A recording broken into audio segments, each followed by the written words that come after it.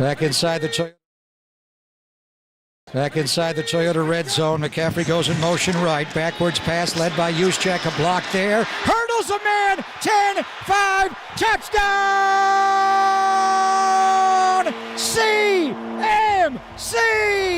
Lit the fuse on that one, baby, with the hurdle right over the top of the rookie. 6th-round pick, Keitrell Clark. They put him into a pistol behind Purdy. Debo is right. 3 are left. They give it to McCaffrey off the left side. 1, 2, 3, 4. Touchdown! CMC! That vision again, Pop. Brock Purdy, as they kneel out the last play, had a great game. 20 of 21 today. 283, the touchdown to McCaffrey, the Purdy plunge. McCaffrey had an extraordinary day. One of the best in the history of the franchise. He had 4 touchdowns today, 3 rushing, 1 receiving. Brandon Ayuk had a big game again, 6 catches for 148. And the 49ers, 4-0, bro. They and the Philadelphia Eagles are the only teams undefeated in the NFL 4 weeks in, Tim. And after winning the last 10 to end last season, the 49ers have won 14 consecutive regular season games, the second longest streak in the history of the franchise. On behalf of the team, I just want to thank you guys for this season, for showing up through the ups and the downs. You guys continue to show support and show up, and we just really appreciate it. And then personally, from the Grand Slam in Milwaukee to the World Series wins to today, you guys always showed me love. My family and I appreciate it so much. You guys are the best. Appreciate it. What a weekend here in San Francisco. Giants close out the season against the LA Dodgers. Brandon Crawford maybe steps on the field at Oracle Park for the last time of his career. Gabe Kapler gets fired on Friday, and the San Francisco 49ers cover that 14-point spread against the Arizona Cardinals. What's up, everybody? Happy Monday morning. It is Marcus, the Waterboy Boucher, back live in studio in San Francisco after spending an entire weekend out in Las Vegas. And I wish I could talk to Overnight Dave this morning about the Canelo fight, but he's on his 2-week sabbatical. So it's my guy, Thin Tim, making his return to the morning show today. Tim, I appreciate you being here, especially after being down at Levi's yesterday and being on the board Friday during the Tolbert and Cope show when the news broke that Gabe Kapler was officially fired by Farhan Zaidi in the San Francisco Giants. So there is plenty of storylines to get into this morning. And usually on a Monday morning, we usually do reserve this time and space for guys like Christian McCaffrey having a 4-touchdown performance, hurdling over dudes when he's catching balls from Brock Purdy, and actually not catching balls from Brock Purdy because the only incompletion that Brock Purdy threw yesterday was to Christian McCaffrey. Purdy was nearly perfect. The 49ers put up 35 points, and they cover that 14 spread for their 14th consecutive regular season win against the Arizona Cardinals. So, of course, like we just said on a Monday morning, we could spend the entire hour talking 49er football. And we'll make sure to get you some sound from Christian McCaffrey, Kyle Shanahan, Christian McCaffrey, and all the best post-game sound from yesterday's game. But to start the show today, we got to rewind a little bit since we are the flagship station of the San Francisco Giants. And we do got to go back to that Friday afternoon. During the afternoon show, when the news was broken that Gabe Kapler has been dismissed, been fired, however the hell you want to phrase it, he's gone. His time here in San Francisco is over. And this is something that we got into the discussion into last Friday. Hell, even before that, we've been talking about this topic for a while. And I remember asking the question on Friday morning, are these going to be the last games of Brandon Crawford's career as a Giant? And are these going to be the last games as Gabe Kapler's manager career as a San Francisco Giant? Well, it turns out it might be both. And we'll get into the Brandon Crawford ceremony. Guys like Tyro Estrada winning the Willie Mack Award on Friday night. Kyle Harrison having a good closeout game on Sunday. Casey Schmidt hitting 2 home runs. Like, there's some good, positive, actual baseball news to talk about, but nothing bigger than the news that Gabe Kapler was fired. And it was interesting to see the response to all of this because, as I just mentioned, this is something that we were wondering about. Me, Murph, Mac, Papa, everybody. We had primetime Papa going back and forth with Murph on Friday about how there is some personal disconnect between fans and Gabe Kapler. And I think that's the bottom line. It's the disconnect And it's the losing, if you want to be honest.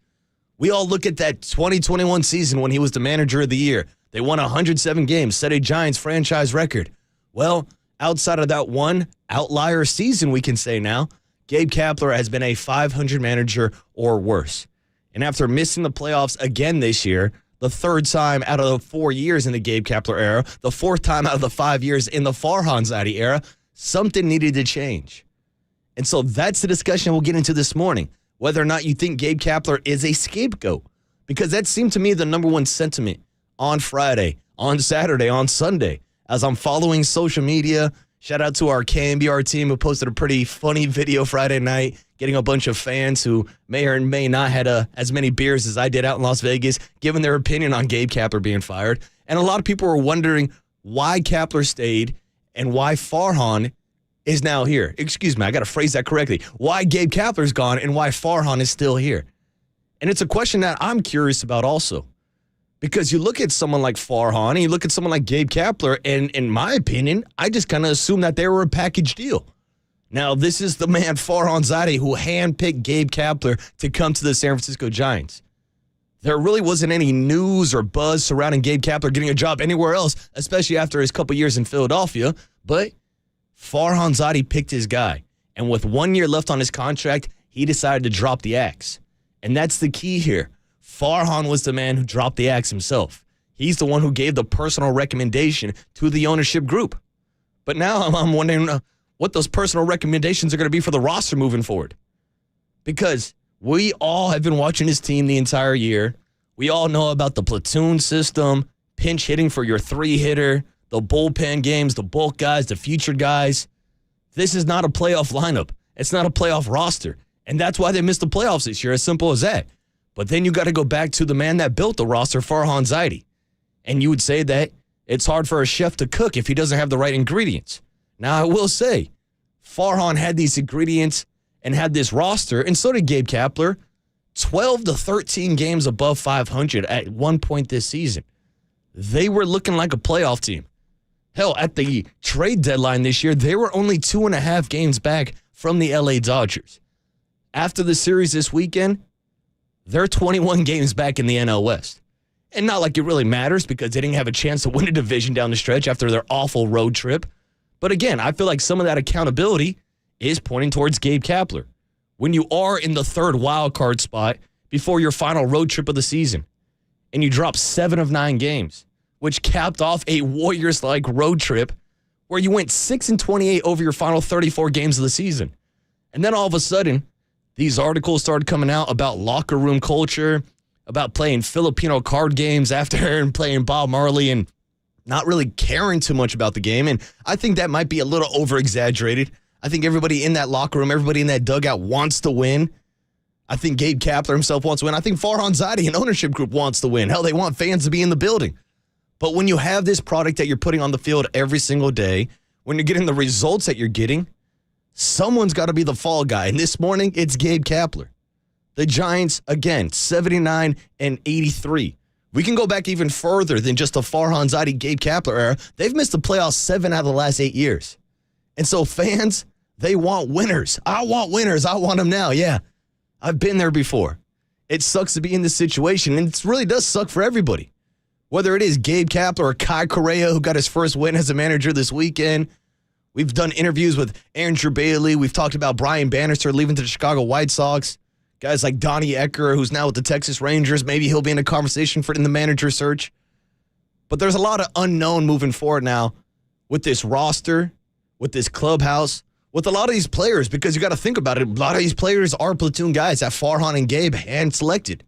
Whether it's guys like Austin Slater, whether it's Lamont Wade Jr., Mikey Yaz, everybody's word. That's why there were some great comments from Logan Webb talking about how this was just a blank day for the San Francisco Giants. Yeah, it sucks. Nobody wants to lose their job. Hell, there's people who may want their boss fired, but even when your boss leaves, there's a lot of uncertainty. Hell, we're going through it here at KNBR. We don't got a PD right now. What if the next guy comes in and says, oh, this water boy sucks. He's out here partying in Las Vegas all weekend when the 49ers are playing the Cardinals. Maybe he gets rid of me. Maybe those are some of the decisions that guys outside of Logan Webb and Camilo Duvall are thinking about now.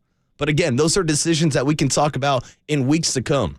Whether it's this roster moving forward, if Farhan's going to be able to find some free agents, and who's going to be the future manager of the San Francisco Giants. But just to kind of circle back to everything, back to Friday afternoon, and Farhan Zaidi having that live press conference after doing a great interview with Tolbert and Copes Thursday night, there was a lot of eyes on Farhan Zaidi, a lot of ears, because people want to hear the explanations about why he's still with the team and Gabe Kapler isn't. And I guess moving forward, the way that I'm reading it is now that Farhan's going to be here for a few more years. And I think that was his advantage over Gabe Kapler, was the prospects, the kids, the 6 different rookies who started this weekend against Clayton Kershaw. That draft class of Patrick Bailey, Kyle Harrison, Casey Schmidt. That's what gave them the extra leash. And that's why I thought the Giants were going to let their contracts play out next year. And I thought, okay, again, this is Farhan's guy. He's going to keep Gabe Kapler. But we saw this year the fans speak up, not only on social media, not only on the Golden State Lumbers and Building Material text line, not on the UMA guest line at 808 KNBR, but with their pockets, with their tickets, with their complaints about Murph getting $9 beers. Fans were not happy this year. Look at the attendance rate, 17th overall, and I understand. We talked about it a bunch, showing up to the ballpark and not knowing who's pitching that day, not knowing who's going to be in the lineup. You're paying Jock Peterson $20 million, but he's not allowed to hit against righties. I don't know how many different times I had to go and explain why the Giants are pinch hitting for their 3-hitter when nobody else in baseball is doing that. But again, that circles back to, is that more to blame for Farhan Zaidi, more to blame for Gabe Kapler? 808 KNBR is your number. Like I said, I do want to play some of that Farhan sound for you guys this morning, so we'll read some of your texts and try to get your opinion on this entire matter and what the Giants are going to do moving forward. But the season's over. It's October 2nd. I guess the Giants did technically get to play one game in October. They lost to the Dodgers. Now the Dodgers are expanding now into the playoffs. And now we're looking at a scenario where tomorrow, when the MLB playoffs starts, Bruce Bochy's going to be coaching in the postseason. And the San Francisco Giants are going to be looking for a new manager. Let that sit in a little bit. Bochy's still doing his thing. Gabe Kapler out of town. San Francisco Giants are going to have a very, very interesting offseason. And it's going to be a lot of eyes focused on Farhan Zaidi and how he's able to move this roster going forward. Maybe he needs to go out and trade for Christian McCaffrey, because that obviously worked for the San Francisco 49ers. Look what it's done now for John Lynch and Kyle Shanahan getting contract extensions. And look what Christian McCaffrey did this weekend. The 4-touchdown performance that I want to get into on the other side. As we mentioned earlier, Brock Purdy nearly perfect. The 49ers put up another 35 spot. Take care of business against the Arizona Cardinals. It got a little close, a little hairy for a couple seconds, but this game wasn't really in doubt for me. 49ers take care of business. We'll give you a full breakdown on the other side and a breakdown from all Bobby Boucher's best bets from over the weekend, where it's looking like we're having another winning weekend, folks. I told you guys on Friday how nice it was just to land in Las Vegas before that Thursday night football game. And even before I checked into my hotel, I went straight to the book to place a bet on the Detroit Lions. And just the convenience of being able to legally bet on sports. Oh, it's fantastic. And that's why I was hyped to go out and win some money on Thursday night football. To win some money this Sunday with the Baltimore Ravens, who were originally an underdog. That script kind of flipped once Deshaun Watson was rolled out. Also lost some money on Joe Burrow and the Cincinnati Bengals getting beat down by the Tennessee Titans. And we have one more Monday Night Football matchup tonight between the Seattle Seahawks and the New York Giants, which was a third and final Bobby Boucher best bet. So we'll see how that game plays out tonight with the Seahawks traveling across country out to New Jersey. But I did want to throw in our final best bet, the bonus bet that we gave out on Friday, and that was Saul Canelo Alvarez. Not only winning this weekend against Jermell Charlo, but winning by decision. Because there's a big difference, folks. Canelo was a minus 420 favorite going into this match. But if you listen to Bobby Boucher and you bet him to win by decision, it was only minus 120, damn near even money. So we were able to cash out on Canelo. Really took care of Charlo, dropped him in the 7th round. Awesome performance. Really an awesome experience to be out in Las Vegas for a Canelo fight weekend. Once again, I got to thank Showtime Sports, the New York for hosting me, MGM Grand, T-Mobile Arena, my first time there. Awesome arena, awesome event, awesome environment. Shout out to all my fight fans out there, everybody who traveled out for the Canelo fights, and everybody who just, had a good weekend and drank a ton like I did. Maybe you had to drink a ton to get rid of your your misery and thoughts of the San Francisco Giants missing the playoffs again.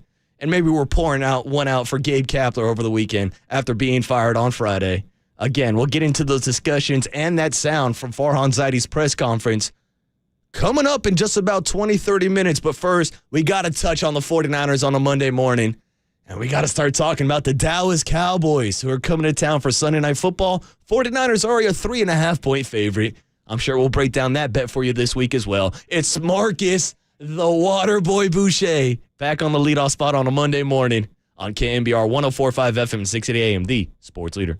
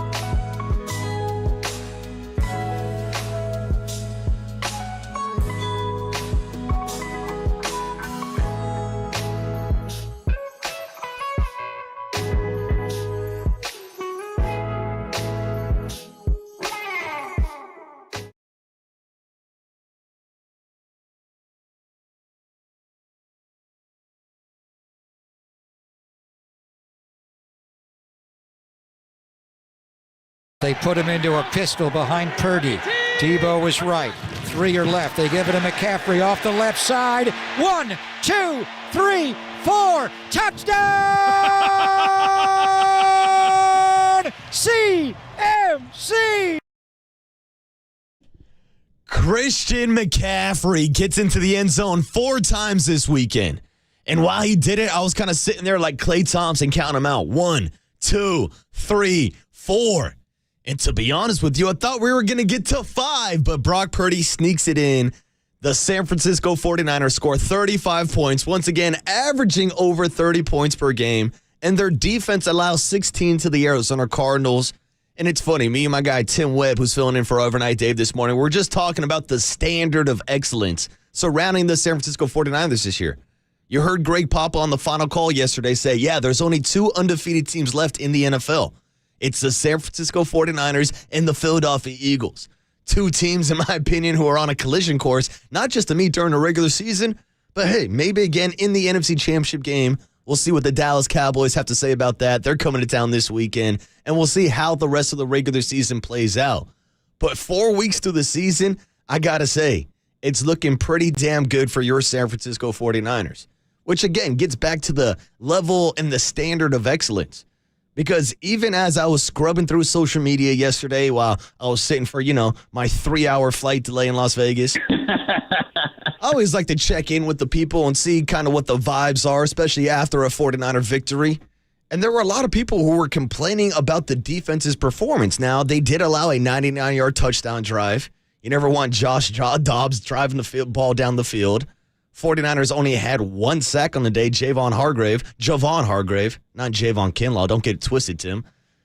But you look at the overall results under Steve Wilkes 4 games through the season, and it's a defense that's allowing 14 points per game. That's why I broke it down for Murph on Friday with my simple math when we were going back and forth about whether or not the 49ers would cover that 14-point spread. I told him, Murph, I know you're smarter than me. You got your UCLA education. But if I'm just doing the quick math that, I didn't really do too well in high school, I can tell you that the 49ers average 30 points per game.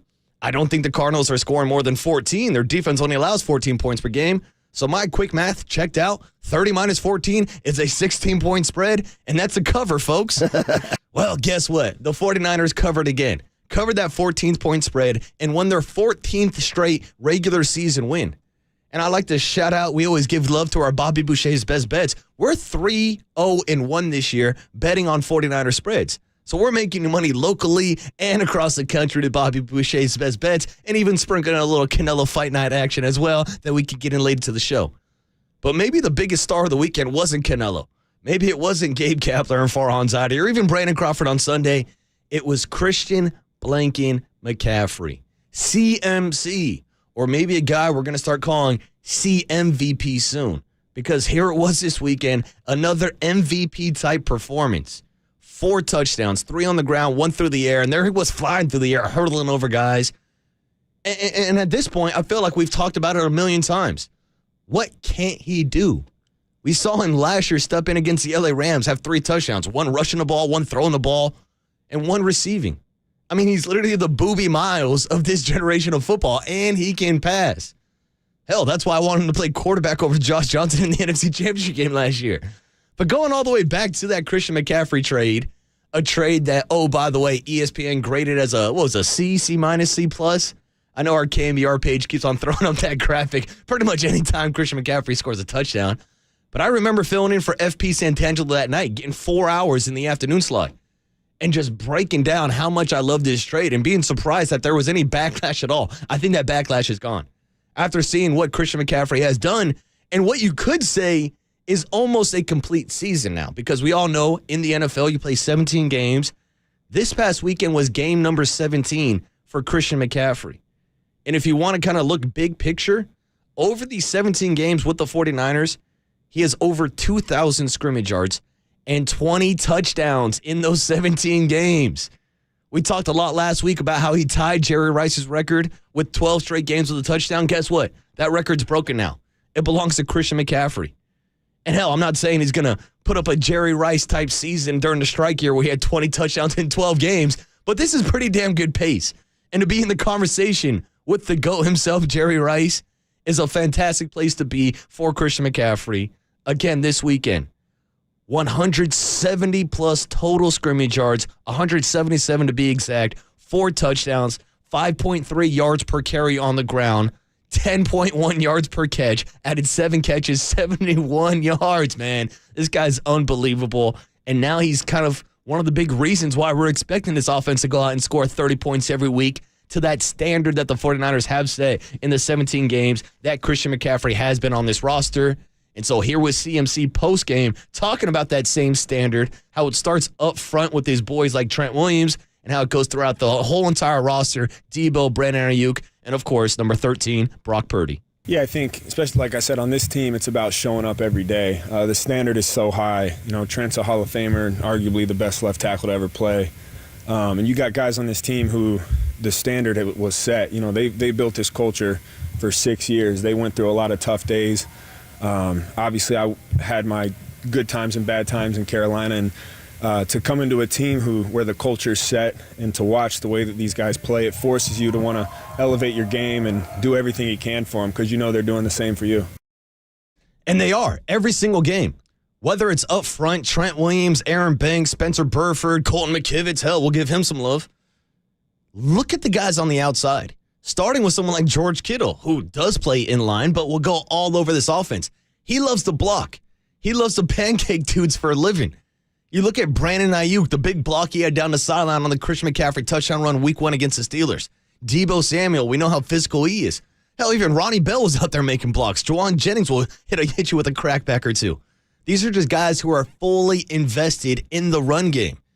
You look at the saying that goes around the 49 locker room, no rock, no block. No block, no rock. That means if you're not out there doing your job, you're not going to get the ball thrown to you. And that's the thing about this offense yesterday is like you look at the big day for Christian McCaffrey. You look at the big day for Brandon Ayuk, who's back on the field, 6 catches, 148 yards. That's a career high. The 49ers went out here and hung 35 points, really without Debo Samuel or George Kittle doing anything, statistically, at least from a fantasy football perspective. Again, we know how important they are in the run game. I'm not going to ever look at George Kittle's box score and say, oh, this guy's overrated, not good. No. I told you guys on Friday with Murph and Mack, he asked me who I like more between George Kittle and Travis Kelce. The difference is George Kittle actually blocks. Travis Kelce's just out here trying to get the attention of Taylor Swift in the suite on Sunday Night Football. But that's a whole nother story. Shout out Patrick Mahomes sliding down at the 1-yard line, not covering that spread last night. The bar went absolutely crazy at the airport in Las Vegas because I'm sure a lot of people had a lot of money on that game. But, hey, hopefully you had some money on Christian McCaffrey, maybe scoring 2 or more touchdowns in his game because you were able to cash in, and maybe you cash in on the 49ers, covering that 14-point spread. I'd love to go back and see what the actual against the spread numbers are with Christian McCaffrey on this roster. I know with Brock Purdy now, he's 7-0-1 against the spread. Something like that in the regular season. I'll dive into those numbers, and while I do, here was Kyle Shanahan actually reflecting on the Christian McCaffrey trade again. I feel like at this point, we don't need to reflect anymore. We know how damn good he is. But here was Kyle asked about that trade in the first 17 games in the career of Christian McCaffrey. I mean, you hope so. I mean, you know he's that good of a player just watching him and stuff. I think the whole league does. But then when you get someone, or when you're around him personally, then you realize how much better he is just because of the intangibles that he has and really his whole makeup and how he works each week and how he prepares for a season. From what he's been doing with us and OTAs all the way till now. I mean, he's as much of a professional as I've been around. And, trades in order to make trades, you usually have to give a little bit more to get people. And then there's always a risk that they won't work out. There's injuries in this league. There's tons of stuff. But what you like to do is know who the guy you're betting on, and he's a dude that I think everyone would bet on. So, And I bet on him this past weekend. I told you I was laying the 14 points with the 49ers, and he was a big reason why they covered and why they won, and now they've won 14 straight regular season games. He's had 13 in a row touchdowns in those same ball games. I don't think there's anybody looking back at that Christian McCaffrey trade now saying, oh, the sky is falling. John Lynch gave up too much. No. John Lynch went out and got his Stanford man, and now he's a San Francisco man, and now he's getting Greg Papa to call San Francisco touchdowns 4 times per game. Again, Christian McCaffrey making his MVP case. But I would also ask the question, what do you think about Brock Purdy being in the MVP conversation? which I know sounds like a hot take, but if you're a guy that just goes out there and wins every single week, why not throw him in the conversation? Because we still have yet not seen him lose a football game where he's actually able to complete the game throwing the ball with an intact UCL. And that's why I've been more than impressed this year with Brock Purdy, going back to training camp when people were complaining about him throwing too many interceptions, going back to the first couple weeks of the season where people were nitpicking, saying, oh, he's missing throws, he's too deep, blah, blah, blah. He hasn't thrown an interception this year. He hasn't turned the ball over. And again, he's leading an offense that's averaging almost 30 points per game. And yesterday, he was nearly perfect. Went 20 for 21. It's funny, the only pass he missed was to Christian McCaffrey, and we actually got some sound of him kind of telling himself he should have made that throw and probably should have ended the day up 21 for 21. But this yesterday was an all-time 49er quarterback performance. The highest ever completion rate for a 49er quarterback in franchise history. 94.2, 95.2, I don't know, 94.9, whatever it was wild. And it's actually the fourth best in NFL history. And that's why people are so confident in this 49ers roster, not just from the defensive standpoint, but offensively as well. Here was Kyle Shanahan joking about that one incompletion for Brock Purdy and what he can work on before next week's game against the Cowboys. I mean, that's why we punted on that one drive. I'm just joking. Thoughts on his day? He was great. He was almost perfect. But I mean, that was a 3rd and 20-something anyways. But he was great. Hung in there, made some big throws. A lot of times that defense is real, they don't give you the big throws, so you kind of got to pick them apart, and he was very efficient at doing that. And when he had his opportunities for the big ones, he saw it right and made the right throws, and our guys came down with it. Yeah. And a lot of the times it was Christian McCaffrey. 7 catches, of course, did have the one incompletion. It's funny. You heard Kyle talk about how he's joking right there. I always love that Kyle's got to clarify when he's joking. He's like, yeah, that was the only reason why we punted. But he's right. That was the one time Mitch Wisnowski was able to actually get on the field yesterday. And I feel like we haven't seen him a lot this year because this 49ers offense has been so good. Christian McCaffrey, a huge part of that. But, of course, Brock Purdy, Brandon Ayuk, having a day yesterday also helped contribute to those 35 points. Here's our last piece of sound from our 49er post-game wrap. Brock Purdy kind of, again, criticizing himself for not ending the day 21 for 21. I mean, honestly, I'm still mad about the one I missed to Christian. He broke out. He was open. I should have hit him, and then we would have been in field goal range. So, I mean, that is something that I'm going to have to learn from and wish I could have had back. But, everyone did their job today, and they helped me out, and O-line did a great job. So, it was a well just orchestrated offensive day. I mean, look at that. The kid literally went out and completed 20 of 21 passes. He's like, yeah, I'm going to watch that film. I'll break it down, and I'll be better next week. Well, hell, we'll see how good he is against his Dallas Cowboys defense that answered back this week. After losing to the same Arizona Cardinals team, they put the beat down on the New England Patriots. I know a lot of people thought that was going to be a good matchup on Sunday afternoon, but really wasn't. Wasn't too many great games in that afternoon slate. Shout out to Aiden O'Connell getting sacked 6 times yesterday by Khalil Mack. But everybody knows how hard it is to find pass rushers in the NFL. I'll tell you one matchup I did like on Sunday. Talanoa Hufanga and James Conner squaring up after the game. What was that all about? James Conner kind of, irritated that he only ran for 52 yards. This was a guy that was top 3 in rushing yards before this weekend's matchup. That's why I told you, this is a 49ers defense that's only averaging, before this game, 51, 52, 53 yards per game. I think it was 159 total yards in their first 3 matchups. Yeah, Arizona got over 100 because Josh Dobbs ran for 48 yards as well. But to hold James Conner to only 52 yards, to hold this Cardinals offense to 16 points, again, the standard is high for the 49ers, and it's looking like the standard that might be leading to Las Vegas. No, not leaving the town like the Raiders, but maybe playing in the Super Bowl later on this season. Big, big expectations, but I can tell you from being in the sports book, there's a lot of hype around the 49ers, and Vegas is buying in. They're one of the favorites to win the Super Bowl, but that path starts this Sunday against the Dallas Cowboys. Big Sunday night matchup, and the 49ers are 3.5-point favorites. We're going to be breaking down that game all week long because it is Cowboys week. But first, we got to put a bow on the San Francisco Giants season and take a look at their big, big news Friday. Firing Gabe Kapler. What happened this past weekend? what's going on with the future of Farhan Zaidi, and what's going on with the future of Brandon Crawford. If yesterday was potentially his last game as a Giant or maybe as a Major League Baseball player. We'll discuss all those conversations and more on the other side, get you some Giants baseball as we wrap up the regular season and get you ready for some playoff baseball starting tomorrow. Only problem is Giants aren't in the playoffs. We'll talk about it next on the other side. Marcus the Waterboy Boucher on KNBR 104.5 FM and 680 AM, the sports leader.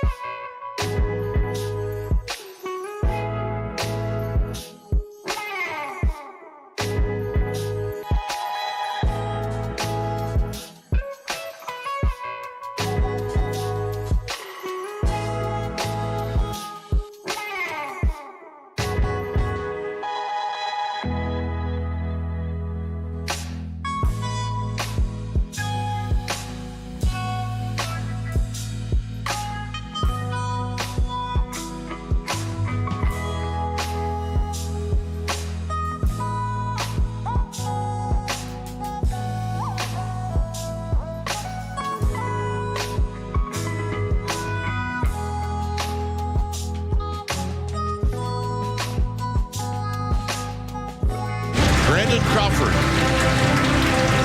saying farewell.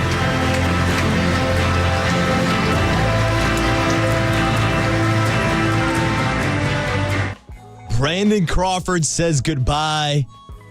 And the water boy Marcus Boucher says hello on a Monday morning. What's up, everybody? Welcome back to the leadoff spot, where we've been talking a lot this morning about the big weekend in San Francisco. Of course, the 49ers getting the 35-16 win over the Arizona Cardinals. But we also got to talk about the San Francisco Giants losing 2 out of 3 games this weekend to the LA Dodgers, officially ending their regular season.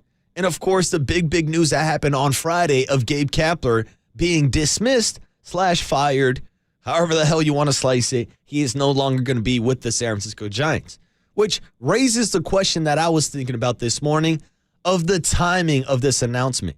Because as you just heard on the rejoin, Sunday was supposed to be all about Brandon Crawford, the greatest shortstop in San Francisco Giants history. A guy that is going to go down and have his number retired on the Wall of Fame. A 2-time World Series champion, a 3-time All-Star, a 4-time Gold Glove winner. A guy that was top 5 in the MVP voting the year that the Giants won 107 games in 2021. And so it's been a roller coaster of a season for Brandon Crawford. going all the way back to preseason during the winter meetings when there was talks about bringing Carlos Correa into town and maybe shifting Brandon Crawford out of that shortstop position for the first time in his career. Well, on Sunday, they were able to shift him back to shortstop after doing a little stint on the IL. Very, very cool ceremony yesterday. Brandon Crawford, his kids throwing out the first pitches, get the standing ovation. They pull him out of the game early. Really, really awesome moment, and probably should have been the highlight for the Giants to close out their 2023 season. But because the news broke on Friday about Gabe Kapler, here we are on a Monday morning talking about Gabe more than we're talking about Brandon Crawford, more than we're talking about Tyro Estrada winning the Willie Mack Award, more than we're talking about Casey Schmidt ending his rookie season with 2 home runs on Sunday. Kyle Harrison going 5 shutout, scoreless, hitless innings, and also hitting a few Dodgers along the way. And also, how about guys like Tyler Fitzgerald taking Clayton Kershaw deep on Saturday, and the Giants ending their year by getting their final win against Clayton Kershaw. Hey, Kershaw! The Dodgers! And it's always blanked the Dodgers, despite the fact that they finished 21 games better than the Giants this year in the NL West, which is a huge reason why Gabe Kapler is no longer with the organization. In case you have been sleeping under a rock, the news came out Friday afternoon during the Tolbert and Cope show, right around 2:05 in the afternoon. Immediately, Farhan Zaidi hopped into the dugout, did a press conference, kind of explained the decision, and we actually have some of that sound if you want to cue it up to him. Here was one of Farhan's opening comments after the Giants released the statement, and in case you did not see the statement, it reads like this. The San Francisco Giants today announced that the club has dismissed manager Gabe Kapler. After making this recommendation to ownership and receiving their approval, I met with Gabe to inform him of our decision. In his tenure as Giants manager, Gabe led our team through an unprecedented pandemic in 2020, a franchise record 107 wins, and a postseason berth in 2021. It has been dedicated and passionate in his efforts to improve the on-field performance of the San Francisco Giants. I have tremendous respect for him as a colleague and as a friend. On behalf of the Giants organization, we wish Gabe the best of luck in his future endeavors and thank him for his contribution over the last 4 years. Well, you know what stands out about that statement? The very first sentence. After making this recommendation to ownership and receiving their approval. So Farhan Zaidi, the same guy that brought in Gabe Kapler, is the same one that's showing him the door. And so, of course, here he was asked about that decision that he made to suggest to ownership that the Giants should move on forward without Gabe Kapler. Yeah, as we said in the release, I made that recommendation based on, where we were and, what was in the organization's best interest in my judgment. And obviously, in my position, for a move of that magnitude, I would look for their agreement, approval, and got that. And that's when we decided to move ahead. So that's the key to me, is the fact that he suggested this to the ownership group. And if we're reading in between the tea leaves this morning, it tells me that this ownership group is more committed to Farhan over the future than obviously they were towards Gabe Kapler. Because now you're in a situation with Farhan only having 1 year left on his contract, I believe. They're going to let him pick the next coach. And so what coach is going to want to come in here and not have that job security of actually knowing who his GM or head of baseball operations is? To me, this tells me that the team is sticking with Farhan Zaidi, which again begs the question, is that the right move? Because you look at this roster, a team that once again failed to reach expectations. Hell, the expectations were only 80.5 wins set by Las Vegas this year, and they went 79-83. Shout out to the guy on the afternoon show who said he had 25K on the Giants taking the over this year. Probably could have used a little bit of better defense from this roster that Farhan Zaidi built. And that's the thing when you look at the roster this year. Whether you want to get into the platoon system, pinch hitting for your 3-hitter, the bullpen games, the featured guys, the piggyback guys, how many different names do we have for all these tactics that the Giants were rolling out this year? Well, here's some names and tactics that everybody's familiar with. Strikeouts. The Giants had the most strikeouts in franchise history this year. The Giants led Major League Baseball in errors committed defensively. After Farhan told us the entire offseason that they were going to get better defensively. The Giants were last in the MLB in stolen bags this year. In a day and age where the game of baseball is changing to incorporate guys like Ronald Acuna going 40 and 70, 71, 72, however many bags he's at this year. And it's also a Giants lineup that not only doesn't steal bases, but doesn't hit home runs. Here we are again. Another season since Barry Bonds was in left field where the Giants do not have a player who hit 30 or more home runs. And honestly, going all the way back to the Barry Bonds days, it's been a different left fielder every single year on opening day. And that's the big thing that stands out about Farhan Zaidi and the way that he has structured this roster, which leads to the question, is it fair for Gabe Kapler to be the fall guy this morning? In my opinion, I'd say the answer is probably yes. Now, I said it perfectly before on air. I thought they were going to let Gabe's contract play out. That way, him and Farhan were on the same timeline, and then maybe they cut ties with both of them. But the decision to stick with Farhan Zaidi tells me a lot about this Giants ownership group moving forward. And, of course, I think some of those key reasons are guys like Kyle Harrison, Casey Schmidt, Patrick Bailey in that draft class. And say what you want about this roster. This was a roster that was 12 to 13 games above 500 back in June. This was a team at the MLB trade deadline that was only 2.5 games back in the NL West behind the Dodgers. This was a team just at the beginning of August that was still locked in one of these wild card spots. But we all saw what happened to finish the season. We all saw them fall out of wild card contention. And now, for the third time in the last 4 seasons, Gabe Kapler failed to take this team to the postseason. For the 4th time in the last 5 seasons, Farhan Zaidi has failed to take this team to the postseason. And now if you want to go big picture, the Giants haven't made it 7 out of the last 8 years. And that's why something needed to change. And that's why the fingers are being pointed at Gabe Kapler. And again, say what you want about the roster. I think there does need to be some accountability for maybe losing the clubhouse. All the stories coming out about playing Bob Marley after a loss, playing Filipino card games in the locker room. And here we were the last week of the season, Gabe Kapler going out and joking and having a fake wrestling match with John Brebbia on the mound. It just wasn't a good look. Like, read the room. You just fell out of the playoff race, and that's why you're no longer coaching with the San Francisco Giants, for being honest with you. Gabe Kapler had an extremely successful year in 2021, was manager of the year, led the team to that franchise record 107 wins.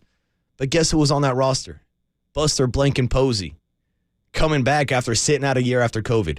Brandon Crawford, who we said goodbye to this weekend, who finished 4th in the MVP voting. Brandon Bell was the closest man to 30 home runs in the past 10, 15 years, had 29 that year. Those were all guys that were here before Farhan and Gabe. Now we're looking at a future without those guys moving forward. I guess technically Buster Posey will still be a part of that future since he is part of this minority ownership group. And maybe Buster is a guy that will make some of these decisions moving forward. Hell, I saw people out there this weekend saying they want Buster Posey to be a coach. My question is, can he be a player coach? Can he pull like an old Pete Rose or something? Get Buster Posey back on the field because the Giants are missing a superstar. And that's what Farhan's going to need to do this year.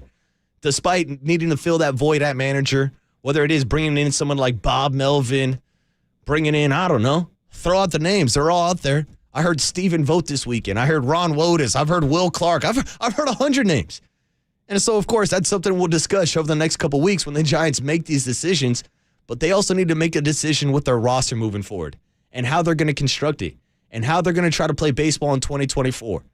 They can't have a repeat performance of what we saw this last year. And that's why I think this roster configuration and just the strategy going into the season is so huge. Again, in this day and age baseball, it seems like the lineups and the strategies and the tactics are always being sent down from the front office, from Farhan Zaidi. It was one of my biggest question marks this season, where I think it was during an Alex Cobb or Alex Wood game, and Gabe Kapler, during his post-game comments, came out and literally said, yeah, I was surprised to see us pull Alex out of the game at that point. And I had to take a couple steps back. I was like, you were surprised? You're the manager of this team. If you're not making these decisions, then what are you doing? Like, what are we really doing here? And again, this is something that we've seen from Gabe multiple times this year, whether it is him being out-coached when Bruce Bochy came to town with the Texas Rangers. By the way, shout out Bruce Bochy, who's playing in October tomorrow. Gabe Kapler did not make it till October. And again, I don't want to be out here taking shots at Gabe Kapler or anything, but this is something I got to be honest about. Since my first interaction with Gabe Kapler, since his first day on the job, where I caught him running shirtless sprints up the hill next to the KNBR parking lot. And this is a detail I always left off air. It was the morning of the MLB draft. And again, not like Gabe's out here making these decisions on who they're drafting, but it was curious to me at the time, like, shouldn't this guy like be in a war room or something right now? Shouldn't he be more concerned about what's going on the field instead of, what's going on his Instagram? But maybe Gabe will go out on the search for the perfect burger now with all of his free time. Again, I don't want to make light of the dude getting fired. I don't want to make it personal like Papa was telling Murph on Friday, but I understand the decision moving forward. I don't understand the decision to keep Farhan and get rid of Gabe. Again, I thought they were a package deal. Obviously, the Giants ownership group is moving forward with Farhan Zaidi. Gabe Kapler no longer with the San Francisco Giants. And hey, we'll see what happens with this managerial search. We'll see what happens with Brandon Crawford. We'll see what happens with all these prospects. Casey Schmidt going deep twice on Sunday. Kyle Harrison ending the season on a high note. Shout out Tyro Estrada, the Willie Mack winner. Shout out Logan Webb having another fantastic year. And our guy Camilo Duvall got another save on Saturday to once again beat Clayton Kershaw in the Giants' final win of the regular season. Shout out to everybody checking in on the Golden State Lumbers and Building Material text line this morning. Somebody already sent a picture of like 158 days till pitchers and catchers report. It's going to be 158 days until, Reggae Friday reports as well. That's coming to an end, and so is the leadoff spot on a Monday morning. We'll make the connection with Murph and Mack and get their reaction to Gabe Kapler getting canned on 808 KNBR. It's the Water Boy. KNBR 104.5 FM, 680 AM, the sports leader.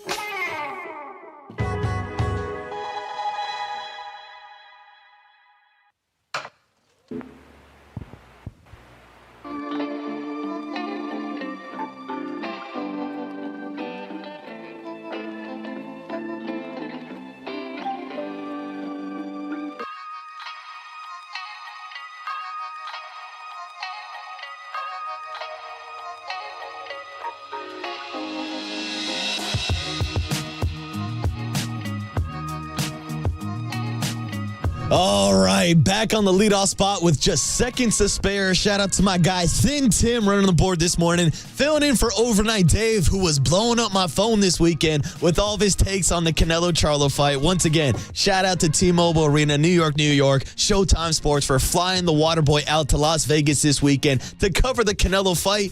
But boys, there I was on Friday afternoon, standing among a crowd of the Canelo army, and I get the update. Gabe Kapler has been fired by the San Francisco Giants. And there I am kind of sitting here. I wanted to drop a Nate Diaz. I'm not surprised, mother blankers, but I was a little surprised by the decision with only 3 games left in the regular season. And I know you boys haven't had a chance to talk about it on 50,000 Watts. So I say good morning, Murph and Mac. How are you doing with the mourning process of Gabe Kapler being fired by the San Francisco Giants? Oh, you never want to see anybody lose their livelihood, but damn, Waterboy, that was eventful on Friday. I'll tell you that. And the fact that you were standing in the Canelo army when it happened makes it that much more real. Oh, dude, there it was in the Las Vegas heat for a weigh-in in the middle of Friday afternoon. Literally, you want to talk about you snooze, you lose. I was literally going to take my nap, and my phone buzzed. It's that midday nap. How about Sluss? Got to give credit to Susan Sluss. Oh, yeah. She dropped the bomb, but man, all hell broke loose ever since Copes asked Farhan on Thursday at 5 o'clock. And it was kind of on the way out, too. I was listening to it live. He's like, oh, yeah, one more thing. I was like, is your manager okay? Well, we'll reevaluate everything. He's like, whoa. Ooh, and that was a quote that kind of got everything. Then we went to Mario's. Paulie went to Mario. I look back on it now like Godfather 3. Doesn't the climactic thing happen during an opera? Yes. Yeah. Well, being at Mario's event Thursday night and coming right off of Farhan's interview and then going to Mario's event at the Fairmont, and we were out on the rooftop, and it was a very operatic. And dude, people were talking. I heard this a lot. Like, I think it's going to happen. I think it's going to happen. People are saying whispers. Dude, it was like the opera. It was like somebody was doing a solo, and then the body fell from the balcony. Now this riff will be based on my limited amount of knowledge for Godfather 3, because I think I've seen it only twice in its entirety. Once in the theater, and then once afterwards. And I'm going to say, Murph, if that's the analogy you're going with, Godfather 3, the opera, the big climax, and all that drama that goes on. Then it was Gabe Kapler that took the bullet in Sofia Coppola's place, because Sofia Coppola takes one right at the end of right in front of Pacino, right in front of Michael. Bang! They got her. She stepped in the way, and then she took the bullet. Yeah. Gabe took the bullet. Gabe was starring in Sofia Coppola. Because somebody had to take the bullet after another disappointing season. I guess the only fair question is, should it have been Farhan Zaidi taking the bullet? And see now, and what's his future that's looking the like? thing. That's what's interesting. Well, we'll have to discuss. We got 4 hours to do it. We got to send this kid home.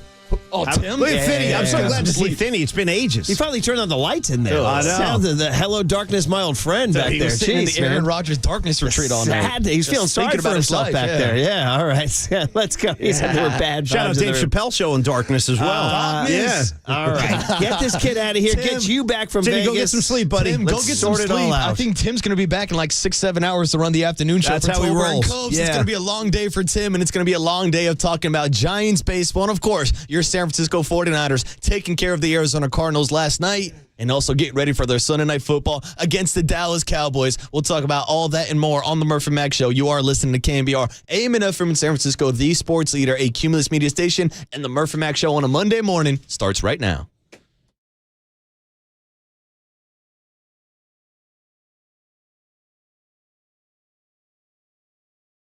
Good morning, and welcome to the KNBR Morning Show with Brian Murphy and Paul McCaffrey on KNBR 104.5 FM and 680 AM, the sports leader. Well, rare do you celebrate a historic 49er win. I say historic because 4-0, man. It's only happened 5 times in franchise history. Christian McCaffrey breaking all kinds of records. The Niners making points records. Rare do you celebrate or start a day like this talking about the San Francisco Giants, but damn, Paulie, we signed off on Friday morning. There was a lot of static in the air. Yeah, there sure was. And by 2 o'clock, that was it. The Ziggy.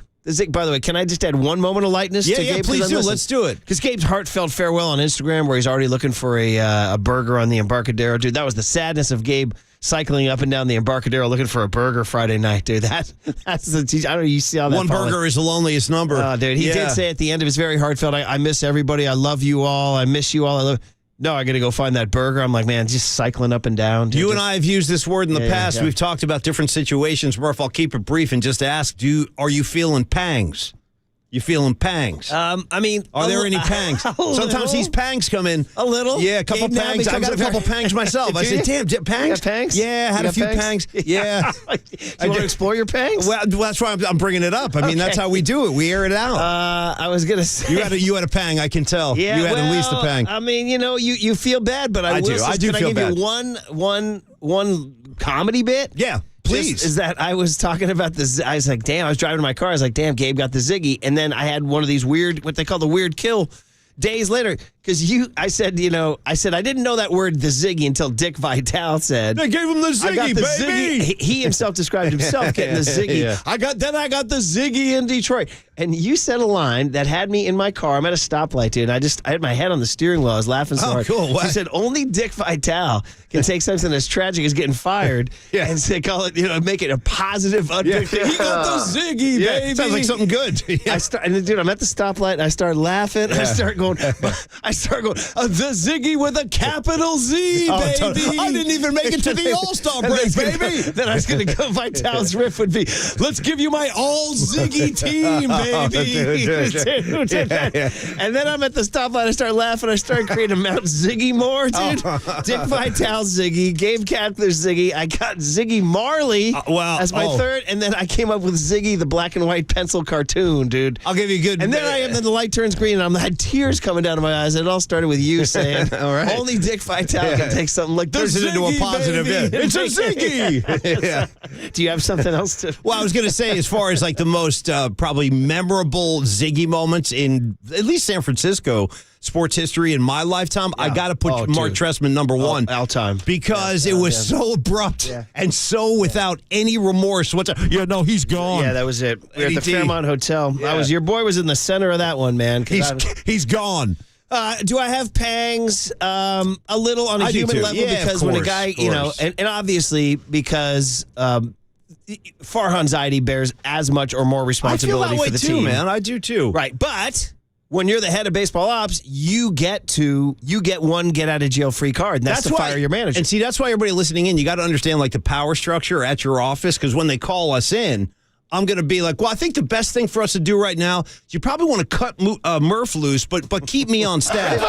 Like, that's basically what he said. Then they're going to call me in. I'm going to say the best thing is to what's best for the mornings? Loose. Yes. Best for the mornings, probably get rid of Murph first. Actually, you know what? I'll stay. Our first sacrifice would probably be Triple E. It would probably, you know what, guys? It's going to have to be Triple E. goes, I go, damn it. And that's it. It'd be a really Walk out big with move you, fist up, baby. If we said Marcus gets the Ziggy. But ultimately, it is bizarre that because we thought they were a package deal. They're not.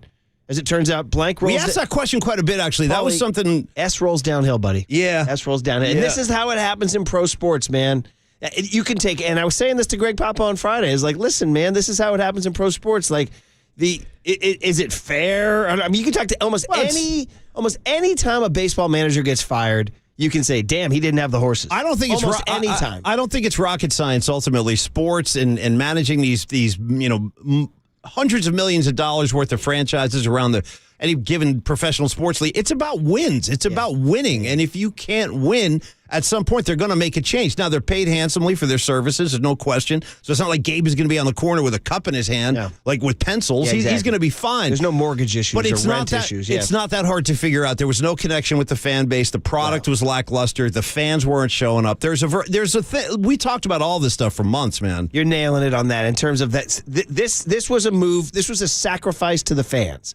We got to do so. We got to put a fresh coat of paint on this thing. But they really did, though. That's something I think this team really needs. They needed a change. Yeah, they did. They could not run it back. I was talking to somebody in a position of power, and he said, if we come back with the same stuff next year, attendance is going to just go in the tank. Here's one question. They could not run it back again.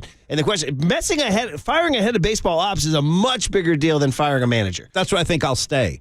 So and cut him loose. Well, I mean, it's like if they fire the head of baseball ops, man, we got to reboot the whole freaking thing. You know? You got Casey Schmidt out here in 2 bombs yesterday. I know. That's your guy. Kyle Harrison, 5 hitless innings, right? The one except thing, for when he hit 3 Dodgers. By the way, that might carry into next year. By the way, keep an eye on that. I always feel like the Giants are so buttoned up with the way they kind of roll things out, and when they have an announcement to make, it's very structured and it's very kind of orderly. I feel like this was a weird one because what was it, Murph? Not even 2 weeks ago, when those Johnson quotes came out that, no, they're both coming back. Yeah. And then less than 2 weeks later, Gabe's gone. So that was a big inconsistency. Well, yeah, you are correct. And so you talked about lack of wins. The other thing, and you talked about detachment to the fans, the other big thing is the collapse. You can't have a collapse. And that's when, so, I mean, if the Giants had just kind of played 500 all year, and just every single year, every single month, April, May, June, it was about what happened since August 4th. I think I tallied it up. It's in my hums. It's not pretty. These numbers, no. So the collapse, and they also collapsed last year too. They had a furious finish in the final 10 days to get to 500. If you remember, they won like 9 out of 10 or something like that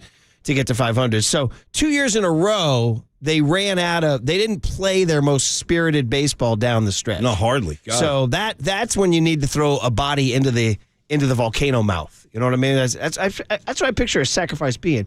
Don't you throw a body into a volcano? Shout out Tom Hanks, Joe versus the Volcano. Movie I've never seen, by the way. Saw it in the theater. Wow. Created one of my all-time in-theater laughing jags where people were like, dude, what's up? Shut up, dude. In that movie? Yes, one bizarre scene. Lay it on me. Let's go early through on, it. Tom Hanks is working this incredibly drudgery job. The point of the story is that he's leading this miserable life.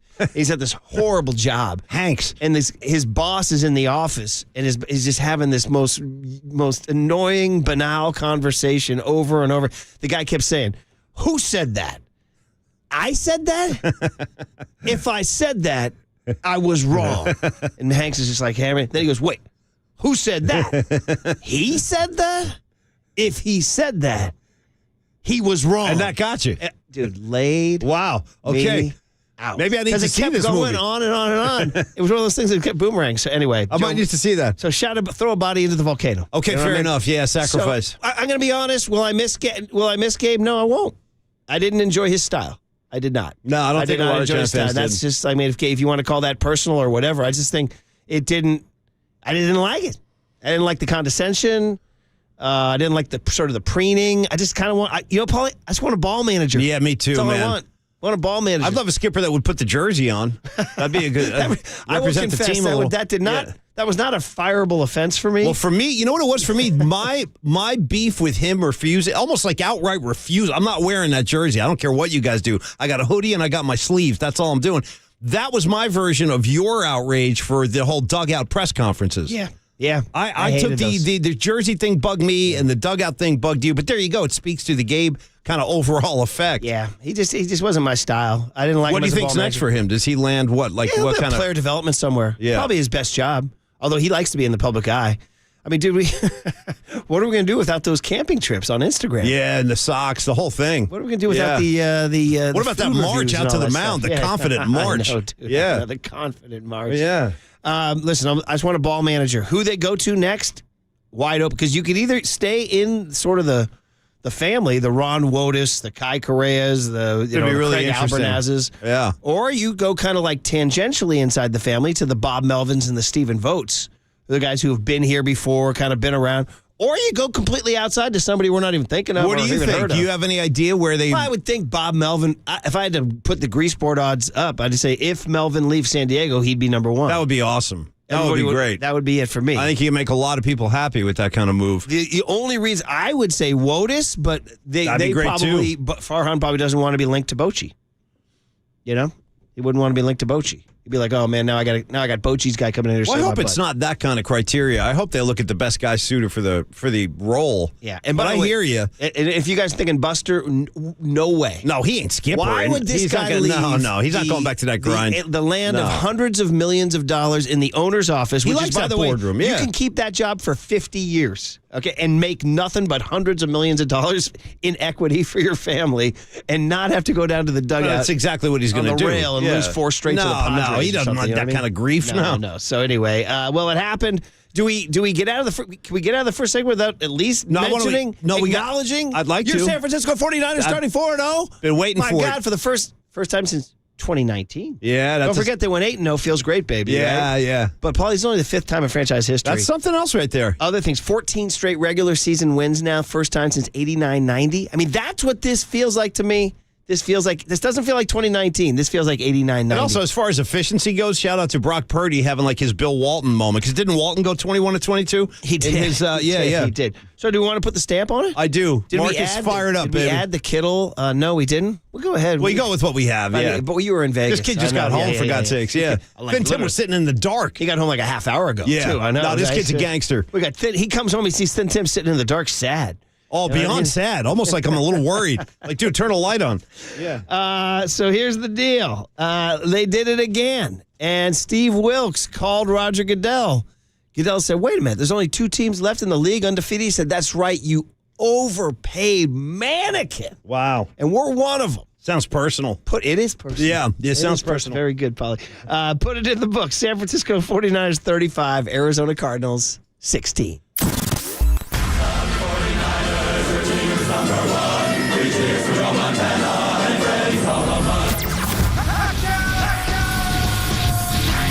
Beautiful people. Beautiful people. Bang, bang, Niner gang. Bang, bang, Niner gang. Hell yeah, hell yeah, hell yeah. There. I love the Niners. This is really fun. Damn, Marcus, look at you, buddy. 4-0, probably only them and the Eagles. Last 2 teams standing. Yeah, I'm already excited for next Sunday. dun. How about next Sunday, too? Clear the decks, baby. Niners installed as 3.5-point favorites. By the way, and I don't want a whole lot of cowboy paraphernalia in my beloved Levi Stadium seats. I don't want to see it because they always come out for that. Even in the 90s at Candlestick, there would always be a lot of cowboy fans milling around, mucking up the works. I refer to you to the preseason game heard around the world when I was up in Seattle in August and they were playing the Cowboys. Kind of thing. Yeah, I don't want to. And Declan said, Dad, is this the most lit preseason game ever? I said, it pretty much is. Yeah, it might be. Just might be. Thousands and thousands of Cowboys fans. Told you out in Bremerton, Washington, man, 40 people lined up in Dak Prescott jerseys on the ferry to get back. Who needs it? We took the ferry out there. There's a somber moment. We spread my mother-in-law's I got ashes. CeeDee Lamb over here. I got Bremerton, I get Prescott. off. There's 40 guys in Prescott don't jerseys need waiting it. to get off. All right, well, 49ers, we'll get into it, but man, oh man, Gabe Kapler gone. Can I still play Grease Kapler like once in a while as we go down the road? Among the many texts that are coming in already. Grease Kapler, Marcus. One person said, I have to ask in this tender moment, are you no longer balls out for Gabe? Oh, well, it served its purpose. We had fun with it. Yeah. Man, I know. Well, listen, man. Hey, this is what happens. First time they fired a guy since Jimmy Davenport in 85. Wow. I had not heard that. All the other ones were graceful exits. Yeah, right. See, that's what I'm saying. Yeah. Some, like I said, though, the body, given there was the Mario event Thursday night at the Fairmont, and it was all fancy and decorated and everything, and then the body fell from the balcony. Yeah, big time. Yeah. It was like that when the fat lady was singing her aria. Can I say fat lady? I don't think I can. I'm not sure. I better get out before I lose my job. We'll say good morning to Marcus. Welcome him back. We'll roll up our sleeves on the McCaffrey-Purdy show, get you ready for the Cowboys, and do the deep dive into the Gabe Kapler Ziggy on KNBR 104.5 and 680, the sports leader. Really? Is that what you imagined? San Jose, shout out to you for supporting KNBR, San Jose's sports leader.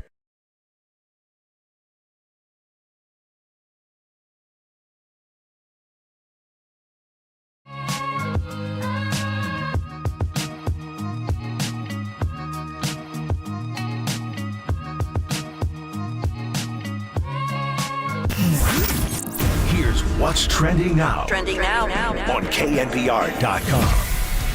The Giants wrapped up the regular season against the LA Dodgers this weekend and had a special ceremony for Brandon Crawford to honor his time as a member of the San Francisco Giants. So to read all about the special farewell for Brandon Crawford, check out that story and more trending now on the all-new KNBR app.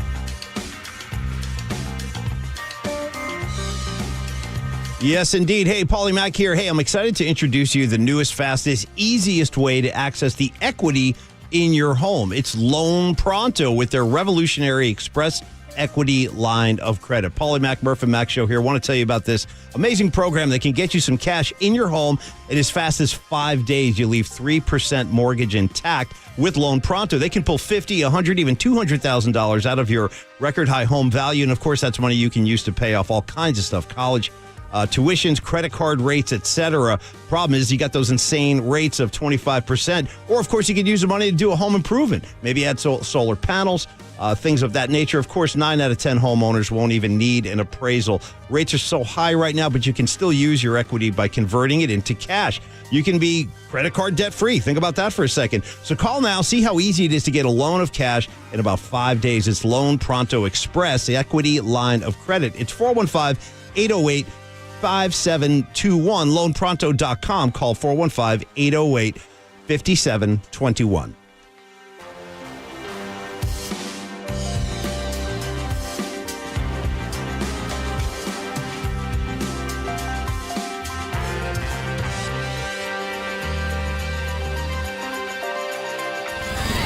And now, time for the Protect Your Assets with David Hollander Business and Technology Report.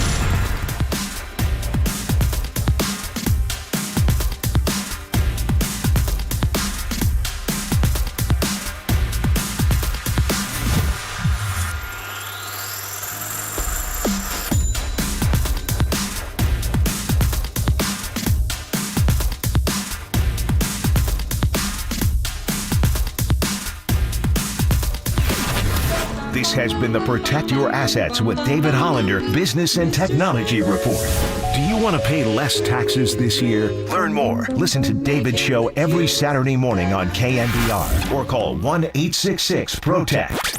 Follow the leader on Twitter at KNBR. For once again, we are the sports leader. KNBR 104.5 and 680. They put him into a pistol behind Purdy. Tebow was right. 3 are left. They give it to McCaffrey off the left side. 1, 2, 3, 4. Touchdown! CMC!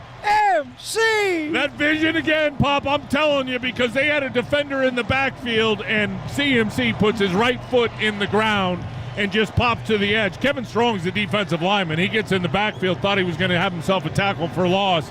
CMC sees it, right foot in the ground, quick cut to the outside, north and south, easy touchdown. Well, there it is, man. Trap game? Who said trap game? As Mike Silver wrote in the Chronicle, perhaps the only trap was believing that the Niners could be lulled into a trap. Nice. I like that. that. Trap, right? Yeah. That's the Mike Silver line in the Chronicle. Well done. So, yeah, I did have my flare guns out. I wrote the Jock blog about it. I said, beware the cards, beware. And at 21-16. They were hanging around. They were showing a little bit of tenacity there. So Purdy decided to unleash a 35-yarder to Ayuk. You know, it's interesting, too. I think all of us, if I may generalize and include everybody here, I think that all of us kind of maybe, Murph, underestimated the NFC West a little bit. There's some pretty good football being played from these teams right now. Rams pulled one out yesterday. Yeah, dude. And even the Cardinals yesterday, like you just said in the first half, Seahawks they could have rolled over. Yeah, they could have rolled over, and they kept fighting. They did, but the Niners got the cover, despite me and my pool taking the Cardinals in 14. The Niners got the cover, and they did it, and we already played the victory song for you. And man, oh man, everything about it is arrow up and to the right. Christian McCaffrey, Brock Purdy, the defense, Brandon Ayuk, that's my guy. 6 for 148. That's my guy. And now you start looking at across the NFL landscape, and you're like, there's not a team in the league that can play with him. Oh, wait, here comes the Dallas Cowboys on Sunday night, 5:20 p.m. Cowboys coming off a 38-3 obliteration of Bill Belichick's New England Patriots. Unbelievable. Worst loss. Yeah. I guess it was Brady all along. I guess it was. I mean, you know. Because he wasn't winning Super Bowls in Cleveland. Then he got Brady. Then he won 6. Then Brady left. And he lost 38-3 to the Cowboys. Yeah. So anyway, the Cowboys come in. It's going to be really, really, really, really, really fun. And a man who will be down there, I'm certain, because Levi Stadium's in his backyard. And this is the kind of guy he is. Back from Vegas, Marcus, a.k.a. El Chico de Agua Boucher. Mm-hmm. Welcome back, buddy. Mm-hmm. Good to see you, my boys. I know I was only gone one day on Friday. But you were missed. You were missed. It was a long weekend. It was a short weekend, and now we're back on a Monday. And a lot of events since we last saw you, buddy. A lot of events. Oh, my God. Including the Ziggy for the Giants manager. Where were you? Canelo? You were standing with the Canelo Army? I was literally standing out front of T-Mobile Arena waiting for the weigh-in on Friday, right next to our guy, Stack Jack. Steven Jackson was out there covering the event for Showtime. Really? Nice. And so he was right behind me, and the news broke. Gabe Kapler has been dismissed from the team. Did you get it from Sluss? I got it from Sluss, yeah. She's the one who gave me the hat tip. Got to give credit to Susan. So a lot of people are writing in, why with 3 games left? Why with 3 games left? Well, in the high-level world of like pro sports, when something like that gets so rampantly rumored, it's considered like the gentlemanly move to not have him just dangling in the dugout for 3 games. So if you thought it was, I see some people saying that's classless to do it with 3 games left. No, it got to the point where the chatter was so rampant that you got to do that out of, dare I say, out of a gentleman's code. You know what I mean? Like you got to kind of like. Because you're not going to have hey, go out and manage 3 games when we know we're going to fire you. You made me laugh at Gentleman's Code. Yeah. That was good. See, that's the way I looked at it too, Murph. But also with the whole Brandon Crawford ceremony going on Sunday, I heard Copes make the argument that doing it on Friday takes away from the discussion of talking about Gabe Kapler all weekend. But here we are on a Monday morning now talking about Gabe Kapler. Well, I was talking to somebody at the Fairmont thing on Friday night and Thursday night, the Mario thing, and we were saying, man, it sounds like it's going to go down. It's going to go down. It's going to go down. And I said, my argument was they wouldn't do it on Friday because of the Willie Mack Award, which was turned out to be a weak argument because they went ahead and did it. You're right. No, but that makes a lot of sense. You wouldn't think they would do it on the cusp of a big night like that. Tyro Estrada surprised me. I had him number 2. I had Webb winning it, but me too. Yeah. I guess that tells you what the locker room thinks of him, right? And we thought we were surprised when Will Smith won it in 2018. Happens. Yeah. We were surprised. Hey, they know what they're doing. Yeah, they're choosing their guys. So they chose their guy. He definitely would have been number 2 for me, but I thought Webb's sort of like out front leadership most of the year. I know. But I guess Tyra does it in the dugout. Anyway, I thought they would do it for Willie, but I think it just got so rampant. It was so bad. And Gabe might have said, hey, listen, let me know. You know what I mean? For who, at this point, just let me know, you know, because it's all I got to do is sit around and listen. Now, it is true. Like, I saw one argument that was pretty interesting. They said, if indeed Farhan keeps talking about the Arizona series where they had to go and the Colorado-Arizona road trip where they just laid the egg. Yeah. Said Gabe, the ultimate guy who says don't use small sample sizes, used a small sample size. That's an interesting that point. Road trip because they had just won 5 out of 6 at home. But I think the bigger thing was 17th in attendance, a September collapse, and there's no way they run this back. I'm on the air saying, you guys want me to renew my season tickets? For who? For what? Well, you represent a lot of people, too. There are a lot of people, paying customers, that are in that same situation. Like, I'm not sure I want to pony up again to watch this same routine again. So that's why I think like a change really had to be made. They had to shake it up. Well, that's it. I mean, is it a sacrifice sometimes to the attendance gods? It is. Let me ask you this too, Murph. Do you have any idea? And I heard Marcus, you were talking about this when I was driving in. But what's your expectation? How much of a leash does Farhan have here? Like, as far as how long? He's got 1 more year, basically. 1 more year. Which adds another dimension to this. Is the manager who takes this job going to take a lame duck gig? Like, wait a minute, I'm going to come in here for 1 year? That's an interesting thing. Which leads you to that leads you more towards the Wotuses of the world, a guy who doesn't necessarily, he's at the point in his career where he's not looking for, to launch his career. He's had his career. He's won 3 world championships. He's been in the game for 50 years. But would Wotus excite you for next year? I'd feel pretty good about Ron Wotus, actually. That's a real baseball guy who knows the game stone cold inside and out. He's a fan favorite. Guys love him. So, automatically you're checking boxes as far as his IQ, likability, easy transition. But again, would Farhan want a Bochy guy? I'm not so sure. I'm not so sure. That's the question, because I agree with you guys. I think he'd be the perfect transition. He's the guy between old school baseball and analytics, and maybe he does bridge the gap in this 1 year for Farhan Zaidi. But also, if the Giants made this decision based on the recommendation of Farhan, that tells me that this ownership group still has faith in Farhan and are at least going to give him a few more years, especially if he is out searching for the next manager. I know it's a very serious topic and everything, Murph, but can I riff on a Monday? We're all trying to wake up a little bit. I was going to say, I do think Wotus would be probably the primo candidate if Marty Lurie says it's okay. Because you got to clear that with Marty first. Talk to me if you want, I got him on Sunday mornings at 9. I'm repping totally. We'll meet you out at River Island. How does this affect what's me? going on, too. Don't forget him switching my name. I thought about that this weekend. Of all things, that popped into my head. What if I had gone back and switched it back? Started moving name tags. I'm sitting here now, bitch. Go get me some water. You know what I mean? Like, my seat now. Well, obviously, we'll have days and weeks to discuss it, and he may be looking at a guy we don't even thought of. But again, if he's only here for 1 more year, and and that's the case, that presents a problem. It does present a problem. Now, Murph, let's also go forward, assuming they are still going to be very aggressive in this offseason as far as talent goes, finding players, free agency, give me somebody who can hit the damn ball. Yeah. Cody Bellinger? Is that he one? Any number of guys are out there. Make it happen. Or make that trade. By the way, Kyle Harrison hit 3 Dodgers yesterday. It was kind of unusual and weird. Dodgers were pissed Friday night when you were in gummies and wine and Mendocino and enjoying yourself up the coast. How was the coast? Incredible. Yeah, incredible, yeah. Very good for you. Mendocino rules. And you're going over the Gabe postmortem. You're putting his head on a pike. You're going over all that. Yeah. Did you know that Sean Jelly hitting Miguel Rojas on Friday night caused the Dodgers camp to be furious, absolutely furious. So there's some beef going on now. Yeah. There's a little bit of beef going into next spring. We shall see. Furious, huh? Anyways, yeah. The Dodgers. Yeah, totally. I don't really care about their fury. Pretty much. My own problems. So, yeah. Well, listen, things that doomed Gabe down the stretch. The Baggerly-Slusser stories did him no favors. No. Painting the clubhouse as stagnant and directionless. And I got to tell you, man, that Filipino card game going to go down in giant lore. By the way, what's the name of the game? What's that game called? Does anybody know what this thing is called? And how do you play? The last 3 letters are POYs, like Juice Boy or Just Boy. I got to call my friend Rags. He's Filipino. I'll be like, Rags, what's that card game you play? Yeah. That's going to go down. I mean, dude, that is going to be going down. Years from now, people will be like, oh, man, you're going to play that, you're going to play that Filipino card game just like Gabe Kapler and the boys. Pusoy, Pusoy, Pusoy Dos. Filipino poker, according to Wiki. Filipino poker, Marcus. Yeah. They do that in Vegas over the weekend? You know, I did play a little Pai Gal, which is also a different type of poker. I think that's Japanese, though. Not Filipino. How'd you do? Did you come away with any winnings, losings? Actually, I came back with more money than I left with, so it was a good weekend out in Vegas. I'm not surprised. You know what you're doing. Nice work, buddy. This kid knows what he's doing, yeah. Pusoy, Pusoy. Yeah, that's the one. So... Hey, we want some poo. Oh, Here we go.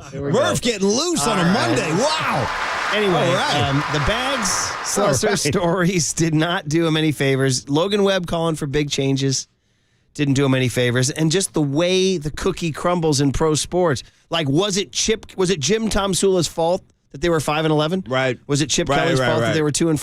Right. You know, was it? Like reasonable firings. Like Buck Showalter got the Ziggy in New York. You know, he had a loaded roster. You know, but guys who get fired all the time on teams that just don't achieve. This is just the way the cookie crumbles. Pro sports. That's pro sports. Exactly. Yeah, it's not that hard to figure out. Yeah. I mean, George Seifert was rolling along, winning championship, NFC West championship. Winning his coach in Niner history. The You're out of biggest here. thing is they could not run this back again and have me and others renew our season tickets. That's it. They had to put a fresh coat of paint on this summer. And if that meant Gabe was the guy, Gabe was the guy. It happens. And quite frankly, again, I'm just going to, he would never my style. I'm not going to miss him. Yeah. Somebody wrote in and said, I'm not going to miss those orange moon boots. And that just kind of said, the moon boots. 831 said his wife said he was never a Giant. And, you know, you could say the same about Farhan, truthfully. He's an A and a Dodger. Totally. You know what I mean? Yeah. But anyway, the point is that they had to do something. This is in pro sports for us.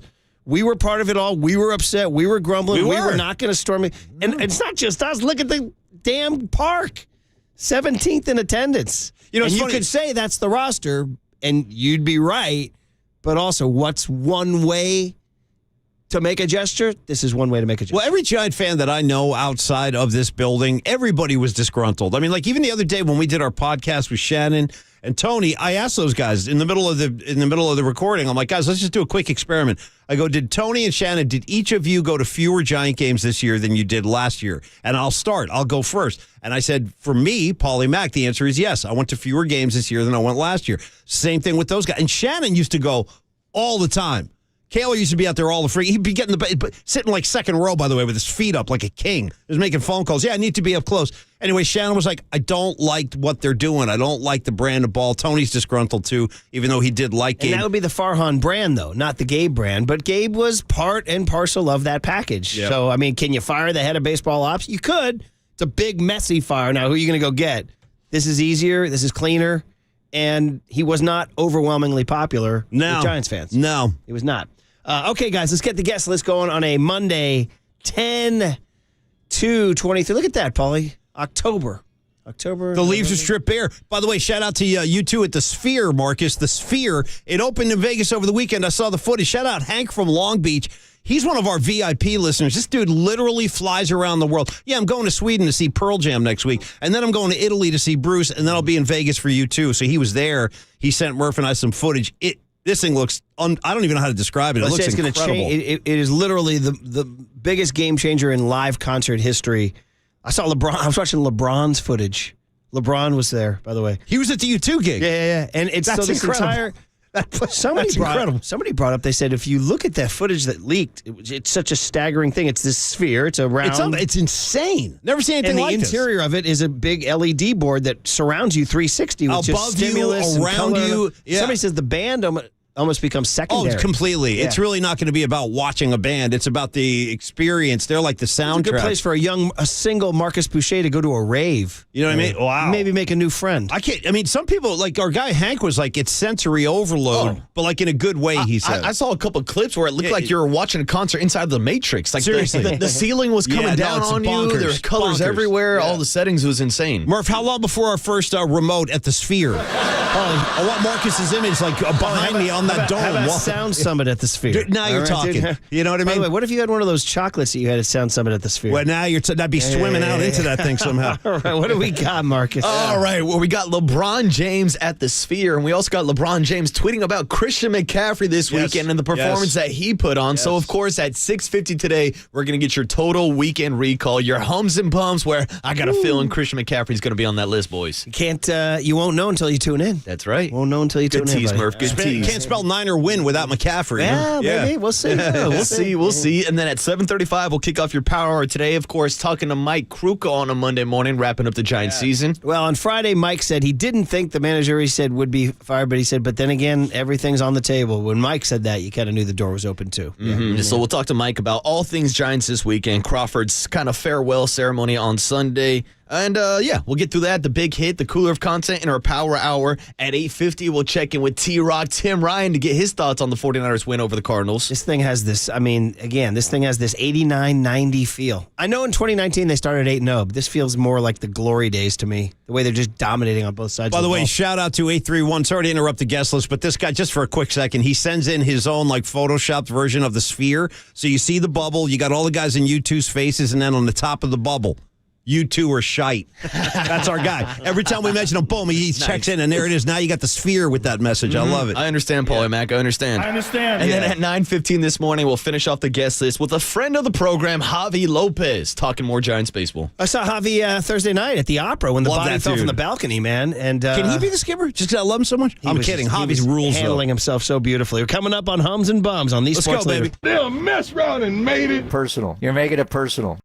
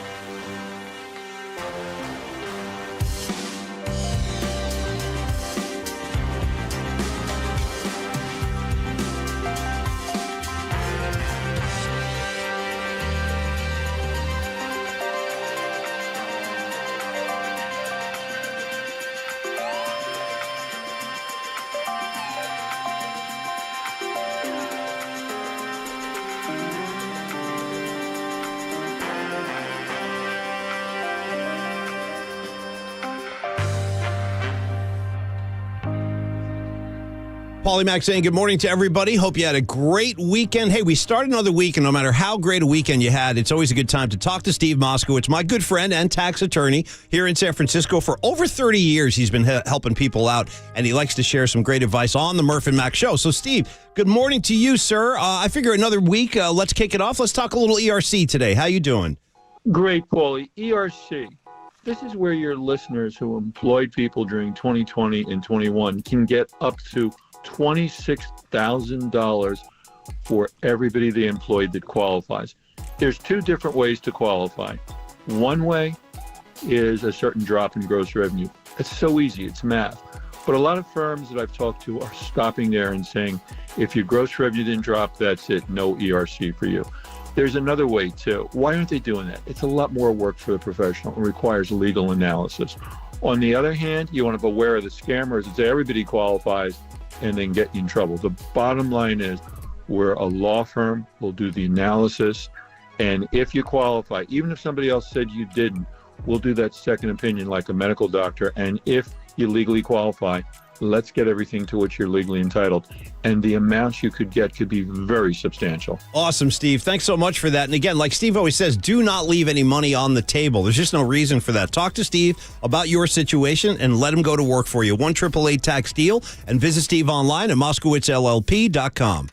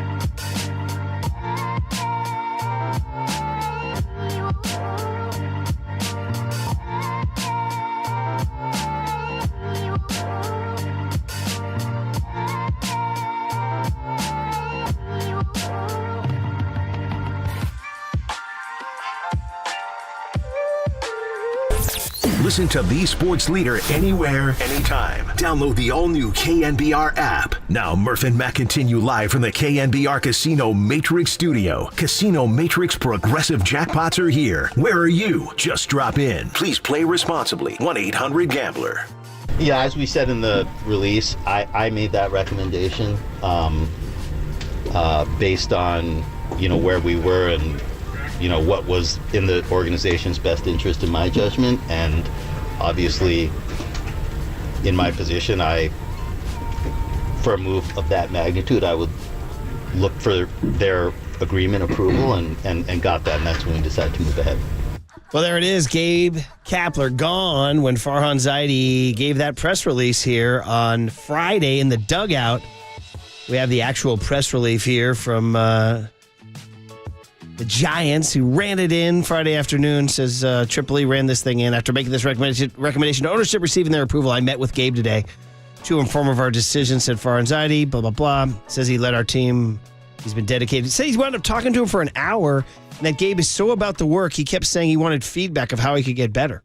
How about that? I believe it. I mean, if nothing else, he was incredibly thorough, and I don't think anybody would doubt Gabe's work ethic or what he put into the job. I mean, you heard that pretty consistently, that the Giants were, arguably the most prepared team when they would come into the stadium.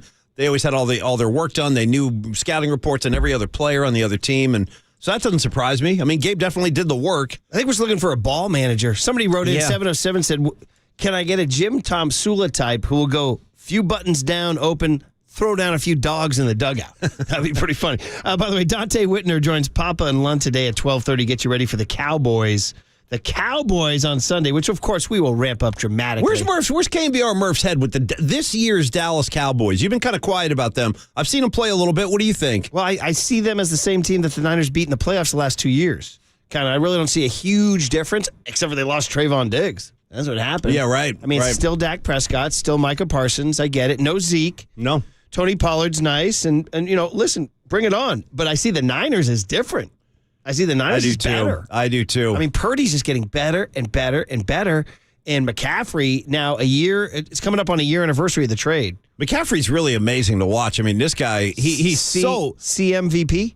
It could be, Murph. Well, dude, he just won NFC Offensive Player of the Month for September. Yeah. His first day in October, look what he does. I don't know how he's already on the road to winning it again, back-to-back months. I mean, 4 touchdowns in a game. This guy, the one thing, too, that kind of jumps out at me is his physicality. He runs so damn hard. He just puts his helmet right into defenders, runs over dudes. He can do it all. He's really, it's just fun to watch him play. Last non-quarterback to win MVP. Drum roll, please, Waterboy. Hold on. Let me think about that for a second. Non-quarterback. Very difficult. Give me a year if I'm you not could. expecting you guys to get this. Or give me a decade. 2012. Sean Alexander? Well, good guess. He was a MVP, but that would be 2005. Okay, so too early. Nice, Marcus. So great pull. 2012. Ready? Adrian Peterson. I was going to say AP. I went Sean instead. Yeah, that's a good one. Adrian Peterson. Since then, Peyton Manning, Aaron Rodgers, Cam Newton, Matt Ryan, Tom Brady, Pat Mahomes, Lamar Jackson, Aaron Rodgers, Pat Mahomes. So last non-quarterback to win it was AD, which was always funny because his initials are AP, but his nickname was AD for all day. That's what they called him back in Texas in high school. AD. Paulie and I are still getting over the handshake he gave us at the Super Bowl. I still have physical therapy for my hand. Because he crushed all the bones. Just a quick check of the text line, Paulie. Is someone sending a text? Yeah, let's ask Dave Grohl. I like that. Yeah. Is someone sending a text to you? Oh! 808 texts in says, yeah, Gabe did the work. He just failed the test. It happens. 408 says, nobody will be happy if Farhan survives as only Gabe is gone. Also, the Padres know if they fire Melvin, the Giants will hire him. Well, that's happened before with Bochy. Totally. It's happened before. Yep. 415 says, I was no fan of Kapler, but Farhan is no better. Maybe it's time to make this is Dom the Cop. What's up, Dom? Hey, Dom. Maybe it's time to make a clean sweep of the Dodger influence on the Giants organization. Somebody pointed out, Dodgers are nothing but trouble. Gabe Farhan, Jock, Alex Wood, Ross Stripling. It's all trouble. They've infected our franchise. Or as everybody's favorite Sunday Night Football fan would say, I knew you were trouble. Isn't that what she says? I knew you were trouble. Oh, you'd have to tell me. I don't know. By the way, how about her bringing her whole mafia this time? Here they how come. about Ryan Reynolds and Hugh Jackman having to walk like sad lackeys behind her? I watched the entrance. Her limo dropped her off in the bowels of the MetLife. You know what's so funny, She Murph? gets out. This is Tay-Tay, of course, in her little shorts. Yeah. And walking behind her, looking kind of sad, was Hugh Jackman and Ryan Reynolds. They're like, what are we going to do? By the way, those guys Why are like we here? A-listers. Those are like A-list dudes. But she's they were like trailing behind her, like puppies. Because she's like quadruple A-list. So anyway, there I am. I'm driving up to Mendocino on Friday, and I'm absorbing the Gabe news, and I'm listening to the leader, and then I lost the signal up the coast, right? So I go over to Satellite, and I'm listening to our buddy Howard Stern, and he's talking about Taylor Swift, and he went into this huge rap. He's like, Robert, let me tell you something. I guarantee you that Taylor Swift will not appear at the Jets-Chiefs game. Let me explain how this works. There's a PR team involved, and they're going to coach her on where to go, where not to go. See, he went on a he was totally wrong, 1,000,000%. But he was saying it would have like damaged the thing, and it's going to be overload. And already people are starting to get sick of it. Yeah. Marcus, people are pushing back now. If she was smart, she would take this next week off. That's what Howard was saying. Howard's going, you got to lay low. And, well, maybe unless she's got Kelsey fever, maybe he gave her that good loving. You know or what does I mean? he have T-Swizzle fever? I don't know. Someone's got fever somewhere. Every now and then, when you fall in early, like it's like you're in, right? Remember the early days, Paulie? You're running around. Can't keep your hands off each other. You know what I mean? You're making out. Yeah. You're making out. You are. You're making out. You're making out. Yeah, it's a fact. You start making out. Our buddy Mavo checked in. Kapler's gone. Yay. He drove me nuts with his idiotic platoon and pitching decisions. One peacock down, one to go. Farhan is next. He's calling up. 707 says, I'll miss the pepper. Well, yeah. What about the spatula? Now, somebody already asked, will the spatula still be part of the Giant victory rally? Who knows? Marcus is waving that off like a 209. like a goalie with icing. You're waving it off. By the way, the Chiefs' next game is at Minneapolis. Is T Swizzle a Minneapolis kind of gal? They're at the Vikings. Here we go. 408 says it was classless, and just to say it's pro sports is a weak argument. Well, sorry, 408. Well, how do you want it to be That's the done? way Like, it is, I'm not- dude. yeah. You don't do these things when it gets ugly.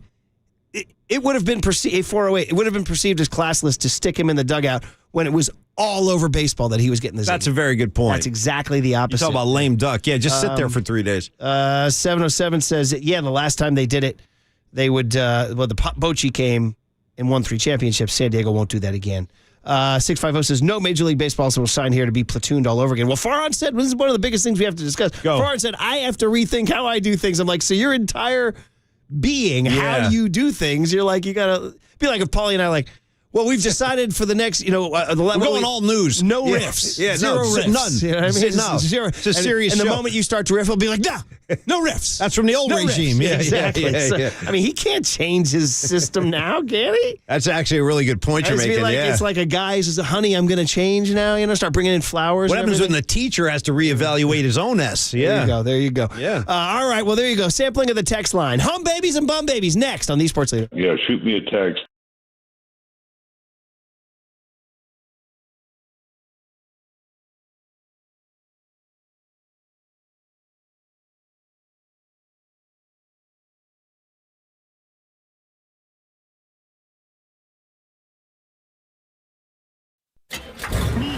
From the Chilton Auto Body Traffic Desk.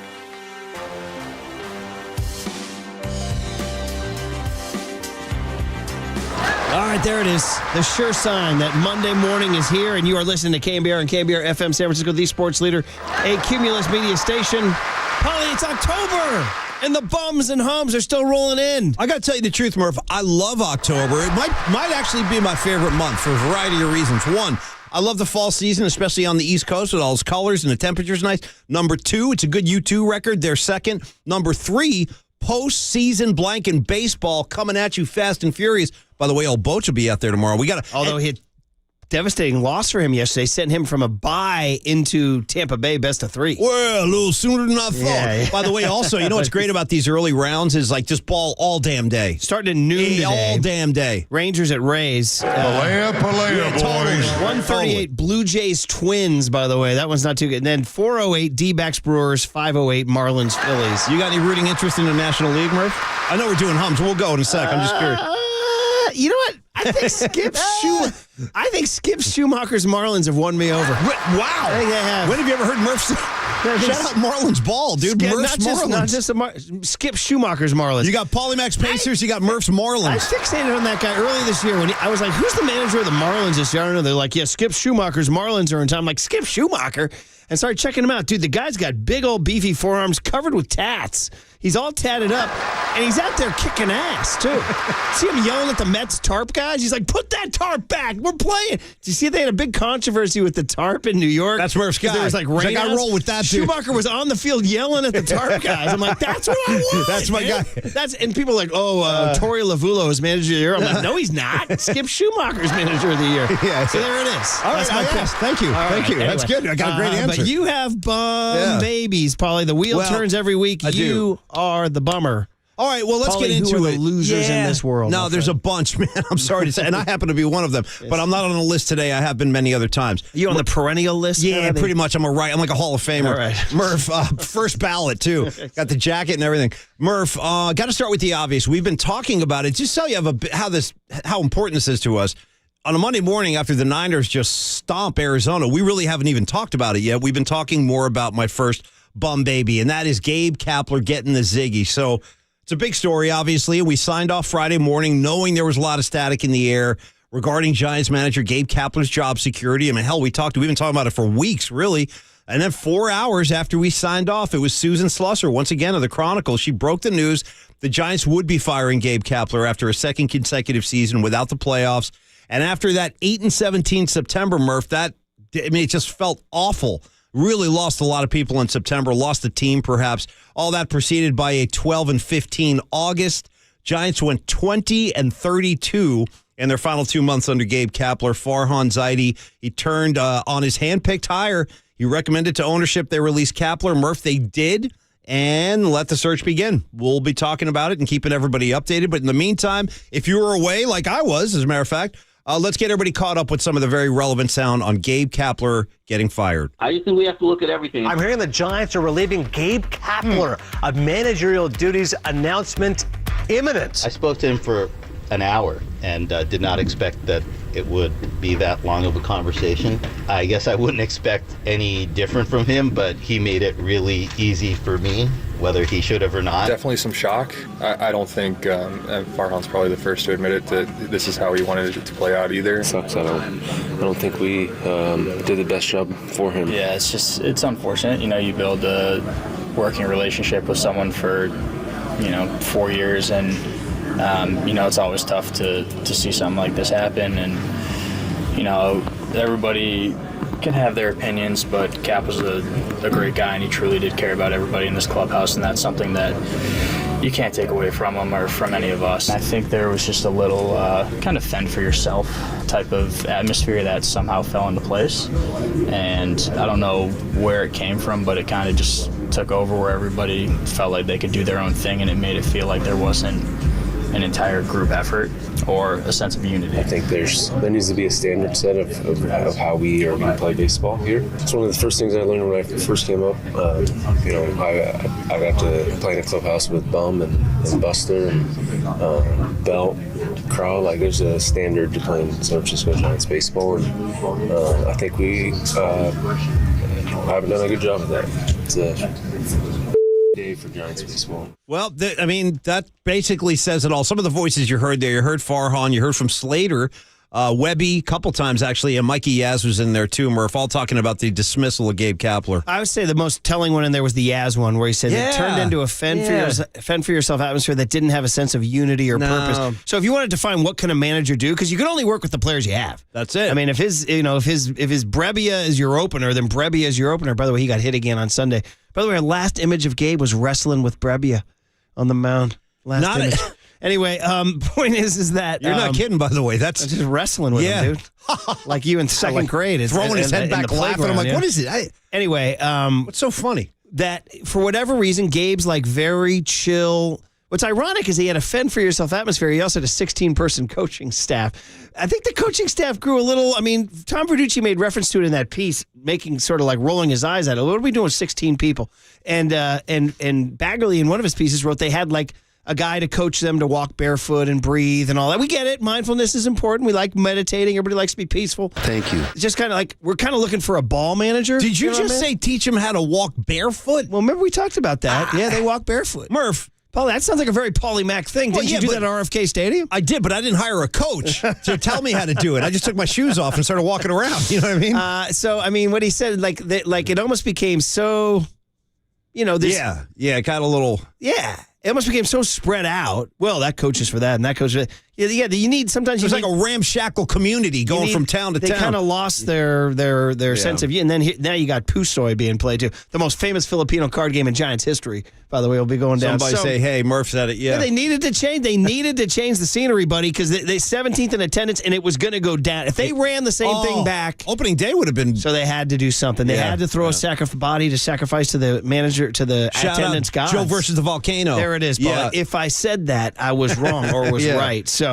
I mean, a month ago, if you would have asked me, is Gabe coming back? I would have said, yeah, it sounds like Greg Johnson is. Obviously, something changed from Greg Johnson texting Susan Slusser 3 weeks ago saying they're both coming back to now, and it would be the collapse. I guess the collapse and the static. Maybe the Murph and Mac show, Paulie? The static? We did. We had this little bullhorn here. Yeah, it's personal if you stay away from the yard. That means persons were staying away from the yard, so I guess we did make it personal. Hey, now. Murph also wanted to know if you had any time to kind of reflect on Friday's show, which was quite emotional, by the way. We were getting all kind of riled up on Friday, Marcus. They'll mess around and made it personal. You're making it personal. Well, it's funny you're doing that because that's why I'm bringing this up, because Greg accused us. Yeah. You guys are making this personal. Well, I think to a certain degree he's right. We didn't personally like him. I mean, he's right about that. He's right. I would hope he wasn't saying anything wrong there, but the point is like, does that matter? And it does matter. It matters if you connect with your guy. As Andy Bagley wrote in The Athletic, he said, Gabe Kapler has many qualities. He's very bright. He knows history. He knows social justice. He knows baseball. He won a World Series with the Red Sox. If you ask Maria in the office, he's incredibly handsome. He's the sexiest damn thing you've ever seen. That's what I'm saying. But Bagley had a line. He said he has many qualities. He said easy charisma is not one of them. No, that's accurate. And that matters. Managers' personality matters. As Samuel L. Jackson told you, Paulie. That must be one charming black and pig. Who was it? Travolta? Who said personality goes a long way? That was what Travolta said to him. Well, Travolta is right about it. In manager, personality goes a long way. And the reason people weren't connected. Yeah. And it matters when you're not winning ball games. And now we've seen 3 out of the 4 seasons that Gabe was here. They missed the playoffs. It's 4 out of 5 in the Farhan Zaidi era. Yeah. And just like the argument about the roster not being there, again, it's a roster that was 12 games above 500 in the wild card race. There it is. And it's the collapse in the second half of the season, and that's why Gabe's being held accountable. Yes. All right, boys. This is what happens. Somebody's got to go. You can't run the same thing back. No. And so did you make it personal? I don't care. It's part of it. Personal was part of it, and losing was a bigger part of it. Well, and that was ultimately probably what did him in, with so many losses and the collapse, which we just underscored in September and August, rather. Excuse me. But there's more bums out there in the universe, so let's keep this thing moving, Murph. We got to move on. Let's jump over to the NFL real quick. Man, what a wild day in the NFL. Some really crazy stuff going on out there. And I got to start with, this is a guy I think we could all pretty much agree that we all like this dude, Ron Rivera. Riverboat Ron. Exactly. Riverboat blanking Ron with his tinted shades, the whole bit. By the way, I don't know that Ron Rivera has ever made a hum and bum list on either side, but he is today. Welcome aboard, Ron. You're a bum baby today, man. If you missed it and you think I'm picking on Ron, let me walk you through this. First off, he had a chance to beat the division rival Philly in Philly, Philadelphia Eagles, but he blew it. By the way, the Washington Commanders head coach, he had to answer for why he did not go for that 2-point try to win after the Commanders' surprising and spirited game at the Link, scoring a touchdown with 2 seconds left. They cut it to 31-30. Why not go for it? Sometimes you got to just say, you know what? I want this win. That's the kind of stuff Bill Parcells used to do. He would see an opportunity and maybe you'd pounce on it. Look at this right now. Philly's the king of the roost. They're the guys. Cut their throats. You've now done it 31-30. Yeah, you're right. You got a chance to beat them at the Link or go to OT at the Link. And that's how you really win favor with your players, too. And your name's want to go. Riverboat Ron. Let them get Murph. What are you running aground on the muddy flats in the Mississippi? Murph, they don't call him Mudbank Ron. Yeah. Well, what did Jerry Cantrell tell you, Paulie? Well, that's how you become great, man. Hang your balls out there. Listen, my best advice to Ron Rivera today would be to stock up on Jerry Cantrell quotes about his balls. He should have hung his balls out there. They were right there. Cantrell was right, Murph, all along. Whether it was Alice in Chains or life advice, Cantrell's the guy. Anyway, they called him Riverboat Ron. He wasn't on the riverboat yesterday. He settled for that 1-point PAT. They go to OT. What happens? Of course, the Eagles kick a field goal and beat them. So real tough day for Washington. They played their tails off for 4 quarters on the road and, in a stadium. It's not easy to win. One of the premier teams, not only in the NFC, but the NFL. Let's hear from Riverboat Ron himself. Snap to Howell. Cerveg throws to the end zone. Touchdown! Touchdown, Washington! Jahan Dotson! Unbelievable! My goodness. Yes. Oh, my, indeed. Snap, hold, kick, up. Good! 31-31! Oh, my goodness. What a way to be able to close out regulation, send it into overtime. Ball is spotted. The kick is away. And the kick is... And the Eagles win. The Eagles win. Lights out. Those guys, they were gassed. They really were. I mean, it was a long-ass drive. They were hurrying. They're hustling. I really thought, we had the chance, and that's too bad. There's no more victories, but we're going to learn from it, and I think this is going to help us going forward. Wait, what? You're too gassed to run a 2-pointer? Yeah. That's going to go down as one of the lame. That's Riverboat Ron. I know, man. The Riverboat is too tired to run a 2-pointer? You got to go for the kill in Philly. Yeah, the team would have loved him for it, too. But, Murph, that's not the only bum baby in the sea. I got one more for you before you can set things up. Who is that? One more time, Marcus, if I may. That's Ron slamming the table. Give it to me. Last night. In the middle of his answer. Here, I'll play the full thing for you. And that's too bad. There's no more victories. Yeah. Sounds like a judge's gavel. Come on, Riverboat Ron. Paulie, this affects us dramatically. We needed the Eagles to lose. No. That affects us. That affects you and me, buddy. I'd like you to do me a favor, Marcus. When I finish saying something profound today, I'd like you to punctuate it with a pound. Thank you, right that there. for 1-pointers. Exactly. I don't know if you guys heard the Giants fired Gabe Kapler. Yeah, no, I'm just kidding. All right, so on to my final bum baby. Hey, listen, the NFL is a wild and wacky place these days, and let's talk about that Chicago Bear game. Just awful. Bears, listen, this is a proud city and a proud franchise. You guys know the history from Butkus on down. But the Chicago Bears are in a bad place. They blew a 21-point lead. They fall to 0-4. Bears fans are out there saying this is the lowest point in franchise history. Let's walk through it. Okay, so first of all, they blow this game to the winless Denver Broncos. Just disastrous for the Monsters of the Midway, or so they used to be called. Here comes Justin Fields, right? He's explaining comments that saying, he's out here saying, quote, coaching was holding him back. The D coordinator resigned last week. How about Chase Claypool, wide receiver? He expressed dissatisfaction with the offense, designated inactive for the game. Guess what? I'm not going. He don't even show up at the stadium. He just said, blanket, I'm not, you guys don't want me, I don't want you. So he wasn't even there. It was just brutal all the way around. It's a bad look for the Chicago Bears, one of the blue chip teams in the NFL. Fields, by the way, great numbers, great day for him. 335 yards passing for 4 touchdowns. You see that line with the quarterback, you would think that's a win in the NFL. 335 and 14. Nope. Here comes Matt Eberflus, dude, the coach of the Bears. His decision to go for it. 4th and 1. The game is 28-28. It didn't work.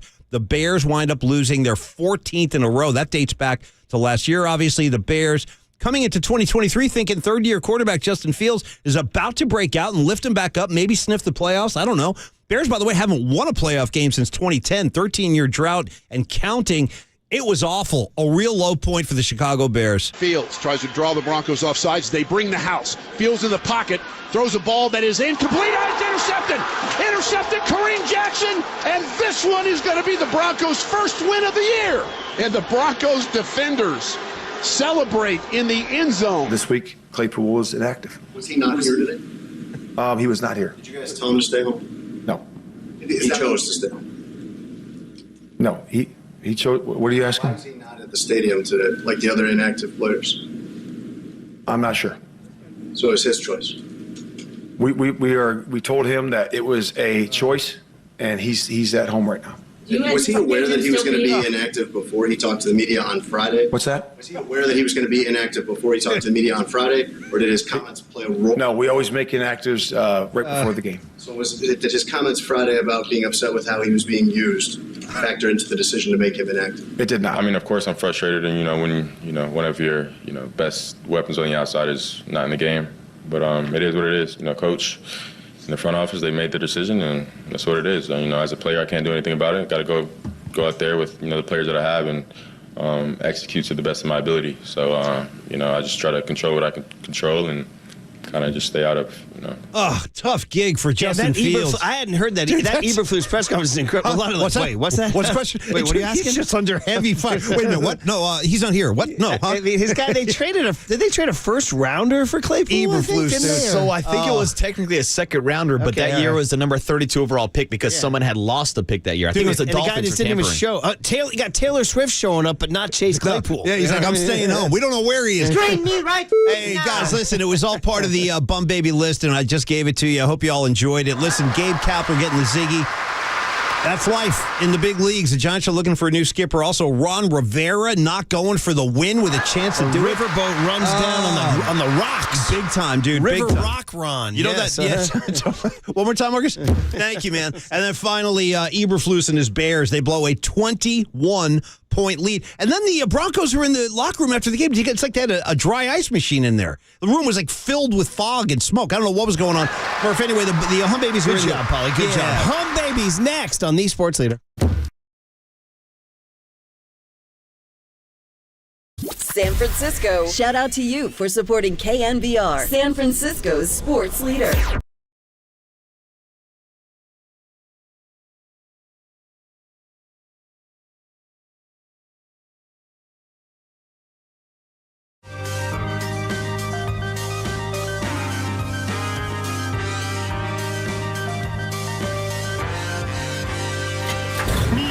From the Chilton Auto Body Traffic Desk.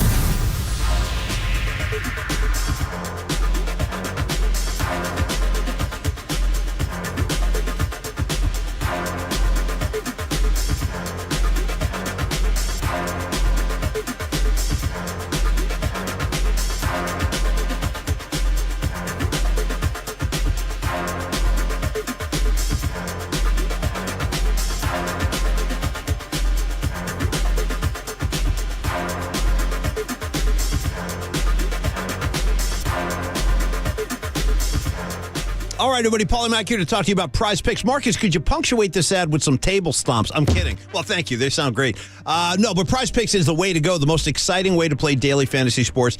If you're looking for some action, you're looking at that Monday night game, you're like, you know what? I think I want a piece of this thing. Get over to prizepicks.com, select 2 or more players, and then you just simply predict their stats on the night in a variety of categories. And you get a variety of statistical choices as well. You place your entries. It's really as easy as that. It's very simple. If you have some skills, you could quite possibly turn $10 into $250 with just a few taps. It's easy gameplay, quick withdrawals, an enormous selection of players and stat options. This is all what makes Prize Picks the #1 daily fantasy sports app. So when you're ready to test your skills, get over to prizepicks.com and join the community of over 7 million football fans who have already signed up. Right now, Prize Picks also going to match your first deposit for $100. You throw $100 down, they throw $100 down, just like that. That's a decent thing of them to do. And now you're working with $200 at prizepicks.com/leader. Leader is your code word for that $100 deposit match. Make sure you use that. prizepicks.com/leader. It's Prize Picks, daily fantasy sports made easy.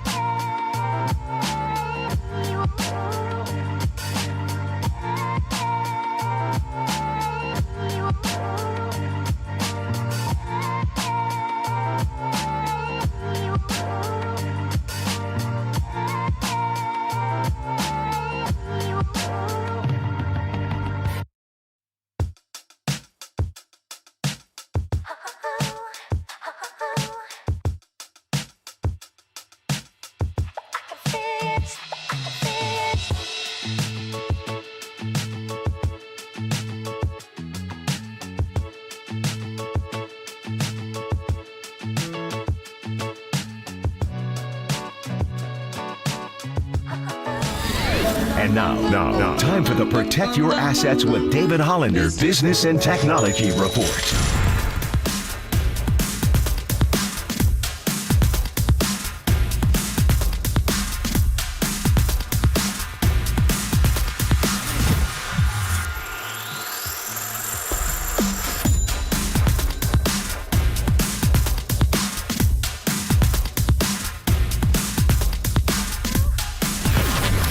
This has been the Protect Your Assets with David Hollander Business and Technology Report. Concerned inflation will ruin your dream retirement? Learn more. Listen to David's show every Saturday morning on KNBR or call 1-866-PROTECT. Listen to the sports leader anywhere, anytime. Download the all-new KNBR app. Now, Murph and Matt continue live from the KNBR Casino Matrix Studio. Casino Matrix Progressive Jackpots are here. Where are you? Just drop in. Please play responsibly. 1-800-GAMBLER. All right, home baby time. Man, oh man. By the way, Bum Babies, our cup runneth over. There were people saying you should have gone with the Bengals, who fell to 1-3, and Jamar Chase screaming, happened to the Bengals? I'm open. I know. Waterboy said, how about James Conner attacking Talanoa Hufanga after the game last night? Came after him like throat grab. Yeah, that was crazy. Somebody said, where's my Team USA Bum Baby for the Ryder Cup? I saw that one. People are pissed about the Ryder Cup. How about that, dude? With the hat gate, where a guy not wearing a hat becomes a huge deal, and then Saturday night we got caddies screaming, yelling, all that stuff going on. Yeah, No, you're talking about the other hat. Talking about the other hat at the Ryder Cup. The big the guy that had on that guy's hat. Yes, tell us about that, Murph. Guys are making political statements on hats. By the way, this guy, we got to find this guy, by the way. Somebody said to me, do you have a big enough reach where you can find it? Some guy fought his way into the camera view this is in Rome, Italy. Rome, Italy at the Team USA, Team Europe Ryder Cup. You know, Victor Hovland or whoever's hitting a shot, and this guy squeezes his way into the camera shot wearing a Giants hat, and he took a piece of electrical tape and he wrote, "Fix it, Farhan," and slapped it on his Giants hat. It's at the freaking Ryder Cup in Rome, Italy. I put it on my Twitter. If everyone wants to check it out, at KNBR Murph, one of the great screen grabs of all time. So I got to shout out the listener who did that. Plus also Patrick Cantlay not wearing his hat and USA getting waxed and all that. And Ricky Fowler conceding a putt that lost them the cup. That was odd. What is he, Ron Rivera? You know what I mean? Also, we didn't mention Draymond Green's sprained ankle. No. 3 to 6 weeks. Excuse me, the season starts in 3 weeks. Hey, Day-Day. Yeah. I know. So anyway, those were all honorable mention Bum Babies. Let's go to the Hum Babies. You know where it's starting. Come on, man. Before the season started, Steve Young came on KNBR. This is why you listen to KNBR. And he suggested to the afternoon boys that 49er running back Christian McCaffrey could be the NFL MVP this year. It's like, wait a minute, a running back hasn't won one since 2012. Well, after securing NFC Offensive Player of the Month in September, the guy Paulie Mack sings CMC set his sights on October. Shout out you two at the Sphere. Absolutely detonating at Levi's on Sunday. I listened on the radio a lot. We were in the car a lot for Rory's birthday yesterday. Happy birthday to my little 12-year-old. Yeah. And I heard a lot of, lit the fuse on that one, Papa. 49ers 35, Arizona 16, not 1, not 2, not 3, 4 touchdowns. 20 carries, 106, and 3 touchdowns on the ground. 7 catches, 71 yards, and 1 more touchdown in the air. 13 consecutive games, including the postseason, with a touchdown to set a 49ers record and come within 1 of the NFL record held by Emmitt Smith. Oh, the Panthers traded this guy. Shout out Mookie Betts and the Red Sox.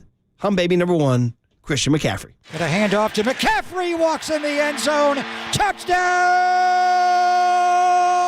San Francisco. McCaffrey goes in motion right. Backwards pass led by Juszczyk. A block there. Hurdles a man. 10-5. Touchdown. CMC.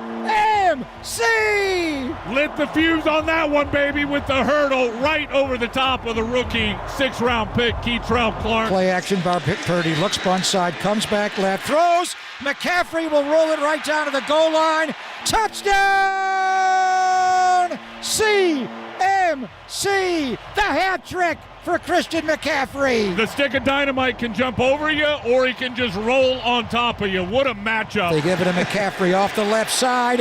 1, 2, 3, 4. Touchdown! CMC! Honestly, I had no idea until I just came in here that he had 4 touchdowns.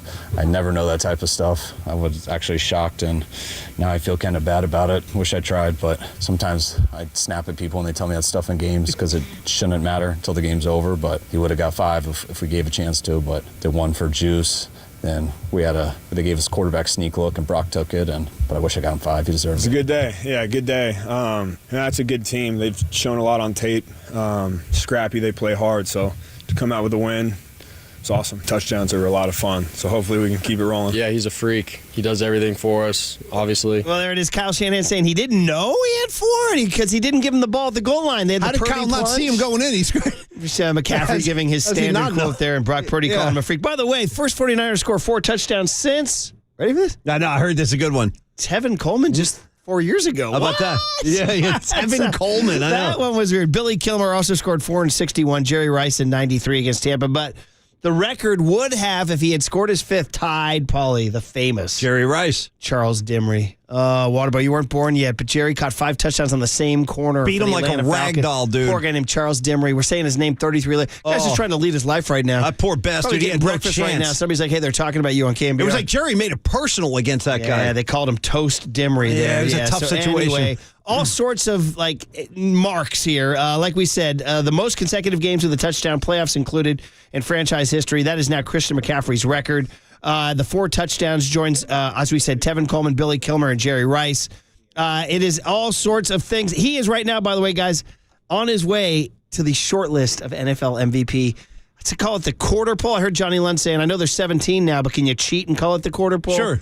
Although I know the horse racing community comes at me, that means it's not the quarter. Well, anyway, we're just talking here, guys. We're just talking. Relax. Here. Yeah. And if we're talking about a full 17-game season, Christian McCaffrey just accomplished his 17th game as a 49er. And boys, in this sample size, he's got 20 touchdowns and over 2,000 all-purpose yards. It's really insane. This guy's on his way to Canton, Ohio. No, there's no question. Is. I mean, right now he's the best player in the NFL, in my opinion. We got it going. On to Hum Baby number 2. Sorry, Waterboy. Well, listen. Literally 5 years after your Raiders traded Khalil Mack to the Chicago Bears, this move is still haunting you. Thanks, John Gruden. Paulie, it was so long ago that not only were they in Oakland, but the coach was John Gruden. I know. That's how long. And it's still not 1, not 2, not 3, not 4, not 5, 6 sacks of rookie quarterback Aiden O'Connell. Jimmy couldn't go with the concussion, and the Raiders almost came back and won that game till O'Connell threw a pick late. But the bottom line is, I can't believe that I'm telling Waterboy that Khalil Mack is still haunting him, but he is. O'Connell looking in the middle of the field, hit, and he is dropped, sacked. Who do you think it was? Unbelievable. The 6th sack for Khalil Mack, a new Chargers record, a loss of 10, a new individual record for Khalil Mack in a single game. He just reached out with one arm and finished that one for number 6. Khalil came in with 84.5 sacks. He's walking out with 90.5 for his career. Yeah, he's a great player. And, there was a number of snaps where there was multiple people assigned to him and him only, and to be able to do some of the things that he did, give him credit. The coverage, man, the guys did a great job. We had a lot of time to get back there. And Foe held it, unlike the other Foe that used to be there, but he held it a little bit for us today, and we were able to get there a little bit. The Raiders are your former team. To do what you did today against them, you've been in this rivalry on both sides now. How would you just describe this rivalry? Oh, man, it's fun, man. It's always fun getting to go against the Raiders, man. Hopefully, we get another dub. Whatever we say. Return of the back. My guy. hopefully we see him again down the road and get another one. We're going to be second guessed until the cows come home on this. I understand that. Oh, there he is. There he is. Triple E. Look at you, buddy. I like Bon Jovi. That hurt you, Marcus? Oh, I still got scars, boys. Yeah. Because I still remember John Gruden trading him away and saying, oh, yeah, great pass rushers are hard to find. And they traded away Khalil Mack. And Murph, the fact that you wrote in these notes, it's been 5 years, it made me remember that 5 years ago when I first got my start at KNBR, the first time I ever came on air was filling in for Overnight Dave. I was on the leadoff spot with Copes, and the first thing I ever said on KNBR was ripping Mark Davis and the Raiders for trading Khalil Mack. 5 years. Here we are 5 years later, boys. Paulie, as NFL said, or Led Zeppelin said, 10 years gone. Paulie Mack and Waterboy is 5 years gone. Fair enough. By the way, sixth player to have at least 6 sacks in a game since it became an official statistic in '82. The record remains 7 by Derek Thomas in 1990. Derek And then Thomas. finally, I got to do the last hum, baby. Come on, man. Come on. The last on-field link to the World Series era. In the ninth inning yesterday, went to the mound with Kai Correa in his infield, hugged up his teammates, and walked off the field at Oracle Park, probably for the last time. Nothing's official, but just like that, a 2011 run that started with a grand slam in Milwaukee for a clean-shaven kid turned into a 2023 farewell for a shaggy-haired, bearded player that is the greatest shortstop in San Francisco Giants history and probably the history of the franchise. It's probably over. Paulie, the grand slam in Pittsburgh in the wild card game, the double play in Kansas City in Game 7, 7 hits in a game, 1 million defensive gems, hair gel for days, DJ skills in the clubhouse, the hometown kid out of Pleasanton. Gosh, we're going to have to take some time to process this one emotionally, but that might have been it for Brandon Crawford as a Giant, our third and final hum, baby. Giants went on the field, getting ready for the inning, and then Kai Correa came out of the dugout and walked out to the mound. And Brandon Crawford and all the Giants infielders, and catcher, the pitcher, they all met. And now Brandon Crawford is exchanging hugs with all of his teammates out there. And now he walks off the mound. And another ovation from the crowd here. He doffs his cap in appreciation to them. And he gets near the dugout and turns, looks all around the ballpark. Now Crawford comes up out of the dugout one last time. On behalf of the team, I just want to thank you guys for this season, for showing up through the ups and the downs. You guys continue to show support and show up, and we just really appreciate it. And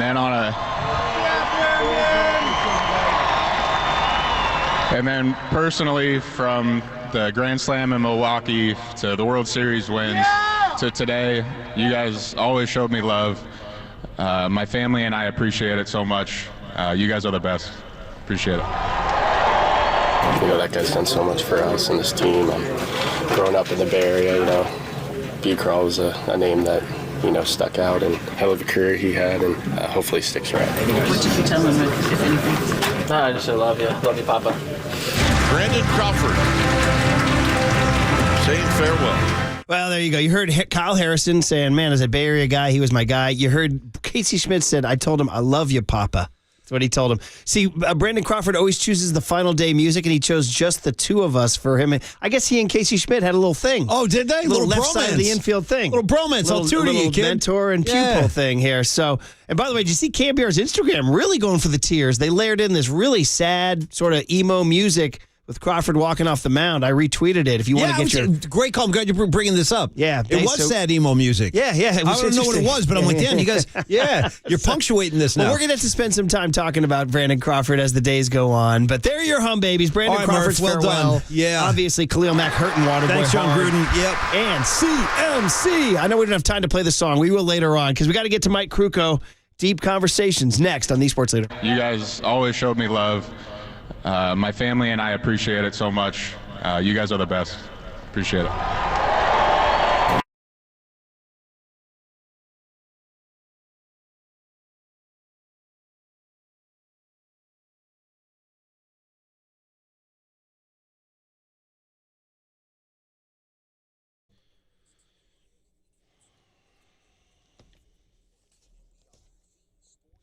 Let's talk about Amici's East Coast Pizzeria. So we know the deal, man. Yesterday, we've been busy at our house with 2 kids in school. It's hard to predict when everyone's ready for dinner. So my friends at Amici's have the perfect solution, as well as getting Their famous thin crust pizzas, fully cooked. You can also get them half baked. Listen to this. The half baked pizza. It's a simple idea, super convenient. Amici's makes the pizza, cooks them halfway through. Then when you're ready, you slide them into your oven at home. Finish cooking less than 5 minutes. You can slide them back in the box. No dishes to clean. So here's the big reveal. We have a special deal this week. If you order for pickup or delivery from the promotions menu at amicis.com, you'll get 20% off any half-baked pizza, any style, between now and Sunday. So when you want restaurant-quality pizza from your own kitchen, time to fit your family's busy lifestyle, once again, go to the promotions menu at amicis.com. Get 20% off any half-baked pizza, any style, between now and Sunday. That's the deal. Amici's delivers.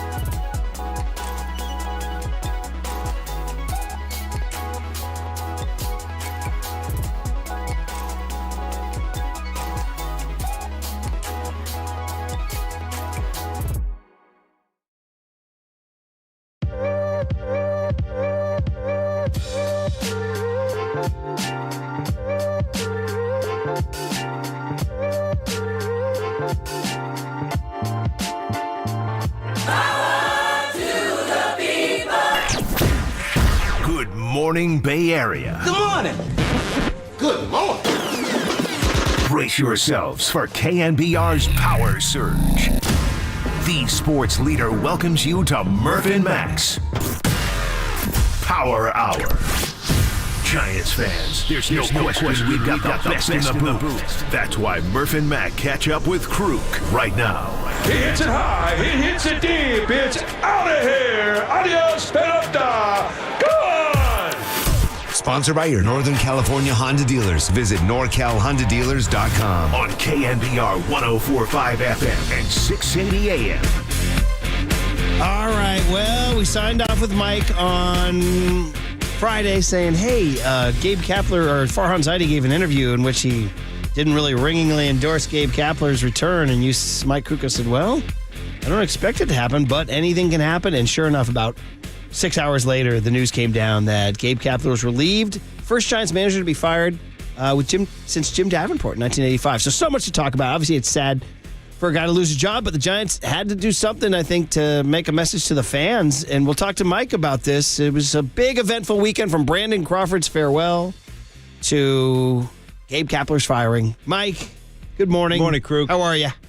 Yeah, good morning. Good. Fantastic. I'm a little disappointed in how they wound up doing, but the positive of what they did, and I think at some point in time today or this week, we need to talk about the young players that they've developed and how the young players, are going to impact this organization in the next couple of years. So, but fire away. What do you want to talk about? Well, let's go through the Gabe stuff. Your reaction to both A, the news, and then B, what you heard from Farhan and the players after. Well, I mean, it kind of shocked me that it happened before the end of the season. With 3 games left, I thought that was a bit of a surprise. I totally believed when Farhan said that he was going to go back and review everybody, that he meant it. I think he was disappointed in the intensity of September, especially when, the Giants hit that 10-game road trip to Denver, Arizona, and in Los Angeles. I think that he was disappointed in the intensity of the clubhouse prior to those games, which really were playoff should have been playoff type atmosphere games. They were playing for their lives. I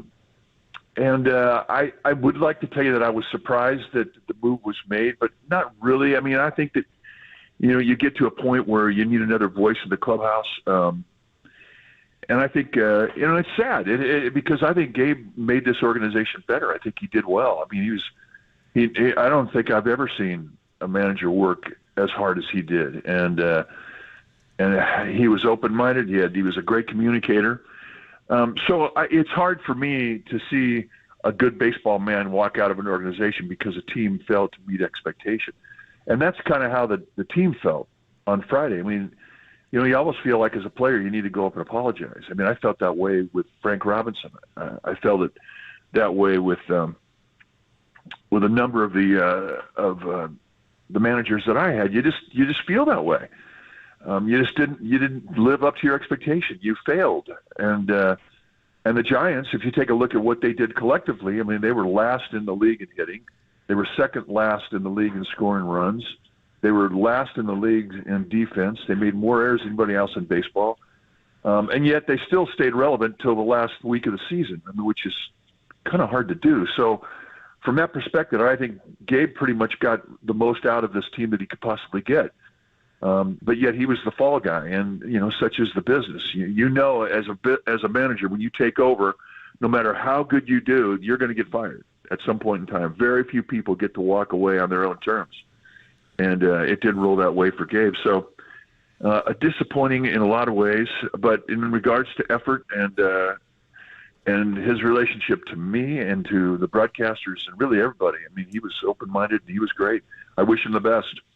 And so, it gets into a manager can only manage with the players he's given, right? So, I mean, you look at that. I guess, do you think ultimately what did him in was the September, you kind of reference it there, just not playing their best down the stretch. And, I think, Mike, to my eyes, the attendance issue became such a deal. And I know you've talked about parking prices and the pandemic and the Embarcadero. Nobody's walking down all that stuff. But the fact is, it felt like to me, that's what drove it, was the September collapse and the lack of butts in seats. Does that add up?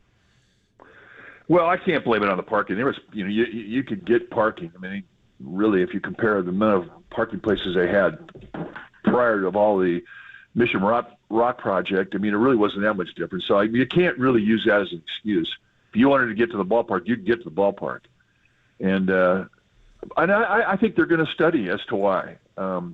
A lot of people didn't come back. I think they anticipated about 2,700,000 people, and they fell short by 150 or so. So that was disappointing. And but I do believe that they feel that they need to have more star power in the lineup. I think that absolutely has to happen.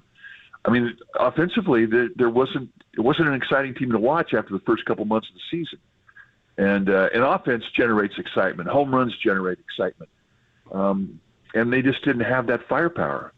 So, I mean, you become a team that you have to rely on pitching and defense. And when the defense failed, then what are you going to do? I mean, you're not going to finish above 500, and they didn't. No, they did not. Obviously, the mind turns to what's ahead. And, there's different ways to go, Mike. There's so many different ways to go. I mean, the easy one is, if the Padres release Bob Melvin, that's a guy. Hum baby, Bay Area guy, Oakland A's pedigree, Cal Golden Bear, grew up on the peninsula, your old teammate, the whole deal. That's one way to go. Ron Wotus is another one. Fans love him. Easy charisma, infield guru. Right. Bochy tie-in, which might turn off Farhan. I don't know, because he doesn't want to be tied in.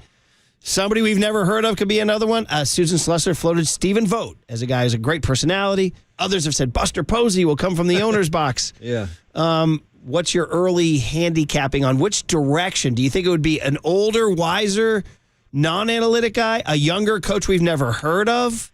What's your guess? What's your, again, Mike, you're not, we're just talking, spitballing here. Yeah, I know. Well, look, if you're going to go with an established manager who's out there, I mean, there's some big time names out there. Yeah. Guys who've had success, guys who have a tie into the Giants organization. You mentioned Bob Melvin. Who knows what's going to happen down there in San Diego?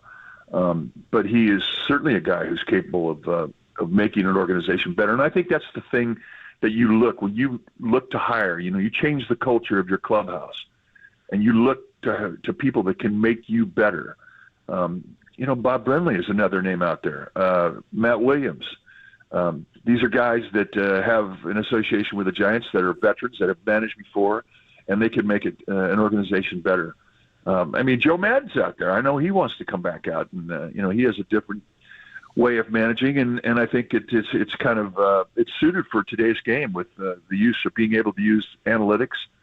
But I think as the Giants go forth, I think that they're going to have a blend. They're going to use more gut to accommodate the clubhouse and the on game and the game itself that you actually play. And I think you'll see a little more of that in whoever assumes the helm of the team. There's young guys. You're talking about Will Venable is another great name. There's a lot of guys that are out there. And then if you look at a guy that truly knows the system, that knows the system better than anybody, is Ron Wotus. So really some intriguing names out there that can really make some compelling arguments as to how they can make this organization better. So I think this is going to be a really, really hot topic as we go into the offseason. Yep. And I think you're going to see more names surface as guys, leave their current assignments, let's put it that way. I think you're going to see some names drop off the list, get fired, and they'll be eligible for an interview too. The interview process, I think, is going to be quite extensive, just because of the desirability of this position. A lot of people want to be the guy that leads the Giants organization. It's a great job.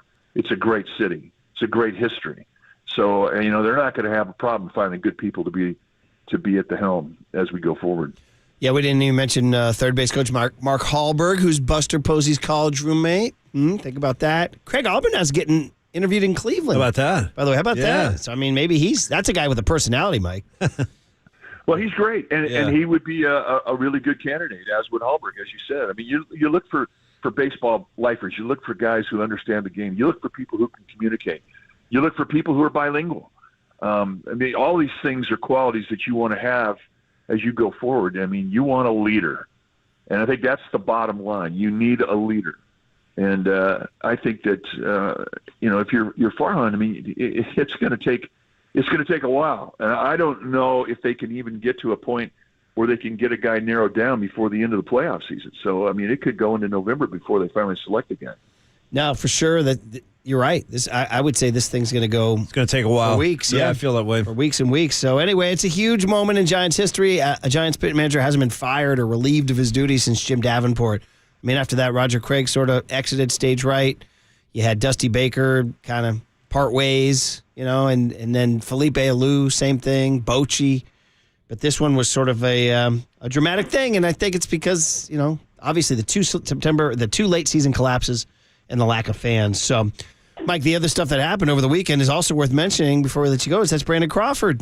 And, we talked about it with you the weeks leading up. And then to see all of his kids, 4 kids throwing first pitches yesterday, doing gymnast flips. Cartwheels, yeah, we got it all. Yeah. And then he, the way they took him out in the 9th inning, played him yesterday. Awesome. What was your reaction? Oh, we were all emotional up in the booth. We love this guy, and just the way that he's carried himself and represented this organization on the field and, of course, off the field. And his whole story is just so remarkable because of his background, and grew up a Giants fan, and his family were season ticket holders. And, he was, it was his dream.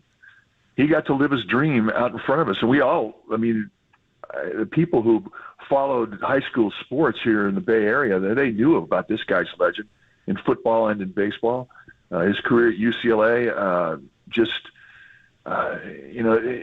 for him to be able to live this life that he dreamt of his entire life, and then to be able to get to the big league level and be an impact player for 13 years. When he was an all-glove guy, really, when he first showed up, and he learned to hit at the big league level. Who does that? And he was a Silver Slugger Award winner.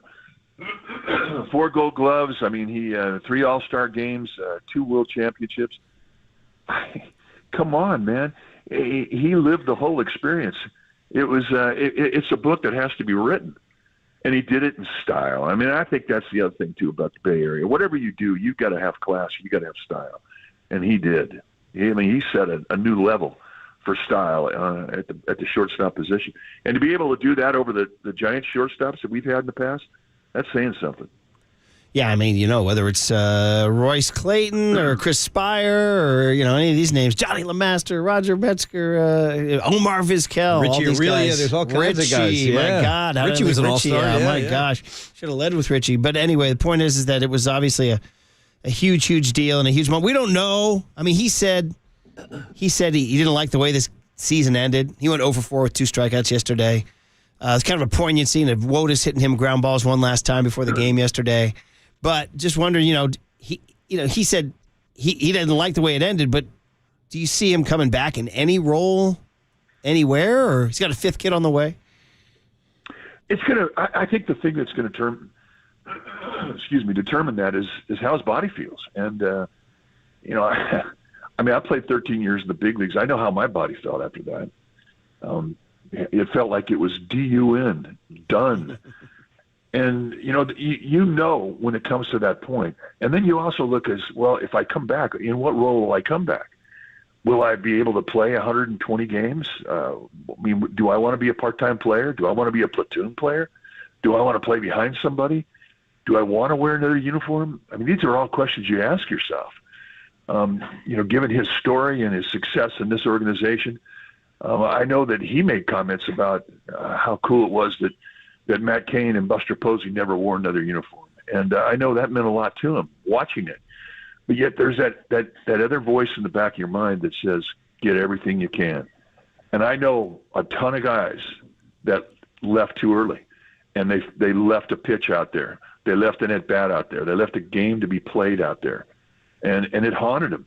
So it really becomes a personal thing. I know if he comes back, he's not going to make the same money that he made.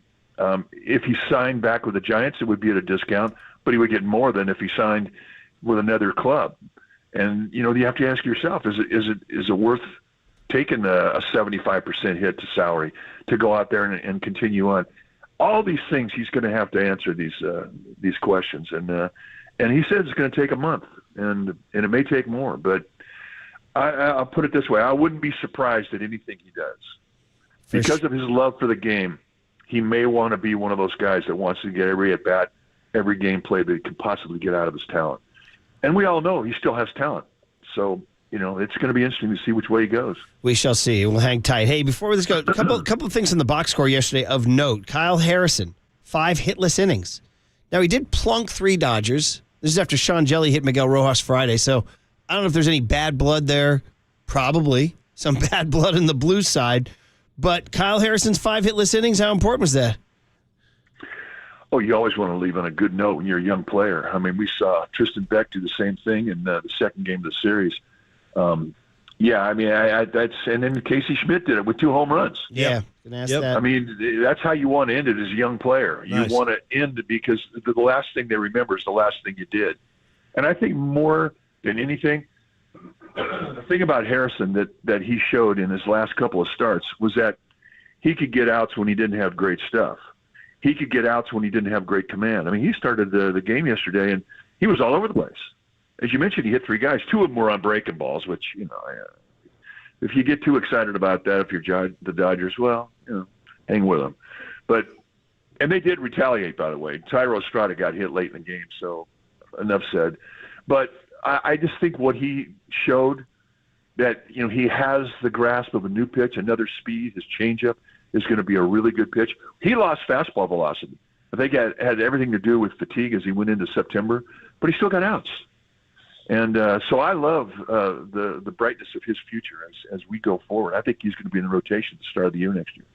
Yo, big time. I'm looking forward to Webb, Cobb, Harrison at least to get you going, and that would get you to be off to a good start already. Who knows, Tristan Beck, Keaton Wynn. You might have a 5-man rotation going there. You mentioned Schmidt. I wanted to talk about him. That's my guy. I loved him. I loved his energy. I loved everything about him. He tailed off dramatically. People said, he can't play in the bigs. He came back, hit 2 bombs yesterday. That was great to see that, yeah. Finished with 5. Got over the Mendoza line, finished at 206. But still, I mean, Mike, you look at that left side of the infield and you think, oh, well, Luciano and Schmidt's the future. But, I mean, Sean Estes said to us, it's a big ask to have those guys go in there and swim in the big leagues as the everyday guys next year. But is that something that's on the table? I think both those guys are going to eventually be everyday players. Absolutely. In regards to Casey Schmidt, I love his story. I mean, he came in, he was just his appearance on the scene, he just took the world of baseball by surprise. Everything he hit was a hit. His glove was amazing. Everything like that. This guy's great. And then they figured him out. Then they figured that you didn't have to throw a strike to him to get him out.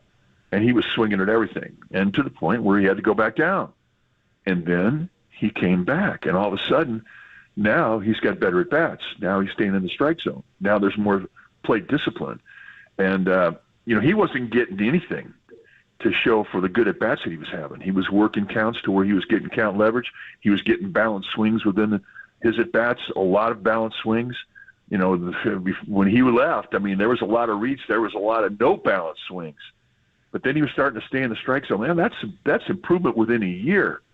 And then, of course, he wound up with that great day yesterday.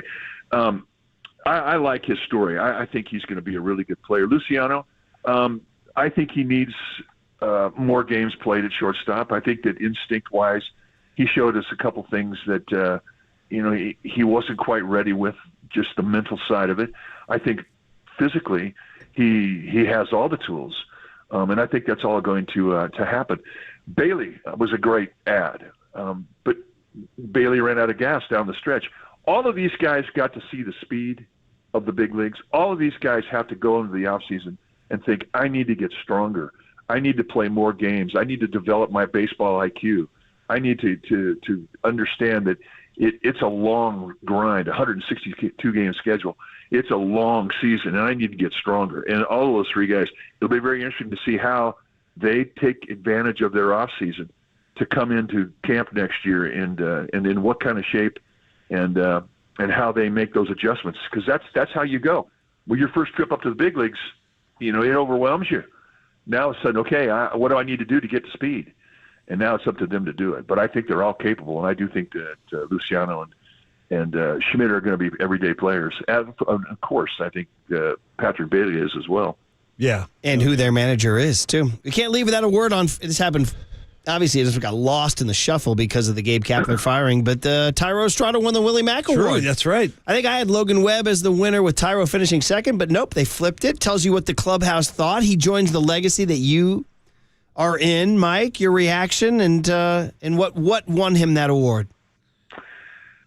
Well, it's a great choice, and we saw a quiet leader win it last year with Wilmer Flores, and Tyro Estrada. Flores is his mentor, fellow countryman from Venezuela. And you could see a lot of the influence of Wilmer Flores in the presence in the clubhouse this year with Tyro Estrada. He became a very quiet leader, very quietly, very slowly. He developed a trust from everybody in that room. And when he spoke, they listened. And I think that is what a Willie Mack Award winner is all about. Presence in the clubhouse, being a consistent, positive vibe in every aspect of the game, on the field, in the clubhouse, in the bus, on the plane, and he was that guy. And he overcame a pretty substantial injury. He got busted up, and yet he came back and really had a solid season. I think Tyro hit over 270, and he had 14 homers. He was a guy that was really, you could see him grow and develop before your very eyes. And I think the best part of his development was with the glove. There was some liability when he first came up. That's gone. He's a guy who's really settled in, has done a nice second baseman. So as we go forward, I think that's a guy you can count on in the next 4 or 5 years for sure as an everyday player. And he'll always remain a leader. And that's what that's why he got that award, and that's why I thought it was such a great choice. We all did. He enters the lore. All right, Mike. Well, obviously, a huge month awaits, and then we'll have to talk to you later this week about the playoffs and Bochy and Dusty and all those guys that we see out there doing it. But that was not a day for today. Today was a day to talk about the Giants. So thanks for the thoughts, Mike. Thank you, Mike. Look forward to the next one, and be well. Got a bit. Mike Krukow talking Giants baseball. By the way, Brent Jones, Paulie, joining Tolbert and Copes today at 3:50. Brent Jones. Cowboy Week. You know what? Only because I feel like we should probably mention this. Brent Jones being a tight end. This is news that we've just kind of came across earlier today, but unfortunately, former 49er tight end, former New England Patriot tight end, Russ Francis, he's passed away in a plane crash up in Lake Placid, New York. Man. Just terrible news. I found out like about 45 minutes ago, and he was part of their Super Bowl winning team. What a charisma on that guy, too. He's been on our show. No question. Man. We enjoyed talking to Russ very much. He was always kind of an oddball guy. He was a little guy. man. Really big, strong, really strapping tight end. For kids who don't know, he basically was a Tom Selleck playing tight end. Yes, very good. I mean? And he played a big role on the 84 team that won a Super Bowl. Wow, wasn't he just didn't we see him within the last year or two? Well, we spoke to him, like you said. I don't recall. Yeah, but I just thought people should know. So, awful. Yeah. Oh, boy. Sorry. Well, sorry about that. Yeah, me too. Really bad news. Of course, legally, you are listening to KNBR and KNBR FM San Francisco, the sports leader, a Cumulus media station. Tough to follow that news, but we got the big hit. And listen, obviously the Niners beat the Cardinals. The Niners are always the big hit. They're always. We haven't had a show since Gabe Kapler got fired. Okay, well. I think this is a day to open it up. 808 KNBR. This would be the day, yes. I think the fans not going to the park are the reason why he got the ziggy. The big hit. You guys react. Was he the scapegoat? Should Farhan been the guy? Are you looking forward to the fresh coat of paint? The new furniture in the room?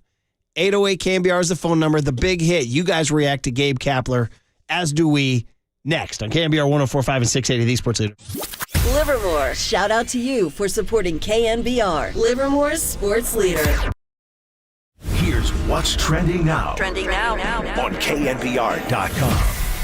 Christian McCaffrey scored 4 touchdowns this past weekend against the Arizona Cardinals. So the question this morning is, do we start calling him CMVP instead of CMC? To read more about that article and to answer that question yourself, check out that story and more trending now on the all-new KNBR app.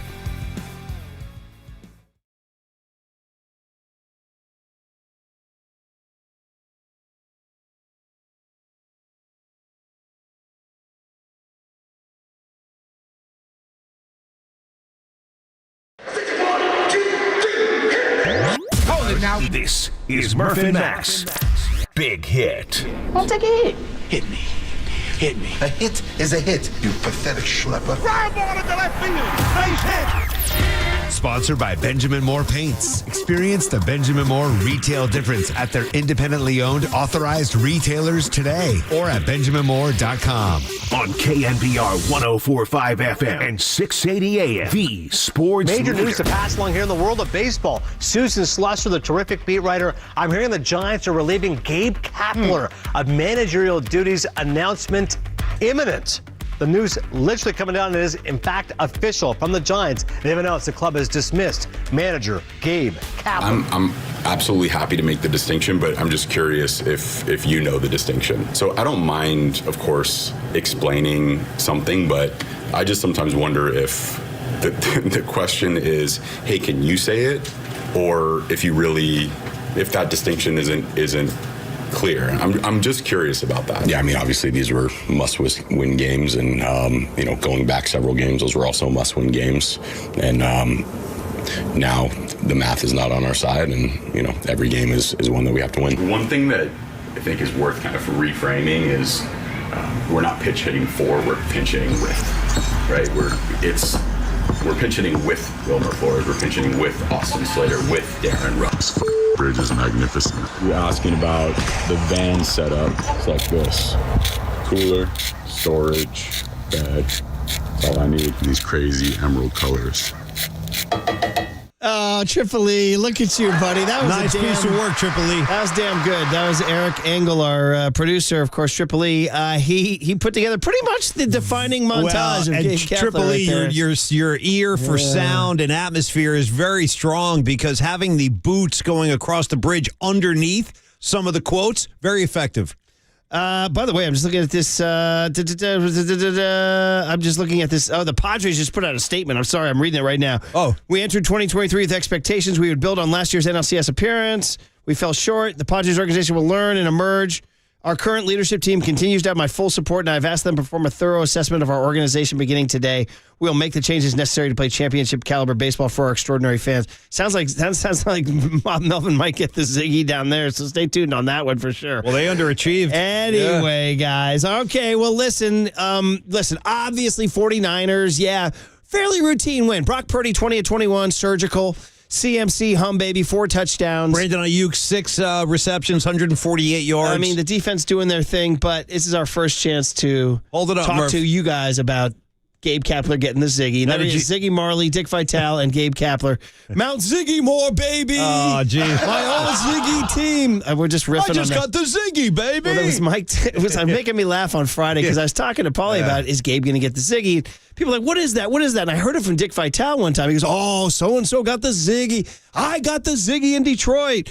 And Paulie said, Dick Vitale's the only guy who can make it sound upbeat and optimistic. Sounds like a good thing. Yeah, So, I think I want that. I was thinking about the Gabe news. I was driving on Fridays at a stoplight. I just started laughing about that. You know what's so funny, dude? I had a moment like that, too. He got the Ziggy with a capital Z, baby. I'm talking capital Z, baby. By the way, I had a funny moment, too. I was thinking when I was driving this weekend, I thought of one of the things that you were talking about. It made me laugh. This is a true story. I was thinking about the story you told at the Giants dinner Thursday night that you were at, and that Marty came over, took your seat, and started moving name tags. True story. Let me rearrange this, bitch. True and story. He just took your seat. Like, to me, that hit me when I was driving. Should I have caused a bigger scene about that? Nah, you got to let Marty.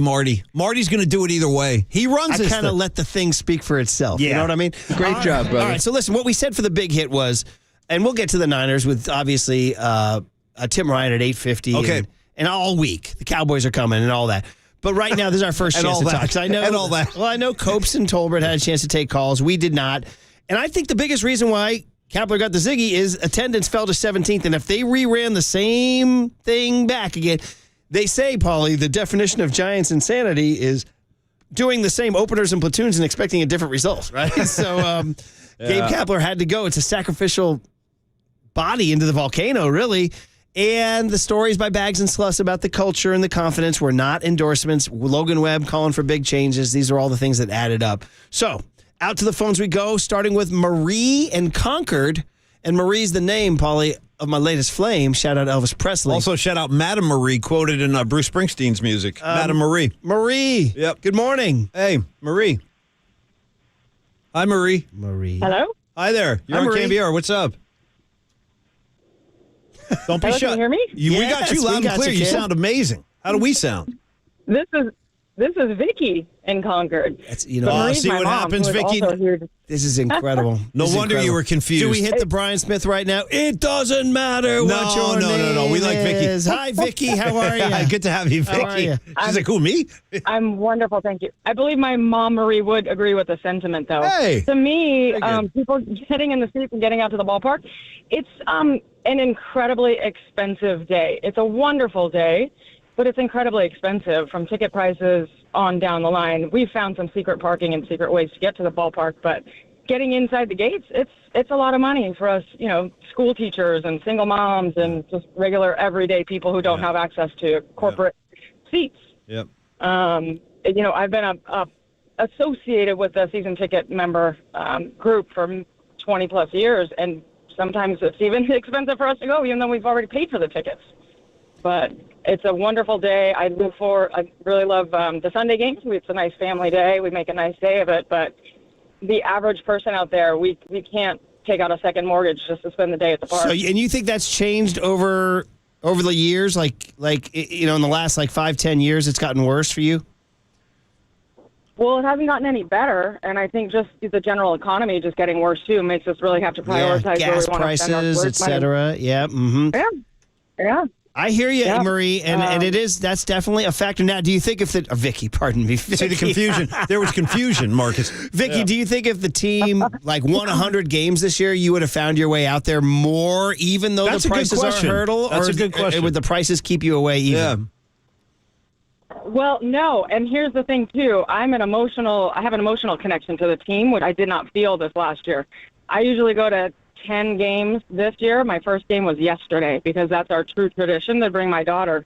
Wow. But my true connection to the team is, feeling the drama, the excitement, and like I know these guys, even though I clearly don't know them, right? But I don't have a connection with this team, with the platoon. There it is. Honestly, I used to be able to name the lineup. I knew their walk-up music. We met Brandon Crawford's son at a game one time just because I happened to like recognize the daughter who looks exactly like him, and I joked that we're still going to be connected with Brandon Crawford when my daughter marries Braxton.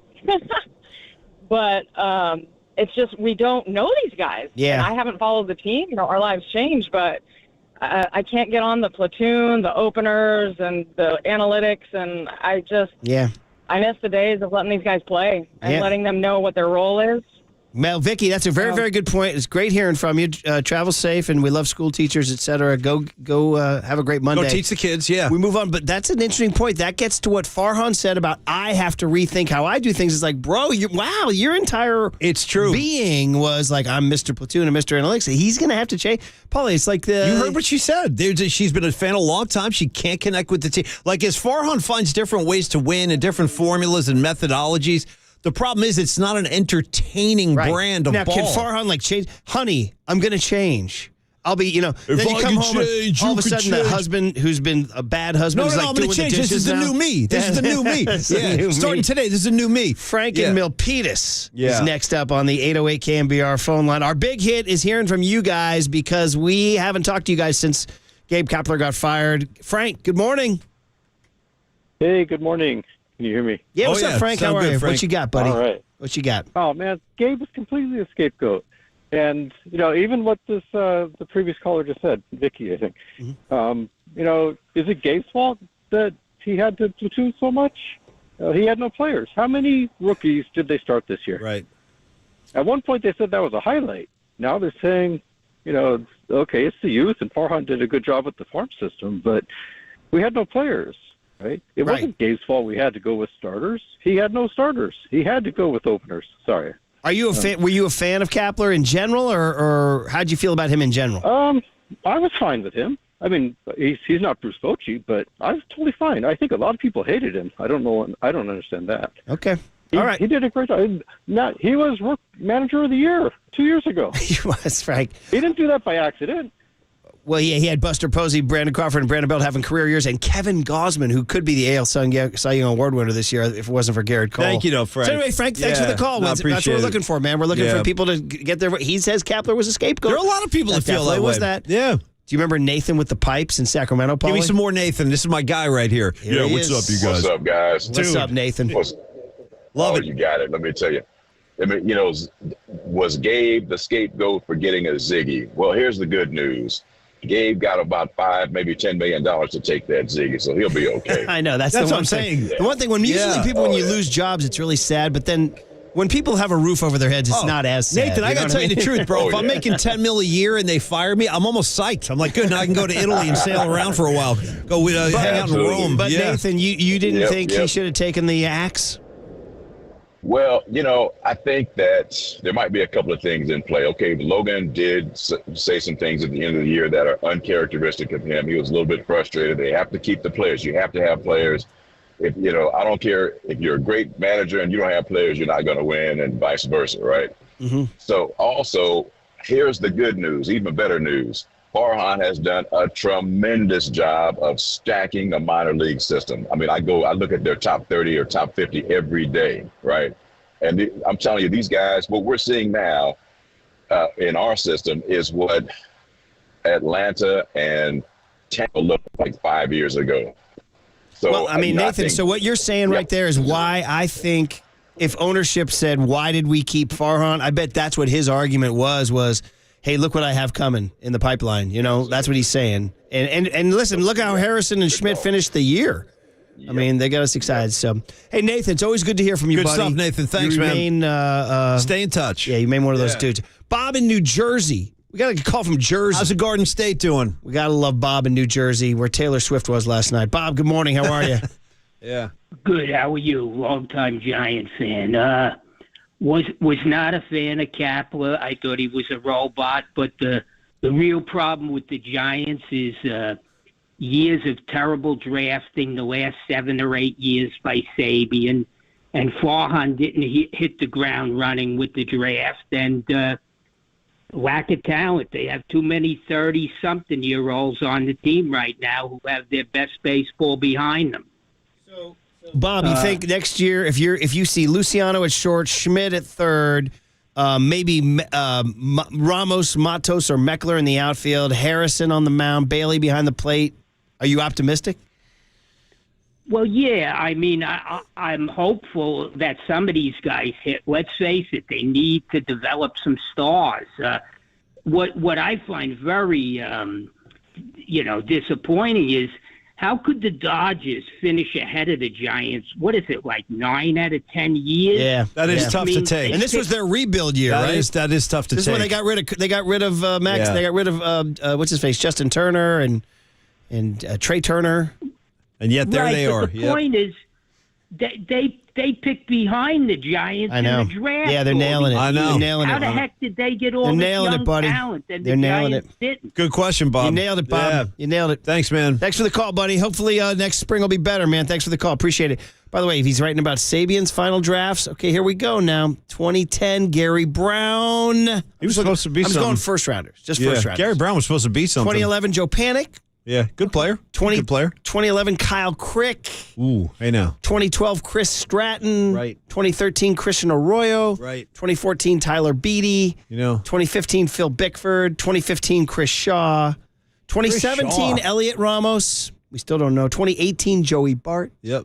2019, and this is now Farhan takes over, Hunter Bishop. 2020, Pat Bailey. 2021, Will Bednar. Still don't know what's going on with him.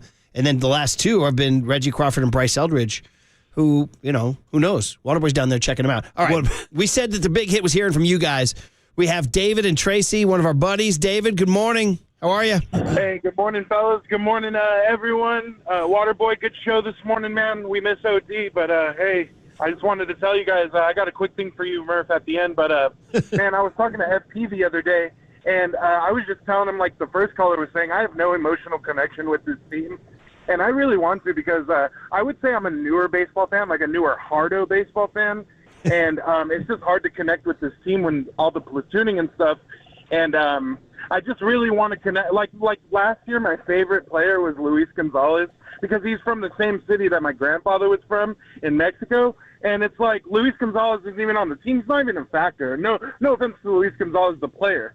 So that's that. And then the other thing was just like Gabe, he got the Ziggy, he's more of a homeboy than a manager. Like I would love to go to a show with Gabe, to go out and have a drink. He'd be probably a good wingman. Like a hip-hop show? Be a good wingman. Yeah. That's a good call. Let him do all the heavy lifting. Yeah. Yeah, literally doing the heavy lifting. And yeah. And I don't know. It just seems like a lot of hands were on this pot this year that I feel like Farhan should have got the Ziggy too. If I'm going back and forth saying, oh, well, he, Gabe was only given what, right. with the ingredients he was given. Yeah. Well, who gave them those ingredients and who promised us better? Well, yeah, you could, David. hitting? And David, thanks for the call. Appreciate you, man. We got to move on to the next one. But you could make an argument if you wanted to defend Gabe. You could say that Farhan was just covering his CYA.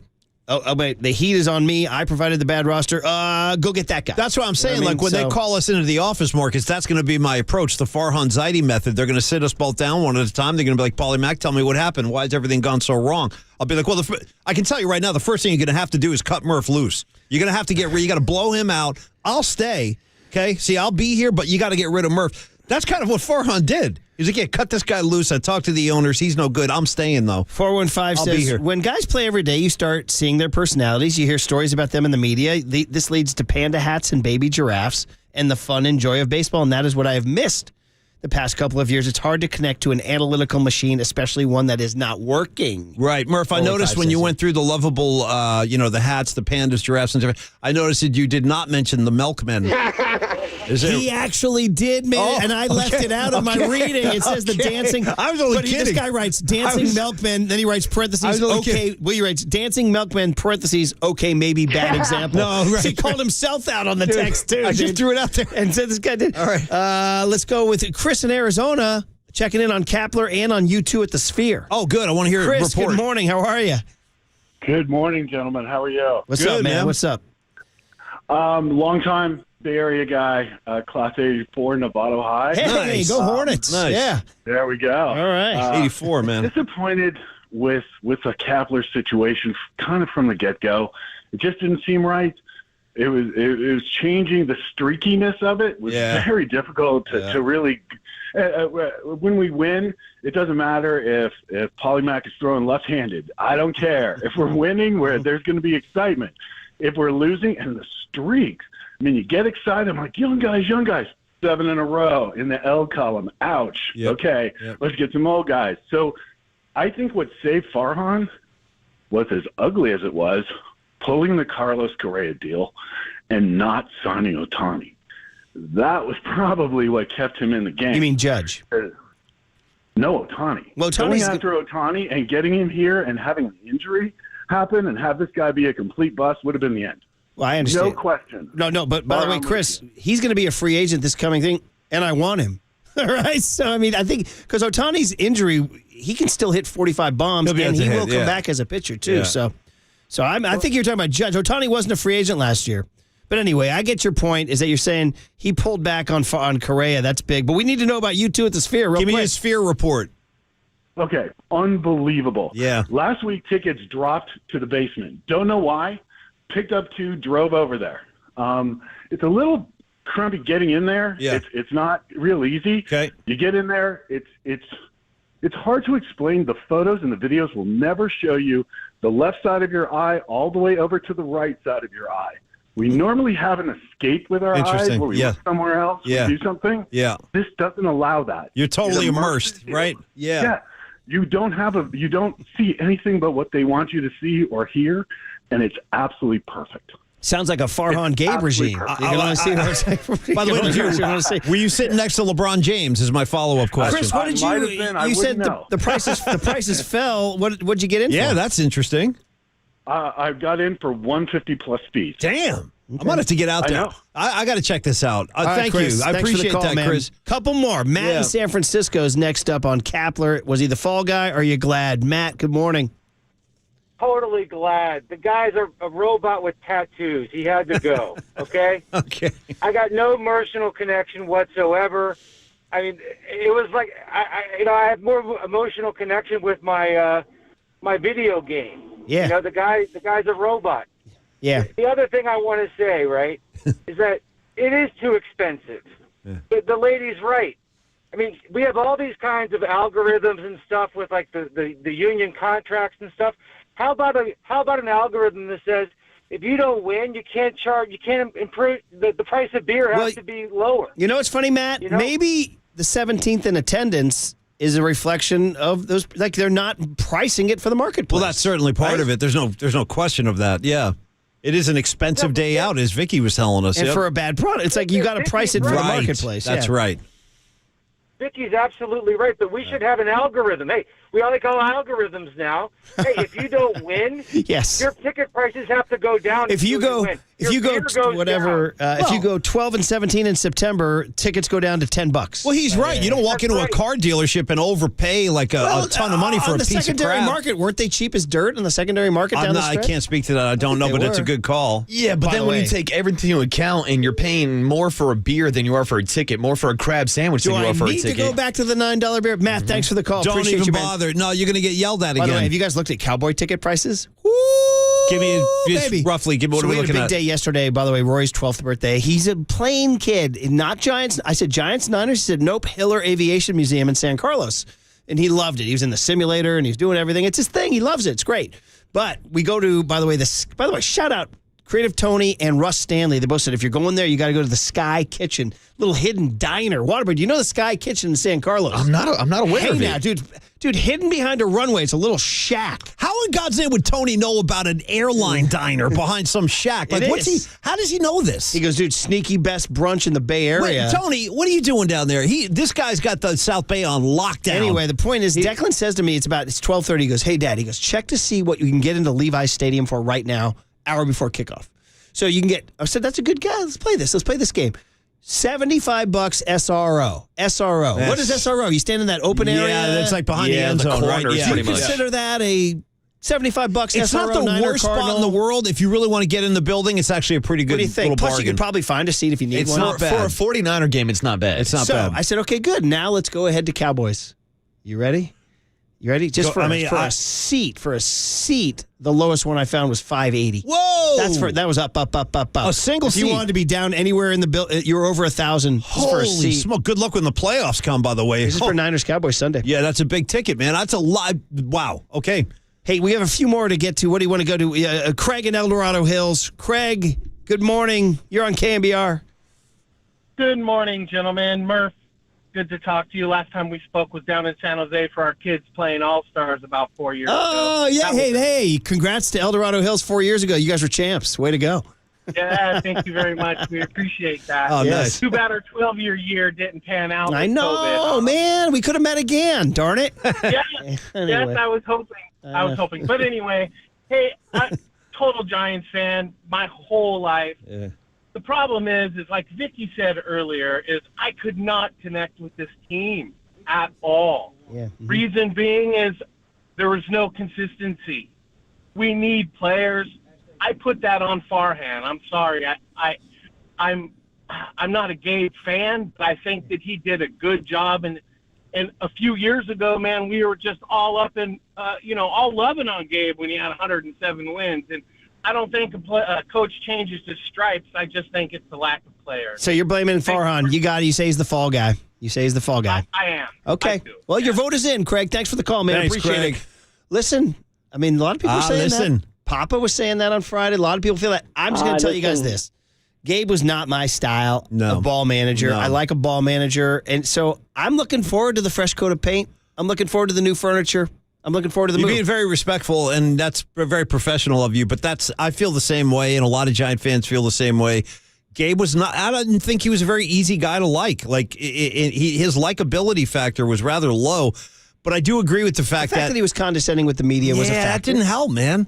That didn't. Oh, really? Is that what you think? Is that the right question? Oh, that's the right question. And I guess the I question hated moving hearing forward that a now. lot. That's a right question. Well, that's the right. No, you're asking the right I'm just question. curious Now, so if you know the distinction. Papa thanks, came on man. Friday and said Yeah. you made it personal, but I think the answer to that Well, he is did it first. personality matters. I'm going you to my- have to connect with your. This is all part of the human game we're playing called sports. I'm telling you where right like now. a guy, you want to ride with a guy. It's like when you Some got people did want to ride with Murph. Like you got a dispute with your siblings. You're a little kid, and then your parents call you in, like you're going to court and everything, and they're like, "All right, what happened?" And I'd be like, "Well, Gabe started it." You know what I mean? Frank from Santa Cruz checking in, saying that Vicky's leading the way. Frank, good morning. You're on Hashtag KNBR. Vicky knows. Good morning, guys. What's up, Frank? Good morning, guys. That Vicky, man, she really put the nail on the head. But you know what? Just wait until the A's leave, and the Giants going to raise that price another 25%. Oh, you're bumming me out, man. Frank.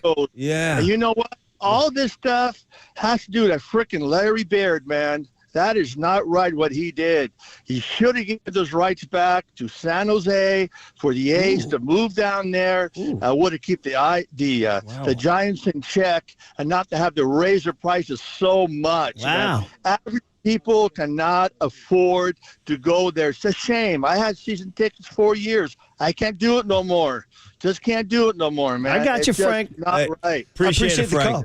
Frank's still pissed about the territorial rights. Say what's up to Santa That's Cruz old school, for me. man. Yeah. That's old school. I know, that's my guy. 707 asked on the text line, do you really believe Farhan would hire a traditional baseball manager? Great question. We're going to find He says out. he's going to change. Yeah. Dad, he's going to do the dishes now, bring flowers home. You know what I mean? It's a new me. No, it's a brand new me. I mean, that's going to be the difference. Kapler's not going to be here next year, but who's going to be on this roster? Is Farhan going to try to build it the same that he's tried to build it the last 2 seasons, even though it hasn't worked? And that's something that we've talked about is him not adjusting to baseball in 2023, whether it's the Giants being last in stolen bases, whether it's them setting a franchise record in strikeouts, whether it's them not having the ability to find a guy who can hit 30 home runs. Like, they need to adjust to this style of baseball. Is it going to change next year with Farhan? And is he going to go out and get another guy like Gabe Kapler? Or will he go with an old school baseball guy like we're talking about? Yeah, here we go. 650 says he's not a fall guy. Even during 107 wins, longtime fans saw through the smoke. Glad he's gone. We need a solid lineup. 530 says, I didn't like the condescending tone in interviews. That's the right question. Really? etc. Is that what you imagine? Oh, yeah, 707 guys, you guys clowned Gabe long before he was the Giants manager, which is true. He was never our scene with the Pryor. Well, He was Pryor That's true. knocked me on my ass. It wasn't our scene. Give me a ball manager. Give me that. Somebody says they want the Tom Sula with the 3 buttons down, eating hot dogs in the dugout. Shouting out accounting. And by the way, while while we're way long with the big I hit. have a Way final long. request, though, Marcus, if you could. This is for me especially as we say farewell to, well, not only Gabe Kapler, but also farewell to Brandon Crawford. Perhaps. I would like to punctuate that with one final blank you, Tony, if you could. Thanks, man. That was just for me. Man. All right. Well, listen, do we have time for the big hit? Because there's so much from the weekend. We gotta have get to do the big Thank hit. you guys for checking in at 808 KNBR. We're here for you all winter long. Or fall? October? Whatever it takes. We're here for you Yeah. all year. How's that? On KNBR 104.5 and 680, the Sports Center. Yeah. You're listening to Murph and Max Power Hour. Now on 104.5 FM and 680. This is KNBR, the sports leader. Here's what's trending now. On KNBR.com. The Giants made the announcement to fire Gabe Kapler last Friday after another disappointing season that resulted in the Giants missing the postseason. To find out more about why the Giants decided it was time to move on from Gabe Kapler, check out that story and more trending now on the all-new KNBR app.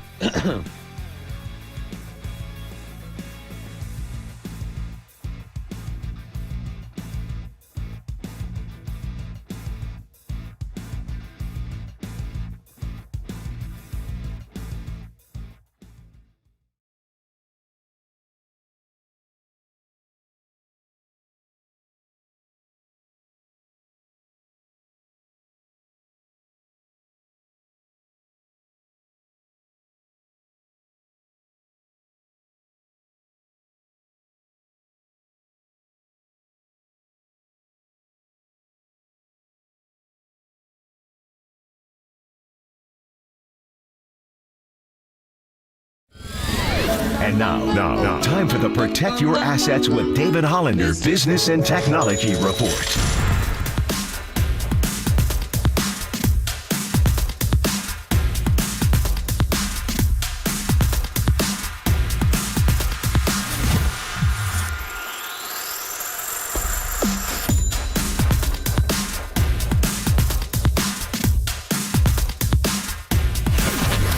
This has been the Protect Your Assets with David Hollander Business and Technology Report.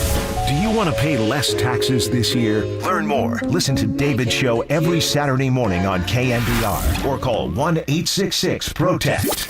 Crank up Murph and Max Power Hour. All right, everyone, chill. This is the cooler You're not sending me to the cooler. of content. Murph and Max Cooler of Content is sponsored by Mancini Sleep World. Sleep better, live better. Visit sleepworld.com. And by Marin Health. Marin Health Medical Center and Marin Health Medical Network world-class care. Closer than you think. On KNBR, the sports leader. All right. Thanks, everybody, for the big hit. We all appreciate all y'all and, bringing back the phone call in 2023. I'm enjoying it, man. Listen, so much cooler content. Let's squeeze as much as we can in before Tim Ryan comes in and talks about the 4-0 Niners. Woohoo! Brock Purdy, 20 out of 21. McCaffrey, 4 touchdowns. And they're just, once again, 30. Shout out, for 30. Shout out Brandon Ayuk's big day, too. Brandon Ayuk with a career-high 6 grabs, 148 yards. He had a big game. And they got away with Debo being dinged up. You know what I mean? Not a lot of George Kittle yesterday either. It just shows you they can beat you so many different ways. Do we even bring it up? I mean, I had the good fortune of playing. Marcus and I played each other in fantasy. I'm sorry. He did me a solid. His team decided not to show up this week. Yeah, shout out the Kittle Rascals, Paulie Mac. Well, listen, are you guys going to have to fire Kapler to get them going? I think I might fire myself. Yeah, can you after these last couple of weeks. By the way, only reason I won is because I played you, because my team didn't do anything special. You had Puka Nacua and the Jags defense carried you. Put up like half your points. And the fact that it was all happening in Toy Story form made it even that much better. Dude, I had to watch those animations run back pick sixes. Pick six in Andy's bedroom with his feet lighting on fire. Oh man, come on. Anyway, come on, that's unnecessary. Dude, okay, this one's interesting. We want to celebrate Bruce Bochy because the guy shows up. First of all, when he took over the Rangers, we're like, dude, what are you doing? That's a bad team. I was Palea, boys. And he made Palea, boys. No, Saturday night in Seattle, they clinched the playoffs. That's what Bochy does. Now, this is good and bad because they clinched the playoffs, but they hadn't clinched the West.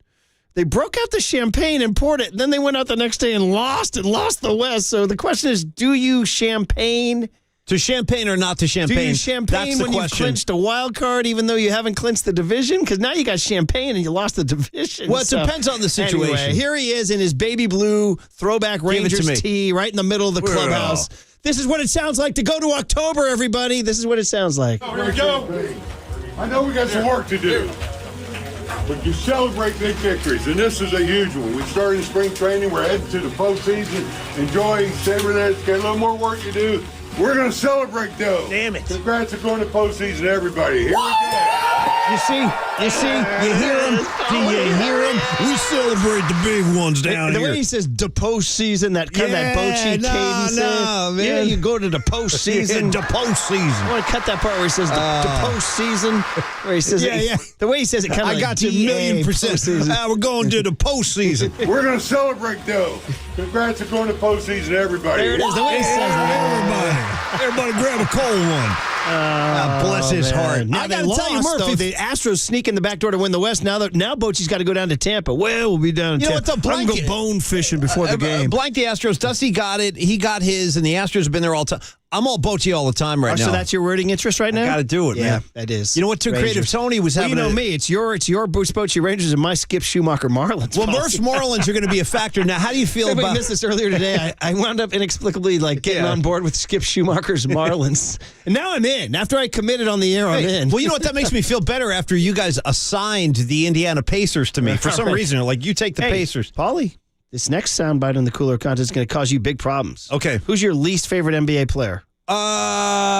Least One of favorite your least NBA favorite. Well, what are we talking about? LBJ right now? Yeah, you know, Well, sometimes listen to what LBJ is saying I about like the guy. your football team. Okay, This is a different beast. This is a different beast. The Niners are looking like the best team in football on both sides of the field. Brock Purdy is sharp. Obviously, Debo, Brandon Ayuk. You know, you can't say any more great things about CMC. He's a George Kittle, and that's just to name a couple, man.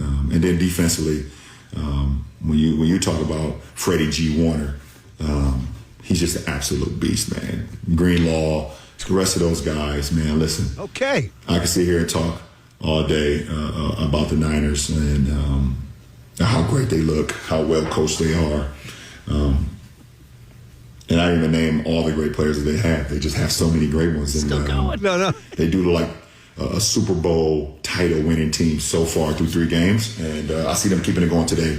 Live from Levi Stadium in Santa Clara. Damn. The Niners winning that. Is it like a paid commercial or something like that? I mean, I also want to shout out some of the coordinators. Are we going to get him on a sideline? Well, listen, don't forget. We get him on a sideline? Late 80s, dude. You remember who was a fixture on the sidelines during the postseason will be Magic Johnson. He was friends with Ronnie. No. Yes, dude. He's in the 35th. Yes. Open your eyes. You'll see it. What? Yeah, he was friends with Ronnie. Holy Mac. If you watch the 30 for 30. What, are you going to challenge that? No, I just don't remember it at all. Yeah. He was on the sidelines quite a bit. And he have his jacket on, his Niner jacket. So this will be the new version of that. And then LeBron. I like LeBron talking Niners. I like it. Then he tweeted. He did a whole sheesh CMC. He tweeted out. Yeah, I heard about caps. the tweets. Yeah. He tweeted out a CMC, you're absolutely ridiculous. My goodness, with all caps.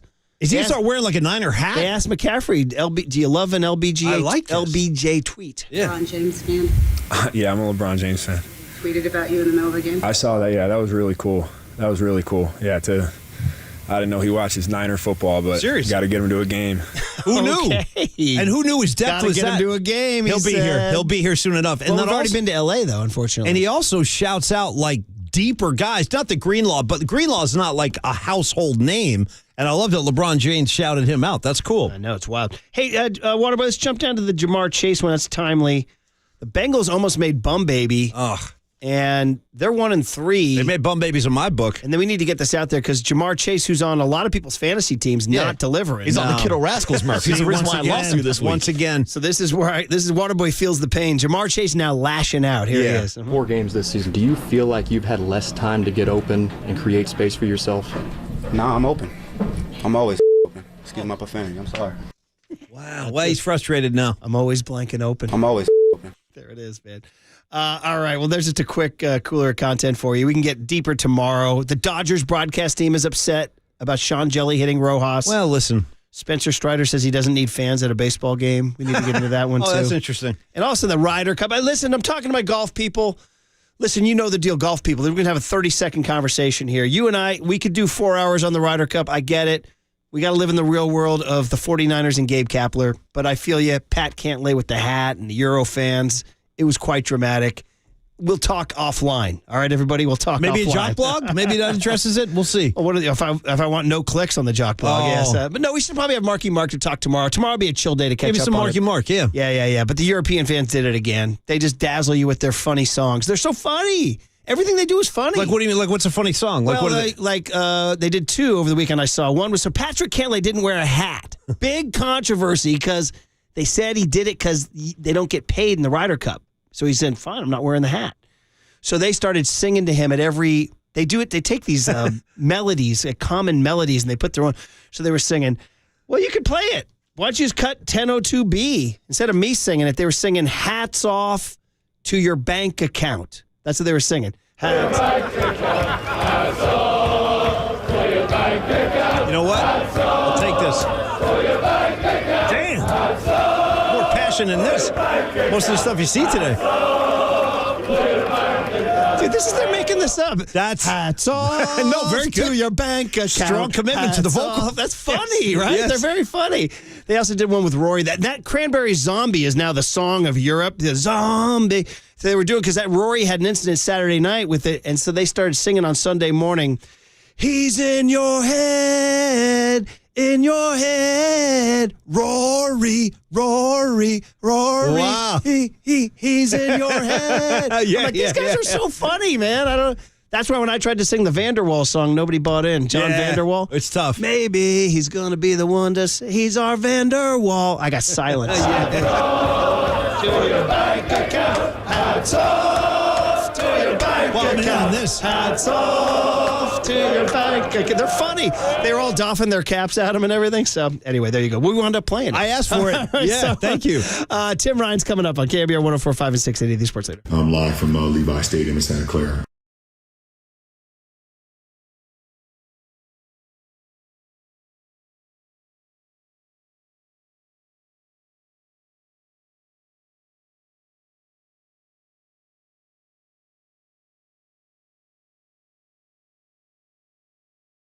All right, everybody, Paulie Mack, getting ready, getting situated. If I could steal a line from the Brian Murphy playbook, getting situated. Can I say that for the first time ever on these KNBR airwaves? Want to talk QC Kinetics, everybody. Listen, getting older, you don't even actually scrap that. You don't even have to be older to be suffering from joint pain. Plenty of guys in their 20s and 30s have a lot of joint pain as well. A lot of former athletes dragging around injuries into their adult lives. Maybe it's a shoulder, a knee, an ankle, your back. I mean, there are joints obviously all over your body, and QC Kinetics is out here trying to change your life positively without drugs, without surgery. We are talking about QC Kinetics as the world's largest advanced regenerative medicine location. They will take your body's own concentrated healing properties, put them right back into your joint, which will then restore and repair that damaged tissue that's causing you so much pain and uncomfort. And again, no surgery. Here's another thing. No prescription drugs, no painkillers, no potential addictions, which is a serious problem with a lot of those medications. So call QC Kinetics and let them handle your pain. See why Emmett Smith is a patient at QC Kinetics. He's getting the treatments. So again, the latest advances in precision regenerative medicine, they will attack the pain and bring you lasting relief. Now's the best time to get started. Give them a call and let's get you set up in either Pleasanton or San Jose. Call 877-70-REGEN, 877-70-REGEN, 877-70-REGEN.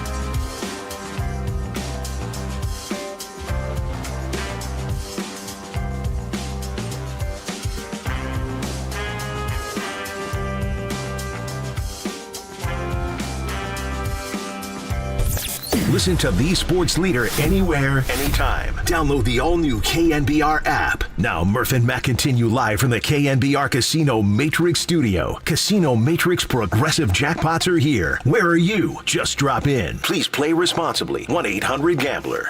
Okay, Tim Ryan's coming in just a few minutes, so let's talk 49er football. Brent Jones going to join Tolbert and Copes today at 3:50. Two last things. One, I hear this, and I hear the classic R&B tunes of a Marcus Boucher here. Forgot to tell you that at the Fairmont Hotel Thursday night with the opera going on with Kapler getting fired and the body falling from the balcony, Tony Salvador said to me, tell Paulie, I was shooting pool down in my basement. I had the music playing. He goes, you know what I heard? He said, I heard, this is for you, Paulie Mac. I need to talk to you. Oh, you're not on. Well, that's the problem because Paulie can't talk right now. Work. His microphone just broke. Murph. Oh, hey now. So talk to me. Tell me your stories, Murph. Well, it was a T-Sal story. He said, tell Paulie. I was shooting pool in my basement. I had the music on, and there I heard Return of the Mac. Return of the Mac. Was he talking about Khalil Mack? But Paulie Mac? If you guys can watch on YouTube right now, you're witnessing Triple E just putting out fires and Waterboy or Paulie Mac walking over there. This is crazy. Hey, should I take this time to give away tickets? Sure. How about this? How about 2 VIP tickets to the Ballpark Back 9 on November 12th? November 12th. That's a Sunday, and the tickets are for that day. It's at Oracle Park. Oracle Park is bringing back the Bay Area's most unique golfing experience. It's called the Ballpark Back 9. Golfers, non-golfers, whatever. Hats off to your bank. Hats off to the Ballpark Back 9. Anyway, you're over there. I'm back. I don't know. You're over there. This is my new home now. You're over there. Yeah. Anyway, golfers and non-golfers alike tee off. You try to land your shots onto greens, which are stationed on the field. Right. Tee boxes positioned in all the iconic ballpark locations. A dedicated caddy to guide each foursome alongside the course as they swing their way through 9 holes for ending the round in a 10-hole putt. It's a 5-day event. It's really cool. It's for all ages. And so let's do this right now. Caller number 10, 415-896-KNBR. Caller number 10, 415-896-KNBR. Wins 2 tickets to the Ballpark Back 9 on November 12th. Why don't we do that and then bring in Tim Ryan, Brock Purdy, Christian McCaffrey. The Cowboys are on their way. Only 2 4-0 teams in the NFL. Tim Ryan and the Niners next on The Sports Leader.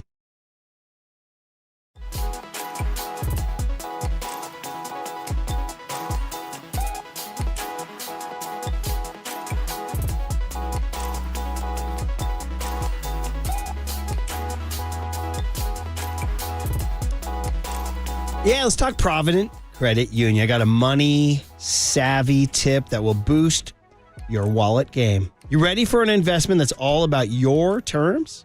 Look no further than the Pick a Term certificate from Provident Credit Union, the ultimate way to grow your savings your way. So with the Pick a Term certificate, you are in charge. Whether you're thinking 3, 6, 9, or 12 months, you get an unbeatable annual percentage yield of 4.75%. You heard me. 4.75%. So, whether you're chasing short-term goals or dreaming big for the long haul, this certificate hands you the financial reins. But don't wait too long. This amazing offer will not stick around forever. Snag it before it's gone. Just head to providencecu.org for all the details and to apply today. That rate is effective September 14, 2023. Minimum balance requirement of $10,000. Early withdrawal penalty may apply. Federally insured by the NCUA. Visit providencecu.org for more details. From the Chilton Auto Body Traffic Desk.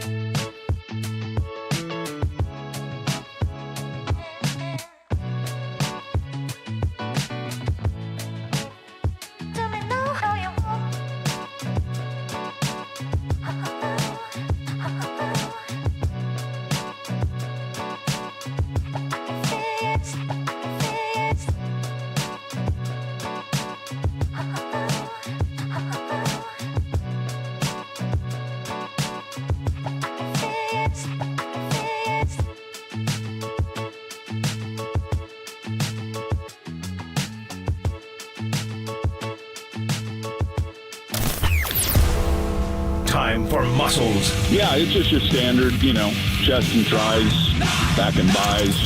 Metal. Ronnie James Dio. I'll go Dio. The last in a line. You need some syrup for that pancake. Now here's 49ers color commentator Tim Ryan with Murph and Mac. Sponsored by Dignity Health, the official healthcare partner of the San Francisco 49ers. On KNBR 104.5 and 680, the sports leader. Well, they're 4-0, man. And here come the Dallas Cowboys. This is what you want. This is what you want. You want all the drama and all the glory, and we got it. 49ers 35, Arizona 16. Tim Ryan every Monday at this time. Timmy, welcome back to Murph and Mac, man. How are you?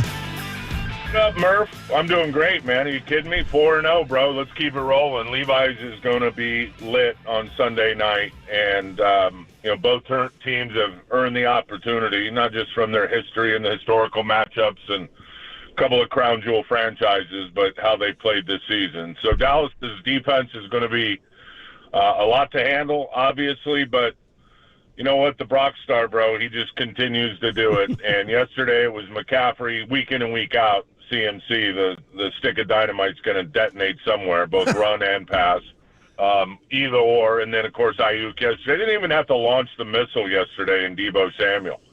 Going into that game, I anticipated with the way that they play a lot of their coverages and trying to play the shell. I'm like, oh, Kittle's going to have 15 targets in this game.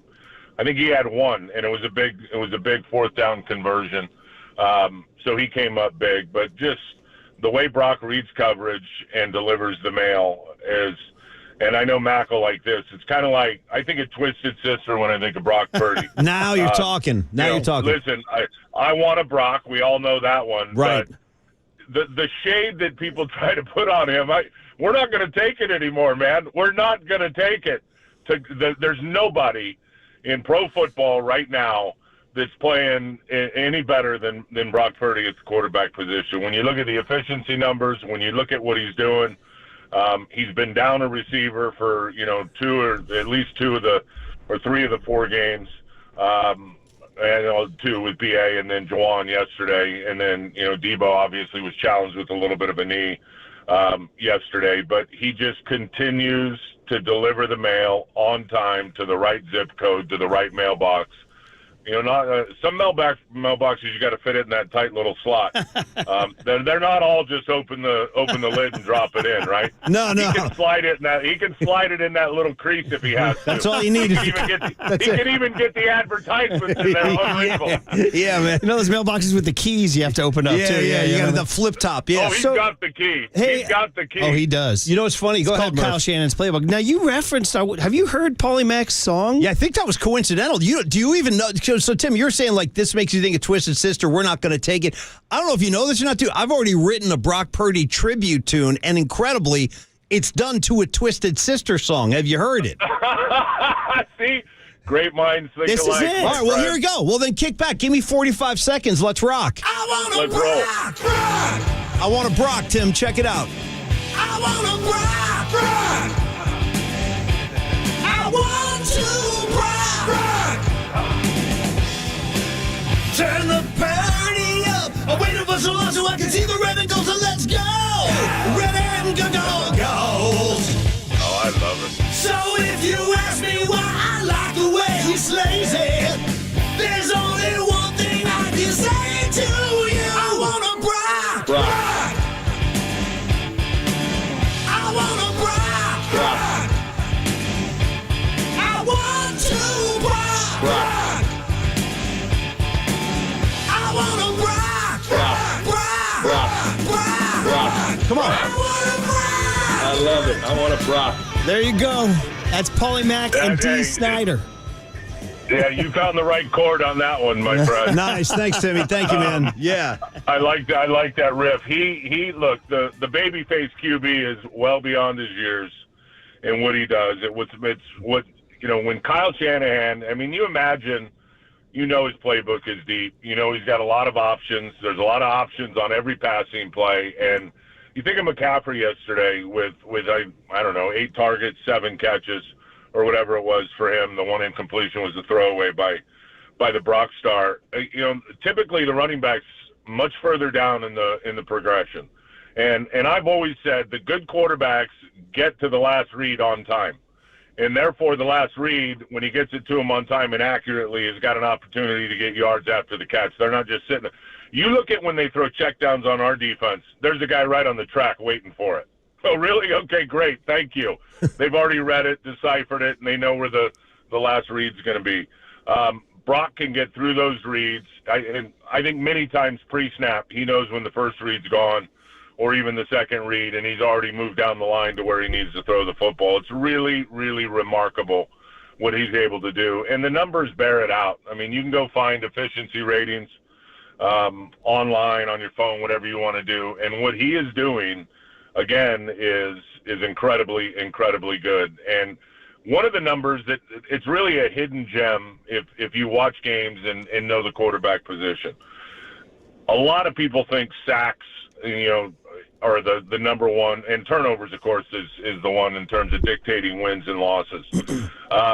But when you get into these specialty stats and stats that matter, the yards per pass attempt is the number one indicator if you win or lose a football game in terms of how the quarterback played. And it does dictate wins and losses. And if you're up, above 8 somewhere, like going into the game yesterday, I think Josh Dobbs, who is a hell of a quarterback, man, he's playing good football every game this year, and I thought played his ass off for the most part yesterday, especially late. He's 6-point-something yards per attempt. They're a 1-3 football team. Brock was over 8 going into the game yesterday, one of the best in the league. Yesterday he was 12.3 yards per attempt. Yep. That number is a number that determines what happens at the end of that game, and it's really fun to watch, and for him to be able to get into that playbook. Imagine how much fun Brian Griese's having as a quarterback coach. Right. And I'm sure the jobs have gone up for all these guys in terms of, the preparation, and because he can handle all of it. And we can call this, and now we're going to do in this ring, and then let's build off of this wrinkle, and let's throw this, let's make this adjustment. And Brock's been able to handle it, and it's really refreshing to watch efficient quarterback play like that. And then the way he handles himself, just beautiful. And everything you said, just on point, just like Brock yesterday, 20-21. By the way, two things. One, you're listening to KNBR and KNBR FM San Francisco, the sports leader, Thank you. Cumulus Media Yeah. Station. And then also just wanted to tease, Javi Lopez will join us around 9:15, 9:20, so stay tuned on that. Hey, you point out the 12 yards per pass attempt is amazing, and you did say it in your answer there, but just wanted to spend a moment on the 0 interceptions again. I mean, Greg Cosell comes on every Thursday. He's like, do you want a quarterback who turns it over, or do you want a guy who doesn't turn it over? I mean, I don't want to talk about it. It's like baseball, no hitter or something. But man, Timmy, the decisions, right? Yeah, we're spoiled by it, and it's decisions, and it's ball location, and it's managing risk when it's a bad situation. We've seen him throw it away. Now, look, I know George had a big pass breakup in the Giants game. When he knocked the ball down that may have been intercepted. You'd say the same for Debo on one of those plays. But typically he's not going to – we haven't had the tip pick yet, the one that, the one that Ronnie Bell caught against the Giants. That could have very easily been intercepted. The time's going to come when there's a pick. It's just going to happen, I would think. But week in and week out, we've been getting spoiled with how he manages risk, throws it away when he needs to, gets it out of bounds where nobody can catch it. We've seen a few quarterbacks keep it inbounds on throwaways, and they end up being interceptions. And then yesterday, the ball location and the accuracy, the back shoulder throw to Ayuk, the little touchdown where McCaffrey had to swing out of the backfield and then run an angle route on Dennis Gardeck. That is a matchup that they would love to have every time. They got it, and he just put it right on the numbers. It's precise ball location, allowing these guys to run after the catch and not giving the defense a chance to go get it. There's so many different things to talk about from yesterday's 35-16 win, and as you mentioned, the Dallas game coming up is something too, but we just got to spend a minute on the red zone. Dude, red zone, you don't go 5 out of 5 touchdowns. That's like, that doesn't happen. It did. Well, and that's what Arizona Murph was counting on is long drives, keep it in front of you, don't give up the explosive. Ayuk had 4 explosives in the game, by the way. What a huge day for him. And then play great red zone defense because the 49ers, if you looked at them going into the game, they had not been a great red zone offense. Yesterday they were in both run and pass. The swing screen, the second touchdown goes down as a run, but because it was marginally a backward pass, so it'll go as a run. But then the one I just talked about, and then being able to run it. What nobody's talking about, and they were big yesterday, and I promise you, the 5 guys up front, and I'll include the tight ends and the fullback, so 6-7 with Juice and Kittle, or if Charlie Warner's out there, they are starting to come together in terms of their combination blocks and how they all work together. It's a band of brothers in this offense, and how the details of the run game and aiming points and the play looks like a 19 toss, which is supposed to go outside to the left, but it bends all the way back to the A gap, right up the gut. And that's by design. That's not like, oh man, a great vision by the run. That's by design based on how the defense adjusted to what the 49ers are trying to do. So much of that happens pre-snap, and guys have to all process it and pick it up. But the O-line, there was 1 sack yesterday. Gardeck, had a great spin move, and he's a good little player for them in terms of bringing it off the edge, and got McKivitz with the 1 spin on the sack. And that was really the only bad drive of the game to start the third quarter. But this O-line and keeping him clean for the most part, and how they're doing in the run game, I can't wait to watch the tape because I know there will be several plays where 4 of the 5 had clinic blocks. Now, a lot of plays, you'll see 1 or 2 guys do it perfect, and 3 guys were a little off. Maybe their aiming point wasn't right. Maybe the guy played great defense, and they couldn't execute the block. These guys get better as the season goes on. The run game will get more difficult to stop. And then, of course, we got all the play action stuff off of that. But the O-line is kind of the unsung hero of this offense and what they mean and how they're starting to play. And that's all the fun of the Dallas game. That's where the game will be won and lost, period. I know it looks like basketball on grass a lot of times, the way the game is now. But the action is still hot at the line of scrimmage, and the action at the line of scrimmage is still the most important. And if you've watched Dallas defensively, Look at the Giants game to start it. They absolutely destroyed the Giants. They did. I don't know how many touchdowns they've scored this year. I want to say 3 or 4 on defense. They did it again yesterday. That's the matchup where my eyes will be, and I like the 49ers in that matchup. Yeah, before we get to the Dallas, one last one. 2 things from yesterday's game. 21-16, you're like, the Cardinals just punched it in. They went for 2. They didn't make it. The next play was the 34-yarder to Ayuk. I want to go back to the New York Giants game. I think they made it 21-12 or something like that. It was like kind of. That sounds right. Yeah, something like that. I want to say that right away he went over the middle, deep crossing route to Debo. Just punch him in the mouth right back. So twice he's answered with big gainers when both third quarter situations got a little tight. Yeah, as soon as it feels like it's, there's a chance this team can come back. And this is pro football. I mean, look at what the Giants did to Arizona week 2 and being down 28-7 and coming back with 31 unanswered. I love and you know what? This team has typically not stacked bad series on top of bad series either. I mean, you look at the start of the second half, and this is a perfect example of it. It was a bad series. They had 2 negative plays. That's when the sack happened. Debo, I think the play before that was a negative run where the guy came and knifed through. It was good defense. And so in close to the strike zone, and they get pushed back and ended up having to punt. The next drive is that big over route to Brandon Ayuk. The grain buster where everybody's rolling one way and Ayuk's coming back the other, and Purdy dropped it in. The play that you're referencing, they get close, the opponent, they get in the end zone, and then he gets that one down the field to Ayuk on the deep post down. I don't think Ayuk thought he was going to throw that ball the way they had him double covered and stacked. I think Brock probably made his mind up on Wednesday. He's throwing it no matter what. And threw him open, and what a catch, what a fingertip grab by Ayuk. But you got to have a counterpunch in this league. When you get hit, you got to have a tough chin, and you got to come back with one of your own. And it seems like time and again, week in and week out, the 49ers are able to do that. Yeah, Timmy. And then 28-16, and the Cardinals are like, okay, they're going to – and then the 3rd and 10, you call them the grave digger. That's where they get him off the. That's where they get him off the field. Sunday.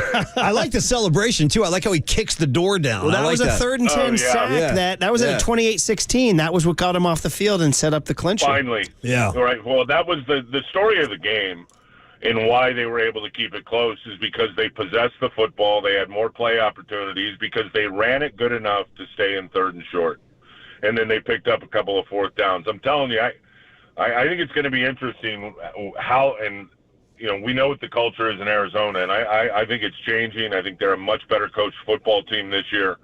I think you can see that watching them. But when Kyler Murray gets back, what they're going to do with the face of the franchise versus this guy who's been a career backup who's playing his ass off.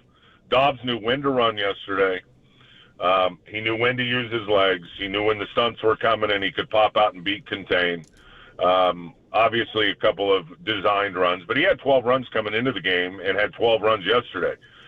Some of the throws he made, I mean, the pass rush is just in his grill, getting ready to put the smash on him and tattoo him in the chest, and he's delivering balls over the middle with big accuracy and velocity. So he certainly has my respect.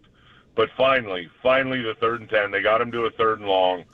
And the gravedigger buried him. And then did the kung fu fighting. Yeah. And then did the Karate Kid kung fu. Yeah. Young grasshopper, Nimble. whatever you want to say. He the way that you can just see in that rush if you go back and watch it. And most guys they get to an edge like that and they're working the bull rush. Okay, they're going to push the guy back. The guy's going to drop the anchor. He's going to put his foot down and brace. Well, if you watch just the upper body strength of the gravedigger, he's got the edge, he's got the bull rush going, and then he just torques the shoulders open and opens the door. So he can kick the door down and he can twist the door open with his upper body. Yeah. And then as soon as he can get those shoulders turned north and south, he's got the edge and he can finish. What a signing he was, and what a perfect piece he is to this defensive front. Incredible. And by the way, just cleaning up here, do you have anything on James Conner and Hufanga? after the game? Yeah, what the hell was that? It's very unusual. Yeah, I was all over that. Man, I'm glad Keith Ismail was breaking it up, the old 49er, because I saw a lot of red jerseys running over there, and Huff didn't have his helmet on. No. Huff is too pretty to get just rolled by 10 Cardinals. Nice. And I don't want that. The way he is such a stud. I love him so much. He's so pure and everything about him. So I'm glad that Ismail broke it up. But I think it was something from. I'll find out today. I'll get the skinny for you guys. But yeah. I think it was something early in the game when Fred Warner may have been holding up Connor or had just missed him, and then Huff came and walloped him and then laid on top of him maybe for too long as Connor was trying to get up. I don't know.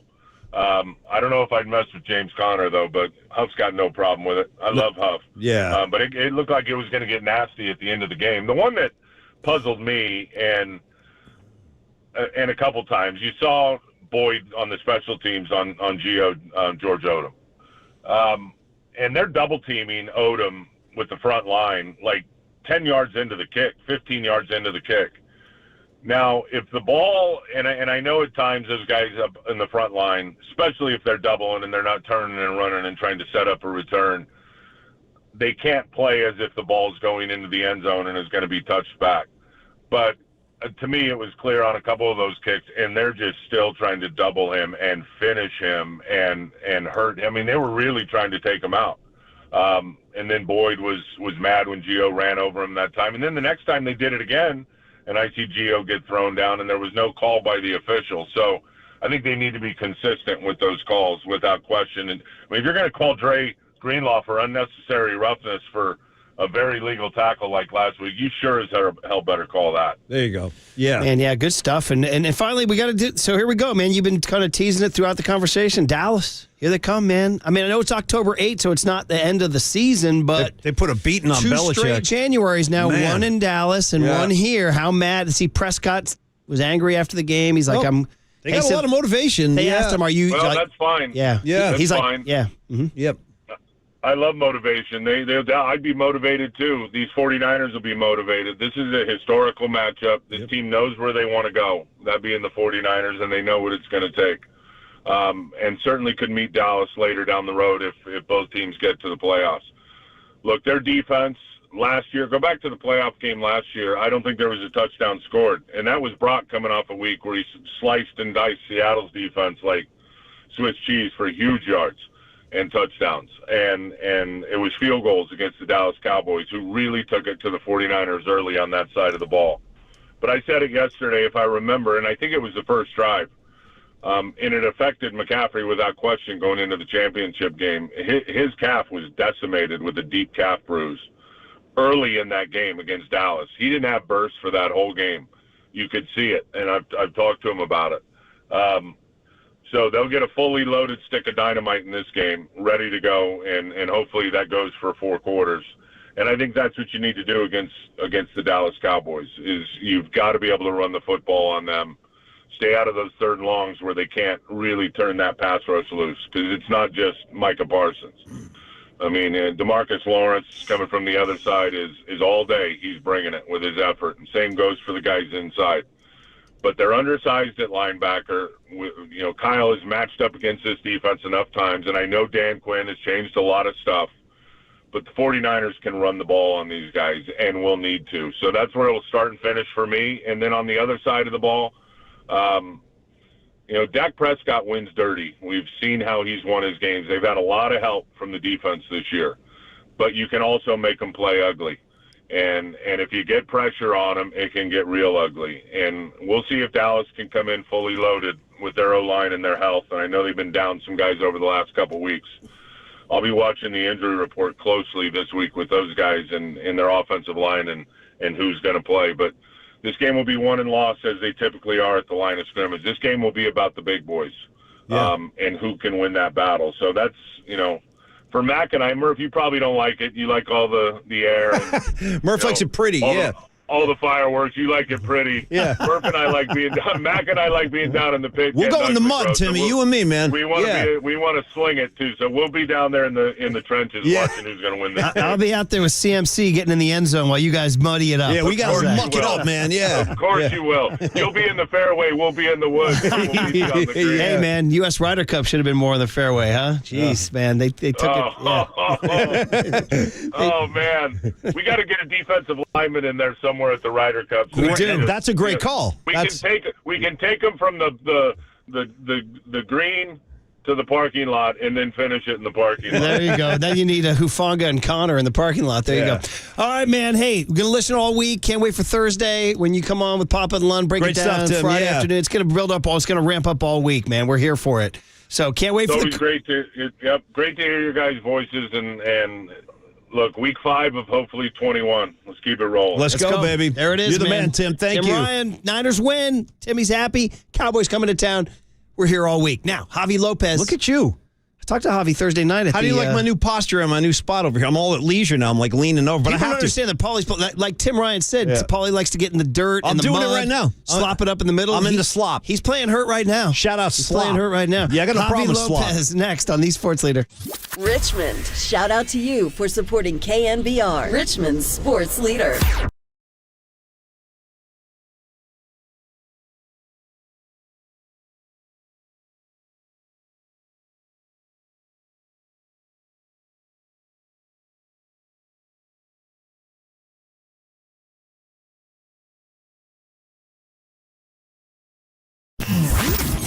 Here's what's trending now. Trending now.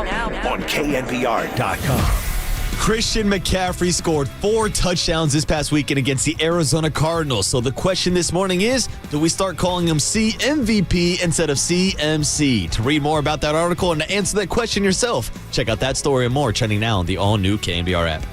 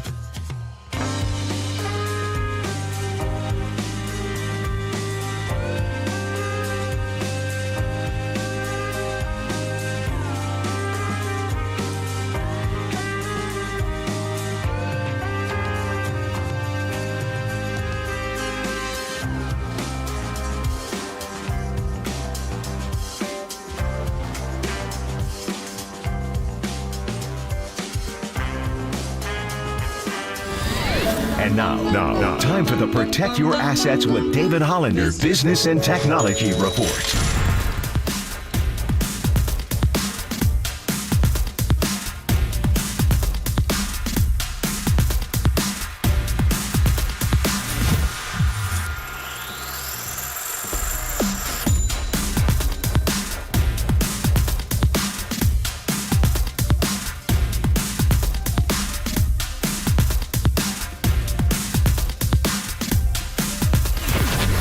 This has been the Protect Your Assets with David Hollander Business and Technology Report.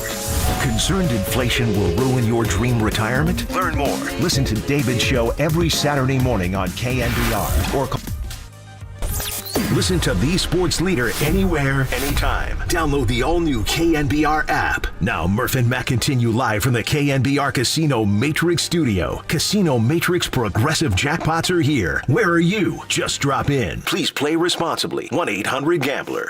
On behalf of the team, I just want to thank you guys for this season, for showing up through the ups and the downs. You guys continue to show support and show up, and we just really appreciate it. And then personally, from the Grand Slam in Milwaukee to the World Series wins to today, you guys always showed me love. My family and I appreciate it so much. You guys are the best. Appreciate it. Well, man, no shortage of incidents or newsworthy happenings down there at the ballpark. I mean, gosh, Mario Alioto left us over the weekend, too, in terms of leaving the Giants. Leave us. He left the Giants. Right. He moved on. We'll say, yeah, that's better. Anyway, this is where I saw our next guest was at the Mario sort of farewell party from the Giants on Thursday night at the Fairmont Hotel. And then the very next day, Gabe Kapler, obviously relieved of his duties. And then Sunday, Brandon Crawford says farewell. So much to talk about with, well, one of the greats, World Series champ, Javi Lopez. Yeah. Javi, good morning. Javi. How are you? Hey, buddy. Gentlemen, I'm great. How are you guys? Good. Man, we're letting the smoke clear. Wow. Yeah. Sometimes things happen, Javi. That was a day. A lot of action. Let's start chronologically. Gabe getting relieved of his duties, man. Obviously a big move. Obviously a huge move. Giants haven't really truly fired a manager with time left on his contract since Jimmy Davenport in 1985. That's incredible. You know, I guess I'll open it up with that. What was your reaction when you heard? I got to say, I was a little surprised. I mean, you get the whispers and things get a little bit louder when the team isn't performing, and you start getting articles coming out that there's some team chemistry or clubhouse chemistry that's going away, or it maybe was never there. And I think a lot of that just comes with losing. I think when you're winning, nobody cares that people are playing Pasoy and on their phones and doing all those things, and it just comes to light when you start losing, and somebody's got to be the fall guy. And I just was a little shocked that it was on a Friday as opposed to maybe after the season today or whatever. But I feel Gabe did the best he could with what he had, and I do appreciate his work ethic and his ability to kind of be grinding every day to be the best manager he could be and try to put the people in those positions to succeed. But ultimately, I mean, the roster was a difficult roster to manipulate to win consistently, and somebody had to pay the price, and it was unfortunately Gabe. Do you think, Javi, that in the history of baseball, this is what happens? Like, you know, guy doesn't have players, guy doesn't win, guy gets fired. Like that kind of guy takes bullet. Yeah. Is that the way it went? Yeah. I mean, I think that's kind of the nature of the beast, right? When you hire managers or coaches across any sports world, you're hired to get fired. I mean, very rarely do guys be able to walk it off, Bruce Bochy style, and even he had to get back into it. I think it's very hard for a manager to just kind of be able to write their own scripts. And ultimately, again, it does come down to the players that you have and the pieces that you have and what you can do with those. And it something that we were hearing a lot, whether it was Farhan asking for Farhan to be released of his contract or for Gabe, and maybe I think it just got a little bit too loud for ownership and maybe the front office itself, and ultimately you have to have a fall guy, and Gabe is that guy. Yeah, we're talking to Javi Lopez here, who called games this year for the team, and you were around the club, on the road and everything. I mean, there was nothing dramatically like wrong or, cancerous in the clubhouse or whatever. It was just sort of a team that maybe puttered along. I think maybe the most telling comment I heard, Javi, was Mike Yastrzemski said he said, I don't know, maybe there became sort of a fend for yourself atmosphere and not that much unity. I'm paraphrasing a little bit there, but Sure. Did you see that quote and did that resonate at all? Well, I do think, it's one thing the rookies coming up. It's a fantastic thing. This is what the fans have been clamoring for, having a young core coming up. And those pieces are there, but it is tough to develop one guy, let alone 5 to 6 guys at a major league level. There's just so much to learn. The game gets faster, and it's just, there's more scouting, there's more reports, and there's more ways to find the holes in those swings on a lot of the offensive players and the pitchers. It's just so hard to develop at that level. And I think when you get to that point, the fend for yourself, I did not see that comment, but I think maybe that's kind of one of the things that maybe he's kind of touching on, because it's disheartening when you come up and you don't play well, and then you are the quick move back down on the roster because you have options, and then you start playing that up and down game. Then it is tough to just kind of settle in.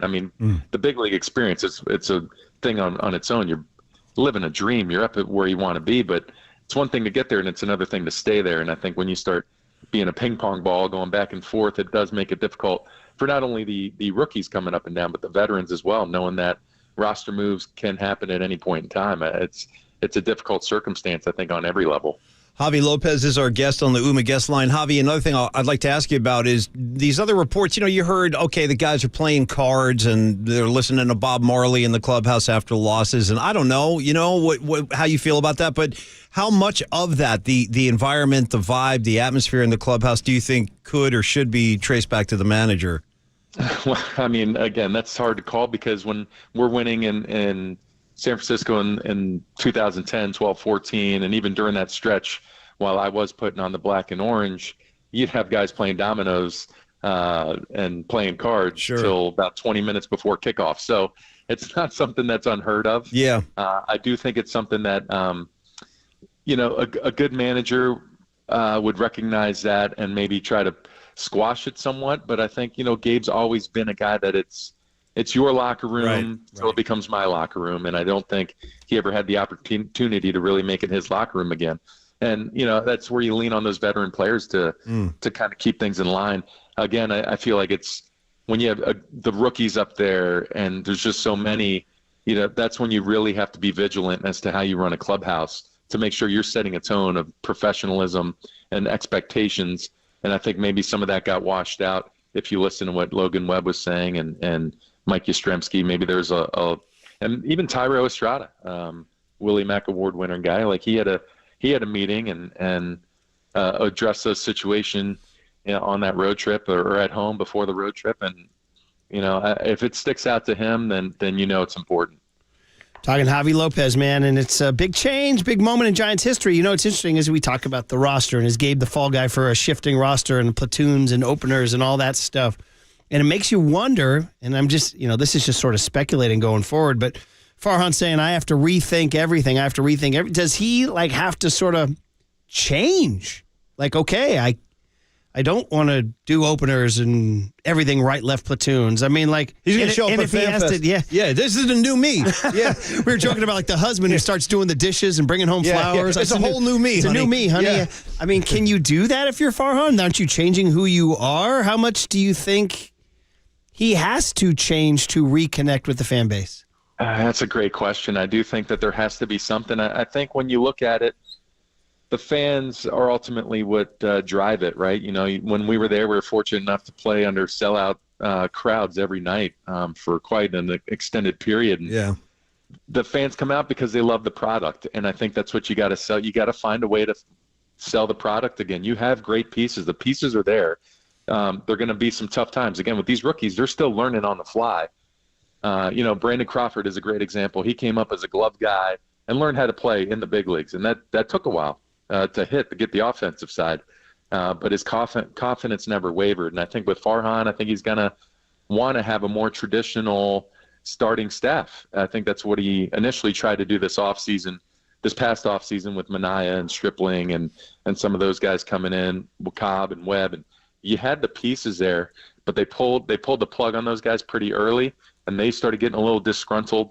And I think, I'm not saying that that's their fault. That's what happened, but I think ideally you want guys that can eat up a game and you can play a more traditional style game. The bullpen is good, but the bullpen gets overtaxed, then it becomes a little bit of a troublesome issue. And I think that's just, you got to look at everything. And he said he's going to be open to all and any thoughts going forward. And, I'm interested to see who they interview. There's plenty of willing and wanting candidates to come to San Francisco. It's a fantastic place to manage. So I am interested to see some of the names that start creeping to the top of a list here. Yeah. I am too. And it's true about a fall guy is a viable argument to be made. But I think what he took the fall for mostly, Javi, was the disconnection between the fan base and the team and that attendance. I think if they ran it back exactly the same, and Gabe could say, hey, man, I'm working hard. I have my staff. I do right every day. I prepare. But I think just what happened was, like, the fan base, what are they, down to 17th in attendance? I think if they ran it back with Gabe and Farhan, it would be a tough sell to season ticket holders. I think that's fair. I mean, that's a fair argument. And again, I think if we all want pitches back, right? You all want that in any sector of your life. You want some pitches back. And I think there'd be things that Gabe would do differently. I definitely think there's things Farhan would do differently, but ultimately we are where we are, and you got to be able to move on and figure out where you're going from here. I mean, everybody can look back, but you got to be able to look forward and figure out what adjustments are you going to make, and whether it's bringing in an older school or an older thinking manager, or maybe a younger guy that's got great balance. I played with plenty of guys that can fill that role, and I'm interested to see where they go, because Farhan's on his last year, and do you bring in, I hate the lame duck phrase, but I mean, that's kind of what it is. Like, if he's getting extended, then you can go get a manager that can work a while with him. If not, then what do you do? And I mean, there's so many unanswered questions out there right now. It's a I don't want to say a pivotal time in Giants history, because it kind of is. It's kind of an important. Yeah, it is. I mean, in one way, Javi, I know we've gone long. We'll leave you on this, but in one way, there is little sun peeking over the horizon with your Kyle Harrisons and your Pat Baileys. Heck, even Casey Schmidt hitting 2 homers in the finale gets you a little excited. Like, there is something in the pipeline, don't you think? Yeah, it's 100%. And I think when you look even further down that pipeline, you see a lot of great arms down there in the minor leagues. Now, do you end up having to trade some of your assets to get some bigger name guys? Maybe. Free agency has not been what you want to be. Yeah. Then maybe that's what you have to do. Maybe you have to attack the trade market. Or you just go ahead and call Shohei and be like, hey, who do you want managing next year? You know what I mean? And go figure that out. Well, what if he says, I want Javi Lopez? Then what do we do? I'll get a strike team together. I'll make sure we take care of that. Hey, okay, cool. We've had more than one text saying, you are the dude. Can you confirm your interest in the job now? I wouldn't have a problem with it, personally. Is there interest? Of course, there's always interest. Come on, it's one of 30 jobs. Why wouldn't you want that? Okay. See, now we're talking. Do you need representation because Murph and Mac are available? No, I'm just kidding. I always need representation. Always. Hey, Javi, all seriousness, if they called you, you'd go in for an interview? I mean, yeah, I'd love to see what that kind of interview process is like. Yeah. Okay. No question. Okay. Let's do it. Let's start the process right now, because we take you 3,000 times out of 3,000. Let me get the word out. All right. Thanks, buddy. We sure do appreciate you hopping on, and I hope you get a call. I'll tell you that right now. I appreciate it, and I'm pretty much kidding around all that, but hey, I would take the phone call. I would do it. Heck yeah, man. Absolutely. All right. Javi Lopez. You're the best, Javi. Thanks, Take Javi. care. Hey, I think we stumbled onto something here, Murph. I mean, he was right under our nose all along. Who knew? You know what I mean? That's kind of what happens in life, though, a lot. Like, the answer, it's right there 9 times out of 10. What if I told you Javi Lopez was the new Giants manager? I'd say, let's go get a drink and celebrate. I would love that. Let's go to the old ship. They're on me. Would he be the Javi only Lopez guy hotter than Gabe Kapler? What's that? The only guy hotter than Gabe Kapler? Well, it's a different kind of hot now, because Gabe's beefy and he's got all the muscle. He's like a musclehead. Javi's kind of like I always say, he's like a James Bond. He looks good in a tuxedo. He's drinking a martini. He's making pitching changes. all that stuff. God damn, that's exciting. I can He see him said, walking "Yeah, out to take the call." Murph, can you see him walking out to the mound in a tux? Just saying, give me the lefty. Yeah. All right, guys. Well, that was fun. All right. By the way, 925's in. He goes, no joke. Get Javi an interview right now. I mean, sure. Yeah. Why not? How about, Javi, then he hires like Estes as his pitching coach. You know what I mean? and- I got Vogelsong. Yeah. How about Sergio? Can you imagine Sergio if he got... I saw Sergio at the Willie McCovey tournament on Thursday. Is this the way Sergio talks? He's so trippy. Yeah. Oh, you want to ask about tonight's game? You see him in the postgame? Oh, you want to talk about tonight's game? That was a trip, bro. Oh, man. Yeah, that was a trip, crazy man. game, man. Yeah. That would be a great press conference. We'd have a great cooler every day. I know that. The cooler content would be loaded. All right. Okay, well, listen, we have an open half hour. We can talk Niners Cowboys. We can talk Niners Cardinals. You can talk Gabe getting fired. You guys can chime in on the Golden State Lumber and Building Materials text line. Okay, buddy. At 415-808-5627, or you can call us at 808-KNBR. Niners and Giants. Gabe is gone. The Cowboys are coming. On KNBR 104.5 and 680, the Sports Leader.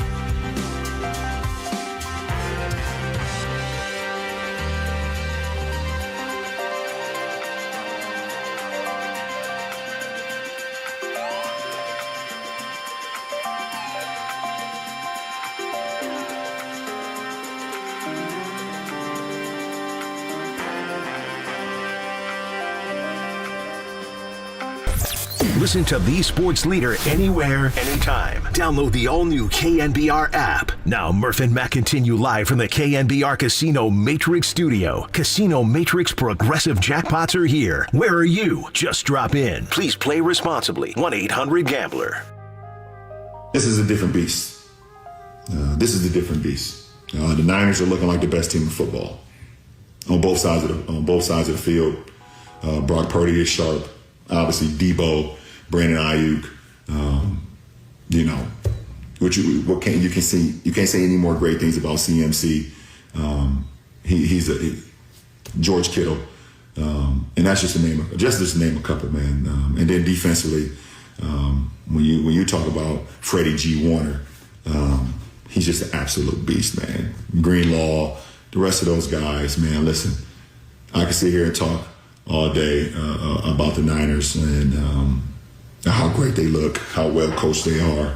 And I didn't even name all the great players that they have. They just have so many great ones. And they do look like a Super Bowl title winning team so far through 3 games. And I see them keeping it going today live from Levi Stadium in Santa Clara. I got the Niners winning that game. Oh, you know who that was? That's your boy. That's your boy, LeBron James. And by the way, that was before the game. He was making his, quote, Sunday morning picks with LeBron. Now, Murph, he picked the Niners. He did. I got to tell you, I love the cut. I love hearing LeBron talk about the 49ers. I had no idea he even was fond of them. Freddie G. Warner? Who knew? Is that G.D. Warner? Or is his middle name a G? That's is it like George for gosh darn great. Okay, and is that what it is? Freddie gosh darn Warner? And Murph, are you willing to open the door and welcome him into your Niner empire? Hey, you guys remember when he set the scoring record last year, I was the one who came on the air and had my come to Jesus saying, wait a minute, he's the number one scorer in the history of basketball. Yeah. And oh, by the way, he's top 5 all-time in assists. I was like, guys,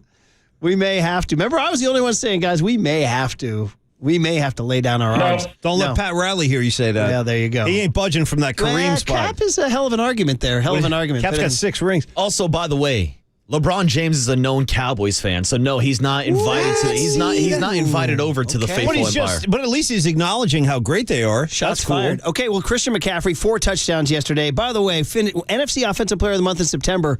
That game was in October yesterday, right? Can you go back to back with that award? I mean, is it? Dude, he won it in December of last year, which was the last time they gave it out. So Keep the streak alive. Back to back. Keep the streak alive. He's looking for 3 in a row. Steve Young, I got to give the youngster credit. He's the one who said on Tolbert and Coach before the season, he said Christian McCaffrey could be MVP this year. Now, a non-quarterback hasn't won it since 2012, Adrian Peterson. Yeah. So it has been done, but not in 10 years. Well, right now, again, it's 4. After your boy Tua got smacked around yesterday in Buffalo.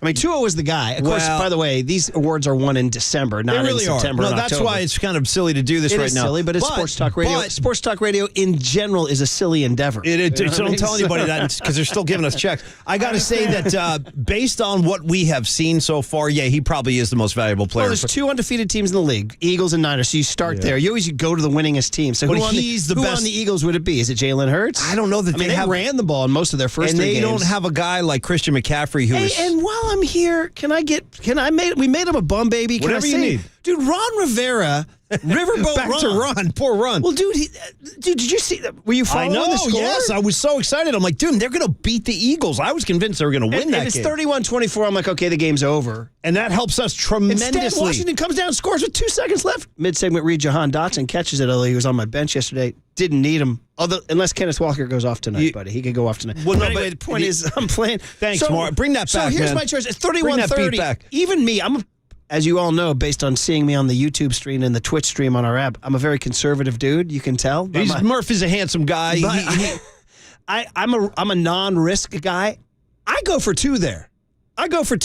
Why not? Right? You got to go for the throat. I agree. You're right there, and it's a division game. You're most win likely the game. There's no time left. You're going to win the damn game. And you're most likely not going to beat them. If you don't make it, you're still a hero. Yeah. You're in Washington. If you go for it and don't make it, you go back on a hero's welcome. Like, damn, my guy Riverboat Ron went for it in Philly. Okay, so on that note, anyway, the point of the story, if you missed it, he kicked the 1-pointer to go to OT and then lost an OT. That's the thing. That's a coward's way out. That's not Riverboat Ron. And the team, now, do you think you could lose it? Because I think that he would have won great favor from that locker room. Hey, even if they didn't make it, the players would be like, I like that we're going for it. We're trying to win. We learned about the whole Trojan War thing, and Mrs. Moreno taught us. Seventh grade.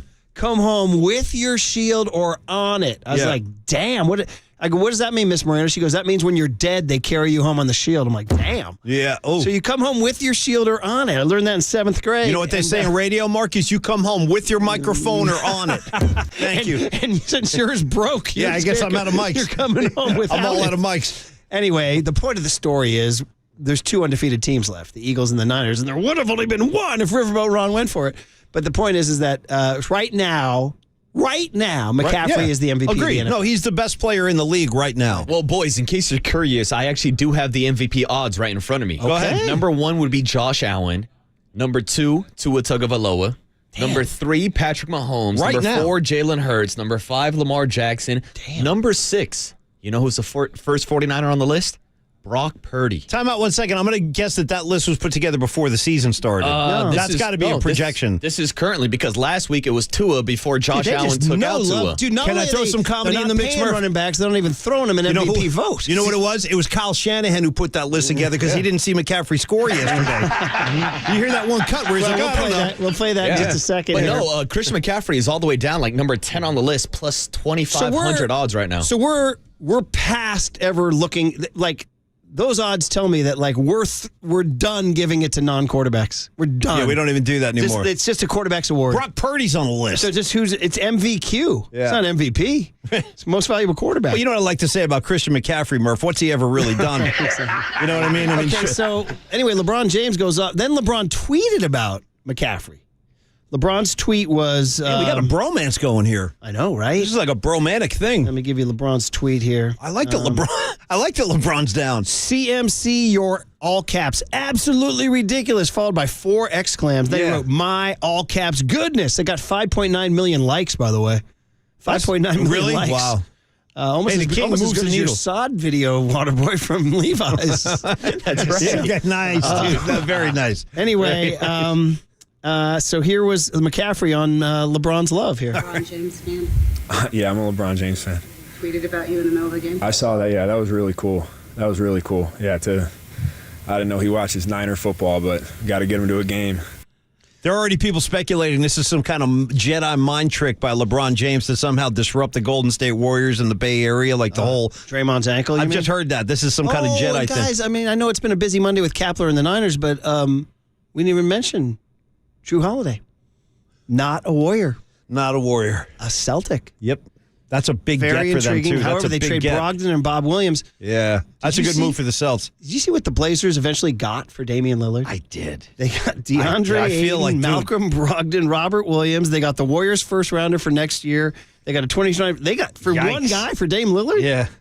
Watch out. Is it Blazer time in the West? Rip City. By the way, I just looked at LeBron's Twitter because I was going to get that. Did you see that he called it on Saturday? Y'all know I love football. With that said, I'm thinking about doing my picks of the week for the NFL tomorrow on IG Live. He's going to start forecasting? And then he actually, and this is the kind of thing that would have driven old Pat crazy, he actually added, I did pick Detroit over Green Bay. Oh, he can't help then he himself. wrote, anyways, we'll see. And he did the hand on chin emoji and the shrug emoji. He can't At this point, no, he cannot. You got to slide that in. At this I point, did pick Detroit over Green Bay. Wait till his Hall of Fame speech when he goes to the. Oh my God, that'll go on for days. By the way, Bobby Boucher is just winning. He's not putting out these tweets. Murph, on top of everything else, he's sending out tweets about picking games. He loves the Niners and Christian McCaffrey. Word on the street also is that LeBron James. I'm not even kidding about this. LeBron James apparently was also at the Sphere in Las Vegas to watch the U2 show for the opening of the Sphere. That was a big story on Saturday in Las Vegas. They opened up this new venue where the whole building is kind of like a tapestry for like videos and stuff like that. LBJ in the house. Marcus, did you see him walking around the Strip? No, because I was at the Canelo fight on Saturday, how Paul. was And that, by I the did way? not I make it didn't over talk about YouTube. that. Oh, it was fantastic. You have a good man. time, yeah. The atmosphere was unbelievable. The crowd out there supporting Canelo. He Where won were by you- decision. Were you with the press or were you in the regular So seats? I got hooked up with some comp seats, lower bowl, fantastic. I saw your video angle, yeah. Mhm. Yeah, first time Did at you have T-Mobile a, Arena. Great Oh, arena. nice. Have Good. a I've couple been there, Modelo's during that fight Oh, there? more than that, bro. A couple go. Modelo's, He's a on- couple shots of tequila. Was there bottle service for you on Saturday night, Waterboy? Tell me the truth. Hey, what happens in Vegas stays in Okay, Vegas. there you it know? is. I'm not so much worried about the bottle service as I am about Marcus in the champagne room. Were you in the champagne room? I understand, Paul. I plead the fifth. I plead the understand. fifth. Good answer. I saw some Good dad. answer. There's a dad joke Instagram guy I follow. He goes, I should have started growing my gray hair in Las Vegas because, what happens in Vegas stays in Vegas. Well, this is what they say now. Yeah. By the way, the other fact was that Shanahan had the chance to give McCaffrey his 5th touchdown, and he did not. I was like, oh, this is a no-brainer. Now, you said Mark Sanchez was saying no. I've had it with Mark Sanchez already. I've had it with Mark I've never had a Sanchez. problem That's with this it. All guy previous to this season, but Now this you is do. the second time he's so openly anti-Niner. Like yesterday, well, for example, he did the Rams-Niners Is he really game. anti-Niner? It seems to be. Come on. The day he did the Rams-Niners game, it was like, oh, like when the Rams wouldn't convert, he was openly disappointed. And then yesterday, when they were down on the goal line, he was like, they really should spread this ball out. Stop with McCaffrey scoring. We I don't know understand. why he was saying that. I mean, you have a chance to tie a record. He had 3 touchdowns, and he was like, they really should let Juszczyk touch the ball here, spread the ball around. They didn't have you to. got wide receivers, you got guys. Yeah. They asked Shanahan afterwards, did you know you had 4 for McCaffrey and 5 would tie Jerry Rice's Blank Sanchez, too. 1990 Yeah. Charles Toast Dimry game, for those of us who remember that game, in Atlanta, by the way. Waterboy, I'm going to go ahead and say that game was early season. I think there was still infield dirt for the Braves. I do. I think there was still infield dirt for the Braves. Anyway, here's Shanahan. Did you know you got 4? You could have had 5. Okay. I had no idea until I just came in here that he had 4 touchdowns.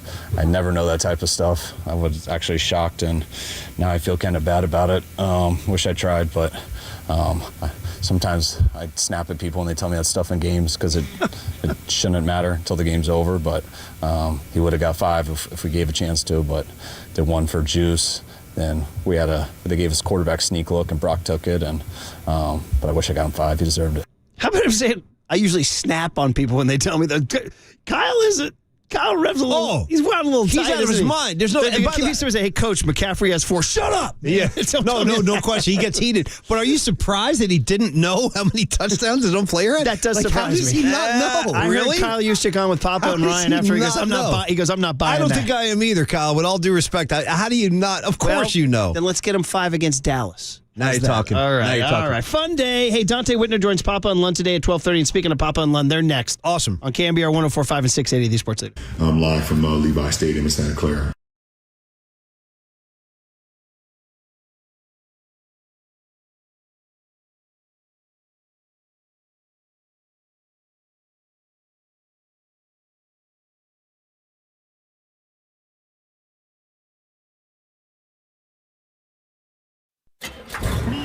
From the Chilton Auto Body Traffic Desk.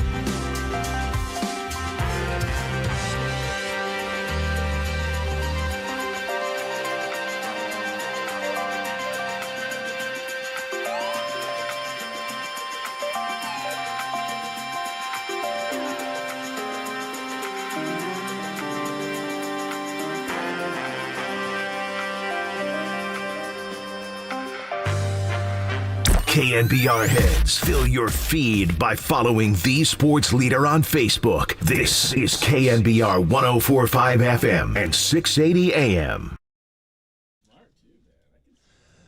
All right, Paulie, we got Cowboys coming to town Sunday. Let's go, baby. I'm ready. Manager search begins. Javi Lopez is available. We learned that today. No joke. Officially Javi Lopez available. Said to us, he goes, I'm not kidding. I take a call. How cool he'd look sitting there. Yeah. That face. Johnny and Papa sliding in. Boys. G-Pops. G-Pop, you ready for the Cowboys? What's up? I have already pulled out my Cowboy board from last year. Oh. I think that's a personal record. I've never done that at a Monday morning. How similar is it? How much change did they go through? Well, they added Stephon Gilmore, and they added Brandon Cooks. Let's see. I don't have Trey Lance on the board. Oh, somebody said I'm it is anticipating him being an number 3 inactive. Somebody said he's they lost is the tight end Dalton Schultz. Yeah, he He's a caught really one. good Was player. it Houston? Is he in Houston now, catching him from C.J. Stroud? No, Chargers, right? Oh, is he the Chargers? Where'd he My go, bad. John? My Chargers? bad. I thought he went to the Chargers. Texans. Is he Texans? But is he Texans? The kid Jake Ferguson had 7 for 77 yesterday. Their You must leading be. receiver. You must play fantasy, John. No, I don't.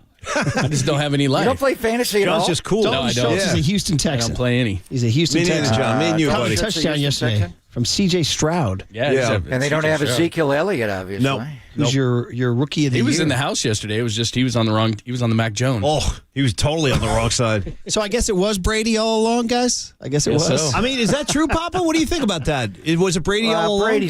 Brady's run at the end, he wasn't playing well. His last game in New England wasn't good, but they just lost a lot of personnel. They're just not the same team. Yeah. I mean, their roster is not very good. They don't talk about the Patriot way anymore. You know what I mean? Yeah. No. Not in a good way. They don't talk about the Patriot way. No. All right, it's time for these boys to take All right, over. you guys. Hey, Waterboy, welcome back from Vegas. Good job. Triple E, Papa and Lund are Cheers, now. boys. And when it's time for a change, think Speedy Oil Change and Auto Service, your trusted oil change, tune-up, and brake experts. You are listening to KNBR and KNBR FM San Francisco, the sports leader, a Cumulus media station. I'm live from Levi Stadium in Santa Clara. You guys always showed me love. My family and I appreciate it so much. You guys are the best. Appreciate it. That's the end of the game.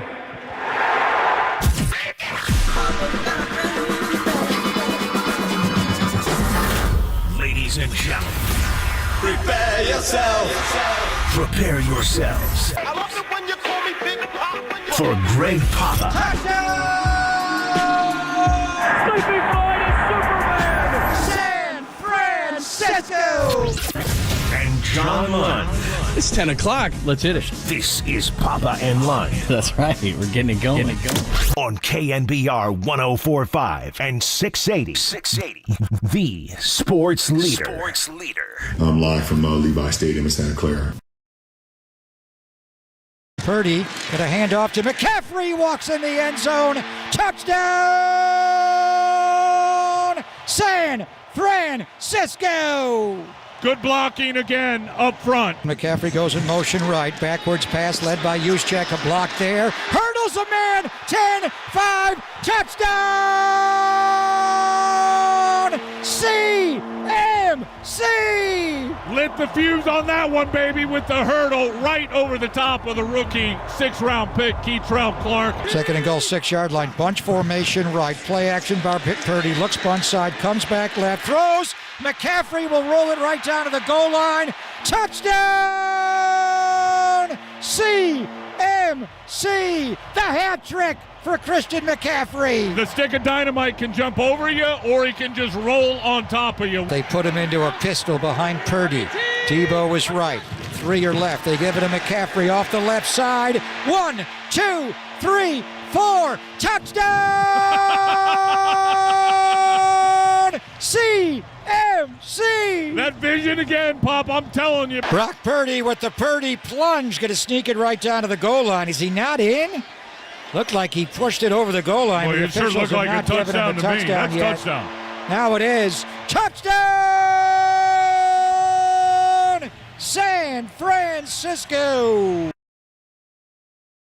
Yes, thanks for joining us. The 49ers set up a showdown with the Dallas Cowboys and win 35-16. CMC and Brock Purdy getting it done. We'll get into that conversation. The end of an era. Brandon Crawford probably not coming back as a shortstop for the Giants. We'll get into his finale yesterday. We got a ton on that. No holiday for the Warriors. We'll explain. 5 minutes after we left the air on Friday, Gabe Kapler is relieved of duty, so we'll get Papa's thoughts on that as well. A ton over the weekend to discuss. Cowboys coming in on Sunday. Woo! Good morning, my friend. Yeah, they didn't wait very long after we were done, and we kind of did a capo bit on Friday, but I thought they'd at least let them manage the weekend.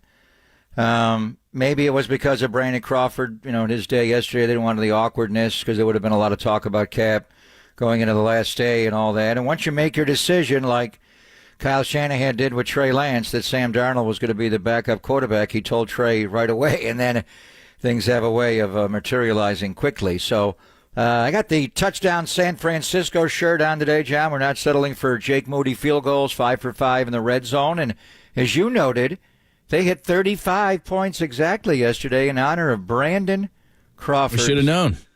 Last game, we think. Now, did Brandon speak for 35 seconds, or was it less? Whose speech was longer? Do we have the whole speech? Mike I think it was Murphy's? 35 seconds. Mike Murphy's or Brandon Crawford's? Because they got on Murph that he wouldn't last a minute. Yeah. And Murph went on and on, although part of it was getting on Kipe for saying, I'm not going to last a minute. That was one of the shortest speeches of all time. That was the opposite of Jeremy Affeldt, who I think is still talking and crying. Boach went for a while, but that was emotional yesterday, John. But we'll get into Kapler coming up, certainly when Susan joins us, because it kind of became inevitable at the end of the week. But what do you say about Christian McCaffrey? And I have to give it up to you, because it was just about a year ago, in early October of last year. They didn't make the trade to get him until October the 20th, and you were all over the CMC acquisition train. I was thinking more Saquon Barkley because of the Giants at a contract impasse with him, but they were always going to franchise tag him. They were good last year. Carolina was rebooting it with Matt Rule. To give up a second, a third, and a fourth last year and a future fifth is excessive, but my God, he takes your breath away. And watching him practice is just the most detailed. He's Nick Bosa on offense. Everything is choreographed. Every step, there is not a rep that he does not give a game-type intensity and focus to. He's just incredible. He does not have a weakness as a player. He can run zone. He can run gap and power. He can run inside, outside. He's got wiggle. He's got power. If there's nothing there, he'll just run over you. And then he's got what we always thought, going back to his Stanford days, just flex him into the slot or have him hop out to the side and then have anybody try to pick him up. He just runs incredible choice routes, Texas routes, whatever you want to call. Even the back shoulder he ran a couple of weeks ago that Purdy put right at him and he dropped, but that was an amazing route. Right now, there is no doubt Christian McCaffrey, on the best team in football, is the best player on the team. And they have a galaxy of stars, but CMC right now is the best of the best. He was. October 20th, by the way, 2022. They trade Christian McCaffrey to the 49ers to the Panthers for a second-round pick, which was 61, 2023 third, which was 93, 2023 fourth, which was 132, and they still owe him a fifth in 2024, which they'll gladly fork over to the Panthers. But like you said, it's not that I was right. It's just that I looked at it and I thought he could do so many different things. And I'm with you.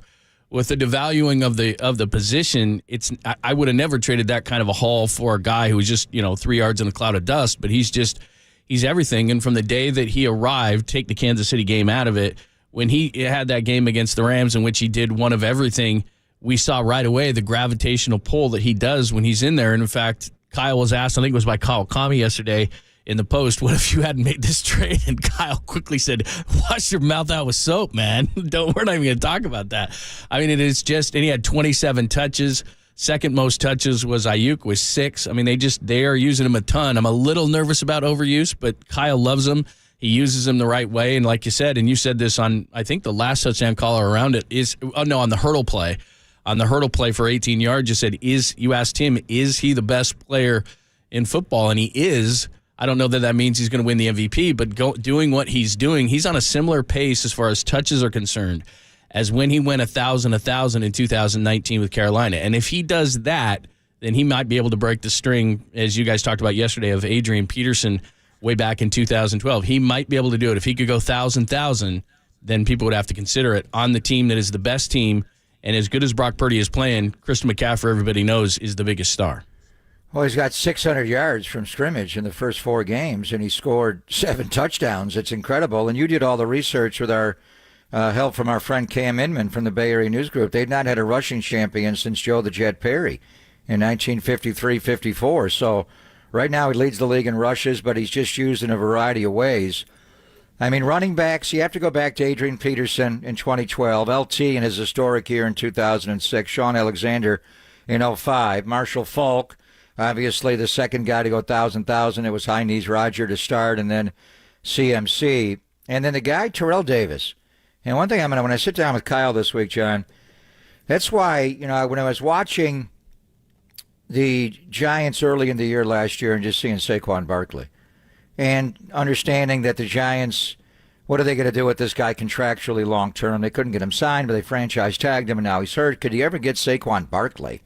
Giants just were too good. They were having a very good year, overachieving. They weren't going to make that trade. So you moved on to McCaffrey. But my thought was, they always said Kyle's never going to give up a high draft pick for a running back.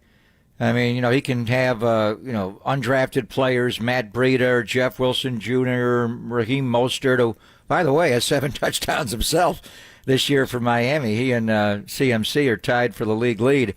But the theory was he's just not going to give up that for a back. But when you get a special back like his dad, Mike Shanahan, had, and Terrell Davis was not a high draft pick. He was a 6th-round draft pick, but he did win the NFL MVP in 1998.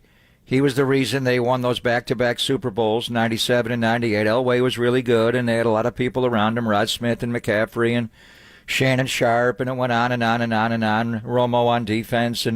But it was TD in the running game. So what if you gave Kyle Shanahan one of those kind of running backs? What would he do? And we're seeing what he would do. This guy just takes the most sophisticated running game in football, and he takes it to the highest level. And I watching him last year, and it was just about a year ago, I started to watch him because the 49ers went to Carolina and played him on October the 9th. I thought he's got quickness to get through the hole and get to the second level, but he still have the breakaway speed. We saw at Stanford. He was electrifying his first 3 years in the NFL, and then he played 3 games in 20. He played 7 in 21. I wasn't sure. And then when you put him on this team, though, John, and he gets to the second level because of the blocking, and now he's just so quick in his breakaway ability and his diligence, and he does have breakaway speed, and then he smells the end zone. We were talking early in the year with Anthony Lynn about, would you sub out Elijah Mitchell or J.P. Mason on the goal line for McCaffrey? And he said, we could. Those guys are good short yardage and goal line runners, but we're not going to do that. If he's going to take us all the way down to the end zone, we're going to let him take it in.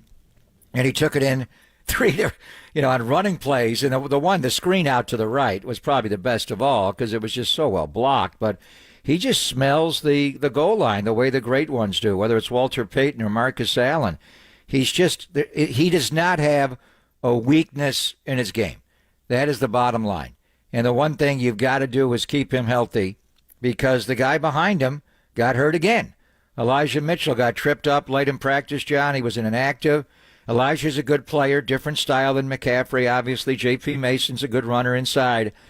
But there's a lot of players you don't want to lose on this team, and they can still win without just about any of them. Maybe, Sam Darnold there for Brock. I don't even want to go there, the conversation, but he just takes everything you do offensively to the highest level. As good as they are and were last year before they got McCaffrey, the bottom line, they were averaging 20 points a game before he arrived. Now they're up over 30 every single game. So if he stays healthy and he challenges for a rushing title and goes 1,000, and hell, how many touchdowns is he going to score, John? He's got 7 in 4 games. Is he going to get 15, high teens and touchdowns? If he does all that and they keep winning, And we'll see what the other people do. He's got a chance to win the MVP, unless, of course, it's a split vote between the 49ers halfback and the 49ers quarterback, because, oh, by the way, Brock was 20 of 21 yesterday. Yeah, and I think the haters are falling off the wagon, and I don't think there are any left. I haven't watched any of the national shows today or anything like that, but I don't know what else you could say. I mean, a number of people have put out all the numbers. He's now leading the league in passer rating if you're into that kind of thing, but 115.1 is absurd. I know it's easier to have a passer rating so high nowadays, but just what he's doing, as you said, not throwing interceptions. There's only 3 quarterbacks now who have not thrown an interception this season, and it started and played in all 4 games. He's one of those. So it's pretty remarkable what he's doing. The plays that he's making, the throws. I mean, Ayuk helped him out. You guys had a great call on the 42-yarder where he cut the backside of the ball. But, he puts these guys in a position, and he's rarely off. And the only one he missed was on a 3rd and 24 after the sack. That was basically a throwaway. So essentially, he didn't miss any throws. It's amazing what he's doing. And the deep shot to Brandon Ayuk, and Dante Whitner will join us later. We'll break down that play. That was a seven-step drop from under center, which you don't see very often. J.T. O'Sullivan doesn't like those 7-step drops going back to the preseason, but they blocked it up, and he looked deep, and he threw into double coverage. Brandon Ayuk was doubled. But what was the difference in that ball that he threw yesterday versus the one in L.A. when he overthrew Deebo Samuel? He threw Brandon Ayuk open, and he was not underthrown. He was flattening out his route where Brandon Ayuk would go across the field to be able to beat the double coverage. If he throws that vertically, he's throwing it into coverage. So at first I thought, where's he going with that ball? He's open. He's not open. He's doubled. But then it was just a great ball to flatten him out. So what a game by Brock Purdy. But he did get the Purdy plunge on the goal line. Are you buying the head coach did not know McCaffrey had 4 touchdowns down on the... He runs fullback force with Kyle Juszczyk, not once, but twice. And then after they got the PI in the end zone to put it on, the 1 or 2 yard line, whatever it was, they gave it to Juszczyk again.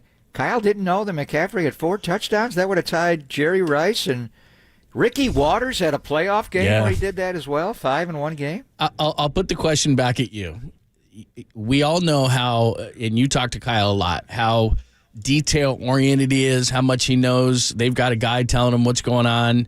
I can't believe for the life of me that he didn't know, because he knows everything. That's what great head coaches do. They're extremely detail-oriented. He had to have known. I don't know what the reason why. But here's the other side of it. Kyle is very, very honest, so he wouldn't lie. So that's where my quandary is. I think he just lost count. When you get to 4, right. You're like, how many? Well, on his 4th touchdown, I had to count myself to make sure. 1, 2, 3, You were like 4. the count. You were like the Is count on Sesame Sesame Street. Anymore? CMC. Yeah, it was. I tell you, it was impressive. I mean, their first 3 drives. Not that Brock missed one the whole rest of the game, but the first 3 drives they scored 21 points. He had 3 touchdowns, 2 on the ground, 1 through the air, and Brock was 10 of 10 for 145. And a touchdown. You just can't get any better. I mean, it's just, honestly, between 2 guys and Ayuk makes the plays. I mean, look, Ayuk is injured or comes off being injured. He goes 6 for $148, and he catches a 42, a 41, and a 20. Debo was hardly used. He might have been a decoy yesterday getting him ready for the Cowboys game. But, I mean, between those 3 guys offensively in Purdy and CMC on Ayuk, I know there were guys with different and maybe a little bit better numbers, but, man, nobody was nearly as effective as those 3 guys yesterday. It was awesome. Who's going to be your NFC Offensive Player of the Week? It's got to be McCaffrey. Got to be, right? But how does Purdy not win it when he goes 20 of 21?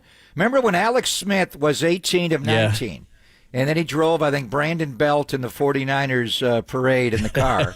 And then he got concussed the next game. He was the NFC Offensive Player of the Week. And how do you go 20 for 21 and not win that award? You know what's amazing about that game, too, and it was against the Arizona Cardinals. Alex Smith's 18 for 19, and, of course, he gets benched for Kaepernick, but the 49ers actually petitioned the league because they wanted to try to get the 20th in there, and it was termed a lateral during the game. The 49ers actually petitioned the league. It was a lateral to Crabtree. Was it complete? It was complete, but the league... So it would have been 19 of 20. Well, yeah, it would have been, but the league denied it. So why do they have to go 20? Why is 20 the magic number for weird, right? Attempts by a quarterback? It doesn't count if you don't throw it 20 times? I guess not. I guess that's the number that they put it. Don't tell Bob Greasy that when he had games in the 70s when he was 8 for 8. Well, you know what? In all of these records, as far as highest completion percentage, like Breeze went 28 of 29, Rivers went 27 of 28. They're all within like the last 5-6 years. You know, because of the way that the passing game is, it's crazy. I remember 20 years ago, our guy Rich Gannon had a streak where he completed 25 in a row. He missed one throw. It was in Pittsburgh, and it was because Charlie Garner physically stepped out of bounds. Otherwise, go back and look at that game. I think he missed maybe one other, but he had a streak of 25 in a row completions that should not have been interrupted because it wasn't Rich's fault. Charlie Garner just stepped out of bounds. All right, we'll give you a bunch more. Any questions you have for Pop on the game? Obviously, we'll talk Christian McCaffrey and Brock Purdy, the way that he's doing things, offensively, the things they're doing. Defensively, a couple of things, probably some adjustments, especially with the Cowboys coming to town. We'll get into all those things. Any questions, comments, thoughts on the game yesterday? 415-808-5627, 415-808 KNBR. Bottom of the hour in about 10 minutes, our good friend Dave Pash, who you see all over ESPN doing college football and basketball. He was at the Cuse on Saturday. Yeah. They were hanging with Talk Clemson to for him. a while, but in the end, Syracuse lost. But he is also the fine voice of the Arizona Cardinals, so he'll help us review that game as well. Plus, of course, he called the Cowboys and the Cardinals, so he can give us a little preview And he does of the the Cowboys. NBA. We got a Warrior awesome. Media Day coming up in an hour, John. Draymond Green, is he going to miss the start of the year with his ankle sprain? I don't know, but I hope he has his hair done like Jimmy Butler did this morning for the Heat. Did you see that? It was Yeah, I very did. nice. It was very So nice. what was the Very reason nice he did look. that? I think he was just having some fun. I think he's just, having a little fun with the media today. It was very nice. We will get into all those conversations with Dave Pash in about 10 minutes. We'll continue our conversation on the 49ers. And you still haven't heard what Pop thinks of the firing of Gabe Kapler and what is ahead for the Giants. There's certainly something happening today in San Diego that could have some say in who could be next. So we'll get into all those things as well. It's a Monday. It's Pop in London, only here on the Sports Leader.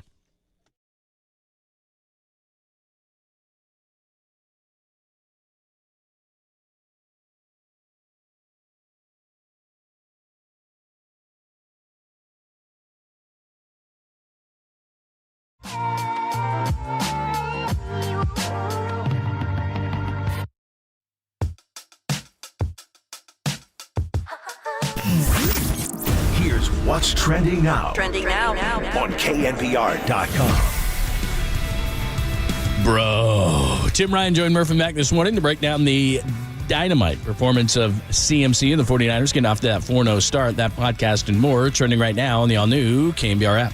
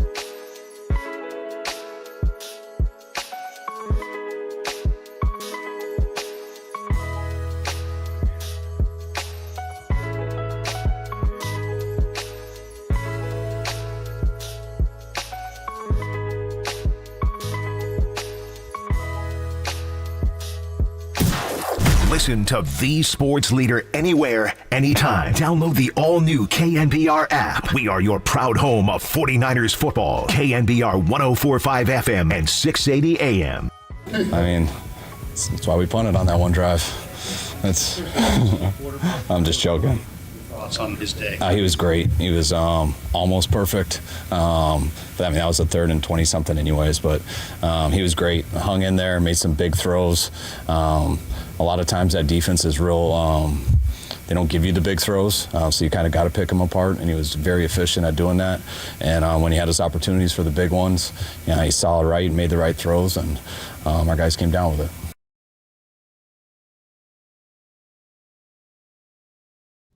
Thanks for joining us. Pop in London, a Monday edition of the show. That was Kyle Shanahan. Comedy there. Brock Purdy, almost perfect. The 49ers scored 35 on Brandon Crawford Day. We'll get into Brandon Crawford. We're going to talk to Dave Pasch next, voice of the Arizona Cardinals. Also college football, college basketball, NBA. So we had a lot to talk about with Dave Pasch. We'll do that in a minute. By the way, I was crunching some numbers on the MVP for McCaffrey. So only 3 times since 2001, 21 of the last 24 MVPs are quarterbacks. But the exceptions to the rule since 2001, Sean Alexander and the Seahawks went 13-3 and made the Super Bowl, 1,880 rush yards and 27 touchdowns. 2006, LT San Diego went 14-2, had 18-15 and set a record with 28 rush touchdowns.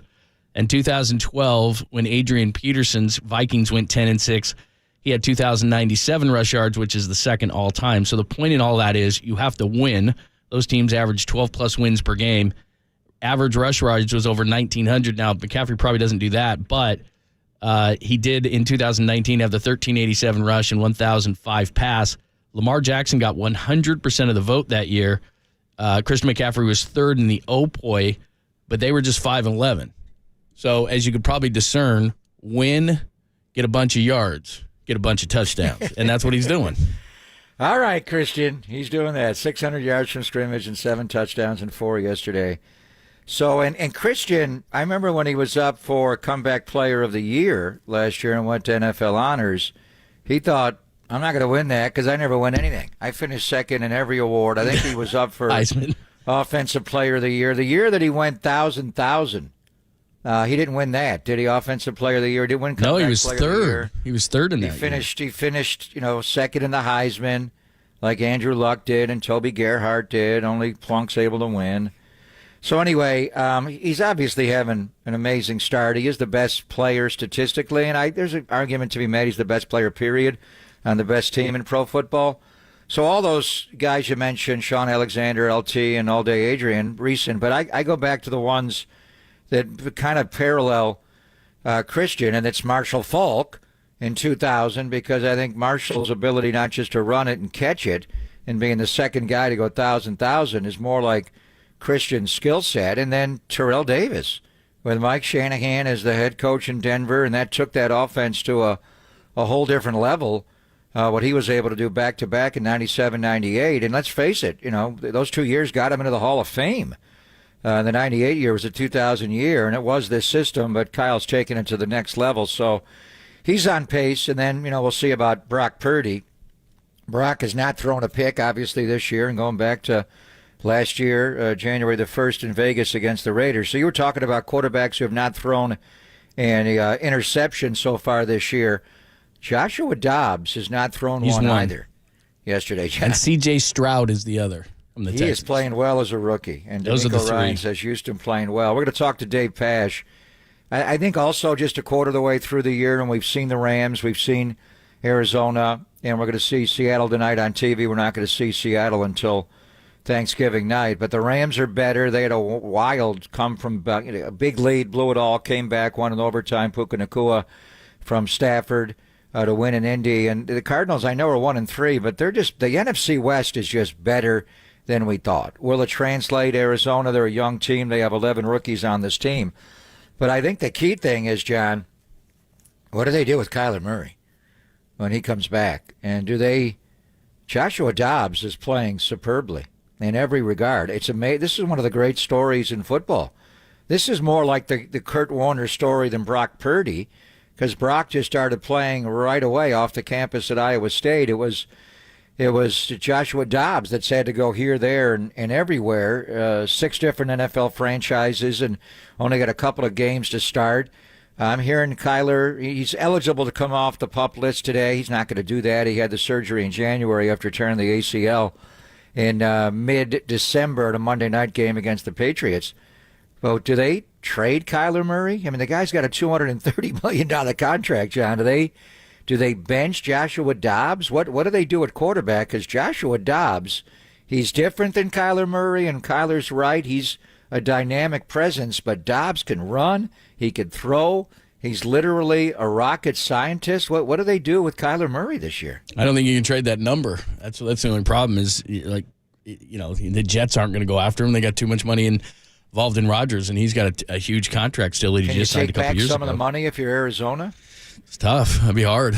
Yeah, you might have to wait to the offseason, but yeah, that's a good point. All right, we're going to talk to Dave Pasch. He is the voice of the Cardinals. What was his perspective on everything? And by the way, it's really early. We're only 4 games in, but McCaffrey's at projected 1,951 yards and 26 touchdowns, which lines up perfectly with Alexander and with LaDainian Tomlinson. Plus, he catches the ball. He's on pace for about 600 yards receiving, too. So he's been phenomenal over the first 4 games. Dave Pasch, the Cardinals side of things, coming up next. It's Pop and London only here on the Sports Leader.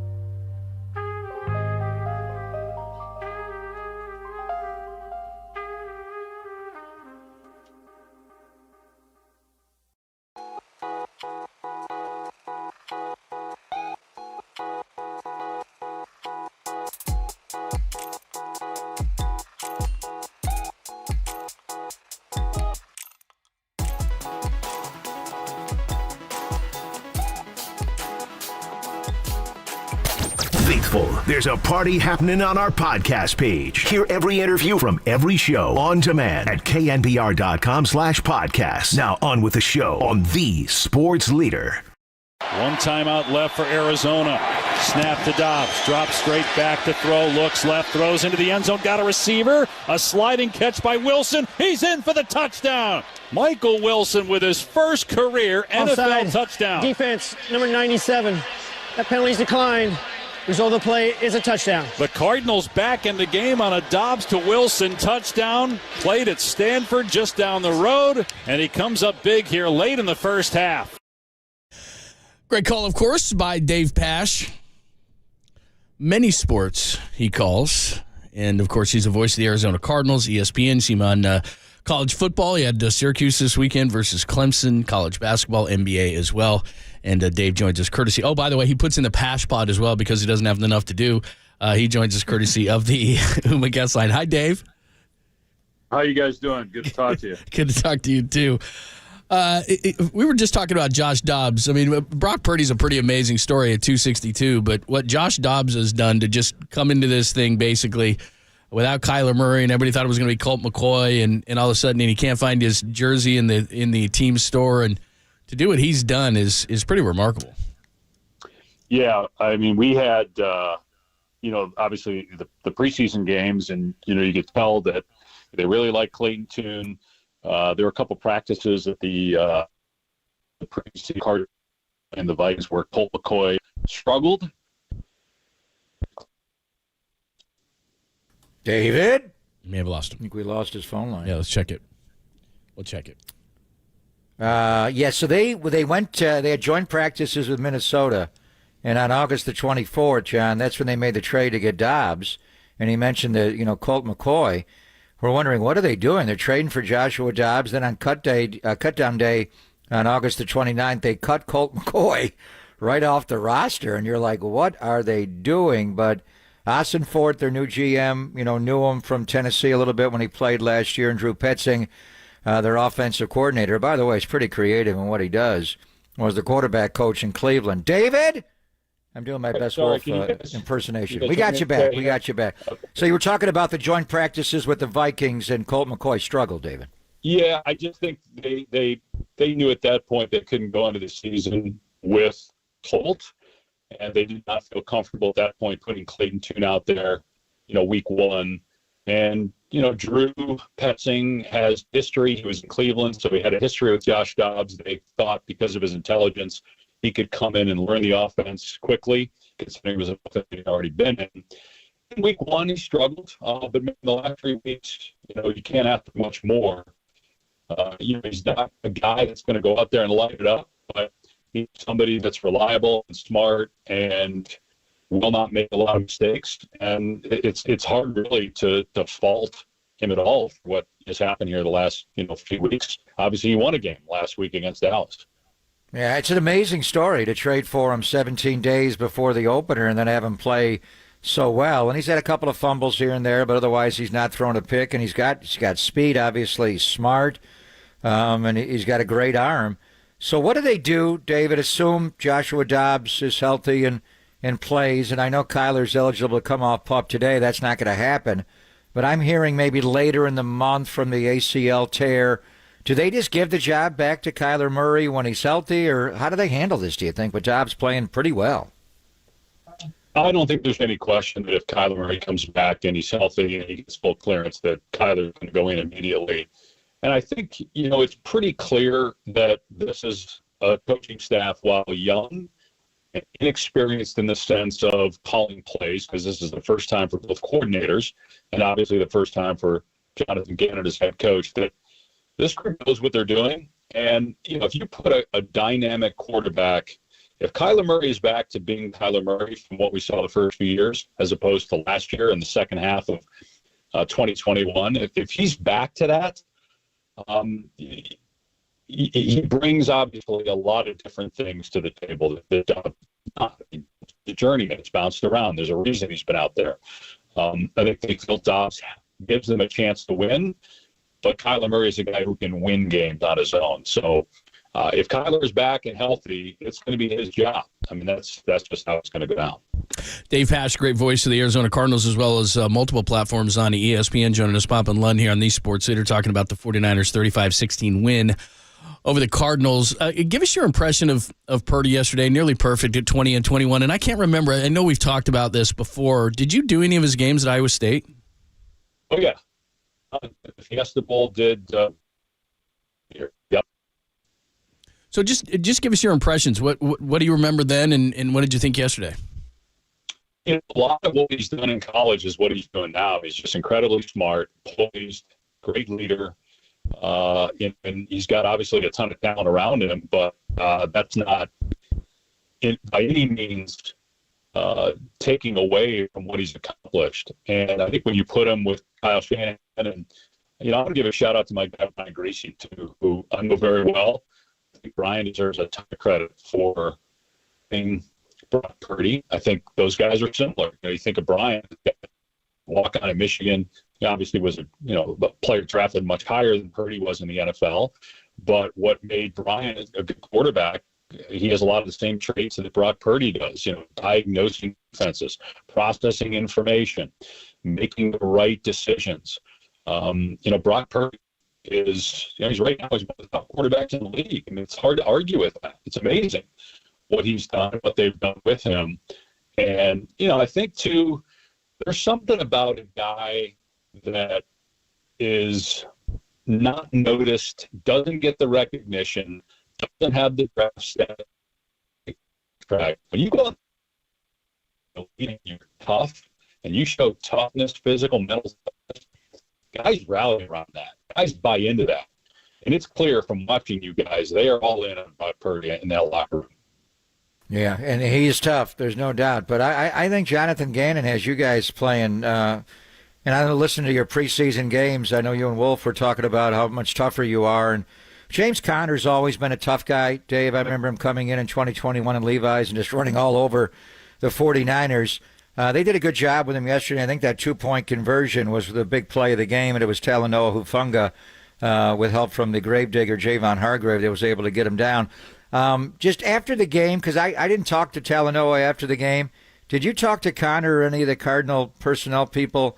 Because that got weird at the end of the game, and I know Chris Boyd was getting into it throughout the game with George Odom on special teams, but Talanoa did not have his helmet on, and James Conner was waving a finger and one at him after the game.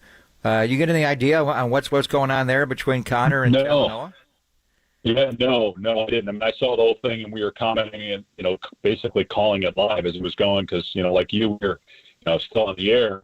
It takes a lot, I think, to get James Conner. He's tough, and obviously in the heat of the moment, that's a different deal. But, James Conner is pretty mild-mannered and just wonderful guy. I don't know what would have stirred him up. I don't know. The way that Chris Boyd reacted initially when I saw it, and I don't know this, but it looked like he thought there might have been a change because he looked like he was injured on the play. And the way he went back and kept going, it made you wonder, does he feel like there was a cheap shot? And then, after the game, I have no idea if that was connected to the incident with Boyd Noam or something different or a combination of the two or just tempers flaring after a tough physical division game. I don't know. But obviously that's something people are talking about today, and I'm sure will play a role when the teams meet in mid-December. No question about it. Dave, it is always our pleasure. Thank you so much. We know you're busy. We appreciate the time, and we'll talk to you soon. Yeah, sorry about the phone issues, guys. Always a pleasure. No worries. Though. No, we're all good. Your voice still sounds great, Dave Pasch, ESPN, and of course the voice of the Cardinals. Sorry, we didn't get a chance to talk about your Syracuse Orange versus Clemson. It's all right. I'm glad the line went out. But I did want to ask him about the NBA because the Warriors are going to start media day in about 16 minutes. So we want to hear about Draymond Green. So the Drew Holiday deal went down. When I saw Dunleavy at 49er practice, I said, do you have a pathway to get Drew Holiday? And he shook his head, no, we got no shot. And he said going east, and I think he mentioned Boston. But Boston gave up, John, not only Malcolm Brogdon, but they also gave up Robert Williams in that trade? That's what I was saying on Friday. Is that I was looking at the numbers. That's the exact trade that I actually wrote down on my notes Friday because that financially, that's what worked, was the picks and the swaps and That's a lot. Brogdon and Williams. And then what Portland reportedly is going to do is they're going to keep Williams because they're looking for front court guys, and they already have Ayton there. But Williams is a different kind of a player, more defensive oriented, whereas Ayton, he makes 11. He just signed an extension How do the year Warriors before. get him? Could they trade for Robert Williams? Well, they're saying in Portland they want to keep him and they want to move Brogdon. So that's what they're saying. They could play Ayton and Robert Williams? Well, I mean, they need front court help. So, yeah, I mean, you wouldn't need that exact combination, but Williams certainly is a lot different than Ayton. Ayton's more an offensive guy. He's a shot blocker. Yeah, When he's I like him a he's lot. a good player, Robert Williams. Yeah, if his knees hold up, he's really good. I love him. That'd He's be active. the one big, and I know Steve's talking about, nobody can guard the Joker in Denver, but why did you lose that second-round series to the Lakers? Clay, missing all the shots, but you couldn't deal with Anthony Davis. Yeah, and Williams Robert is long. Williams, when he's right, he is a shot blocker, and I'm not going to say he's Bill Russell, but when he blocks shots, they stay and play, and they fuel fast breaks. Boston gave up a lot. Holiday's a good player, but they gave up a couple of good players there in Brogdon and Robert Williams. All right, we have not addressed Gabe Kapler. Right after the show, about 5 minutes after the show, they announced that he was not going to come back, and then Farhan, a little while after that, on Friday, had a press conference in the dugout to discuss. So not only will we talk about Gabe and what happened this season, but also moving forward and what's happening in San Diego that could have a big effect on who's the manager next for the Giants. We'll get into it. And then we got Susan Slutzer at 11:30, only here on the Sports Leader.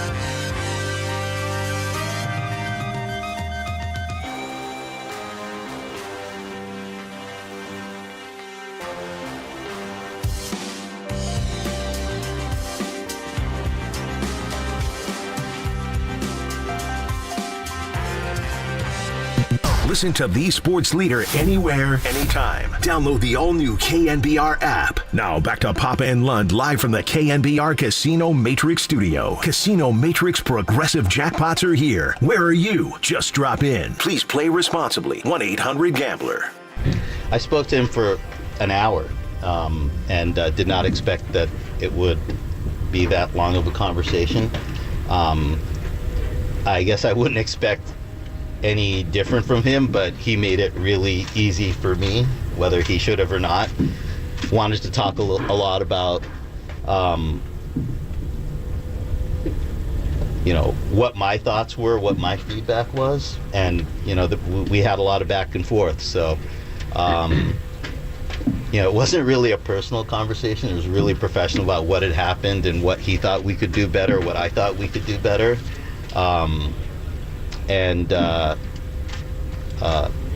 I really appreciate that conversation. He's really all about the work and trying to get better. And so I don't think it surprises anyone that knows him that he was looking for feedback right away, even in a moment that had a lot of gravity to it. So that was Farhan Zaidi in the Giants dugout on Friday, just minutes after we left the air and left you. The Giants fired Gabe Kapler. They finished 79-83. Disappointing, certainly, in September where they were in this thing.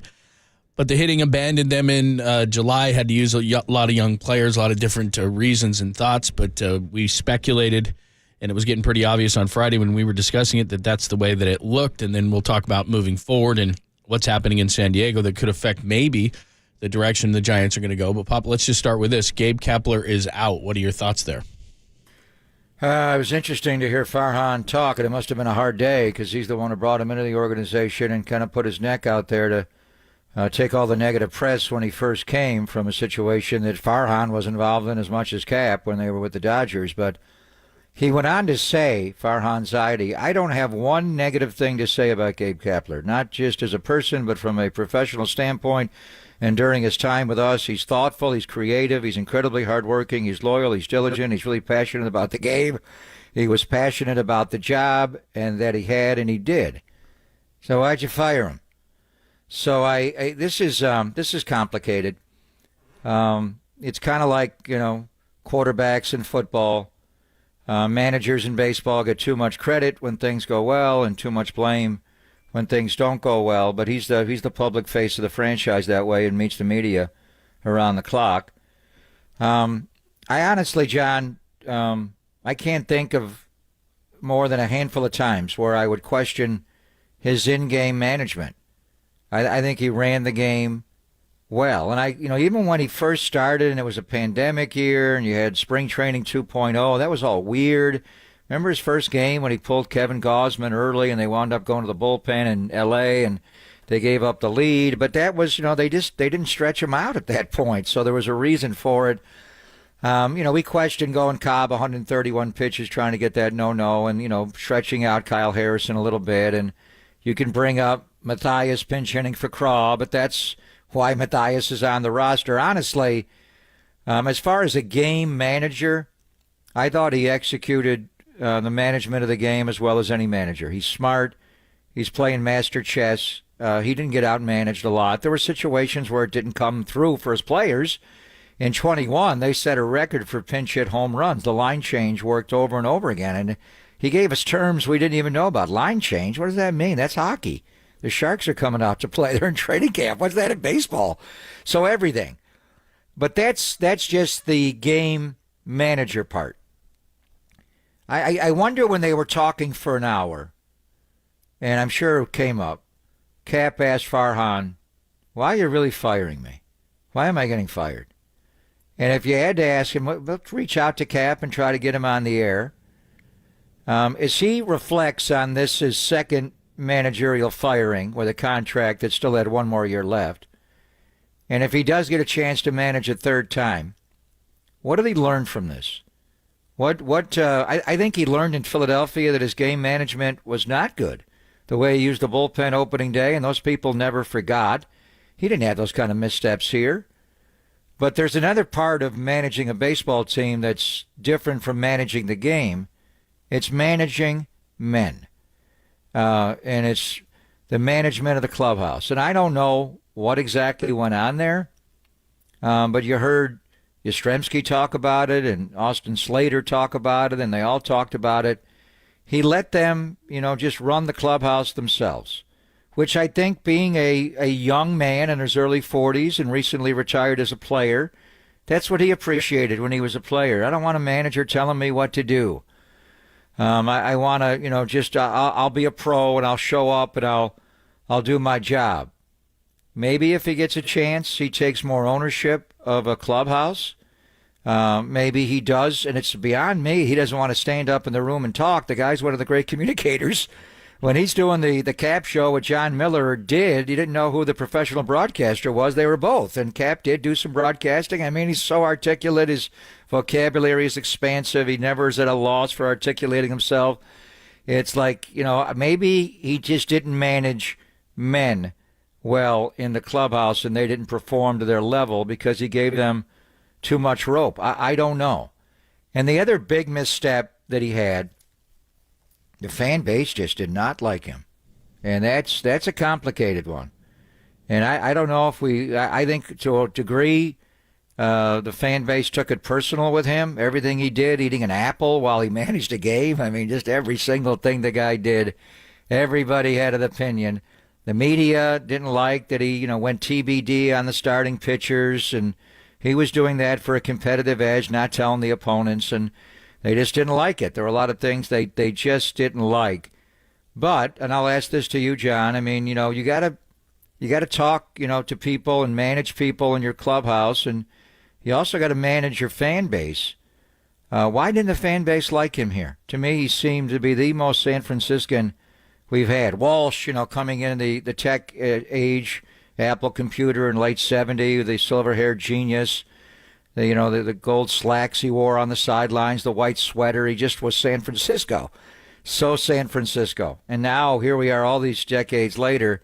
This guy with the tats, bike into the ballpark, coffee choices and Instagram and social media, just came off like a more San Franciscan than anybody, and they just didn't like him. So it's complicated.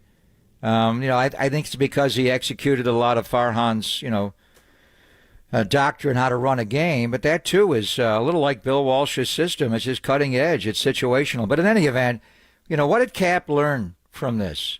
He didn't mismanage games. That's not what he did. But did he mismanage people? And did he mismanage the message? Is he to blame for this fan base not liking him? And then ultimately, if he asked Farhan, why did you fire me? Well, you lost the clubhouse, and our fans don't like you. And we got to go into an off season where, how do we, we're not selling out anymore. How do we win him back? It's hard to win him back with you. And they don't much like me either, but I'll take the fall for a while, and we'll see what they do with the contract. But did he ultimately get fired, John, because he mismanaged the clubhouse and he mismanaged Giants fans and they just didn't like him? And give us your thoughts. 415-808-5627. Text line is wide open. We'll read the best ones. 415-808. KNBR. We're on YouTube and Twitch as well, so start the conversation there. Your thoughts on, as a Giants fan, why they fired Kapler. I said this on Friday. I don't think Gabe Kapler was a bad manager. That may be an unpopular opinion. I think that he led them about as, if we look at a team and how high a team can go, this 49ers team is a Super Bowl team. The Warriors this year, I think, are potentially an NBA Finals team. I don't know that the Giants had a roster, especially with all the injuries and using all the rookies and all that kind of stuff. I don't think they were a playoff team, and they were until the last week of the season. So based on that and that alone, I think Gabe Kapler didn't do a bad job. I think that if Farhan was being honest in the meeting that you speak of, I'm firing you because I don't want to fire myself right now. This is maybe the mandate that says, well, somebody's got to go. Somebody's got to pay for the season. Somebody's got to pay for a September collapse, and it's going to be the manager. I really don't have an issue with how he managed. I think people like players, coaches, managers based on how well the team does, and I think that people were upset because they didn't win enough, and that's how I see it. And the most damning part you hit right on.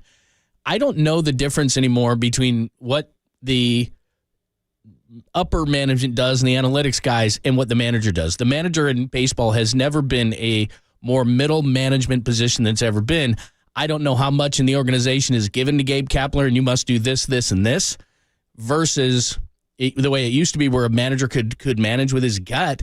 And as you point out, it's the clubhouse that is your main domain now. Make sure that we stay as harmonious as possible. And when Logan Webb comes out and says, we don't have a winning culture, that is damning to the manager. Because that's his main job, right? Billy Martin, if Cap gets a third job, does he turn into Billy Martin and he just starts, going at people and he takes control of it? I don't know. The other thing was Farhan and what he said. Being open and flexible to different ideas, different perspectives is something I'm going to have to take going forward.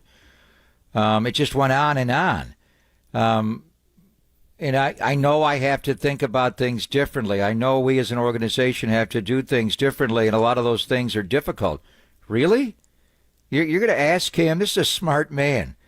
He got this job because of these ideas. You're going to ask Farhan Zaidi to not run analytics and building his baseball team? I find that difficult to believe.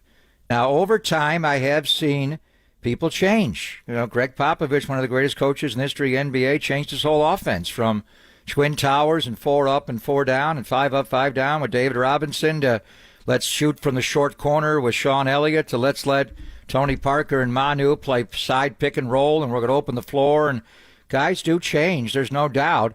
But did they change in one off season? Why are they changing? Why is he changing? Because management is saying, our fans don't like this. They don't like it. They don't like the openers. They don't like the pinch hitters. They don't like it.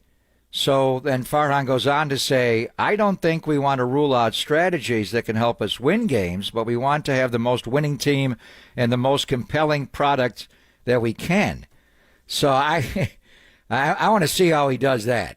I want to see how Farhan Zaidi, who got this job and elevated in baseball with his brilliant mind, and he built a team that won 107 games. And it's not just as simple as winning, John.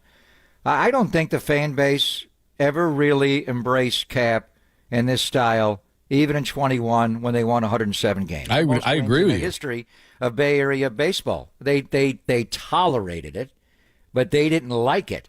What line changes? What's that? I think you've answered this question before, which is what we like was during the 10, 12, and 14, during that whole thing that went on there, they liked continuity amongst players. They liked the starting pitchers and Lincecum and Mad Bum and Matt Cain and what they could relate to. But that's not what they have. They and this is Farhan more than Gabe to me, which is he likes to have depth in his pitching rotation, not necessarily the stars. I don't think, and he's said this many times, I don't think they were championing the cause for openers. It's just what they were faced with during this season. But to your point of saying, is he going to change his philosophy? He likes the numbers, which are the matchups. So when they go out this offseason, if they're going to make those trades, are they philosophically going to say, you know what, we're going to get a bunch of guys who play every single day? And I think that's what fans can relate to because they did when they were winning what they were winning. But his philosophy has been, these guys are cheaper. These guys that we can get in a rotation in the, off the bench and part-time players, they're cheaper. They're more economic. They fit better. The numbers say that when you're going up against certain pitchers, I mean, that's his core philosophy. So is he going to change that in the offseason and go spend millions of dollars on like one or two guys?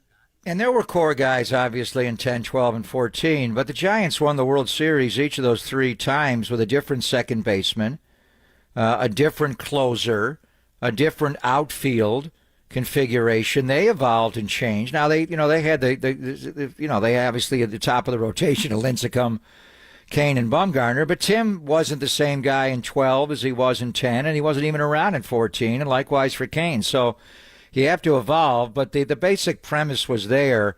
So I want to see Farhan do this. I don't know what he's talking about here. Is he just saying this to the fan base and to Greg Johnson to save his job? Does he really believe that? I want to see it. And I don't know if I want to see it or not, but I find it difficult to believe that all of a sudden he's going to change what he believes. Otherwise, did you really believe that? Or are you just being told not to believe it anymore because our fans don't like it? I think the one thing they've got to do, though, And this is where Billy got a little bit into the Stratomatic APBA baseball. It's not a board game. We're not just rolling dice and it's all printed on a computer and sheet. These are people, flesh, bones, human beings. And there are some that are self-starters, and there are some that are not. Why are the Arizona Cardinals winning this year? Well, they're not winning, but they're a better 1-3 than the hard-to-watch 4-13 a year ago because they got all the bad guys out of the locker room. They just cut DeAndre Hopkins right off the roster. They couldn't even trade him. They just cut him.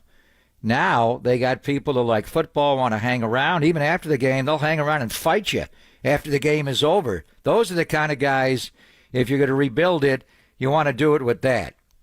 The one thing is, why were these players, they weren't self-starters. Cap didn't manage the clubhouse right. Why? Because he thought these guys are professional athletes and they'll do it themselves. Do I really have to be on them? We're supplying them all the video, all the data. We're going over everything. Doesn't matter, Marty, if they're hitting on the field or not. It's kind of odd to me that the whole team doesn't hit on the field. They all hit inside. I think they feel like they can work better. But that's part of the show, is watching your team take batting practice. Shohei Ohtani took BP like 3 times on the field all year. Jason Giambi never took it on the field. He thought he got too pull happy.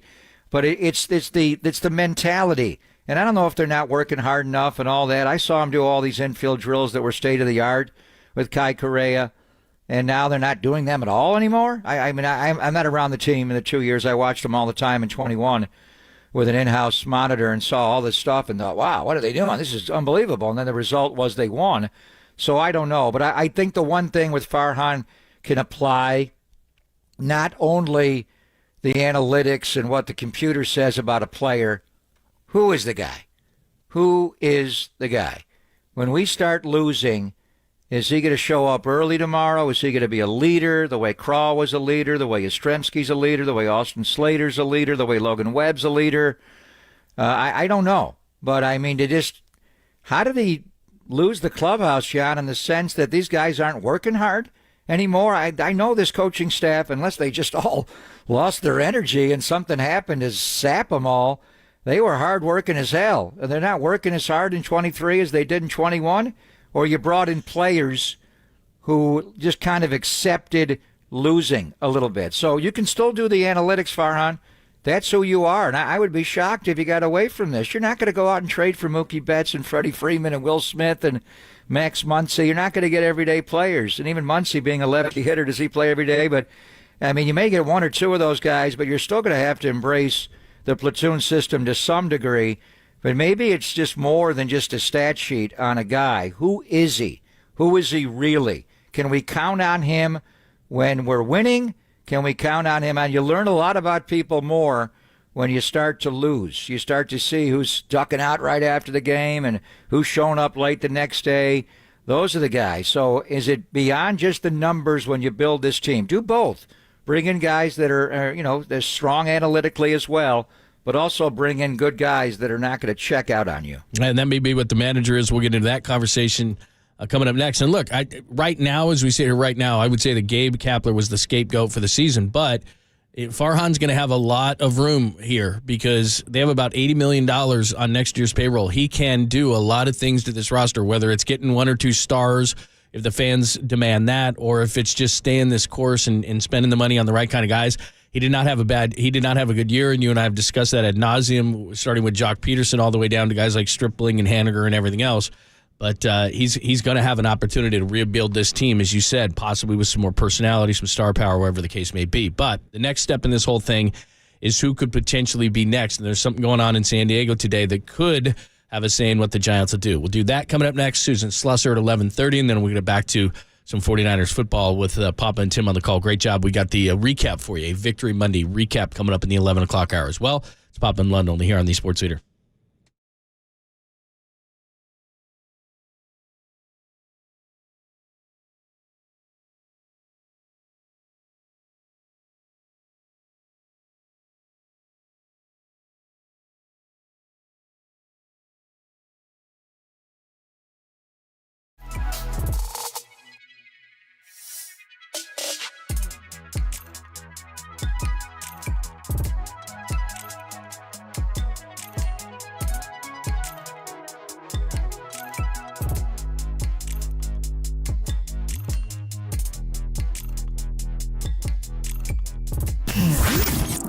Here's what's trending now. Trending now. On KNBR.com. With the Giants just completing their disappointing season, something had to change. And, of course, Gabe Kapler is out as Giants manager. Is that the change the Giants needed? That story and more trending right now on the all-new KNBR app.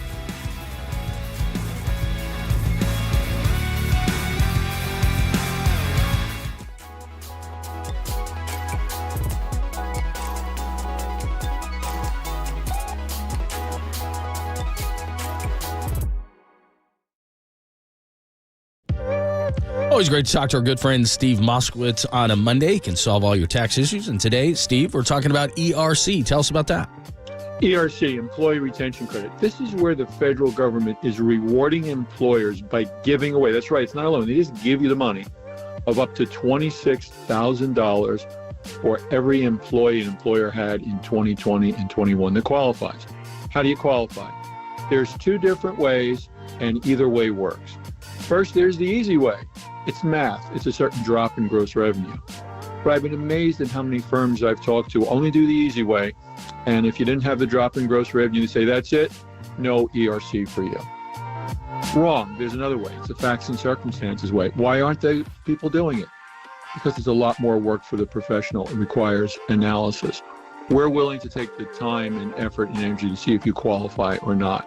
Also, you want to keep away from the other extreme, the scammers that say everybody qualifies. The bottom line is there's a lot of people who did not have the needed drop in gross revenue that do qualify under the other method, the facts and circumstances method. Contact us for a second opinion. It's free. And if you're entitled to this money, let's get it for you. And in some cases, it could be hundreds of thousands of dollars or more. What are you waiting for? Like Steve said, free consultation. You got nothing to lose. Call 888-TAX-DEAL. Find out about your eligibility when it comes to ERC. That's 1-888-TAX-DEAL, or simply go to MoskowitzLLP.com.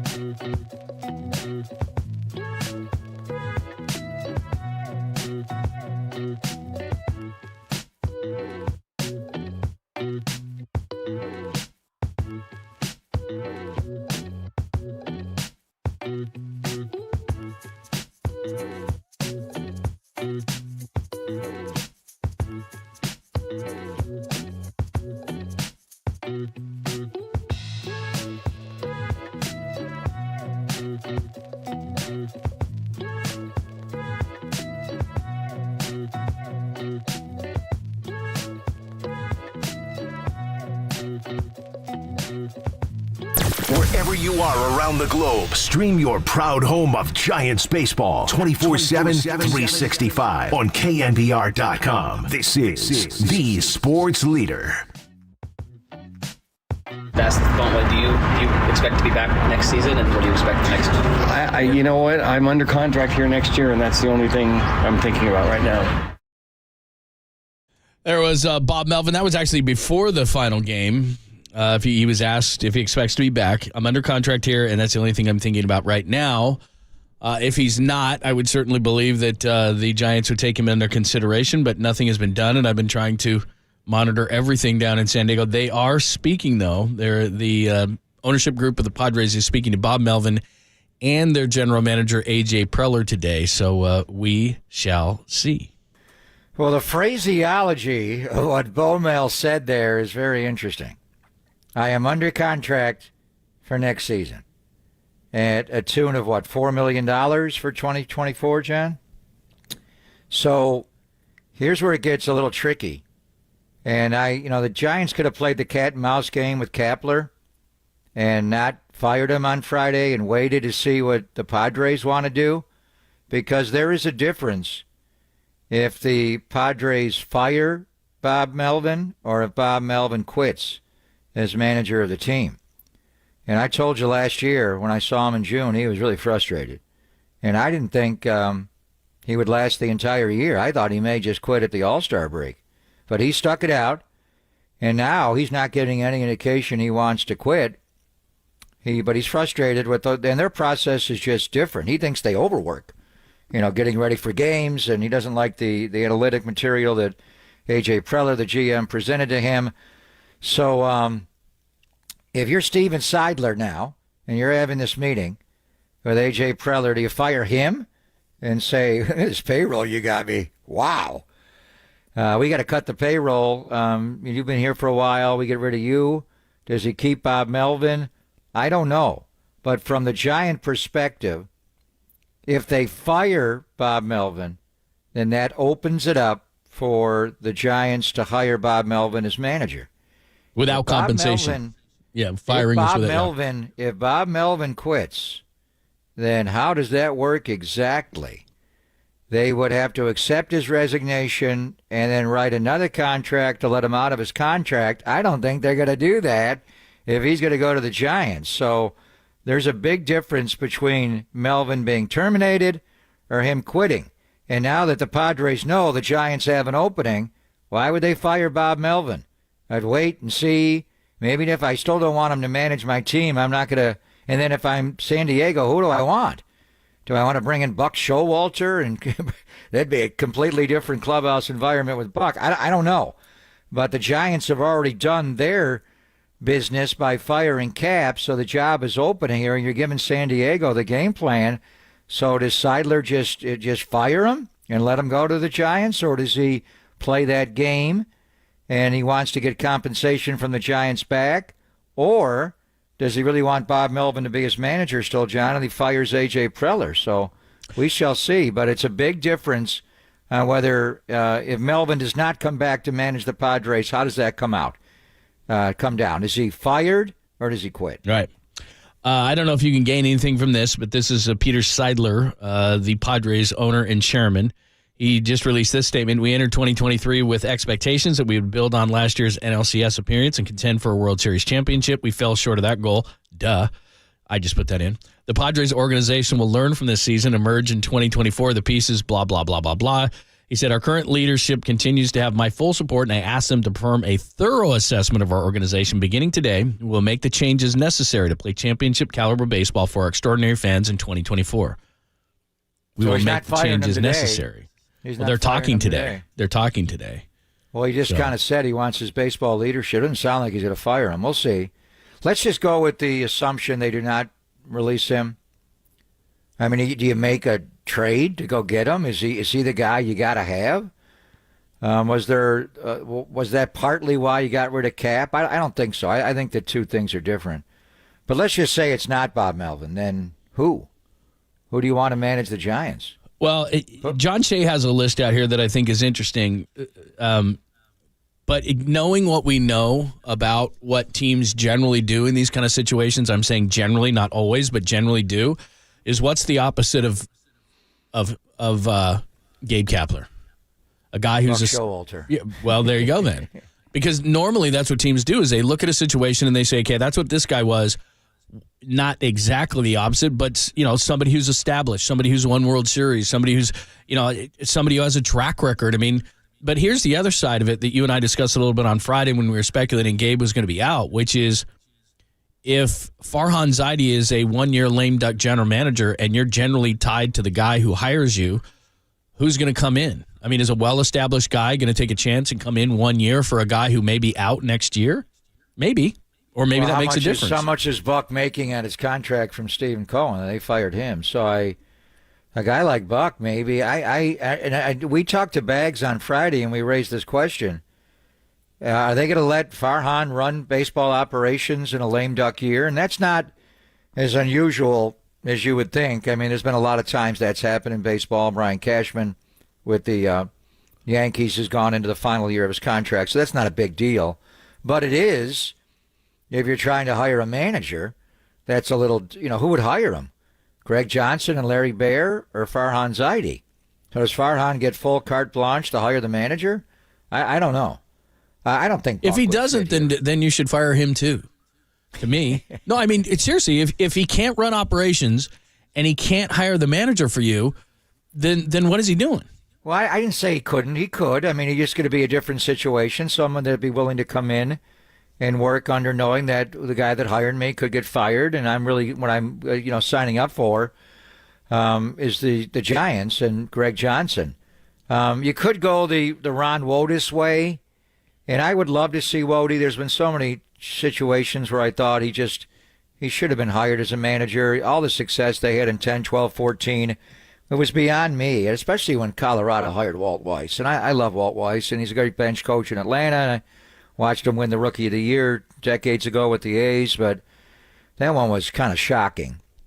And there were other situations where Wody just never really got a chance. Yeah, I don't know if he didn't interview well or whatever it was, or the charisma. I don't know, but they didn't get hired.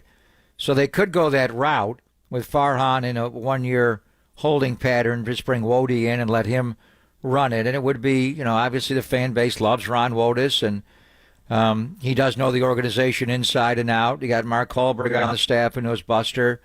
I don't know. If they do it internally, those are some people you would look at. Outside, Will Venable, who's on Bochy's staff. But what I'm hearing is that they're trying to groom Will Venable to take over for Boch when Bochy steps down. So you'd have to come at him with a lot of money if you're going to get him. So I don't know. I don't know how this is going to play out with Melvin, but if I'm the Padres, I'm not firing him, or I'm going to play that game and wait a long time and get compensation coming back the other way if they want to play that game. And then let's say it's not Wotus, it's not Hallberg, and you clean house with the current. Is it Kai Correa? Let's say it's none of those guys, John. Right. Who would you go get outside? Well, I know the opposite of Kapler.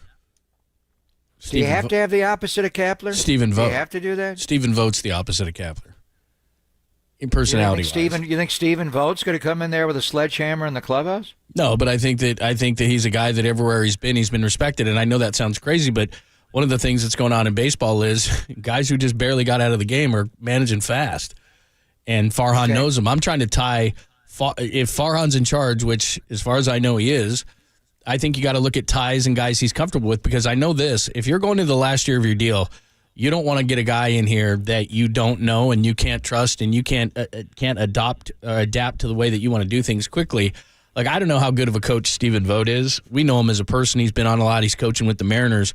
But I'm just saying from a personality standpoint, he couldn't be more different than Gabe. I mean, I think he would help the clubhouse out. And again, I don't know in baseball right now how much is a manager and how much is management telling him what to do.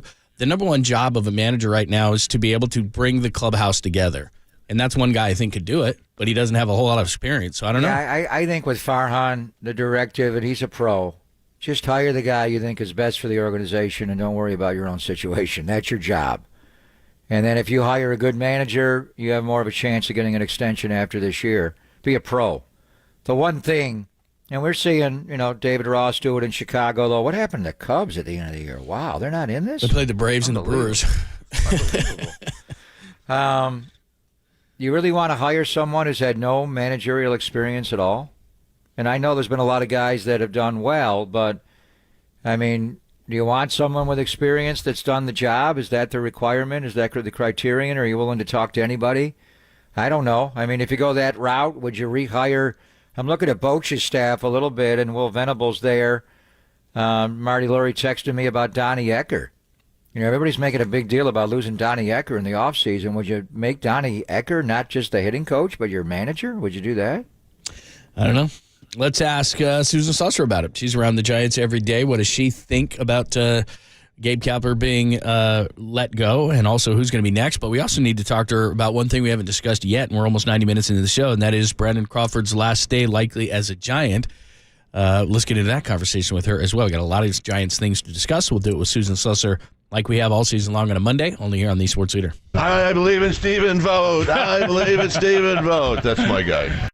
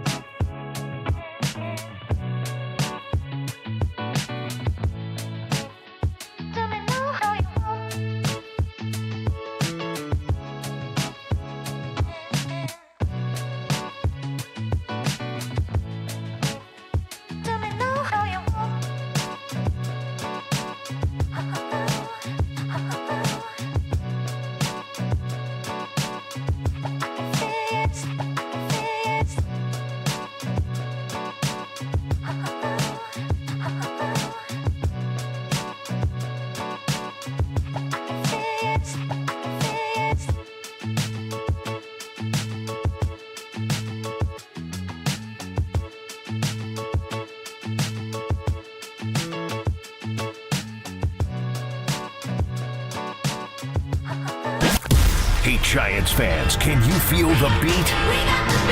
Time for Papa and Lund to talk ball with the Chronicles Giants beat writer Susan Slusser on KNBR 104.5 FM and 680 AM. The sports leader. On behalf of the team, I just want to thank you guys for this season, for showing up through the ups and the downs. You guys continue to show support and show up, and we just really appreciate it. And then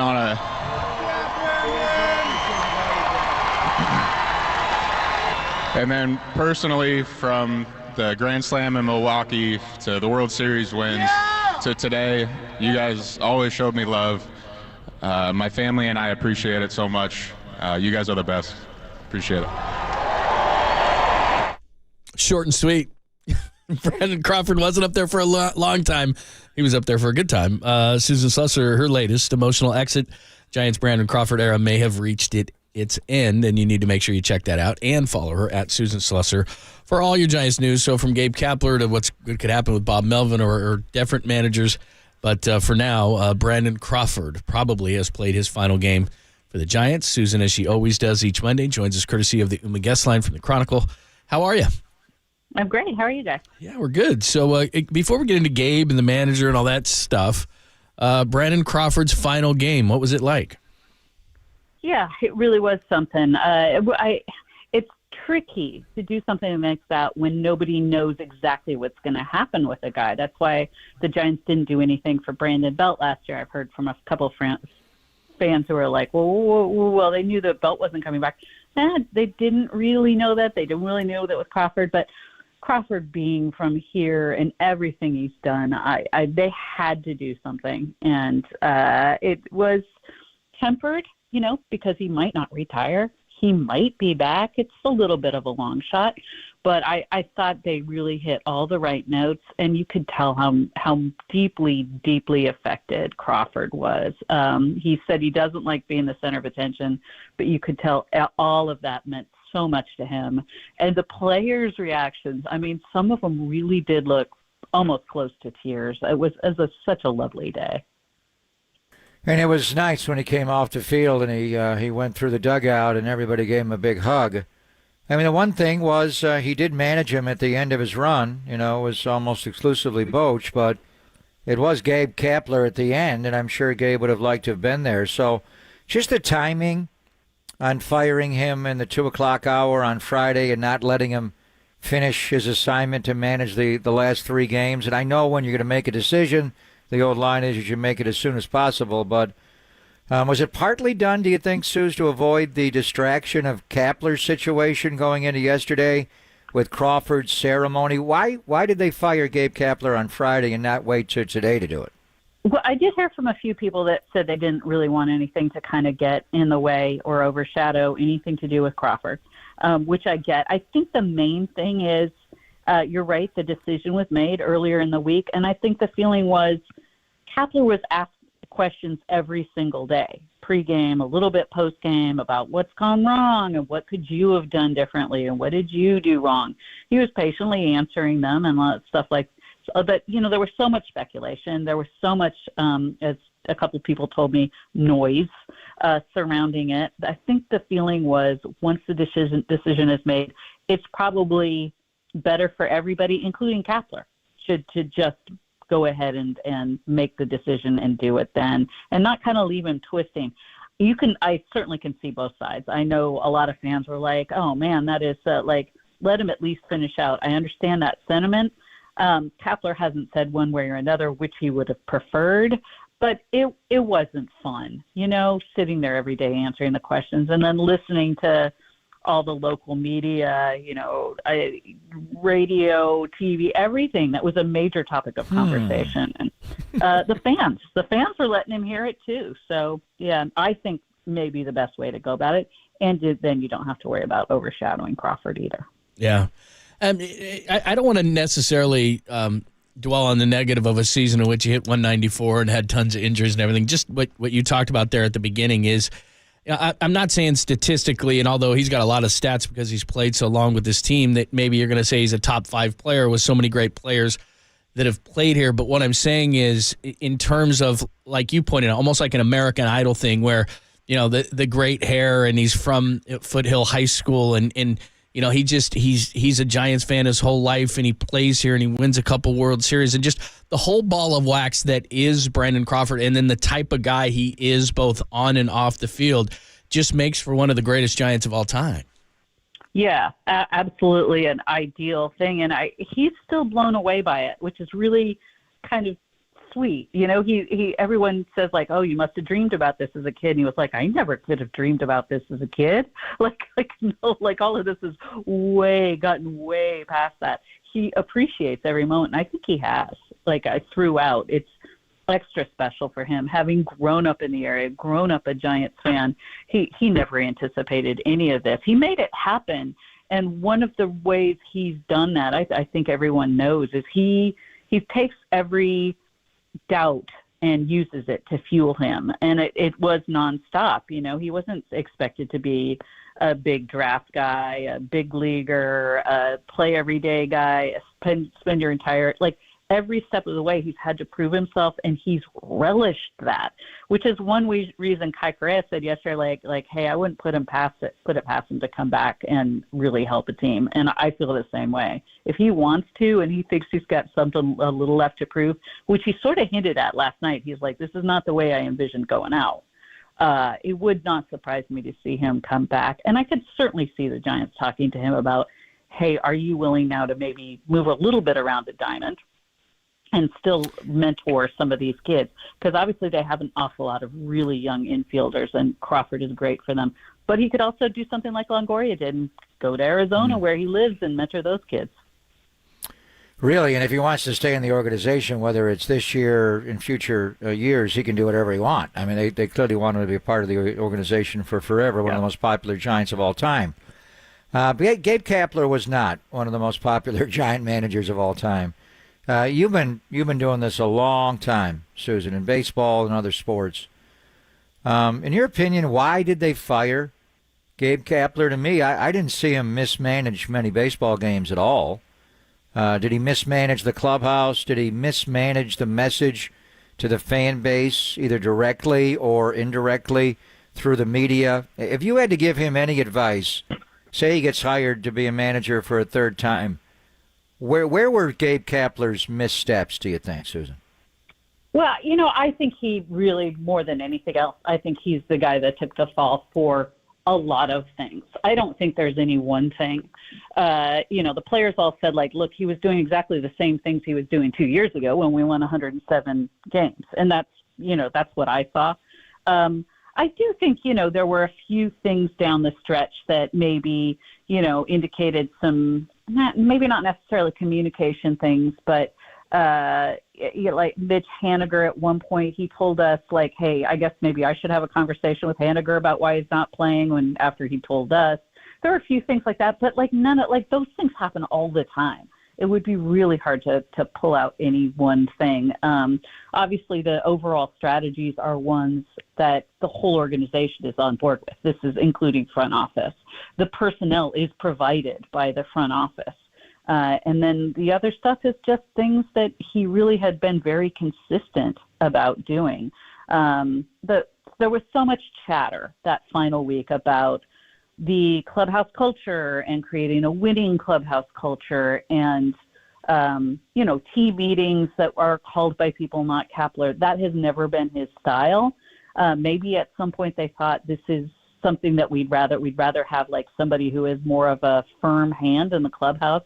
But the players all said they actually really appreciated the fact that he was very hands-off in the clubhouse.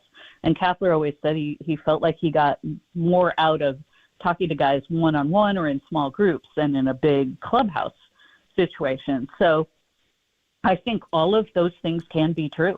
Maybe they do need a little bit of a firmer hand, but I'm not sure there was anything at all wrong with the way Kapler went about things. That was just his way. Susan Susser joining us, obviously talking a lot of things today. Brandon Crawford's possible final game as a Giant. Also, Gabe Kapler gets fired and who may be ahead. It help enlighten me here because I think it's across the board in the league. But as far as the Giants go, here's what I don't know. Because it seems to me, as you just said, management gives these managers a lot in terms of this is how we're going to play this. And then it seems to me that the managers are basically their biggest job is to keep a harmonious locker room. And when Logan Webb said that maybe the culture isn't the right culture, wasn't that pretty damning on Gabe Kapler? I think he really meant it clubhouse-wide, organization-wide even. And then after Kapler was fired, I said to Logan Webb, you said something about needing big changes, and he basically said, this is not what I meant. I meant we need to change kind of the way things in here in the clubhouse. And I think he really mostly meant player-wise, and keeping their focus on, the task at hand and making the playoffs and all of that. Farhan said at one point, we have a lot of things to fix, and this was step one. And I think more than anything, this is not necessarily a fresh start thing, but we need to turn a page. In that case, scapegoat is maybe a hard way to put it, but that kind of is what's happening, right? This is going to be kind of the sacrificial lamb for us to kind of turn a page and start a new chapter. So you obviously have been on this story as much as anybody, talking to Greg Johnson and Giant ownership. As far as Farhan now, is he going to be asked to hire a manager with his contract situation unchanged as going into the final year of his deal? Would they ever extend that to make it more appealing to a manager outside of the organization? And just what are your thoughts on in-house candidates? Mark Hallberg is one, Kai Correa obviously is one, Ron Wotus is one, or are they more likely inclined to go outside of the organization and go for a Bob Melvin or somebody else who's so? But first of all, are they going to change Farhan's contract status at all as he begins this search for a new skipper? It wouldn't surprise me at all. Johnson had mentioned to me at one point about talking to Farhan about exactly such a thing. And, he even said, essentially it's just a matter of kind of dotting some I's and crossing some T's and sitting down and getting it actually just done. So that wouldn't surprise me. I think that is still in the cards. Obviously, Kapler was still under contract for next year and was let go. These things aren't like ironclad. But I do think an extension is probably going to be in the works for Farhan. The one thing I can tell you that the way they see things about the manager search is they feel like there is no shortage of really excellent candidates from experienced people who, if they're available, they would probably snatch up, say, a Bob Melvin or an Alex Cora or Craig Counsell, all people who've sort of been rumored to maybe they're back, maybe they're not back. And to guys on the staff, Mark Hallberg is very highly regarded. He's obviously really close to Buster Posey, very sharp baseball mind. Kai Correa is extremely organized, has worked so well with the infielders, really gained a lot of kind of acclaim for some of the things when he first came over. As I reported yesterday, Craig Albernaz is interviewing for the Cleveland manager's job, which I've got to think means that the Giants certainly would want to talk to him for their job. He's absolutely beloved in the clubhouse, and has done such great work, my goodness, with Patrick Bailey and also as when he was the bullpen coach. So that really nice candidates there. But, they'll be talking to so many people, and I'm sure there are candidates they will have in mind that that nobody's even mentioned, and some fun ones. I certainly hope they give Stephen Vogt a call. I think he's going to be an excellent manager in the big leagues for a long time whenever anybody gets them. And as I mentioned, obviously the ultimate, the pinnacle would be somehow convincing Buster Posey to do it. I don't think that's going to happen, but if I'm them, I would do. It's like how I feel about Shohei, you guys. I'm like, whatever it takes, just do anything. Get him a private jet, get him his family tutors, to hire professors for his kids, anything, whatever. Just get it done. Wow, Susan Slusser joining us, the Buster Posey in the ring there. Other than Buster, does their search start with Bob Melvin? Should he not be retained by the Padres? He's got to be a very strong consideration for them. There's no doubt about it. If you have to put odds on it, he's probably the leader in the clubhouse if available. It sounds as if that will be something that's known here in the next couple of days. The last two seasons with the Padres were, something of a disappointment, but we know in the Bay Area what Bob Melvin brings. I've seen some responses from fans going like, oh, no, we can't win with the Padres. Well, there are a lot of things going on behind the Padres and beyond anything that a manager could have any sort of effect on. And I think if that working relationship with A.J. Puller's gone south, I hope they do let him pursue other opportunities. This seems like a tailor-made situation for him. But we don't know what Farhan's thinking. He goes back with a lot of people. But Bob Melvin is certainly one of them. Without a doubt. I mean, Bob was in Oakland, as you know, Suze, for over a decade there, and 94 wins one year, 96 wins, 88, and then more recently 97, 97 the year after. And then, last year, his first year in San Diego, they did beat the Dodgers and go to the National League Championship Series. So just as far as Bo Mel and the way he runs the clubhouse, we know how he runs a game, and he's expert. He's so good at running the bullpen like Boch was. But he's not a big, it's my clubhouse kind of guy. He's more like the Kapler model as far as he lets the players run their own clubhouse, Susan, correct? He is. He definitely lets the clubhouse run themselves, but he will have some stern messages and come in and deliver a stern message when he feels warranted. He is not somebody that's like, oh, I'm never going to hold a clubhouse meeting. He does every now and then if there's something he feels like is important enough to say. And the way the players in Oakland always felt about Melvin was one of those unusual situations where they both liked him and respected him. And that is a hard combination. Usually managers get one or the other. And if all your players like you but don't respect you, you got a problem. If they all respect you but they don't like you, you might have a little bit of a problem. That's a little bit more common. Bob Melvin always had both. And, that it was kind of like we would run through a wall for this guy. A lot of them kind of saw him as like a father figure type. He has just got a knack, he gets it. And he makes everybody feel like that, like he gets it, like he gets you when he's talking to you, media included, just got a really good way with people. High emotional IQ, very high emotional IQ. Great stuff. Susan, thank you so much. We appreciate it. We'll talk to you soon. Fantastic. Thanks, guys. You're the best. There she is. Good insight. She's off to England. I think she's flying out tonight. Oh, is she really? She spends her off seasons in London. Oh, man. Right? London calling. I didn't say a proper goodbye. I know. A proper cheerio. Yeah, I didn't do anything. Well, how is she going to handle that when they hire a manager and all that? She's going to do it have to come remotely. back. I think she's still planning on going. I think she'll just do it from there. Yeah.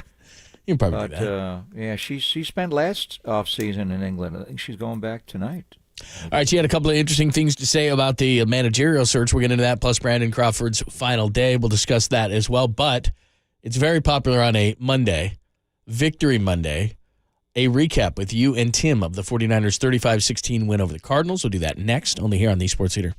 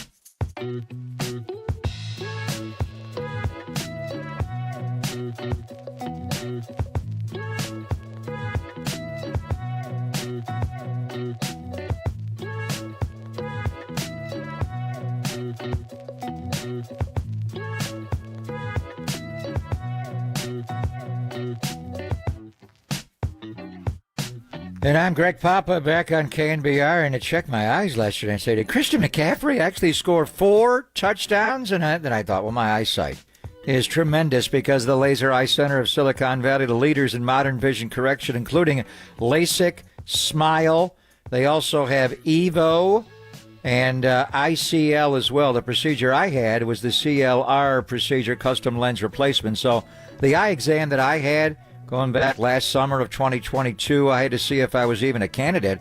It was the best eye exam I ever had. They called it the Advanced Vision Analysis, and it gives their doctors over 1 million data points to see if one of their 5 modern vision correction procedures is right for you. And I had, like John Lund did, the CLR, custom lens replacement procedure.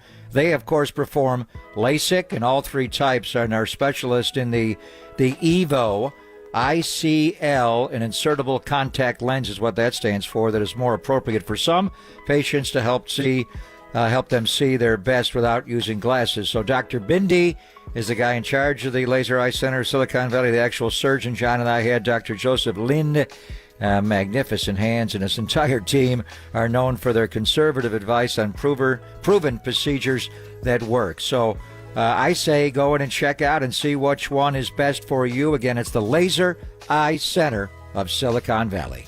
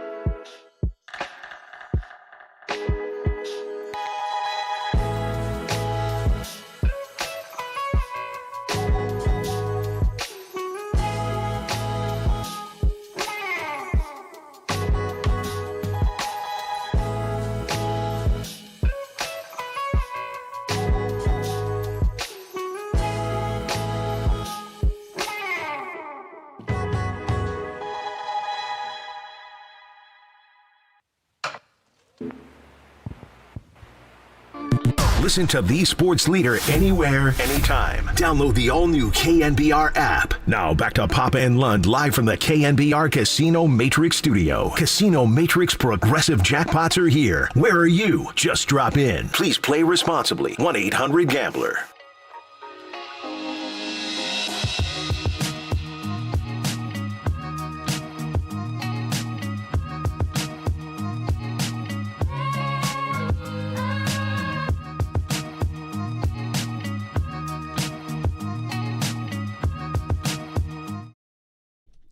Yes, thanks for joining us.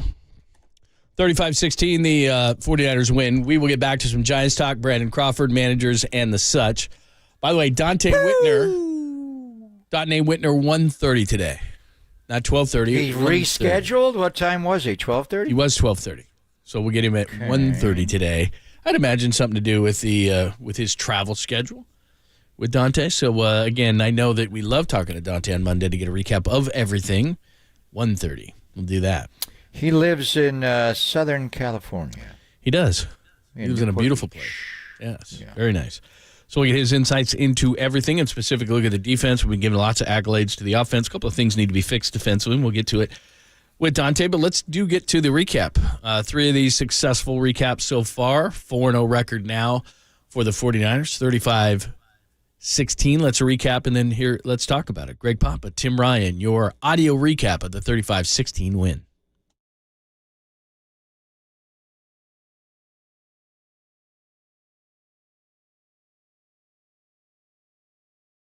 McCaffrey, the lone back. Debo tight left. They stack Willie Snead and Ayuk right. Coming in motion, Debo.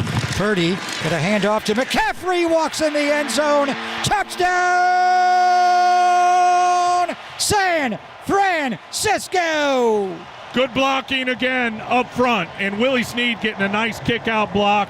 Christian McCaffrey cuts it all the way back behind Trent Williams, who's walking people back into the end zone. Very good block by Burford. Everybody up front, but the key block was the kick out by Snead, opening that gap for the vision of Christian McCaffrey. Yeah, I mean, touchdowns are a lot of fun, so hopefully we can keep it rolling. Back inside the Toyota red zone. McCaffrey goes in motion right. Backwards pass led by Juszczyk. A block there. Hurdles a man. 10-5. Touchdown! CMC! Lit the fuse on that one, baby, with the hurdle right over the top of the rookie 6th-round pick, Keitrell Clark. Again, in motion. It's a swing screen. They got Juszczyk out in front of him. He blocks Lucetta. Keitrell Clark says, I'm going to tackle these shins. McCaffrey with a low hurdle right over the top of him, perfectly timed. He's so special, man. He's the most complete football player I've ever seen in my life. There's just nothing that he can't do, and there's just nothing that he doesn't have just a good natural feel for. It's not like he gets coached up on how to do all this stuff. Like he's a football player, man. He can run between the tackles, outside the tackles. He could be a full-time receiver and be extremely successful in this game. He can pass block, and gosh, it should have been illegal for us to get him in a trade, honestly. He's 7 for 7. Now under center, a 7-step drop. Going to take a deep shot to Ayuk. Made the catch!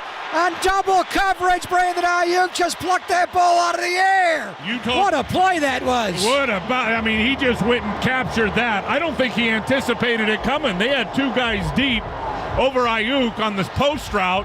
Looked like he slowed down just enough, but Purdy put it in a location where only he could get it. We thought we had an opportunity to get a couple shots, not the ones that we ended up hitting. They were a little bit different than we expected, or at least I expected. But Kyle called a great game, and we got to exploit the areas of the field that they were lacking in, and it just happened to be some deep balls that we haven't hit in the past, so that was pretty exciting. 2nd and goal, 6-yard line, bunch formation right, play action, Purdy looks bunch side, comes back left, throws, McCaffrey will roll it right down to the goal line, touchdown! CMC, the hat trick for Christian McCaffrey. The stick of dynamite can jump over you, or he can just roll on top of you. Yeah, he's a freak. He does everything for us, obviously. Can run the ball, can run routes out of the backfield, can line up as a receiver and run routes. He does everything, man, so we're thankful for him. He's a dog. He takes some hits, but, man, he just keeps going, and all you got to do is get the ball to that guy in space, and he does the rest. So very thankful to be playing for him, or with him. They put him into a pistol behind Purdy. Debo is right. 3 are left. They give it to McCaffrey off the left side. 1, 2, 3, 4. Touchdown! CMC! That vision again, Pop, I'm telling you, because they had a defender in the backfield, and CMC puts his right foot in the ground and just popped to the edge. Kevin Strong's the defensive lineman. He gets in the backfield, thought he was going to have himself a tackle for loss. CMC sees it, right foot in the ground, quick cut to the outside, north and south, easy touchdown. Raheem Mostert scored 4 in the NFC Championship game in January of 2020. Christian McCaffrey, what a start. He has 7 touchdowns this year. Yeah, I actually was talking about this with the D-line.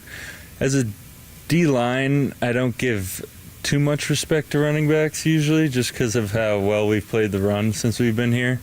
But I think my mind has changed on that a little bit. There's definitely some guys in the league that you have to really prepare for, and he's most definitely one of them. Brock Purdy, as they kneel out the last play, had a great game. 20 of 21 today. 283, the touchdown to McCaffrey, the Purdy plunge. McCaffrey had a extraordinary day. One of the best in the history of the franchise. He had 4 touchdowns today, 3 rushing, 1 receiving. Brandon Ayuk had a big game again, 6 catches for 148. And the 49ers, 4-0, bro. They and the Philadelphia Eagles are the only teams undefeated in the NFL 4 weeks in, Tim. And after winning the last 10 to win last season, the 49ers have won 14 consecutive regular season games, the second longest streak in the history of the franchise. The mindset has been to be locked in from the start. I think when the offense is scoring like they are, and obviously we got some things to work on our side, but holding them to 16 points, that's going to be winning football all day long. There you go, 35-16. If you're not convinced on Brock, and I think everybody in the Bay is, but more from a national perspective, I don't know what to tell you anymore. 20 of 21, 4th best completion percentage of all time, and his only miss was on that 3rd and 24 where he threw it outside to Christian McCaffrey, basically a throwaway. Leads the NFL in passer rating at 115.1 and QBR at 84.5. Yards per attempt, he's 2, which is a huge number at 9.1. He's only one of 3 quarterbacks who hasn't thrown an interception and started and played in all 4 games. Air yards per attempt, 2. Completion percentage, 72.3, which is a great number, is 3rd. And that 20 for 21 set an all-time 49ers record as well. So Brock Purdy, and then along with our discussion about Christian McCaffrey, could he be an MVP? Well, certainly he's averaging over 1,900 yards, or at least on pace for, and 26 touchdowns, and what he does out of the backfield as well. So between Purdy and CMC, a couple of great performances yesterday. It is ludicrous just how good this offense is, and we'll get to what Brandon Ayuk is doing. So Jeff Deeney sent me the numbers, Pro Football Focus, as he does every Monday on McCaffrey, and Tim Kawakami's always all over this. So the 49ers had 30 first downs yesterday. 3 came via a defensive penalty by Arizona. 15 of the other 27 first downs came from McCaffrey. 8 rushing, 7 receiving. He has 23 first downs rushing on the season, which leads all running backs in the NFL, and his 11 first downs receiving also leads all running backs. So he's number 1 among all running backs in rushing yards, 459 yards after contact, 323. 6 of his 7 touchdowns have been rushing, tied with Raheem Mostert, who also had a 4-touchdown game to cap off that 2019 season with the NFC Championship game performance against Green Bay. Missed tackles, everything, missed 22 tackles, so get out the way in the 10-plus yard runs. I mean, it's just he either makes a touchdown or a first down just about every single time he touches the ball. You gave the numbers on Purdy, John, and I remember Steve Young when we were in Mexico City last year flying home with us, and we asked him when Steve came on with us earlier this year. Steve said, if I was in this offense, I would complete 90% of my passes. And we thought, wow. Well, Brock Purdy did that better yesterday. He was 95%. And now Steve-O is out of the 49er record book for single-game completion percentage. But how about Brandon Ayuk? Again, like the game he had when he caught all 8 of his targets in Pittsburgh to open the year. He caught all 6 of them yesterday, but they were deep chunks, and 6 for 6, 148 yards, the 42-yarder on the post route through double coverage, the adjustment by Brock to throw it flat to get him the ball. So here's one from Jeff Deeney on Brandon Ayuk, John.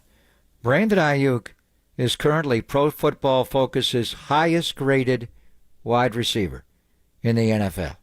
93.5 grade, whatever that means. Blocking, route running, his ability to separate. So we'll talk to Dante coming up at 1:30. They asked him the question on 49ers postgame live yesterday on NBC Sports Bay Area. Are you a top 5? Are you a top 10 wide receiver? PFF has Brandon Ayuk number 1 graded wide receiver in the entire league. So, and, Debo didn't have a big day yesterday. George Kittle didn't have a big day as far as the stat sheet. They're always That fourth down was involved. big, though, right? The one that George caught for the fourth. Yeah, that was well, big. just how good is this offense here with Purdy as the ultimate orchestrator of it all and all these different weapons? And you didn't even have Jawan Jennings yesterday on 3rd and Jawan. They only had 5 third downs yesterday, John. They converted 3 of them because they were so damn good on 1st and 2nd down. Just get the ball to McCaffrey. You don't need 3rd down because it's 1st down or touchdown. What's amazing is that he's got 9 regular season starts now. So last year, 35, 21, 37, 37, 38 is what they scored. This year, 3 30s and a 34. They scored 21 in Seattle, but that was basically because he broke all of his ribs.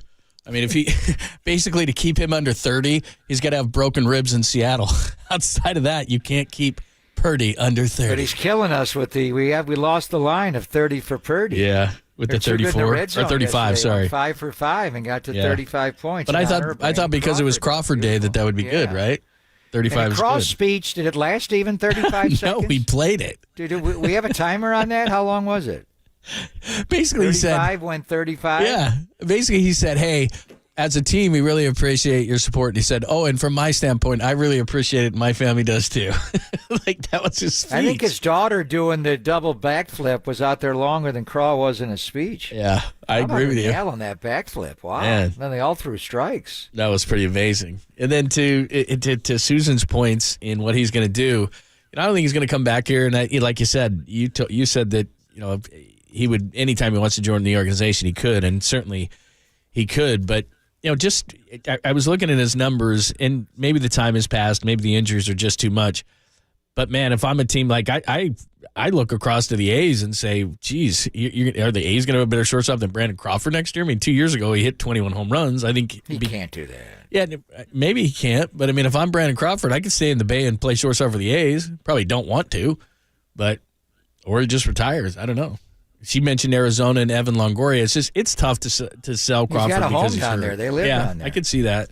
But they got a really good young team down there, and he wouldn't be playing a whole lot. Jordan Lawler is their big prospect. He's a shortstop. I mean, certainly Craw wouldn't be the worst guy to have down there with him, but I don't know. Well, We'll Bags see. mentioned, and I think it's going to be health with him, and it'll be pretty cool to just play for one franchise your whole career and never put on another Udi like Buster did.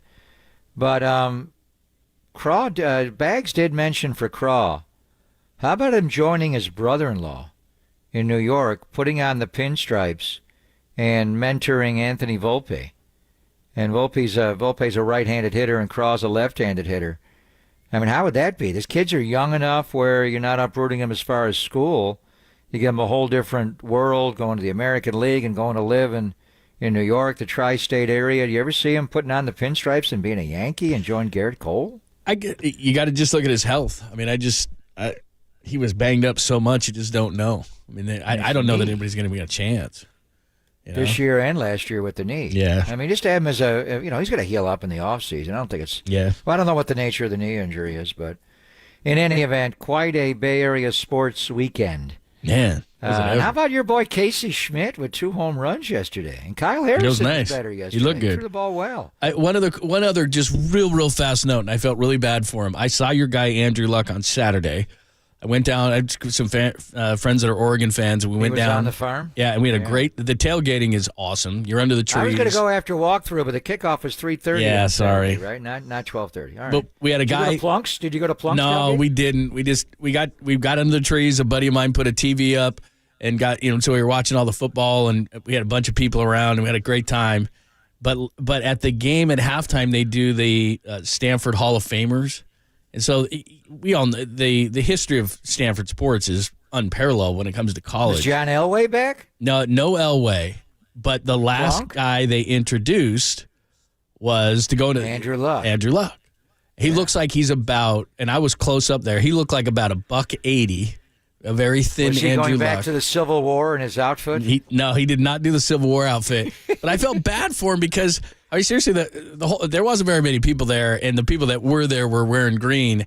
And I will give them credit; they gave Andrew Luck his propers, but there wasn't a whole lot of Stanford red to be around. So I felt bad for Andrew Luck. But I did see him in person. Really? Yeah, I Really? felt bad. Felt bad for him. So we didn't talk because you went and took George to Parents Weekend after the Thursday night game. Did you see Andrew Luck's cameo? Oh yeah, on Amazon that was Prime. outstanding. But the key thing. So they did a big game rendition of trivia, Stanford versus Cal. My God, Tony Gonzalez, somebody help him. How about when he answered? He had no answer for. Was it the Stanford running back? Yeah. And his answer was, what did he say, Marcus Allen? Yeah, it wasn't good. And they all were looking at him like, It wasn't good. dude, are you serious? Yeah, it was not How good. did Tony Gonzalez get into Cal? I don't know. He's scary. Well, because he can play basketball and football, and they went, sure, we'll make the grades You played work, for dude. Mooch. You played for Mooch. Yeah. Some of his answers were scary. It's like, wow. Yeah, that's the one Are thing. you serious? They're all making fun of him. Yeah. You got Ryan Fitzpatrick from Harvard and Andrew Luck. And how about Namdi? Pretty smart. Namdi Asamoah, Yeah, there you go. the cameo on Namdi was great. He got It was. everyone right, and even Richard Sherman. And then he got Tony Gonzalez. Man, like you said. Marcus Allen. What? Yeah, at Stanford. talking about? Okay. Wow. Good one. All right. Yeah, was that what it was? Was it Marcus as a Stanford running back? Oh, yeah, it was bad. It was a Toby Gerhardt, right? Yeah, Was it Toby Gerhardt. Toby Gerhardt? Absolutely. Wow. Yeah. Tony. Anyway, I thought you would enjoy it. I thought of you the whole time as I stood just inches away. Yes. From Yes. Andrew Luck. So how's he looking? he looks good. He looks light. He's light. There's no doubt he's light. But man, I mean, are you kidding me? If you're the Jets, you kidnap him. He'll learn his offense on the way to New York. He's still got his rights. He hasn't. does. He hasn't. You know, he's still got his rights. Yeah, he does. That's true. All right. We'll reset everything coming up next. We have had a lot of 49ers talk, and we'll continue that. But we haven't had anything in terms of an ode to Brandon Crawford other than talking to Susan Susser about it. So we'll do that. Remember, Dante in about an hour to break down the defensive side of the ball for the 49ers. Get into all that next. Text line is one open, and hit us up on YouTube and Twitch as well. It's Pop and Lund, only here on the Sports Leader.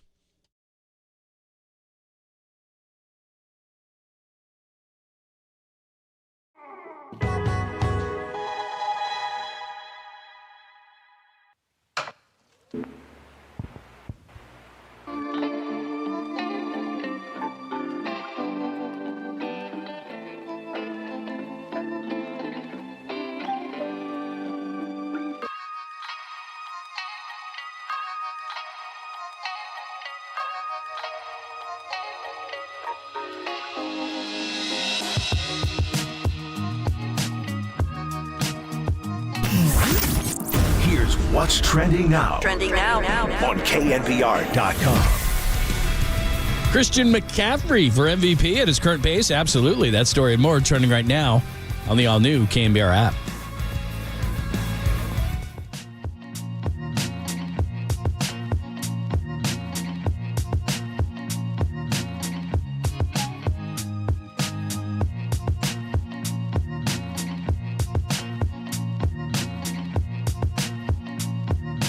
Hey, it's Greg Papa here. We got a Monday night game. Seattle Seahawks are playing the Giants tonight, and then obviously Sunday night's the big one, Cowboys and 49ers. So is your home ready for kickoffs?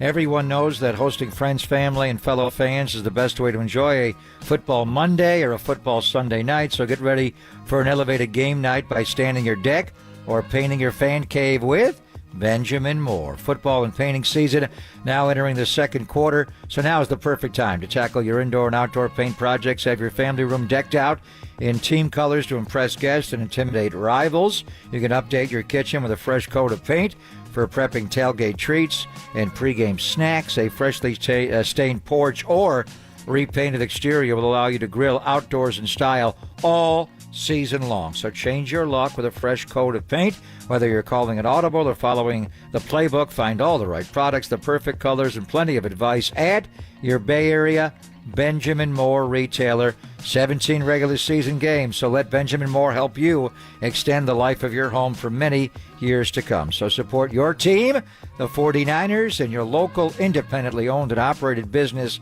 with Benjamin Moore.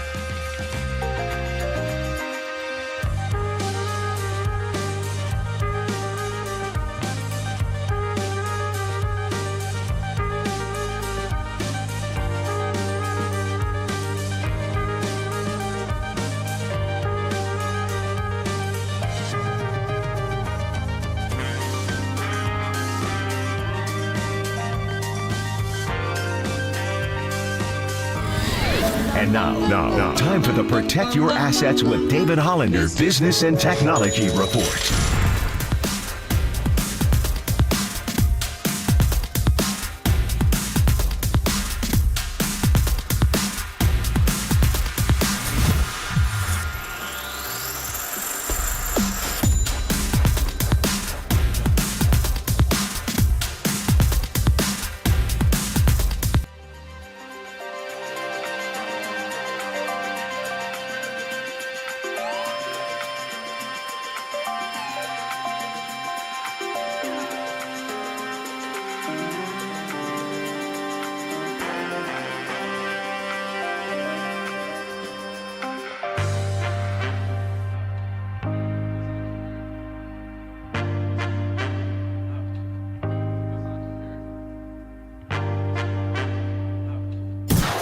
Listen to the sports leader anywhere, anytime. Download the all-new KNBR app. We are your proud home of Giants baseball. KNBR 104.5 FM and 680 AM. Played in the Giants uniform that wasn't at short. Yeah. Only inning. Yeah. Oh, I love it. Well, you got to do it before Belt, which I think is important. Yeah, he claims he would have thrown an immaculate inning. But yeah. He claims a lot of things, doesn't he? Yeah, he sure does. I will claim it, or I will say it was a little bit tougher than I thought it was going to be. Finding the strike zone there for the first couple of hitters. Yeah, I think we remember that, but you settled down. Yeah. I don't know how much it was talked about. I threw about 6 balls in the cage before going out on the mound, though. Yeah, no, it wasn't. I didn't have a whole lot of warm-up time. That's all you need. But I was amped for it for sure. Did you back off velocity-wise, or did you let it go? The first couple, I was just kind of trying to find the zone. I think it was like low 80s, so it was like I had something behind it. It wasn't a lob, but it wasn't everything I had either. There's Brandon Crawford talking about pitching, of all things. That's probably it for Brandon Crawford. I know we're going to talk a lot about the search for a new manager. Haven't heard anything out of San Diego today. I know that Bob Melvin is supposed to speak to the powers that be up down there, so we'll keep you updated on that. We will definitely get back to some Niners at the bottom of the hour, but even though we talked to Susan Slesser about it and what could be his future, but just real quick, an ode to Brandon Crawford, a special one that's probably played his last game as a Giant. Well, he ends his career, John, with a Blutarski ERA 0.00, and he did well once he found the strike zone. In all honesty, 4-time Gold Glove Award winner. Is he the best defensive shortstop we've ever had in the Bay Area? Both sides of the Bay. Jose Pagan was a really good defensive shortstop in the 60s. Chris Spire, the Alameda Rifle, was pretty good. Obviously, Bert Campaneris with the A's, to Miguel Tejada, who was more of an offensive player. Royce Clayton was really good. Omar, the outmaker. I think the answer is probably Omar Vizquel, but Omar got here late in his career. Crawford for the entirety of his career. I mean, looking at the entire body of work, help me, John. I think he is the best defensive shortstop the Bay Area's ever known. And there have been a lot of good ones and a lot of great contributors to championship teams. Campy is underrated, really should be a borderline Hall of Famer, but I don't think Bert Campaneris was a defender that Craw was. No. Now, he's a better offensive player as a leadoff hitter and igniter of the swinging A's, but just right there, Brandon Crawford is arguably, trying to come up with another name for me, is the best defensive shortstop we've ever seen on both sides of the Bay. And then, timely hitting. Just a guy had a pinch hit for big moments offensively. Obviously, the grand slam in his first game in Milwaukee, and that came right after Buster Posey got crushed at home plate by Scott Cousins. And so they needed that pickup, and then the grand slam in the playoffs in Pittsburgh, and then the big defensive moments. I mean, the biggest defensive play probably ever made. There was a pretty good relay to get Prince Fielder at home plate in the World Series, but that Game 7 double play turned by Brandon Crawford and Joe Panik is not going to be bigger than that. So he had his overall body of work defensively, and you thought, That's why it was so amazing to watch his daughter do the backflips, because that was a wizard. Ozzie Smith, who was so acrobatic at shortstop. Craw was just, 6'1", 23, thick legs. How does he have the range and that throwing arm, being a high school quarterback at Foothill, and just everything, and then just the big moments. But we knew about the Gold Gloves, and he also won a Silver Slugger in his career, and he became that guy offensively late in his career. The 21 year, he was, Brandon Belt had a big year that year in the 29 home runs. For Brandon Crawford, that's the best offensive year he's ever had. He had 24 homers and drove in 90, finished fourth that year in the National League MVP. And then, as a younger player, 2015, and that was in between, the 14 championship and the 16th playoff appearance. He had 21 homers that year. So what a career when you look at it. And then growing up in the Bay Area, obviously, and the sign about not moving the team, Mr. White, and all that. Just an amazing career.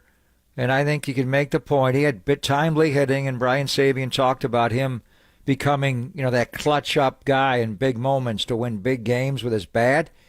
But is he the best defensive shortstop? And the Giants moved here in 58, and the A's came in 68. We've had so many great ones, but I think I would say Brandon Crawford's the best defensive shortstop the Bay Area's ever seen. Certainly consistently. He made so many plays, and I know this year wasn't, but I'm talking about, and we're talking about just most of his career. He certainly was. And then, like you said, you put in the clutch hitting, and then, the other side of it is what people just kind of heard there a little bit is really funny guy, really underrated. I wouldn't say the comedic guy of like a Buster Posey, who behind the scenes was really, really funny. It was just he was underrated, dry. But I'll tell you, it's funny. When he retired yesterday, I sent out a picture of him and George, and Brandon Crawford stood there and talked to George for probably 10 minutes at spring training with kids mobbed all around him. He was the nicest guy What ever. year was this? 2016, when George was like a floppy-haired, Oh, wow. Who had better hair? Craw or George? Craw. Oh, his hair. I don't know about now. George has big time. He's got pretty good hair now.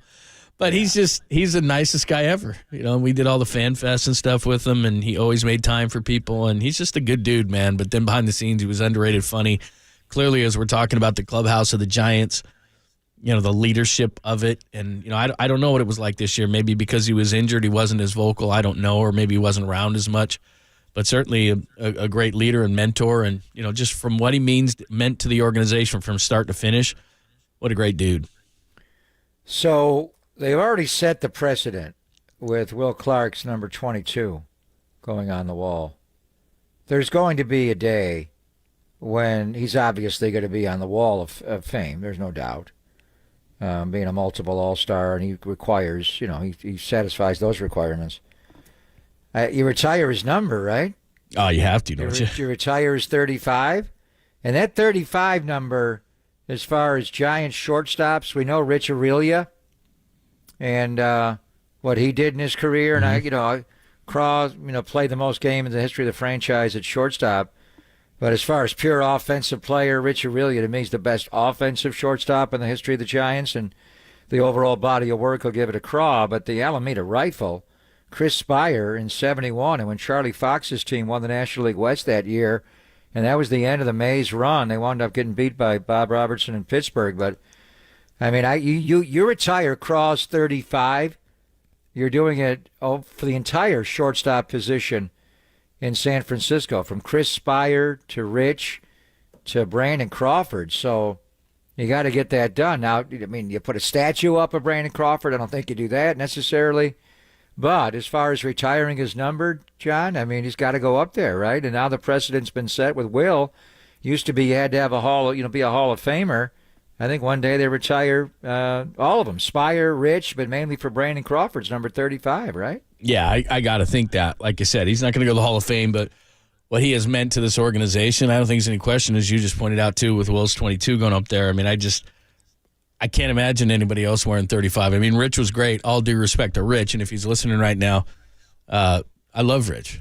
But Crawford's 35 just took it up just a little bit more, and I got to believe you got to retire it. Crawford driving 97 runs in a year and at 37 homers. I'm only saying, and I give Rich all due credit, especially offensively, but I think the difference, right, with the amount that these guys are beloved was winning the championships, right? I mean, that kind of puts it over the top. Richie had some big offensive years, 37 homers, and what do you have, 97 RBIs that year? Craw had a 90 RBI year. And just the whole story's amazing. So who's this little girl? I just sent you the picture. That's 2016. We went to spring training. George? Yeah, look at that hair. I'm going to get in trouble like I did with Tolbert's sons years ago, and I called him on the air, his daughters, because they had long hair. Yeah, he had that long floppy hair back then. That's 7 years ago. Craw doesn't look any different. Craw hasn't aged a day. He looks exactly like that. How old is George in this picture? 7 years ago, 12, 11. Yeah. There he is. Yeah. There's Craw right next to him. He was so nice to him that day. I couldn't believe it. I'm like, wow, okay. That day, Buster Posey grabbed George that day and walked him right through the clubhouse and introduced him to everybody. People who don't think, like... Buster did? Yeah, he's the greatest. We walked into the clubhouse in spring training, and we were just standing there, and here he is with this floppy hair. And Buster Posey just grabbed him and goes, "Who do you want to meet?" And just took him around to like 5 or 6 different lockers. They're good guys, man. That crew of Giants, that's some good guys right there. Without a doubt. Yeah, they were and cool, he man. won 2 of the 3 Giant championships. By the way, there's some good 35s. NBA champion Draymond Green. Oh, yeah, we got some stuff today, there. John, about his ankle. We got Warrior Media Day. Well, we got that, plus maybe Chris Paul's changing his tune. We got to play some of this stuff for you. By the way, the Giant 35s you got? Richard Williams, Solomon Thomas. Ooh. How about Chris Brown? Really? You wore 35? Yeah. Chris Brown? Yeah, how about Chris Spire? On the IL with a strained eyelash. I mentioned Spire. Spire was 71. How about Gaylord Perry? There's some good 35s Wasn't he here. 36? Gaylord was 36. In 1963 with the Giants, he wore 35 for a year. For 1 year, and then he went to 36? Right. That doesn't count. He was. I'm just saying. But yeah, there's some good, like you said, retired for the 35s. You'd have Spire, Richie, and... Spire, Rich, and Craw, the shortstop position. Just take the shortstops. Right. So, anyway, that's pretty good. That's a pretty good 35. Matt Morris. Yeah. Don't forget about Matt Morris. Oh, boy. Yeah. Let's just call it the shortstops. Let's just call it the shortstop 35. Matt Morris was the opposite of Jack Morris. Jack Morris would just pitch well enough to win. Right. If his team scored, 6 runs, he'd give up 5, and they'd just win. Matt Morris was the opposite. Now, I'm thinking more of Brett Tomko. He wore 35 as Tomko. well. Yeah. Tomko did? He did. Yeah, Tomko was clearly that. Matt Morris was pretty good. He had a high win total 1 year, didn't he, Giants? Yeah. Not bad. Yeah, Tomko was the guy. Right. No matter what, Giants scored 5, he gave up 6. Yeah, exactly. Giants scored none, he gave up 1. Whatever it was, he just couldn't win. Bad luck.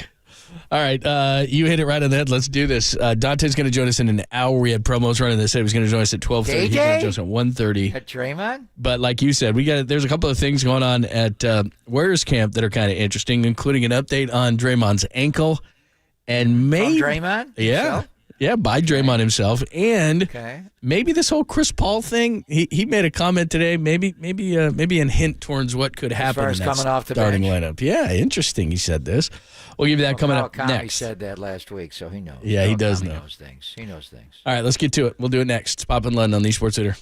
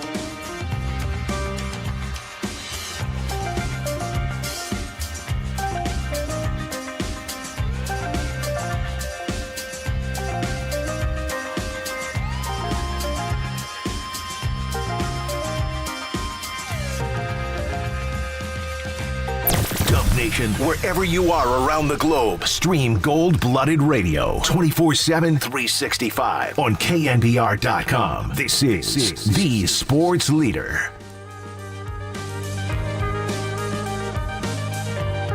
Well, what's going on with the ankle? How'd you first, suffer that injury, and how you feeling now? Was just playing pickup and just going up for a layup.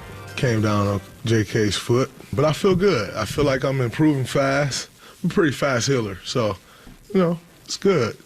Didn't quite foresee this coming into the season, but everything happens for a reason. I think I'm excited because we have a great performance team, and I'll be in even better shape by the time, whenever that is, when I start playing, than I even am in now with our performance team. So it's an opportunity for me to get better and continue to improve up on some things that I've been working on. When the time is there, get back out there and be ready to go and, hit the ground running. Hello, friends. Media day for the Warriors. That was Draymond Green. So he stepped on JK's foot, says the ankle is going to be okay. They said the Warriors say it'll be reevaluated in a couple of weeks, and so they should have plenty of time. Also, he talked about Chris Paul. He's been working out with Chris Paul, playing pickup games with Chris Paul. Said he's gotten to know him a lot better, and he said that from afar he thought that Paul was an a-hole, but he says, I can be that too, so he goes, it's okay.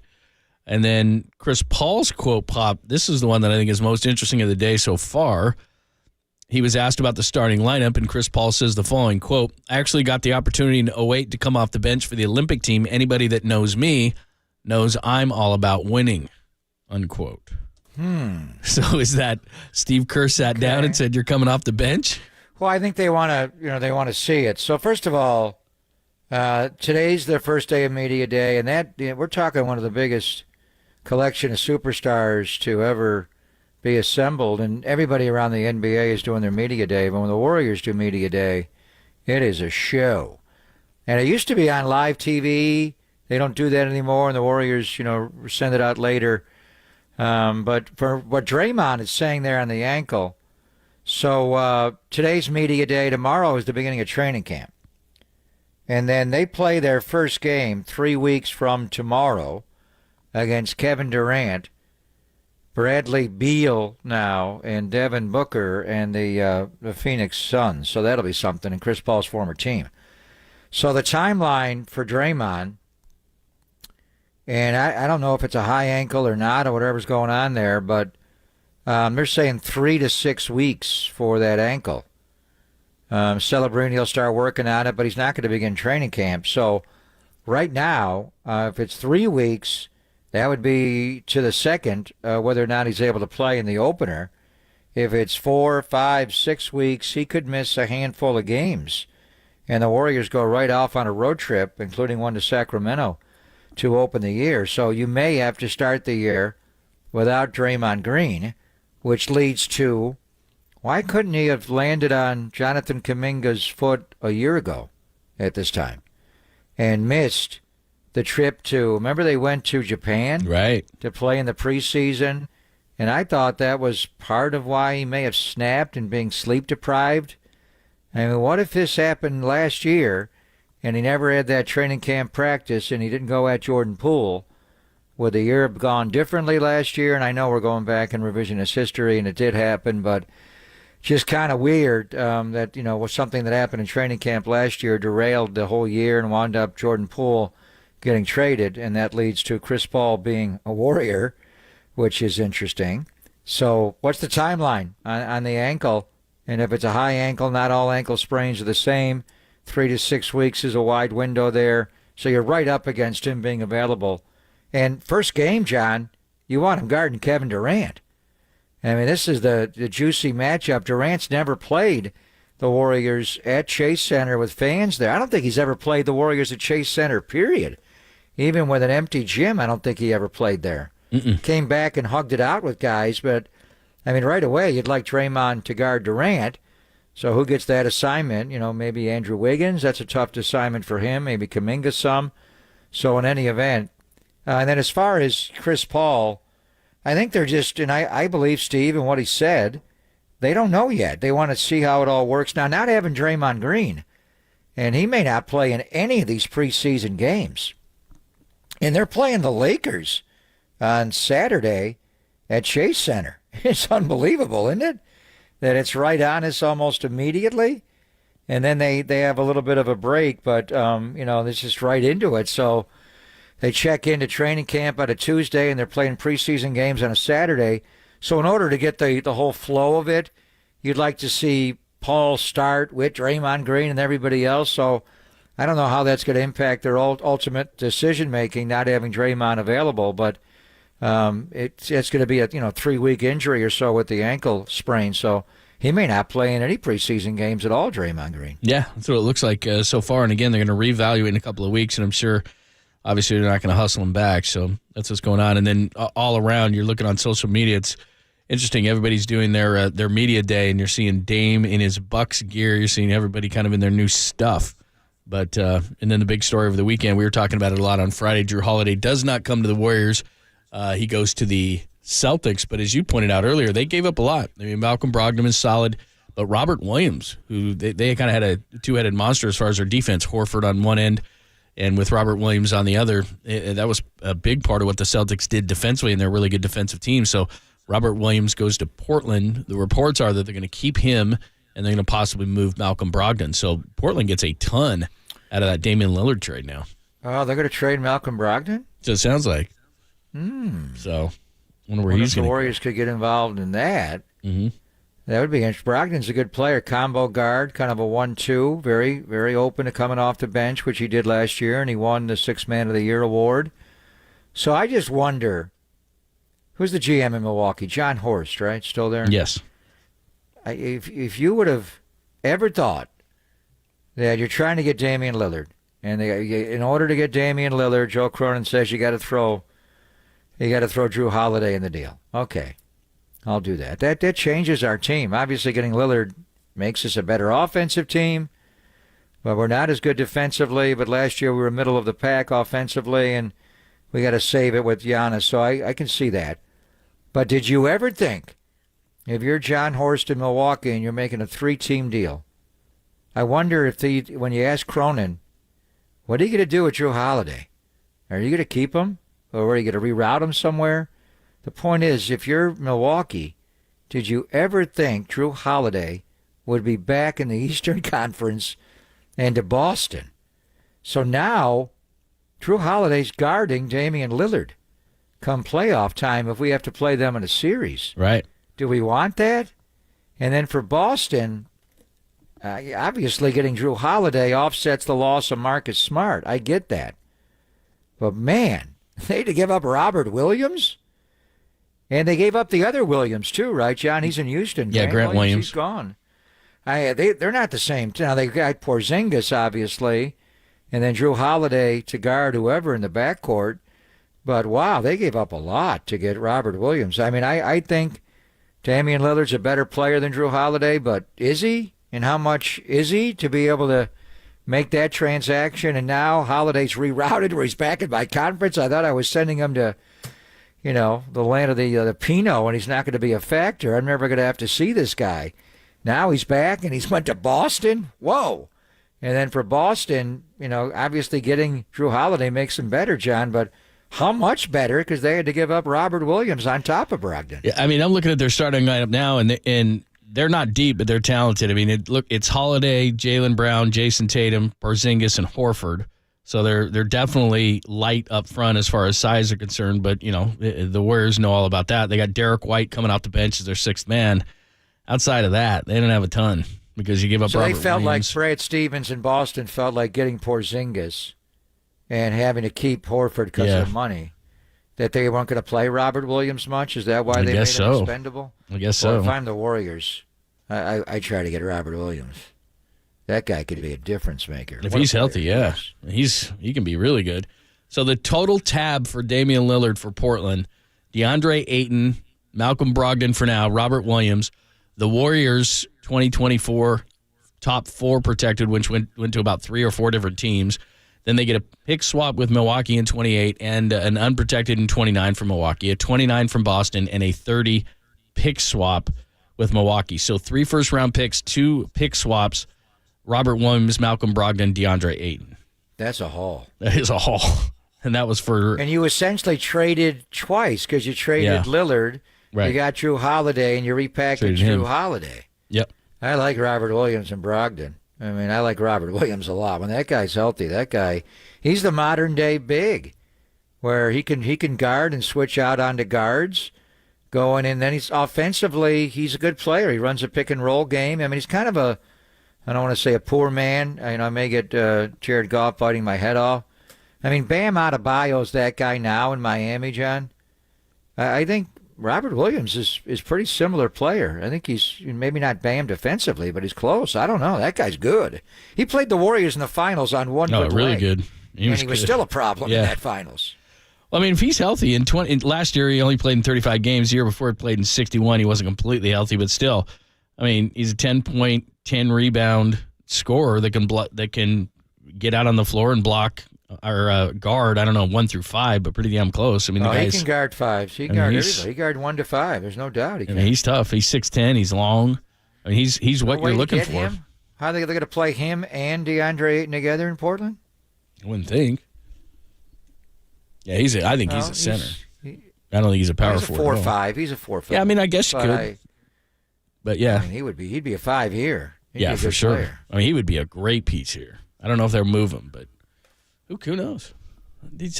I should look up his contract. Anyway, I thought he just signed something. Because Holiday makes what, 36? Yeah, I looked him up. He's got to make low teens, right, to match up with Brogdon's 22. Yeah. So he signed a $454 extension a couple years ago. So he's in the second year. 18? Yeah, he's in the second year of a deal that this year pays him $11.5. That's what I had looked up on Friday. That I had said he and Brogdon would match. But that money's got to go up for him. Right. So 11.5, 12.4, 13.2. Not bad in today's NBA. And he's only 26. That'd be a big one. Try to call that contract's not going anywhere, so you got an issue there. Yeah, it's big. As far as staying under the second apron, but he'd be a piece. Yeah, for sure. Good player. All right, we got a ton of foreplay to get for you. We got a couple of pieces out of the 49ers win over the Cardinals. We'll discuss that one.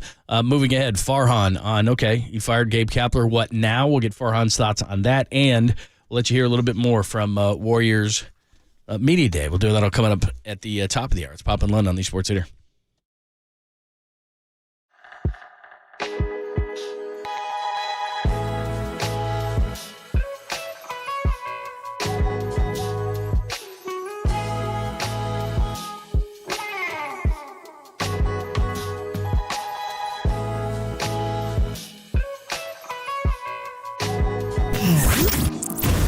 What's trending now? Trending now. On KNBR.com. Bro. Tim Ryan joined Murphy Mack this morning to break down the dynamite performance of CMC and the 49ers getting off that 4-0 start. That podcast and more trending right now on the all-new KNBR app.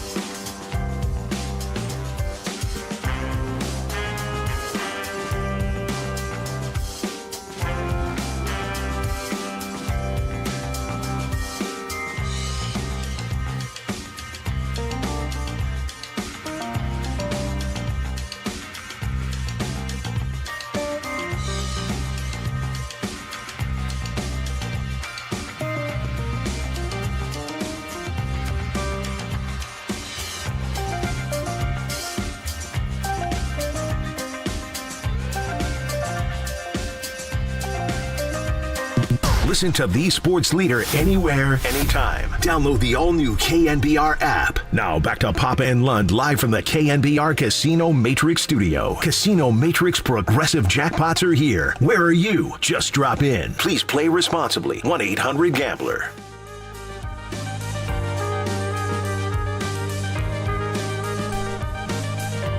Hello, friends. Thanks for joining us. We got a foreplay for you. A little Kyle Shanahan. He doesn't like the scenario that's put in front of him. Christian McCaffrey on Brock Purdy. A little Farhan for you on the managerial search, and Chris Paul from Media Day today. It is weird because we're just really getting rolling after 4 games. Normally this would be the quarter pole, but we got that extra game, but we're getting close. And baseball is just hitting the playoffs, which I'm getting excited for. By the way, speaking of 4, we got 4 games tomorrow morning. Jim. Right. We're going to be really distracted. In fact, just real quickly, there's a real easy guide to the Major League Baseball playoffs. Okay. Bruce Bochy, Brandon Belt, Dusty Baker, and anybody playing the Dodgers. Pretty much it. Because somebody asked me this morning, who do you root for? Isn't it pretty easy? I mean, I'm rooting for Bochy. I'm rooting against the Dodgers. I like to see Brandon Belt do well. And people like Dusty, so that's okay. Isn't that pretty easy? Tomorrow at noon on ABC, we got Rangers at Rays, so we're going Bochy. Yeah. At 1:30 on ESPN, so we have an overlap. Yeah. I'm going to be really distracted tomorrow. I know you are. Blue Jays, the Brandon Belts at the Twins. Do we have any interviews to run? All right, so how about 4 o'clock, ESPN 2? What about Evan Longoria and the Arizona Diamondbacks against Craig Counsell, the future manager of the Giants? Wow. And then you've got at 5 o'clock, 8 o'clock window, Marlins. How did the Marlins get in there? Wow. They had the least runs in the National League. What in the what? That's Zach Wheeler going for Philadelphia. So we hardly knew Yee as a Giant. He's a person of angst because everyone gets mad about the Carlos Beltran trade with him. I'm not watching him pitch. He is good. I'm not going to root for him. I'm not rooting for Evan Longoria. He plays in the division. But Bochy, I'm rooting for. I like to see Bochy do well. It was cool to see him make it. For a minute, we weren't sure. But I'll root for him. But I'm like you, I do love playoff baseball. It would be better if the Giants were in it, but I do love playoff baseball. Yeah, we're going to have the foreplay coming up at 1. Kyle's going to talk at 3:30 today on a teleconference. Just one note, and I got this alert this morning, and the Niners just sent out a release mourning the passing of Russ Francis. Yeah. He died at 70 years of age. Began his career with New England, and then he retired. He was out of football for the entire 81 year, and then he came back and part of Super Bowl teams. He was a little bit out there. He was a skydiver, and I remember people questioned his ability to play football and focus and all that. He had a lot of other things going on. Eclectic guy, but that Hollywood play they ran to George Kittle in Seattle last year and ran it also when Kittle had the big 1377 year to break the all-time record for yards by a tight end. They ran that against the Rams. But there was the same thing that they ran with Russ Francis in the Super Bowl win over Miami. The fake left screen, fake right screen, the Y delay was an inline Y. Tight end screen over the middle. They ran that to Russ Francis against Miami in the Super Bowl. So, eclectic guy. I remember him skydiving and jumping on airplanes. But was he the pilot or the co-pilot? And he lost his life in beautiful, bucolic Lake Placid, New York. Yeah, but that Lake in Placid, upstate New York. So our thoughts and prayers go out to Russ Francis. Wow, just 70 years of age. Yeah. Too young. And he said, it says here the plane was taking off, had an unspecified emergency.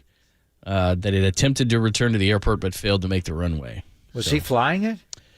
I don't know if he was flying it. It doesn't say. It was a Cessna 177 RG, so a small Cessna, and it doesn't say whether he's flying it or not. There was one other aboard, so I don't know if someone was flying it or if he was flying it, but there was only 2 people aboard. So that is, that is the news on Russ Francis. All right, it's Pop in London on KNBR, AM and FM San Francisco, the Sports Leader, a Cumulus media station. A lot of stories to get you caught up on Monday. Let's do it. Time for some foreplay with Papa in Lund. I'm Dirk Diggler. 4 chunks of audio that really get you going. I have a gift, and I am trying to not be selfish about it, but to use it. On KNBR 104.5 and 680, the Sports Leader. Shudder to think, but October 20th, so we're just a few weeks away from the year anniversary of Christian McCaffrey, and yesterday gets the 4 touchdowns, and along with Brock Purdy has totally transformed this offense. Here's Kyle Shanahan. He doesn't like this question. What would it be like if you didn't get Christian McCaffrey? Can you imagine what it would be like if you didn't get McCaffrey? No, don't ever say that. Kyle comment. Kyle, how great is that? Don't ever say that. No, Kyle don't ever Kami say has that. 2 questions. Don't ever yesterday. say that. It was the 4th and 2 fake punt, which is in the overall scheme of things, it did get Arizona back into the game, and then he asked that question. So that's typical. Kawakami. So I remember exactly where we were. We were watching Thursday Night Football, and we get the alert that they outbid the Rams. Yep. And they gave up a lot, a 2nd, a 3rd, of the 4th, and a future 5th. But I think Kyle would be drinking a 5th right now, Gold Bar whiskey, if they didn't get Christian McCaffrey. I mean, just think about that. Elijah Mitchell's hurt again, John. The guy's hurt a lot. Yep. Got to keep Christian healthy, so we'll see if Elijah can come back after getting tripped up in practice last week. But, I mean, if you didn't have McCaffrey and Elijah Mitchell's hurt, it's J.P. Mason and Ty Davis-Price. They traded Jeff Wilson Jr. after that, right? They did, and they got a 5th-round pick.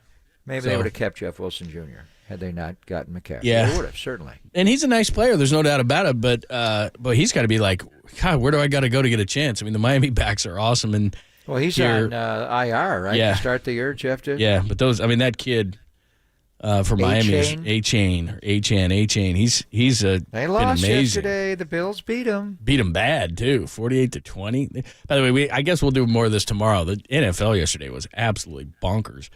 But here is Christian McCaffrey. We just let you hear from Kyle Shanahan telling Tim Kawakami, wash your mouth out with soap. Don't ever say that again. Here is Christian McCaffrey giving the love to one Brock Purdy. I think you can just go down the list of what makes a quarterback good, and he checks every box. And then he has all the intangibles, so that would be phenomenal. I mean, it's really, and then he brings a kind of swagger and energy every day that is fun to be around. He's quiet, but he's very confident, and he expresses that in the way he plays. So it's just awesome having him in the huddle. I don't know what the haters could say anymore, and I'm not talking locally, nationally. There's been more question marks about him, but I don't know what you can say after a 20 of 21, which is 4th best all time. Leads the NFL in passer rating at 115.1, QBR at 84.5, yards per attempt, and this is an obscene number, 9.1, which is 2nd to Tua. No interceptions, only 3 quarterbacks this year have played in all 4 games and not thrown an interception. Dobbs, who we saw yesterday with Arizona, and C.J. Stroud. Air yards per attempt, he's not doing it all through Yak. 5.6 is 2nd, and his completion percentage is 72.3, which is 3rd. I don't know how you could question Brock Purdy anymore. He's been amazing. All right, so who's your NFL MVP going to be? Oh, that's such a good question. Is it CMC or is it Big Brain Brock?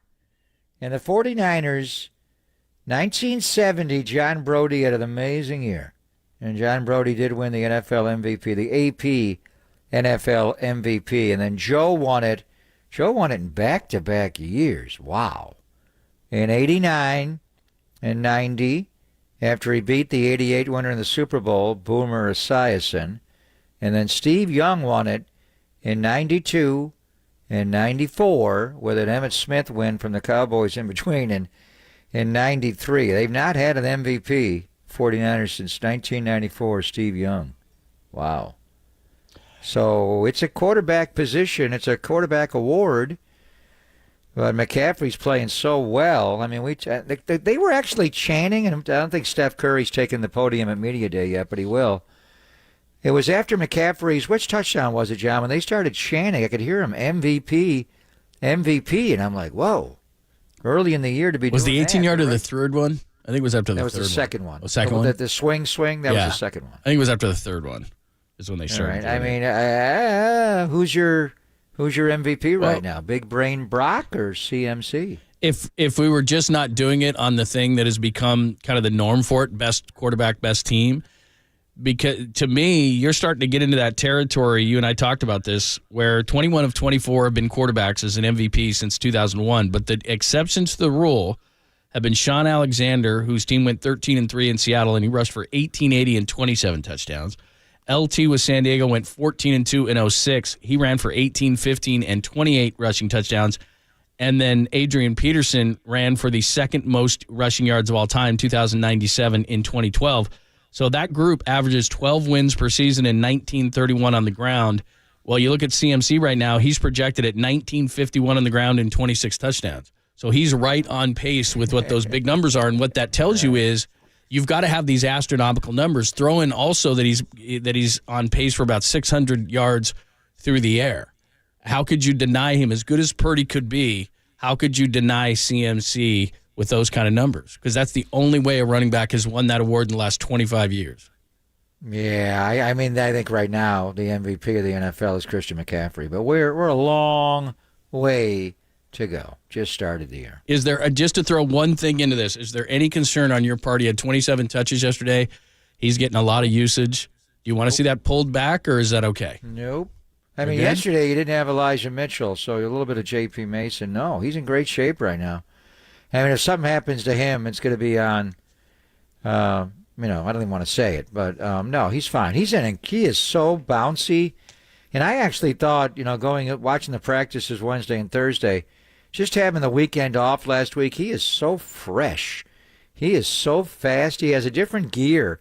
Maybe just practices harder than everybody else, but it was like, when Darren McFadden took a toss sweep in practice and turned that corner, it was like you were watching O.J. Simpson. You couldn't deal with it. It was like, wow, you could feel the air as he ran by you. McCaffrey's just different. He kind of hops into a hole, and he's just so quick and everything. It's like Jerry Rice, the way he just practices so hard. He runs everything to the end zone. Right now, his legs are fresh. So now you want to keep him healthy, but you also want to ride this guy. He's the center of the offense right now. He's the center of this diverse offense, and then it's Brock and the play-action game off of it, but it all starts with CMC in the running game. All right, let's flip it over to the Giants. Farhan Zaidi, about 5 minutes after we went off the air, they fired Gabe Kapler on Friday. Here's Farhan if he's going to rethink how this baseball team is put together. I think it's a fair question, and I, talking on the radio yesterday, I sort of made the point that, on the one hand, there was this article in the LA Times about Jason Hayward yesterday talking about, a lot of the platooning and pinch hitting that the Dodgers have been doing. It's been part of a really successful season for them. At the same time, the composition of the rest of their roster is different. I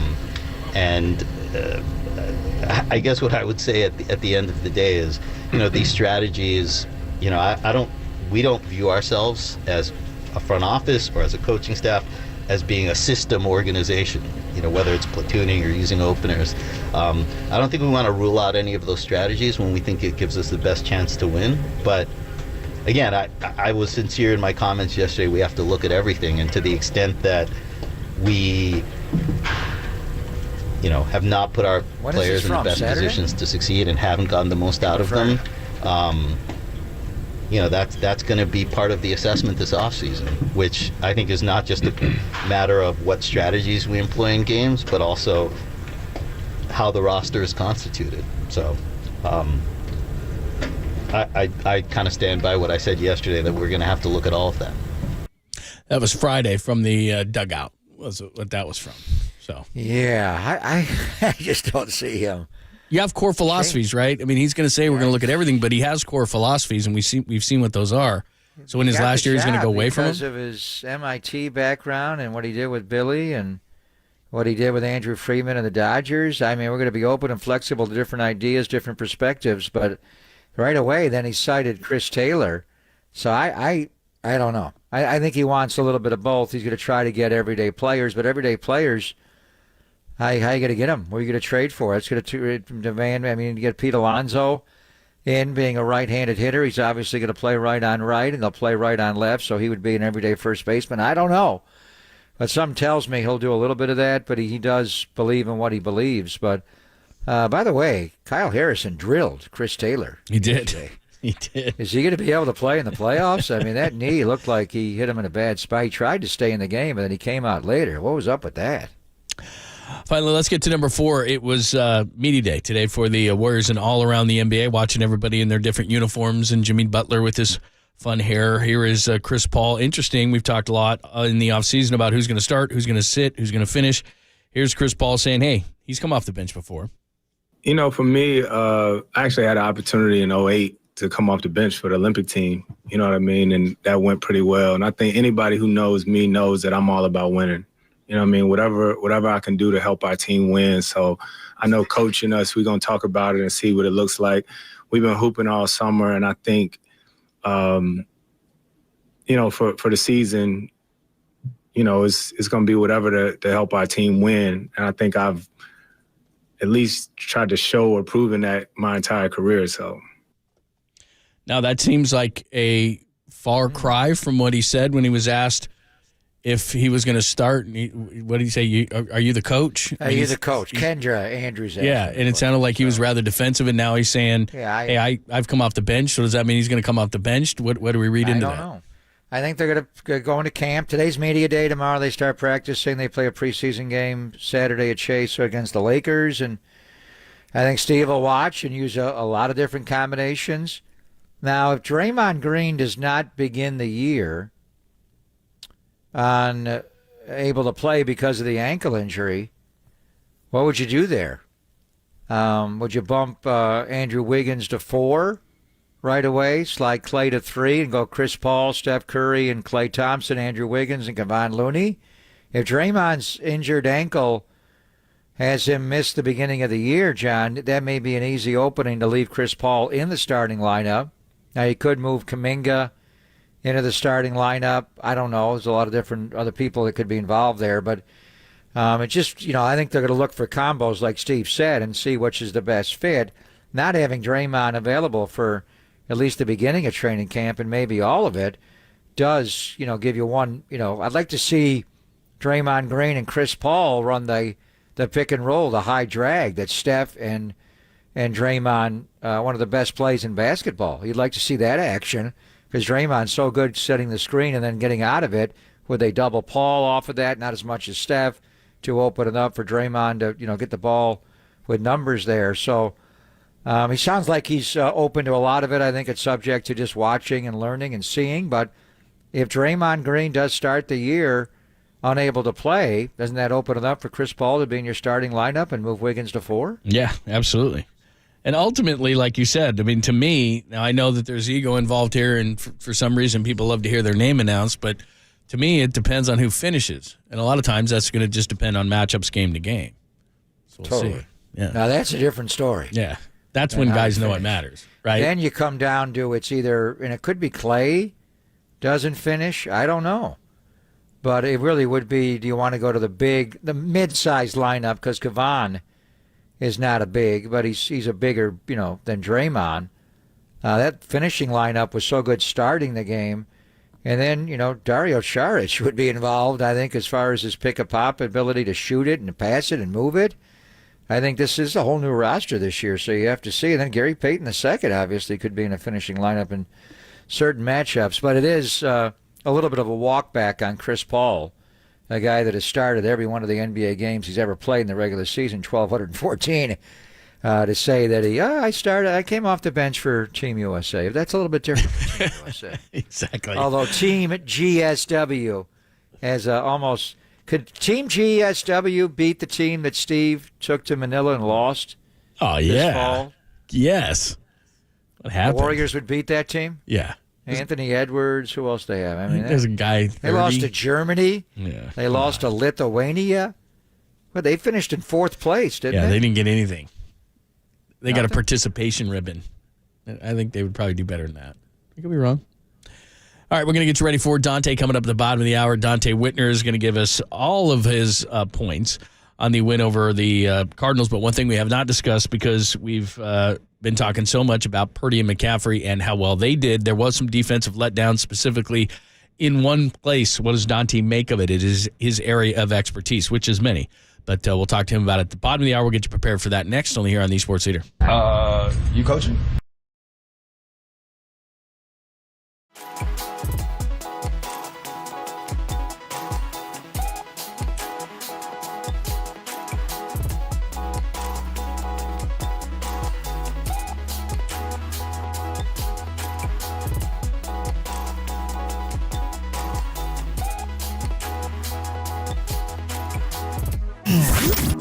Here's what's trending now. Trending now.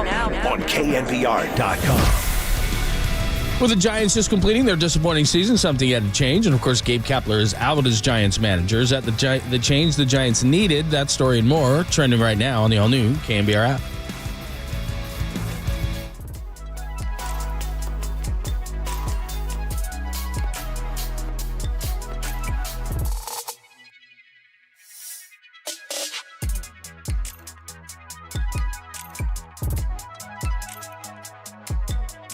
Hey, it's Greg Papa here with this message for architects and designers. If you're about to start a remodel or design project with one of your clients, I invite you to visit Golden State Window and Door Design. Each location across the Bay Area features attractive displays of doors and windows of all kinds.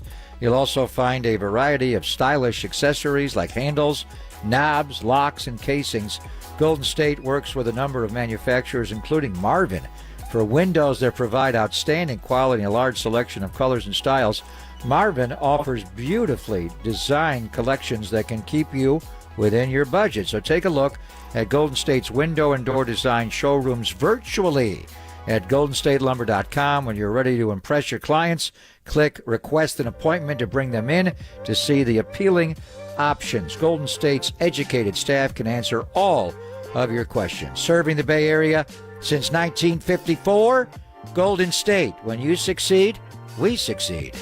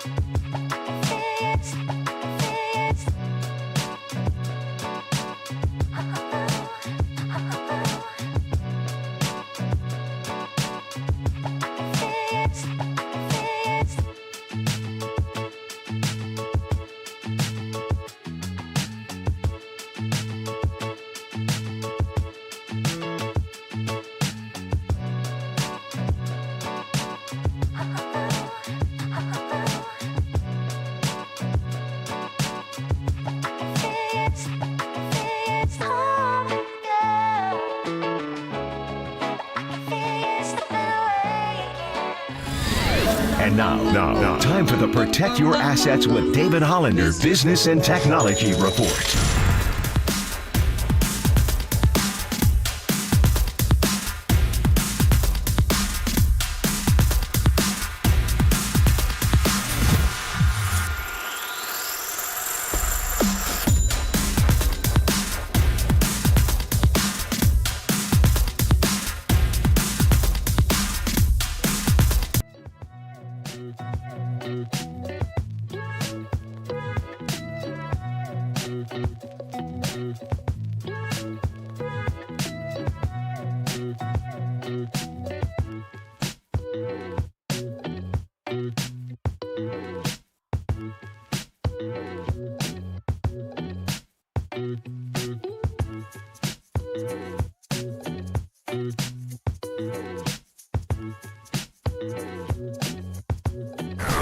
Faithful, filter out the noise, and kick it with KNBR on the gram for everything 49ers. Follow the sports leader on Instagram at KNBR. Clapping his hands ferociously.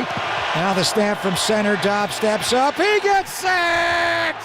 Back on the 45-yard line. Who was it? The Grave Digger with a little karate kick after short set from Josh Dobbs. He is looking to drive this ball down the middle of the field, and the Gravedigger just keeps working.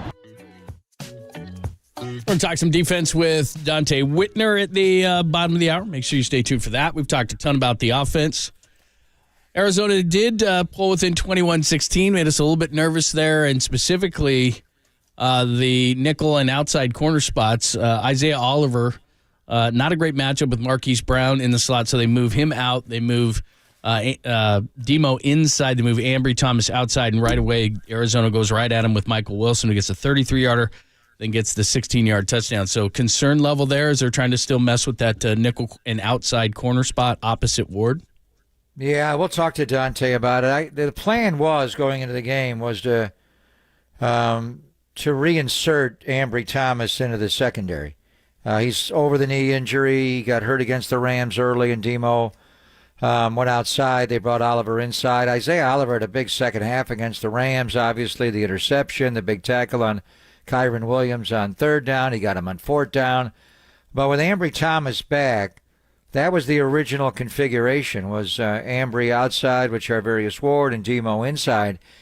It's just interesting how Arizona went right at him right away. I mean, they ran two verticals at him back to back. That was something you don't often see. And the first one he ran that was Hollywood Brown down the left sideline to the defense's right. And he ran stride for stride with him and played it well. And then they made a change. And they put the young receiver, Michael Wilson, and he ran a stutter and go. And he just got him to bite, referring to Ambry Thomas on the stutter. And then they got behind him, and it was a big hitter. Good ball by Dobbs. Then they went right at it, and we'll have Dante explain what happened on the touchdown to Michael Wilson on the outcut where he got his knee down on the side of the end zone. Two guys went for the flat back out of the backfield there, and I'm not sure if they screwed that up. I think it was Trey Greenlaw and Ambry, and then Talanoa came over, and he was late, and we weren't sure if it was cover two, and they traded it off. If it was four, Hufunga's got to be over there and tighter. But either way, Drew Petzing, good offensive coordinator, went right at him back-to-back in that same area. So now with the Cowboys and CeeDee Lamb, obviously, and they've added Brandon Cooks, and they got Michael Clayton. What do you do there, John, as far I don't know. I think it's a little bit of a health on where Ambry is at, but I think they're still experimenting. And I think getting Ambry back, you could see they were going to mix Ambry in at some point. But, man, Arizona went right at him. He came in that series, and they ran verticals against him, back-to-back plays, and got him on the second one, the stutter and go. We'll get into it with Dante. Again, nothing huge to worry about, but a couple of things. And, again, Arizona stays in the game. Getting adjusted to Steve Wilkes, certainly a couple of things there as well. So we'll get into the defensive side of things and just overall. Brock Purdy was great. Christian McCaffrey was great. And look ahead to the Cowboys. Big game coming up Sunday Night Football. We'll get into all of it next with Dante Whitner, only here on the Sports Leader.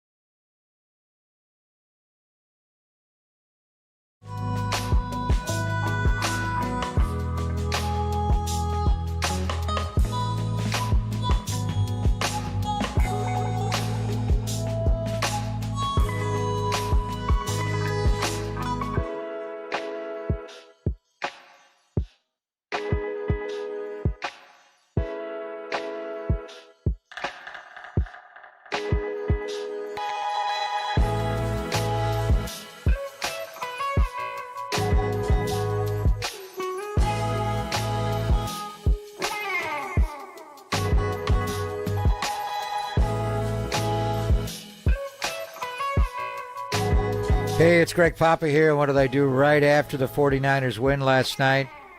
I went home and got on my sleep number bed and went to sleep and slept for about 8 hours. It was great sleep. And the key thing with it is to keep a regular bedtime and wake up routine.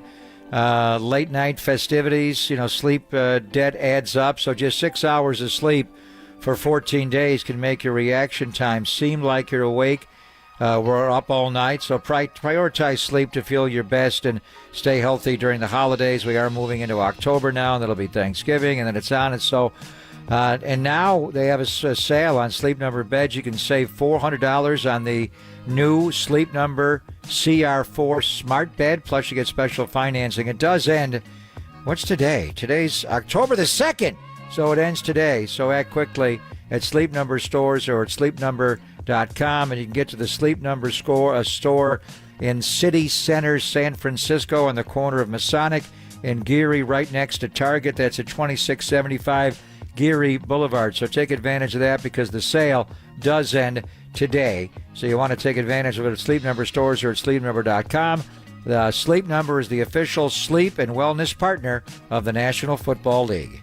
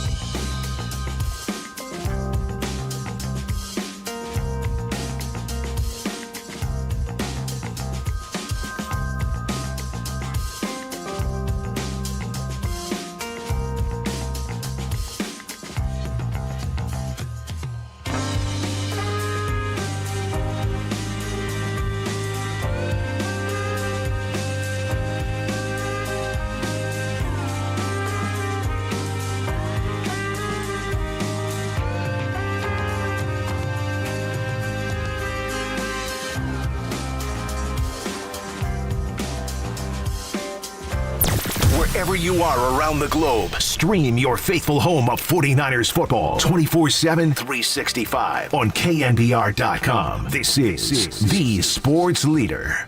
Back inside the Toyota red zone, McCaffrey goes in motion right. Backwards pass led by Juszczyk. A block there. Hurdles a man. 10-5. Touchdown!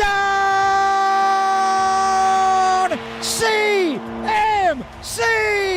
Lit the fuse on that one, baby, with the hurdle right over the top of the rookie 6th-round pick, Keytrell Clark. Again, in motion. It's a swing screen. They got Juszczyk out in front of him. He blocks Lucetta.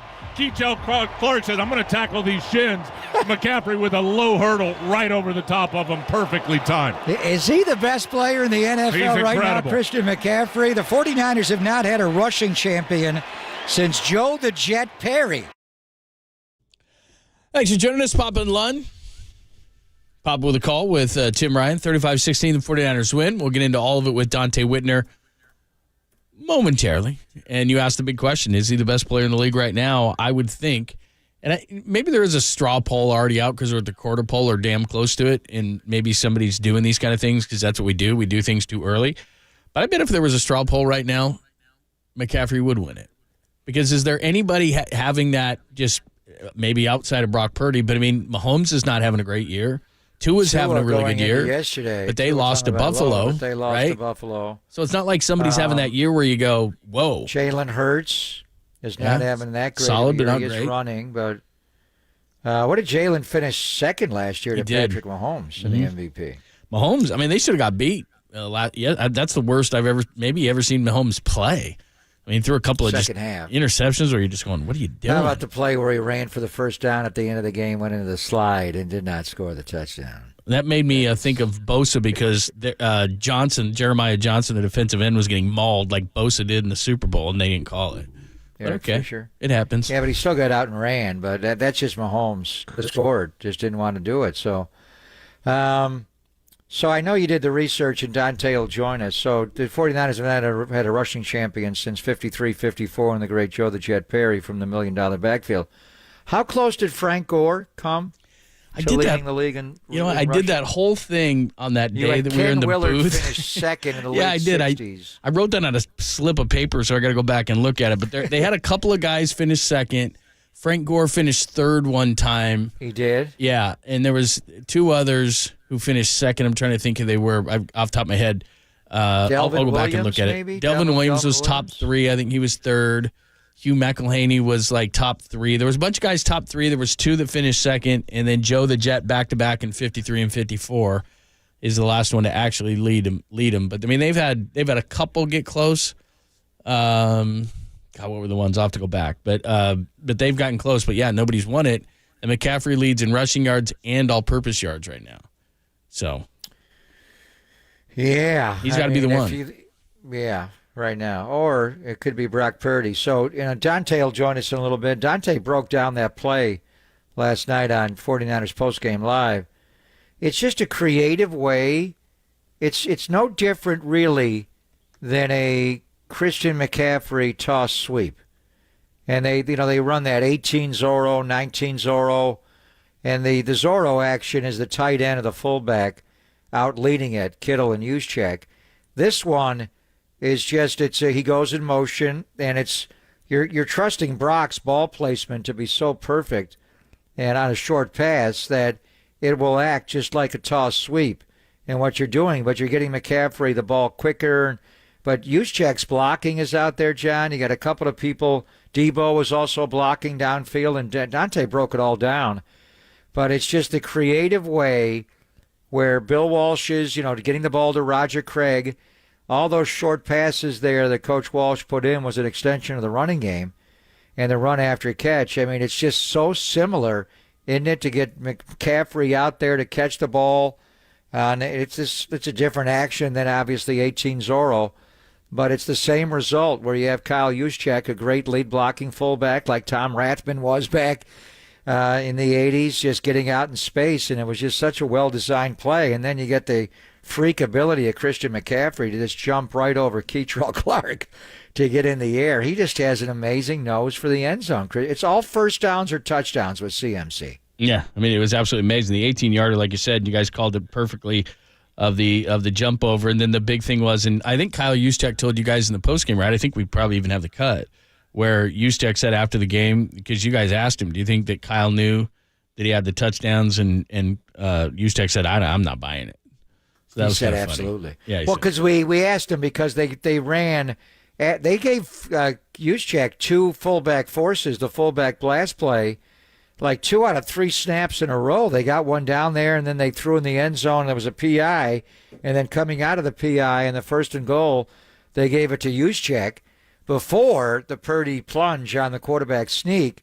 So we were just wondering, he had 4. I mean, 4 is an amazing day, but to get to 5, you tied Jerry Rice and Ricky Waters for who for what.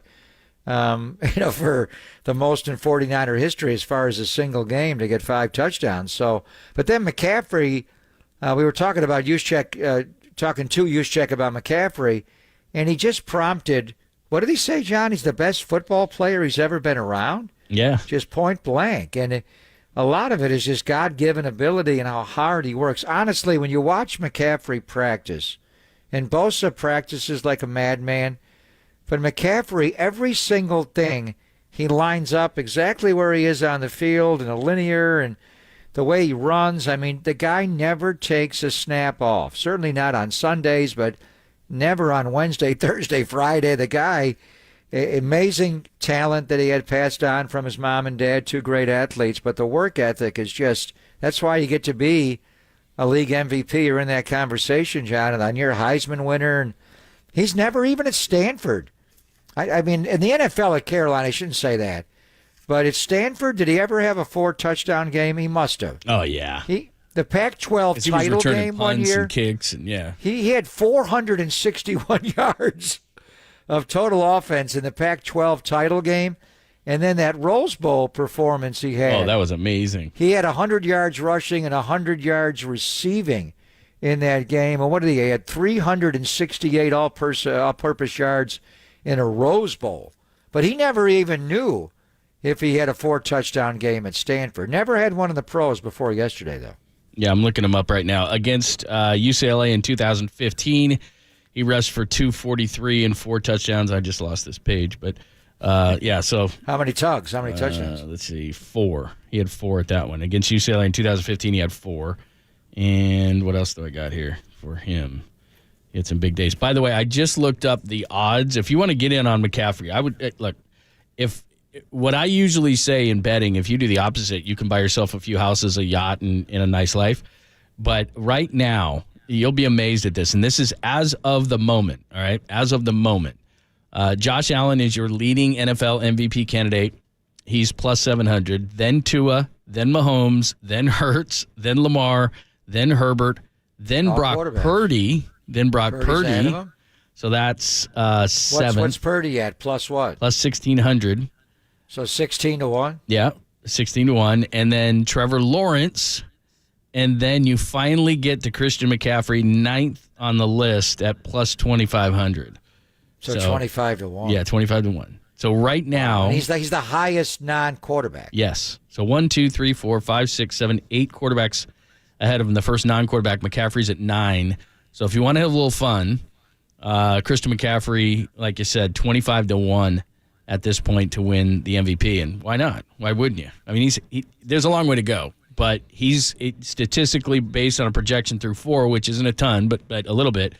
And to give you a little bit of perspective on that, he's already gone from plus 4,800, so 48-1 before the game to now 25-1. Before the game? He was 48-1 before that game, before the 4-touchdown game.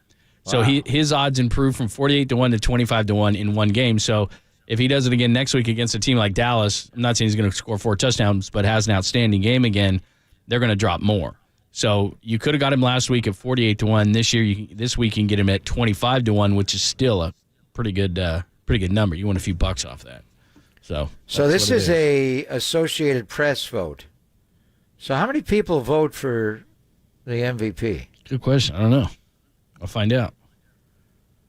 I got to check with Mayoko. Anyway, that's interesting. So he got a big jump out of that 4-touchdown game. And you're not going to be able to get him for these numbers much longer because if he has another game like that, he'll jump a little more. So he jumped over Dak Prescott, Jared Goff, Matthew Stafford, who were actually ahead of him last week. So NFL players are not allowed to vote? No. AP voters for the awards can't vote. That would be a huge conflict of interest to lay money on McCaffrey and then vote for McCaffrey to be the MVP 25-1. Let's see if Mayoko's got a vote. Yeah, we'll find out.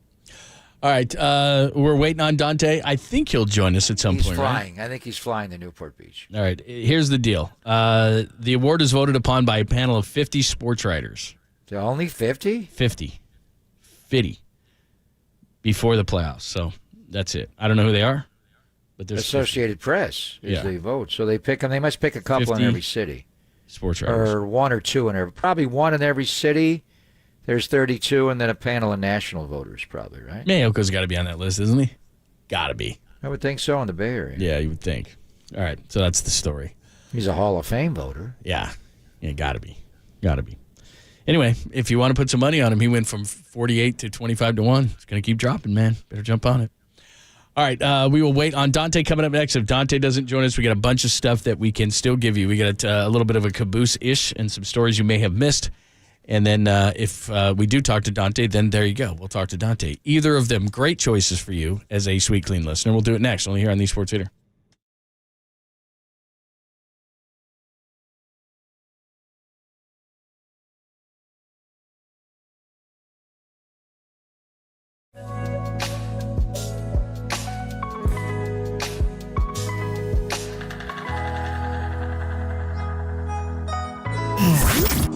Here's what's trending now. Trending now. On KNBR.com. Christian McCaffrey for MVP at his current pace. Absolutely. That story and more trending right now on the all-new KNBR app.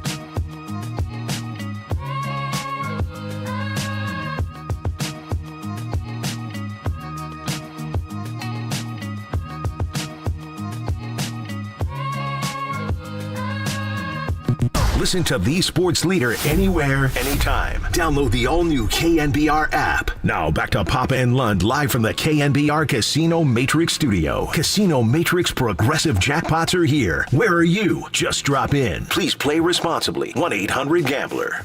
So Kyle Shanahan just spoke to the media and said he didn't know McCaffrey had 4 touchdowns. I'm not buying it. See, there you go. Not buying it. Not buying it. He's a good dude. Well, a lot going on today. My gosh. Is that edited, or did I ask Juice that question? No, you asked him. Just like that? Yeah. No, not edited, right? He jumped right in? You think, look at it, Danny, it's Danny back there. He wouldn't do that. No. Sure he would. That was what clear. Are you talking about? No, He does it it's- all the time. Your 49ers producer? Our producer? No. He would never do that. He would never mislead people. As far as yesterday is concerned, yesterday was a crazy day. So Brandon Staley tried to give it away again for the Chargers. The Raiders wouldn't take it. They threw an interception and Aiden O'Connell as their quarterback. Khalil Mack had 6 sacks. 7 is the record by Derek Thomas against the Seattle. Raiders. How about that? 6. Almost got the record. Well, I saw Khalil have 5 in Yeah, I Denver. remember that. Yeah, he was awesome And that day. 4 off of one tackle, Michael Schofield, who he just picked up with one arm and sledgehammered. And then Jimmy Garoppolo, on a concussion protocol, couldn't get out in time. So how did Aiden O'Connell do? He wasn't bad. I mean, he threw that interception in the end zone that bailed the Chargers out, and it was a Raiders home game for sure. But Bears game was really weird. They were 27 on the Broncos, and Justin Fields hit his first 16 passes. They lose 31-28. That was a weird one. The Ravens didn't have Deshaun Watson. They lose 28-3. The Bengals are in trouble. It's too bad. Joe Burrow can't even move. They lose at Tennessee 27-3. They're in trouble. 1-3. That whole division's wide open now. Yeah, that's crazy. Almost got some help from the Colts yesterday. The Rams were up big in the game, 20-0. Colts stormed back, but then the Rams end up winning that game in overtime, 29-23. My gosh, Nakua, 9 for 163. Nakua. My gosh, man, 9 for 163. Why is that such a hard name for Terry Bradshaw to say? He makes such a big he deal struggles. out of it. They might want to take him off highlights. 9 for 163. Why is he still doing highlights? I don't know. Terrible. He has So let trouble me with ask basic you, names. Should Ron Rivera, guy who has the nickname is Riverboat Ron, gambler, should he have gone for 2 after Dotson scored the touchdown to make it 31-30 with literally a second to go? Yeah, 100%. Should he have gone for 2? Yeah, you're playing the Eagles. Because they went to overtime. They wound up losing in overtime. So the answer is yes, but should he have at that point? I think. I think if you're the lesser team, the shorter the game, the better for you. If you go into overtime, I mean, I get it, but that would have been nice. They should have won that game. They So were down Philadelphia got off the hook with a field goal in overtime, and they get to 4-0. there. They Yeah, had to go Eagles to and overtime. Niners. They don't look as great. I mean, there's a long way to go, and they can certainly look great, but they don't look as great so far. Vikings win yesterday. How about the Texans? My goodness, man. They've won 2 in a row, and they blow out the Steelers 30-6. C.J. Stroud is he good? Yeah, he's for real. Nico's doing a nice job, aren't they? Yeah. Wow. You got to give him 2 credit. and 2. They just overwhelmed Pittsburgh 30-6, and Pittsburgh looks so good against the Raiders. How good is Houston? The Chiefs hold on 23-20 on Sunday night, and then the other one, the Cowboys manhandle the Patriots 38-3, and Mac Jones was not good. He gets benched, and the Cowboys score 2 defensive touchdowns. They weren't overly dominant if you look at the box score, but defensive touchdowns putting their defense in bad positions. They get beat 38-3, and we're going to see the Cowboys next week. Yes, we are. We've watched them against the Giants, and obviously we watched them against Arizona. We'll watch the other 2 games this week, yesterday's game and also the Jet game. Their defense did not look that good overall. Got a run on. I think the way to handle them is to run at Micah Parsons, but their defense yesterday was overwhelming. Bland, who's in for Diggs, who tore the ACL, had a pick 6 the other way, and Leighton Vander Esch had a scoop and a score, and he looked so slow on Rondell Moore's jet sweep touchdown out of the Debo position. So we'll get a feel for them. And then we got a game. So tonight we only have 1 Monday night game. It's a good one, though. But we do have the return of the Manning cast. And Eli talking about the New York Giants, who are not going to have their left tackle, Andrew Thomas. They're not going to have Saquon, correct? He's not going to play. Yes. Are the Seahawks going to have either of their tackles, Lucas or Cross, tonight? It's a good question. I think Cross was doubtful, and I think Abe Lucas has to be out one more game, their other tackle. So let me see what they're saying about Cross. And, yeah, they were – because that would be – let's see. It looks like maybe he is going to play. Okay. Both of them? No, just one of them. Because they elevated 2 players off practice squad, but neither's a tackle. And you would think if they had that injury that they would. So maybe he is going to play. So we'll see. I mean, if Seattle wins that game, then the division's interesting. Yep. 4 games in, 49ers have 4 wins, Seattle would have 3 wins, the Rams would have 2 wins, and Arizona would have 1 win. Kind of the way we stacked it up, but, I mean, how good are the Rams? Or maybe the way to phrase it is how not bad are the Rams. We didn't think they were going to be that good, but that Puka Nacua show. And is Cooper Kupp coming back now that he's got 4 games? The hamstring's healed, and he's good to go next week? That's what they said. They said he's going to be practicing this week. So put him with Nacua, and Atwell has stepped up, and Higbee's there. 2-2. Yeah, I mean, they can score. I don't know how good they're going to be defensively, but they can score. So, yeah, that's a big game to watch tonight, like you said, because if they lose, they obviously lost that opener to the Rams. But if they win, they were the team that beat Detroit. They went to Detroit and won last week at home against Carolina. They go 3-1, and then this thing might be a race. If not, then you got 3-2 and 2 teams behind the Niners undefeated. So Seattle's got to be favored, right, on the road? They are. I don't know about how much. I didn't check today. Let me check NFL lines and see what we got here for the Seahawks. And what are they favored by? They are favored by 2.5. 2.5. 46.5 over under. 2.5. Yeah. So they should beat them, but who knows? Yesterday was a crazy day. Who knows who's going to beat anybody?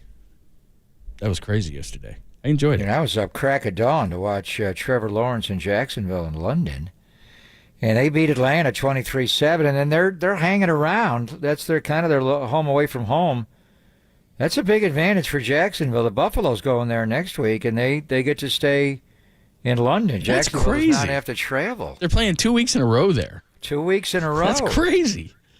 But we got to get our guy Will that's what they're trying to Gavin do. This week. We absolutely do. That's a great idea. I was actually By the way, texting he with went him. in the locker room and he asked Javon Hargrave about our call. I think he actually played the Gravedigger, our call, not from yesterday, but I think the week before. Oh, and his Tim went sack on crazy. A Daniel Jones. little crazy. Yeah. Yeah, he did the Sunday one then, right? He didn't do that yesterday. Yeah, so he played that for Hargrave and he loved it. So we got to get Will Gavin on. Back-to-back games in London. And then obviously 49ers, Cowboys. So are they America's team, really? And internationally, who's the most popular NFL team in the UK? Probably Jacksonville, since they play so many games there. New England was. I remember back in the day, like just a number of years ago, just maybe 4 or 5 years ago, New England was.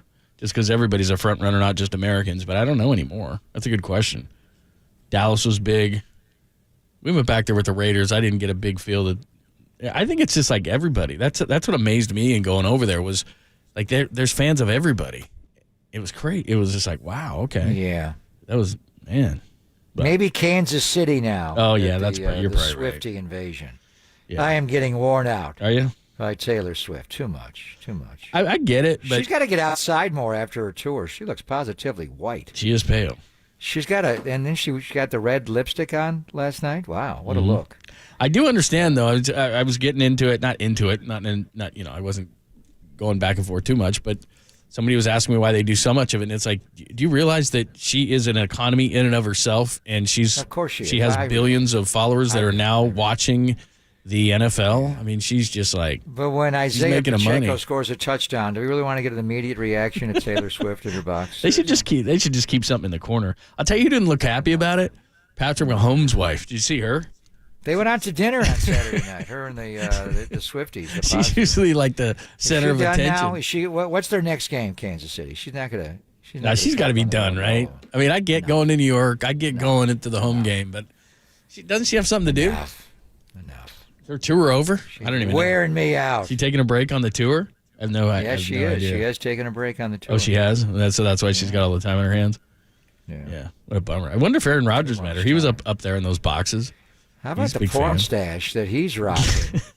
And then what's going on with Travis Kelce's look? Yeah, he's got to stop. I don't know why she's. Is he dyeing his hair for one, and then he's going with his porn stash? Yeah, she must like the porn stash. What's going on with that? That's clearly her. It's like, you like the stash? Yes, I do. Then I'll keep it.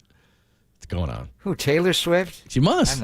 I'm not buying all that. You're not. You think it's all just for money? I don't know what it is. Could be. I don't know. I don't have a clue. All right, as far as baseball is concerned, tomorrow, that's when it all starts. So you're going to lose Papa at noon, 12:08, Texas and Tampa. So we were going for Bruce Bochy in that one at 1:30. Yeah, 1:30, Jays and Twins. I'm not overly excited about Brandon that, Belt. but I like to see Brandon Belt do well, yep. Arizona at the Brewers at 4 o'clock. We'll be off the air and be able to watch. Is that Zach Gallen? Is he lined up to go against Corbin Burns? A lot of people are liking the Brewers, by the way, as kind of the underrated World Series team. The key thing is this is like a regular season series where it's all three in one ballpark. Right. We're not traveling. So Milwaukee's got the pitching. Yeah. And then tomorrow you got the Marlins and the Phillies.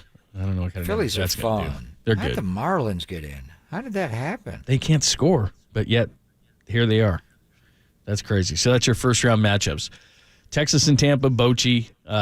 Like you said, you got Brandon Belt versus the Twins, Diamondbacks, Brewers. We don't really have a tie in there, and Marlins and Phillies. And then the way that works now in the bracketing, so the winner of the Brewers Diamondbacks plays the Dodgers. Right. The winner of the Marlins Phillies plays the Braves. Good night. How about Dusty getting the bye in the division? So Toronto, Minnesota winner plays the Astros, and the Texas Tampa Bay winner play the Baltimore Orioles. Wow. I'm probably rooting for the Orioles a little bit too. Bad, they haven't been in it for how long? The Orioles? Long time. Yeah, a team like that, long-suffering fans, you like to see that. And maybe if you're a Giants fan, you could close your eyes, drink a few beers, and think it might be the Giants because they were orange and black. So if you want the Dodgers out, do you want Milwaukee or Arizona? And then watching Clayton Kershaw, I mean, it was pretty amazing saying about a Brandon Crawford, but Kershaw, we've said this for the last 5 years, could be his last regular season start at Oracle Park, but you kind of feel like it is. How's he getting people out throwing 88 miles per hour? Well, I know his slider and his curveball, but would the Dodgers have enough starting pitching? If they go into a series against Milwaukee, John, and they got to deal with their three pitchers, there's no chance, is there? No. They can roll out Burns, Peralta, and Woodruff? Yeah, if you're... I looked at that this morning. If you're thinking that the Dodgers are going to get knocked out, then it's the Brewers. And I could see a really good Brewers-Braves NLCS. That would be really good because of the pitching they can put out there. And they even hit a little bit. They've been really good, the Brewers. So if Corbin Burns pitches tomorrow, then he couldn't come back again till Sunday, right? Right. So that'd be game 2, right? Would be the way Correct. it would work? Yeah. Yeah. All right, thank you so much for hanging out today with us. We appreciate it. Every day, 10 to 2 is all we ask. Or weekdays, thanks to Dave Pasch, of course, voice of the Cardinals, and lots of stuff on ESPN. Susan Slesser joined us. Dante, I'm sure we will reschedule later on in the week. And, of course, we had the audio recap, which people go wild for, on the 35-16 win. Thanks to Walter. Thanks to Danny. Pop, we will see you tomorrow at Danny Dimes. 10 a.m. sharp. Dimes. Yes. Light him up. And we'll talk about that game, and then we'll lose you about noon when baseball starts to get going. You'll have me for 2 hours. Yeah, exactly. All right, Tolbert and Copes are coming up right now on KNBR AM and FM San Francisco, the sports leader, a Cumulus media station. Can you imagine what it would be like if you didn't get McCaffrey? No, don't ever say that.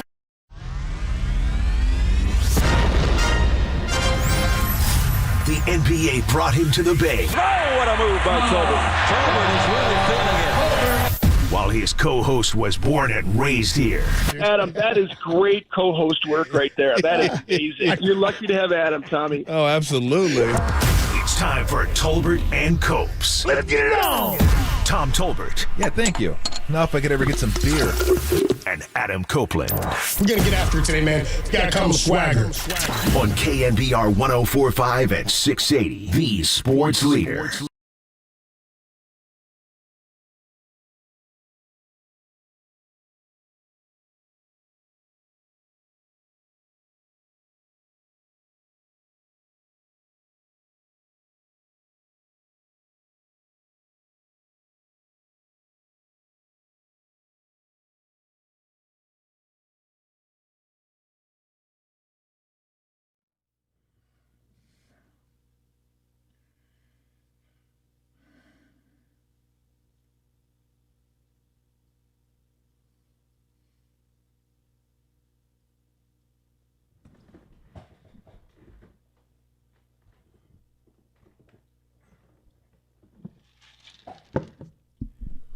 What is shaking?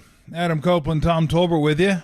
Today, we're going to have Brent Jones, Matt Mayoko, Marcus Thompson, and Brandon Crawford going to join us at 5:15. We'll talk about the season yesterday, where he goes from here. I'm assuming home, but I doubt I'll have an answer for us. That's something you usually take time to think about. But we got Niners to get into, and it's a huge day. Yep. It's a huge day. Am I or am I not ready to say I'm sold on Brock Purdy? I'm not yet. I'm not sold. It's a big day. It's a big day for me. So I said I needed 8 games. Oh, was this the marker yesterday for you? No, it's only we got 3 games to go. That's only 5. You said you right? needed 8. That's more. 4. Okay, I need 4 more. Yeah, I need 4 more games. Everybody else getting suckered in. Tom's not buying it. Tom doesn't buy it. 808 KNBR. Tom doesn't buy Purdy. I'm telling you, people are getting suckered into that 12-0 record. Yep, here we go. The shoe's about to drop, dude. People are getting suckered into that 115 passer rating. Not me. People are getting suckered into all those touchdowns and all those, no interceptions. How about the Purdy push? No, they're just, I'm telling you. Plunge. It's just hook, line, and sinker. People are just flat out buying it. They're saying, I'm buying stock in Brock Purdy. I'm not, maybe, I don't know. I could be. I could not be. I think we know where you stand, but stay tuned to the show for more details on where. Nobody knows where I stand. That's why you got to stay tuned to figure I'm a out man how Tom alone feels. On an island with a coconut. Just real quick, 30,000-foot view from yesterday. What? Yes. I know we said it last week. How about yesterday's games? Second halves of those games yesterday were wild. That was a fun day. Fun day. I love that, as Scott Hansen calls it, the witching hour. The witching hour. When wins become losses and losses become wins. By the way, Sash was watching Simpsons last night, and they had a spoof of Red Zone, and Hansen is in it, like it's his voice. It's punt zone. And he goes to the octabox. He's like, we'll give you every punt live from every game. And then, dude, it's so funny. They cut to one, and it's about to be a punt. And then you hear Hansen go, it's a fake. Cut away. We're only showing you punts. We're not showing you anything else on punt zone. I thought that was pretty funny. Hilarious. I got a kick out of that. But that is hilarious. Some wild finishes yesterday. And dude, every week, the NFL giveth storylines. And coaches making bad decisions. And then post-game pressers, dude. Matt Eberflus yesterday getting asked about Chase Claypool. Why didn't he kick that field goal at the end? You got more Brandon Staley stuff. We never even heard from Matt LaFleur from last week. There's a whole bunch of great stuff from the NFL this weekend. Yeah. Staley, I give him credit. The man's consistent. I don't give him any credit. I give him none. I got to give him credit. He's like yelling, he's got to go down. He's like, go down. I was like, I got to give him go down. It's not over. You don't want to go up 14 points. God forbid. You don't want to go up 14 points when you have to get a first down.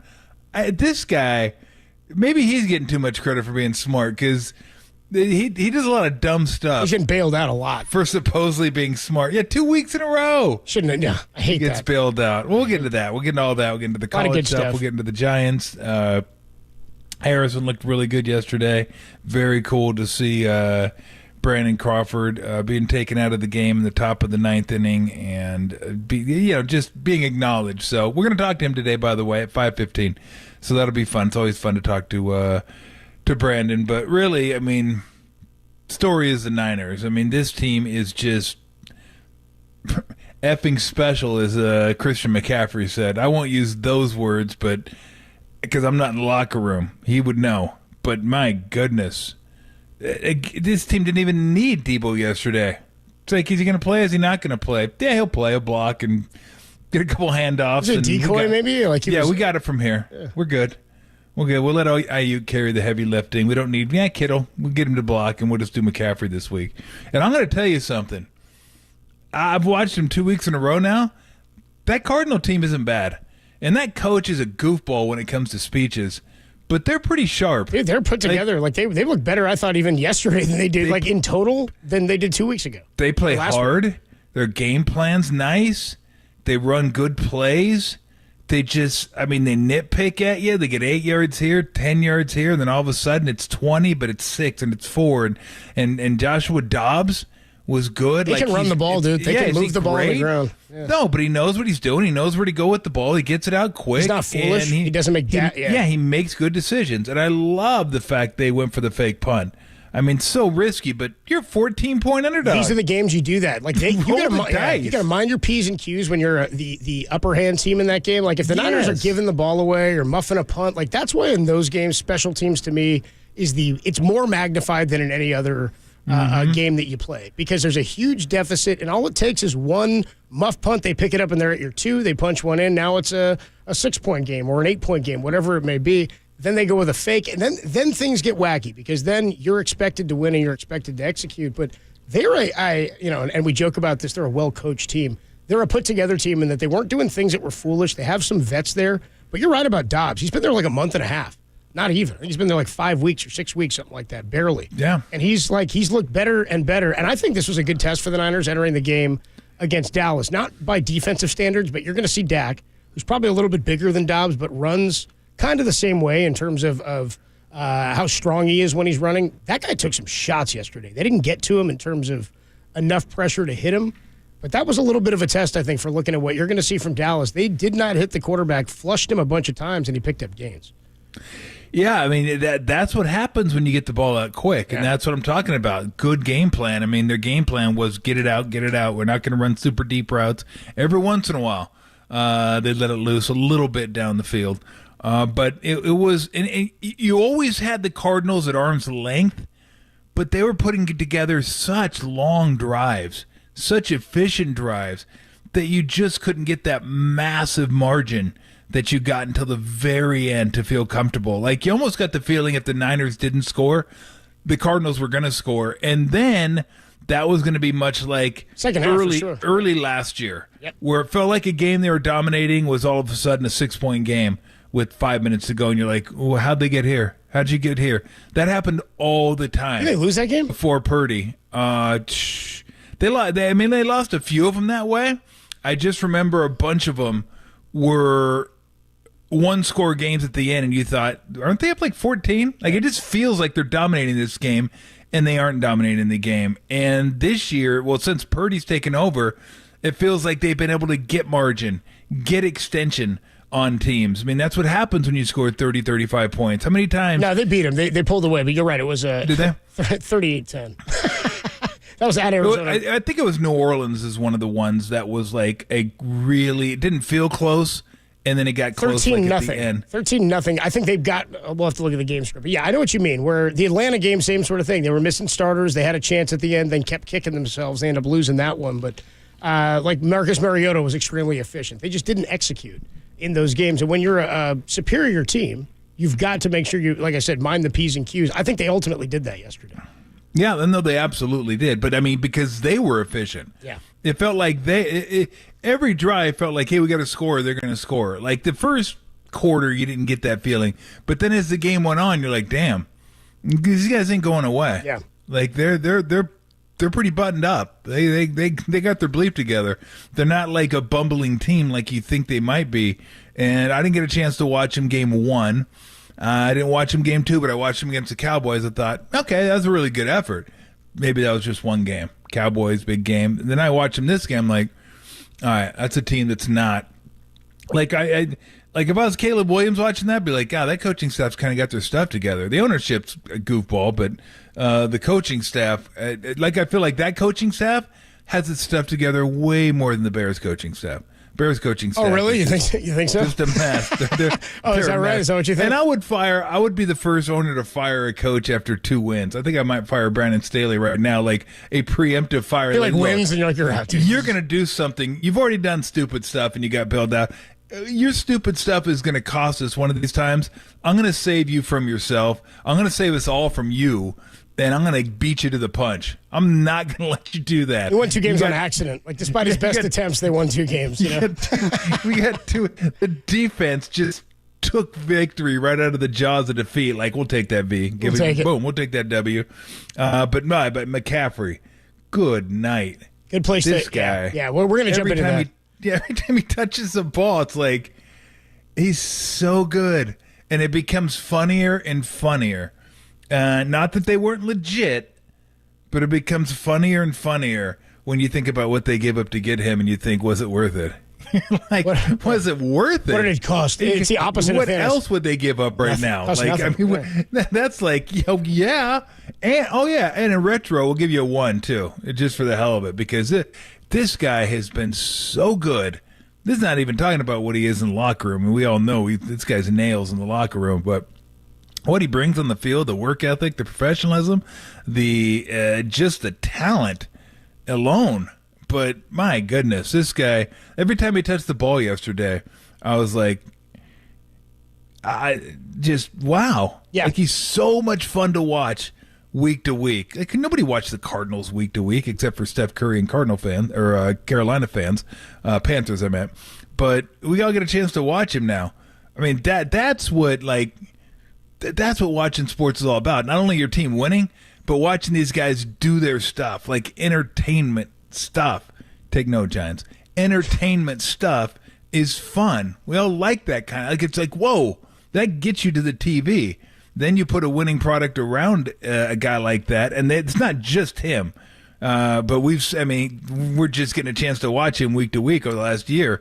But Debo and Kittle, I mean, they have so many guys that can do that sort of things, but this guy's fun to watch. It's and I'm unreal. telling you, he's got to be, I know you mentioned it last week, but he's got to start creeping into the MVP conversation. Tom, you have segued us perfectly, dude. You have taken us to where I was. Well, you said McCaffrey. That was a good enough segue, but you were like, no, I'm not done. I got another segue for you, and it's into the MVP conversation. We brought it up last week. I said he was still behind Brock Purdy for MVP consideration. Now, what's funny about this, he goes for 4 touchdowns yesterday, and Brock goes for 20 of 21 passing. One of the most efficient days, 4th most efficient in the history of the league. We will talk a bit about this. Does this game, and can we start talking about it now a month in, at the sort of the quarter pole mark, is Christian McCaffrey the front runner for MVP? The 49ers are the number one topic today, but we got plenty to come. Brandon Crawford joins us a little bit later this evening. He's going to come on at 5:15, and stay tuned.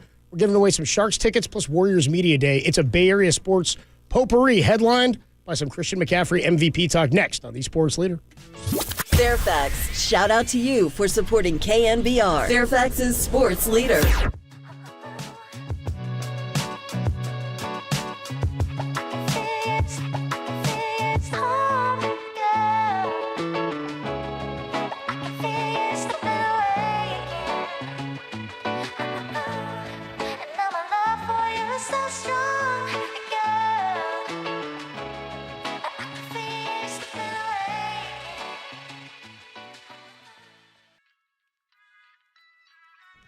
The 49ers stay unbeaten at 4-0 with Christian McCaffrey scoring 4 touchdowns in the 35-16 win over the Cardinals. How about this? Last week, 2 players scored 4 touchdowns. This week, it was McCaffrey and only Mr. McCaffrey, trending on KNBR.com.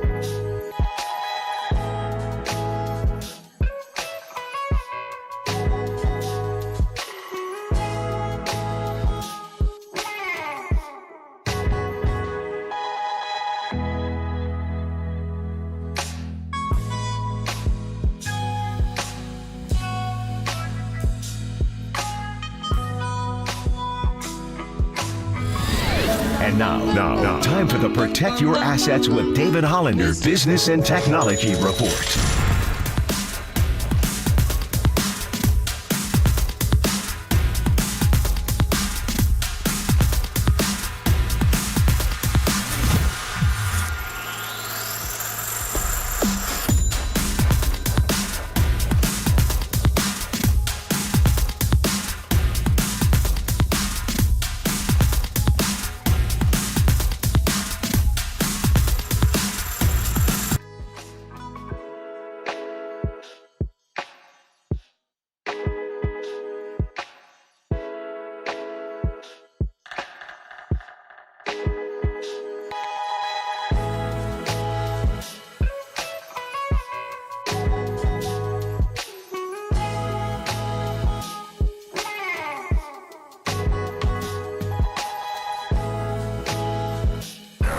Dub Nation, filter out the noise and kick it with KNBR on the gram for everything blue and gold. Follow the sports leader on Instagram at KNBR.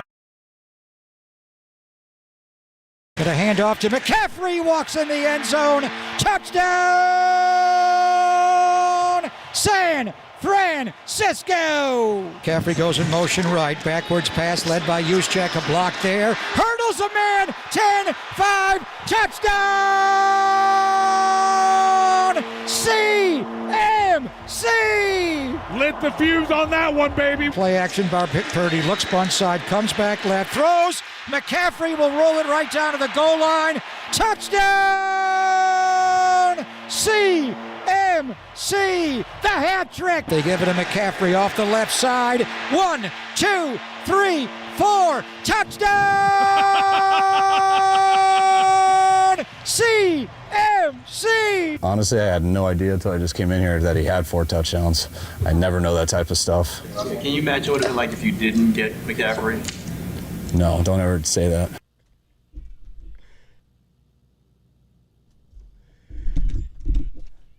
I gotta tell you, that was like artistic. Nice work in there by Derek and Jacob today, and nice work by Christian McCaffrey yesterday. He laid it down. 4 touchdowns, count them, 4. 2 players in the NFL did it last week on the same team, by the way. Christian McCaffrey was the lone guy, the lone back in the NFL to do it yesterday. He is in another universe right now. Over 100 yards again on the ground, 27 total touches. And we could talk again about the balance of touches around the roster. Debo banged up, was, as Derek said, decoy Samuel a little bit yesterday.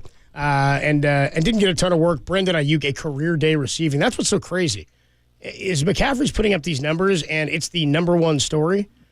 But Brock goes last week for 310, a career high in passing yards, and there was like some thought that maybe he wasn't all that not that sharp. Threw for 2 touchdowns and 310. Didn't turn the ball over. Still hasn't lost a regular season game, right? Brandon Ayuk in week 1, career high in yards, and goes 8 for 8 targets and receptions. Yesterday, 6 for 6. Targets and receptions, and sets a career high in yardage, receiving at 148. But a lot of this is set up by what Christian McCaffrey is able to do on the ground. What you said, Tom, about McCaffrey, his strength, his speed. It's funny, I said this last week, and we got some pushback on it on the text line. I said, I haven't been to tons and tons of football games. It's different seeing somebody play live. I saw Paolo Banchero play live at Chase Center when they came for the tourney here against Arkansas, and seeing him live next to other college players, you're like, oh, that guy is an NBA player. He looks different. He moves different. He's just a different type of guy.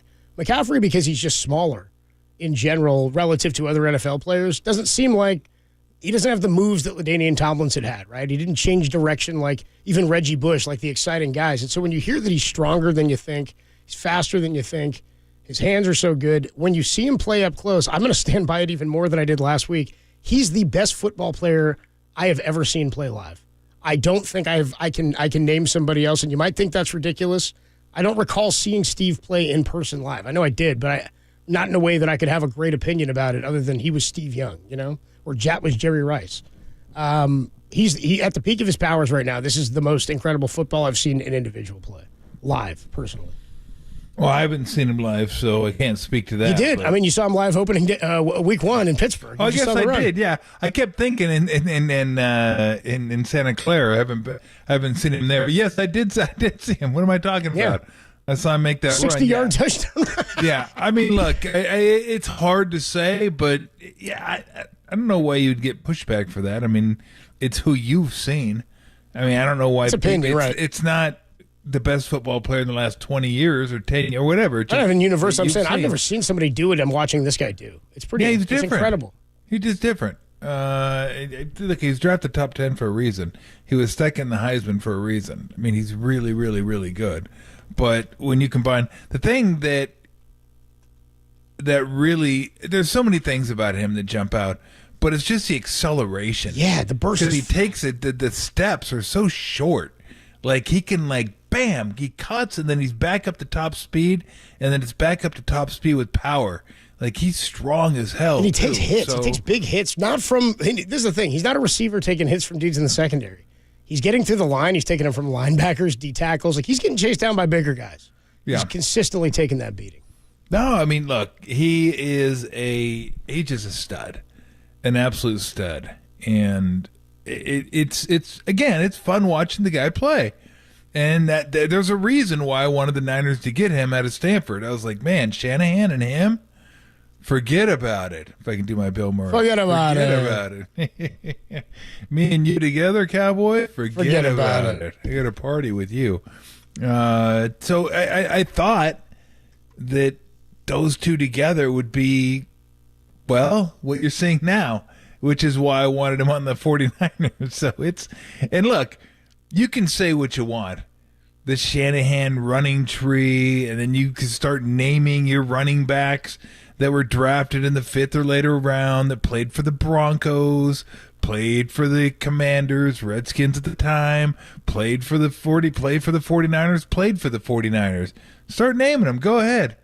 I mean, you can go from Anderson to who was the other guy that played? Orlandis Gary that played for the Broncos. Gibson. I don't think he was a high pick for the Commanders. Ruben Drudge or Sean Drones. Drone? Thank you. Ruben Drudge. I don't know. Was it Sean or Sean Drone was the Niner back. Yeah, exactly. I think it was Ruben. It's Ruben, right? To Elijah Mitchell, to Jeff Wilson, to Breida, to Mostert. Tatum Bell, Mike Bell. Yeah. They've all had, they've had incredible success with running backs. So I get why you would think, why waste capital on a running back? We'll get running backs and we'll find one. It's funny that they keep finding guys that were like 5th round or later, and they draft dudes in the 3rd, and the guys they can't even make it on the team. Right. They can't even make it on the field. But that being said, Jalen Hurd, right? You get a guy like that thank you. Get a guy like that's special that you put with those guys. Now you're onto something. I mean, now you're onto something. It's the best trade in 49er history, maybe already.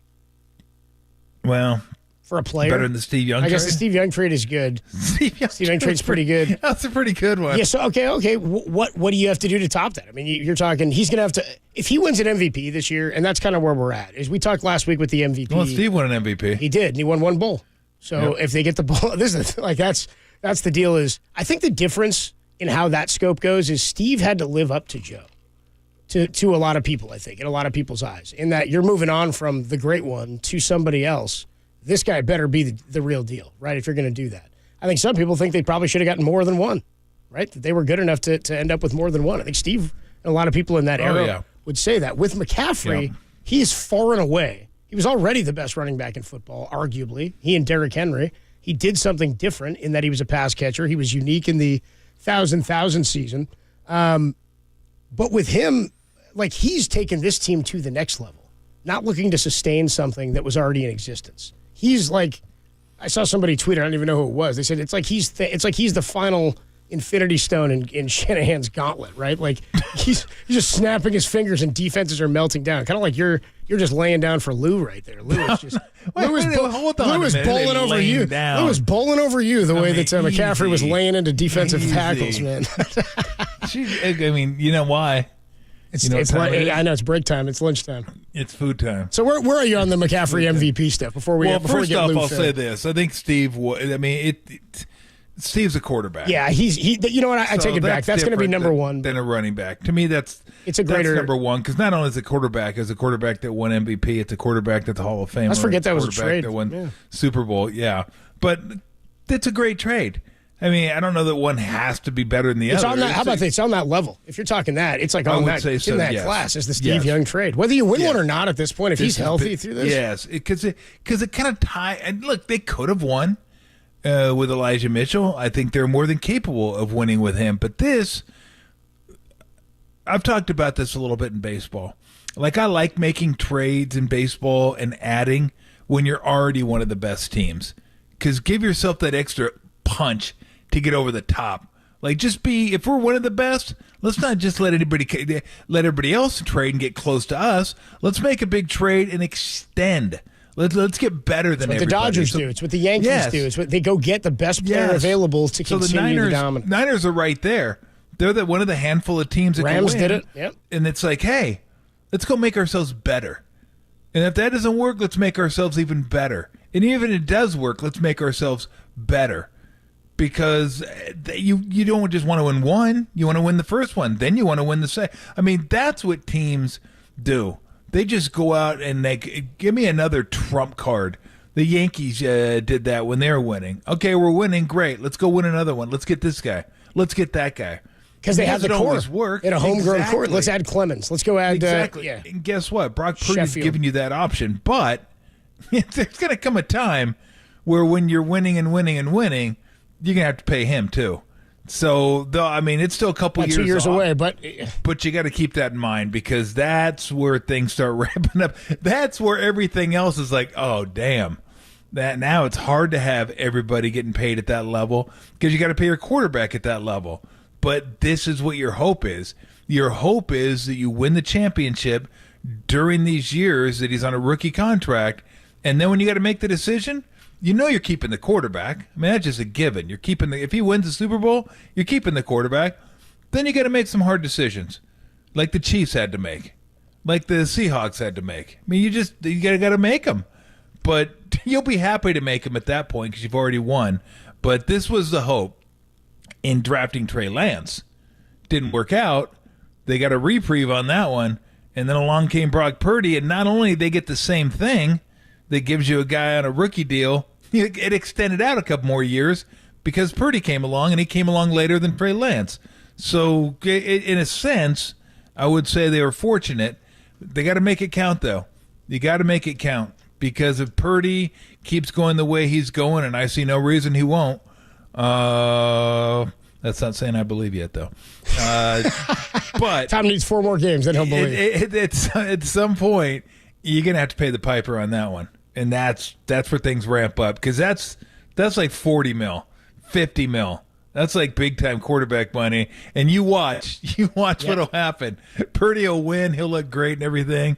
And then he'll want to get paid like a premium quarterback. And then the people start saying, yeah, but he's not that good. I mean, he's not those guys. I mean, he's not they'll start finding reasons why not to pay this guy. Yeah. Like premium money. It's like if he wins. Well, look at his average depth of target. The guys who make this money per year are passing this far down. Start picking it apart. Oh, he has the targets. Look at all the skill he has around him. Look at that. Who couldn't? And all he's going to do is hold up the football reference page of Daniel Jones. And he's like, that says 15 touchdowns and 5 interceptions and nothing else. That's a good all place it says. to start. We'll jump off there. How about you place to add start. those together, double it, and we'll go with that Yes. million. How about that? Real quick here, the MVP odds. This is interesting. The MVP odds for this year, according to Vegas Insider, open with Christian McCaffrey as a plus 20,000 to win the MVP. Plus 20,000. Okay? $20,000. $100 to win 20,000 if you'd bet that preseason. Brock Purdy was plus 2,500. Trey Lance was plus 5,000. Like, that's where we are right now, right? That's where we were at the beginning of the season. Excuse me. Entering the week, it was plus 9,000 was where, I think that's where we were entering the week with Christian McCaffrey. He was the 9th best last week in terms of odds. This week now, he is vaulted up. He is number 1, 2, 3, 4, 5, 6, 7. He's number 10. Brock Purdy is up to number 6 in terms of MVP odds. Brock Purdy still with better MVP odds at plus 1,800. McCaffrey's now at plus 2,000. Plus 2,000. Mm-hmm. And they're going to keep going, getting lower and lower and lower. And Brock's, by the way, I took McCaffrey last week when we had that discussion. Did you really? $20 on it. Why not? Nice. Why not? It's a fun thing to root for. Yeah. Then he got absolutely. 4 this weekend. I was feeling pretty good about that. So Yeah, you should be. And Brock Purdy at plus 1,800. Get that now. That thing is going to keep coming down, too. As long as the Niners win at quarterback, I mean, and what he did, it's not like they're winning in spite of him. And that's maybe a good place to go next is it's not just McCaffrey who has raised the offense to this level, right? Brock Purdy had 20 of 21, and his one incompletion was like a throwaway. It was a throwaway in the second half. So he went a long time in this game. Has thrown, it's like over 300 passes now or 200 attempts without an interception thrown. Brock has been fantastic. How big of a reason is he that the offense is as elite as it is? One completion in the game. We'll talk more about Brock Purdy, and then we got a lot of great stuff to come. Matt Mayoko, Brent Jones, Brandon Crawford, Marcus Thompson, all joining us. It's a Bay Area Sports Monday, and some Sharks tickets are coming your way, too. Only here on the Sports Leader.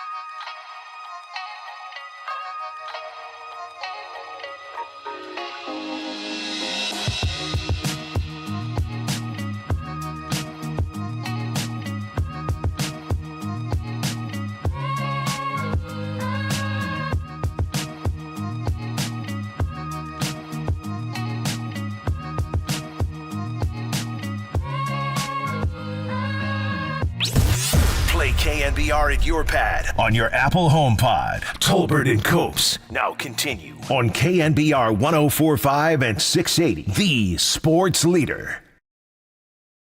Honestly, today, I'm not lying. Like, they told me I had one incompletion at the end of the game. I was like, oh my gosh. Like, today was just one of those games I really wasn't thinking about it. But there's games where it's like I'm completing the ball and it's like sort of in my mind, oh, every single one of these balls has been a completion so far, you know. But today it wasn't the case. So, I mean, honestly, I'm still mad about the one I missed to Christian. He broke out. He was open. I should have hit him. And then we would have been in field goal range. So, I mean, that is something that I'm going to have to learn from and wish I could have had back. But, you know, everyone did their job today and they helped me out. And O-line did a great job. So it was a well just orchestrated offensive day. Well orchestrated, well said by Brock Purdy. 35 points yet again. 35 for Purdy and the Niners as they just keep on humming. Yesterday, Tom, first time I've thought, and John London, I talked about it on the postgame show because we've asked all season, has the offense reached the level of the defense? Yesterday, I don't always say that. I don't even know what that means totally. It's just about how you feel about it when it's going, what the calling card is of that team. The Niners D-line has been the calling card. And the offense, it's always thought that maybe you were getting more out of the offense than you would with another play caller because of the offensive mind that Kyle is. But yesterday, with the way the offense was going, you kind of know teams are going to have to score 30 points to beat the Niners. And with the way the defense was going, where they get stifled a little bit, I looked at that and I thought the defense looks like they're gettable at times. There's some stuff that you can do to sort of mitigate what it is that Nick Bosa does to wreck a game. They got one sack yesterday. Mobile quarterbacks are a problem. I still can't imagine a 49er offensive day where it's like 150 total yards. You know what I mean? Where they're going 2 yards a carry. I cannot envision this offense when healthy, or mostly healthy, really getting stifled. Well, I look at it like I don't know if they're the Warriors of 15 when I think they were number one in offense, number one in defense, but they're definitely top 5 in offense, top 5 in defense. And that's good enough to get you a championship, being at that level in both categories. In fact, I don't know if I'd go top 3 in offense and defense. I think they're top 3 in offense. I mean, I think right now the offense is probably better than the defense in terms of like rankings go. But I still think of them as a defensive club. Like they're going to beat you defensively. They got studs at every level defensively, but I mean they do offensively as well. And the only question was quarterback, and that doesn't appear to be a question. So I don't know where you put them, but they're one of the best teams in the league offensively. They're one of the best teams in the league defensively. In fact, you could probably make a case for this. I don't know, second. First. I don't know if they're the best team. I mean, Miami may be the best team, maybe not. They don't have as good of a defense as the Niners. No. I'm just talking offensively. Oh, offensively, yeah, they're up there. Buffalo's fantastic offensively. Those are the top 3 entering this week. Kansas City, but they were both shut down by the Jets. Now, I don't think the Niners play the Jets, so we won't get to do that compare and contrast. But yeah, I think. I think Buffalo showed yesterday, like, hey, hold on a second. We've owned this division the last couple of years. We're not done yet. And I think, they proved yesterday what a good offense and good defense can do for you. And that's what the Niners have. The good offense, good defense. Like, very good. I'm not going to call them great, but they're, like, really, really top-end. That's top-end stuff right there. And I agree with you. The way you're going right now, you're going to have to score 30 to beat this team, and good luck. Shut down 5 guys. Like, come on. I just what it's like having a really good pitching staff, and then to go along with that pitching staff, you have, like, incredible. Well, you're the Braves, basically, is what I'm trying to say. It's like you got pitchers that could shut you down, but they don't even have to. They just hold you like 3 or 4 runs. They're good most nights. Yeah. That's the 49ers. It's a Bochy with the Giants. That was it, Yeah. That's like, I mean, this team right here, it's like the defense can shut you down like to under 17. They don't have to. Yeah. It's like they don't have to go out there and pitch a perfect game. They don't have to worry about the leadoff walk going, oh, God, we give up a run here. We're in No. Hey, we're good. We're good. Just keep them under 24. We're going to win. I mean, it's incredible to think that this team, with this defense, you could say Keep them under 24 and we'll win. Because how many teams are going to score over 24 against this team? Every once in a while it'll happen because it just does. It's 17 games. But, like, in the playoffs, when push comes to shove and, like, they're playing a big-time opponent, it's hard to imagine a team, like, just getting after this team for, like, 28 points. Maybe. Well, and that's where I am with the Cowboys this week. I still haven't seen anything from their offense that suggests they're close enough to compete in a shootout with the Niners. Now, when you've got two defensive teams going at it, who knows if you need a shootout, but that's when points become a premium. And I don't think if the Niners need points, I don't want to say that's an issue. They've proven it's fairly easy to score 30 points for them. Like, they can do that. And they can do it by giving the ball to a couple of different guys at huge clips, right? Each and every game. So their red zone percentage is good. Their kicker is good. The young kicker's done a great job, and Jake Moody made everything again yesterday. They punted one time in yesterday's game. Like, they get off the field on third down. They create pressure, and even when they don't hit the quarterback, they create pressure and force you into making some throws. You got to be really sharp. I thought Dobbs made some really, really good under duress throws late in the game yesterday and put it, like, right on some guys' hands that were tough to do. I don't think Dak's that accurate. I don't think Dak is great under pressure. Like, he doesn't look quite as cool and calm as Dobbs did yesterday. And by the way, they scored 2 defensive touchdowns again yesterday, 38 points, but their offense isn't, like, putting up 30 a game. They had a tough time against Arizona when it was a stadium full of Cowboys fans. So I feel pretty good going into Sunday. Yeah, relative to what we've seen. I do too. I mean, the only thing I would caution is the level of competition hasn't been the best. It's going to be your best matchup. Like, they're not playing tremendous teams. Pittsburgh looks like they aren't as good as maybe I thought they were going to be. The Rams are battling. The Rams actually are a little better than I thought they would be, but they moved the ball on them in the first half, shut them down in the second half. Giants are not what you'd call a juggernaut, especially without Saquon. And then the Cardinals moved the ball pretty consistently against them yesterday. The points won't really reflect that, but they didn't punt a whole lot either. I mean, they were up and down the field most of the day. Punt zone.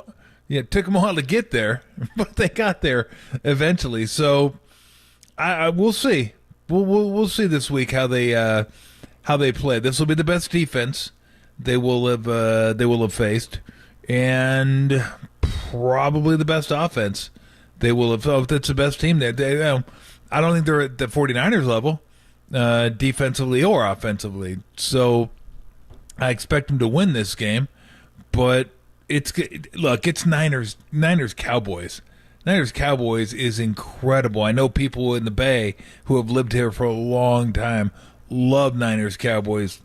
You could speak to that. We them boys, But as somebody who is just a football fan growing up in Southern California, it's a helmet game.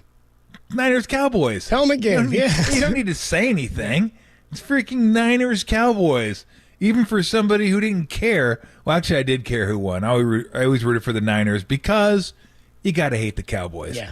Just like you got to hate the Yankees, and just like you got to hate the Lakers football. Oh. I didn't hate the Lakers growing up. You're a little bit biased. I mean, but if you don't live in L.A., you got to hate the Lakers. Yes, the Lakers. Celtics is what you meant, Tom. You got to hate the Celtics. You got to hate. I loved them as a kid. I was like, dude, they did the beat L.A. That's so sick. As a kid, I was like, I got to root Celtics. Yeah. But that's where you're at. Like, that's what I always said. I want my team to be that team that everyone hates. I want haters. And the Warriors. You're doing something right, by the way. You're doing something right. The Warriors were there for a while. Like, the Warriors started getting people like, I'm kind of tired of this. Mahomes has them. People turning on Mahomes now. Yeah, that's good. Yeah, well, that's what happens. You start winning all the time. Come back around. People hate you. It's like, I'm tired of seeing this person. Tired of seeing him on TV, like Duke. Oh, brother. Oh, man. It's so funny because I was watching Notre Dame Duke, and I was like, you realize I can't stand Notre Dame. I want to see him. I want to see him lose. I'm like reading Duke football. I find myself Duke win. Yeah. But if that were a basketball game, I'd be rooting for Notre Dame. Notre Dame. Come on, Notre Dame. Kick Duke's ass. Yeah, Kick their ass. That Football? ACC schedule, no independent. Oh, God, that was such a bummer. But anyway, we'll get into that at some point. We got baseball to get into, too. We do. We got plenty of stuff. We'll do that here in just a couple of minutes. Yesterday. That was rough. Anyway, we'll get into that. But, I look at this team, and you start – so Miami we moved in to like a top 5 if we're going to do a top 5, like into that group. Cincinnati is out. Like, is there anybody are you saying offense or defense Cincinnati or total? out. No, I'm just saying best teams. Best team, okay. Like the best teams. I think Philly, the Niners are there, Kansas City, Miami, Buffalo, and I would put Dallas just outside of that group. And again, it doesn't really matter because you're not going to a Rose Bowl. You're not going to the college football playoffs, so all this stuff's kind of dumb. But when I look at teams that have been like really good early in the season, He's on the bubble, yeah. Those are the top 5 teams. Like I think Buffalo like kind of said, okay, hey, that game against the Jets was whatever. They kicked the crap out of Miami and they suppressed their offense. They had a little shootout early where Miami was scripted, and then Buffalo's like, no. Remember our defense last week against Washington? We're down with you. So you're going Buffalo, Miami, no order. Buffalo, Miami, no order. Philly. Buffalo, Miami, Kansas City, Philly, Niners. And the Niners. So Miami went in, Cincinnati, and their boo-boo offense went out. They're a mess right now. I might want to think about resting Joe Burrow for like 3 weeks and just. You might want to. You might want to get why don't you get the calf better? Because this is doing nobody any good. You, anybody, all we're doing is making Jamar mad. That's all we're doing here, and that's not going to end well for anybody. So let's just get better and go from there. Nice win for the Niners. We mentioned Brock Purdy's a big part of why this offense has been so elite. 20-21, 283, and a touchdown. Niners are third in points scored. They're averaging 31 a game, and they're third in points scored against on defense. So they're the third best offense, third best defense by points allowed and points scored. We can talk more about that. Yesterday, actually, defensively, wasn't a great game in terms of yards gained on the ground. They went over 100 to the Cardinals, and yards per play and yards gained per play on the ground. But we'll get more into that a little bit later. Brent Jones going to join us at 3:50. When we come on back, a quick step away from football. As I mentioned, we got a lot of great stuff to talk about Bay Area sports related. The Warriors have media day, and we've got some bad news about Draymond Green. Sprained his ankle. I guess I've had that happen. Time you come down on somebody's foot, you're playing basketball, and you just roll over it, and it's I guess it was Kuminga, and that's where he is now. So we'll talk about that ankle injury. We'll do a little Bay Area potpourri here. Brandon Crawford. I don't know if he said goodbye. This is sort of a weird one for me. It was kind of what I don't really like this like at all that this went down yesterday. I was glad that I was at Levi's getting ready for the Niner game. Didn't have to deal with it. But Brandon Crawford, like, we're not sure if it was his last game as a Giant. He's not under contract. I don't think he wants to retire. He does want to talk to us. He's coming on later today at 5:15. So we'll talk a little bit about Sunday's game with Brandon Crawford's potential farewell and Draymond Green's ankle injury when we come on back. Then we'll get into some more football a little bit later. Tolbert and Copes only here Monday afternoon on the Sports Leader.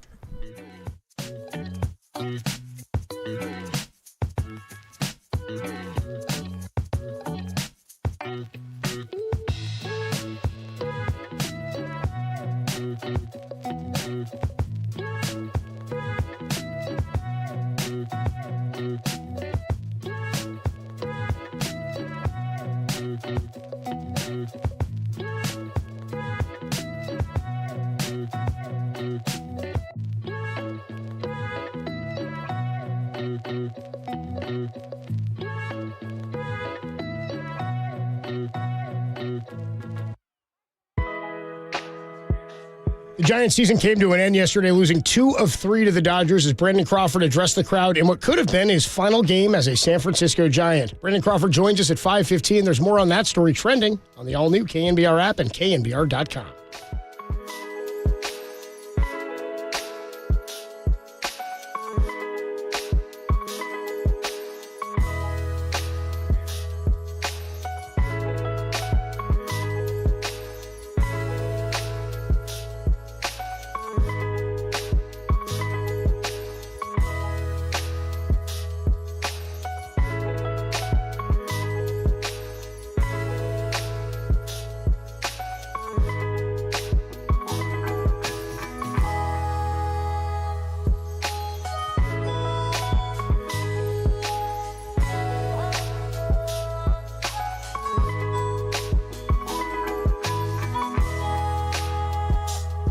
The following is a test of the emergency alert system.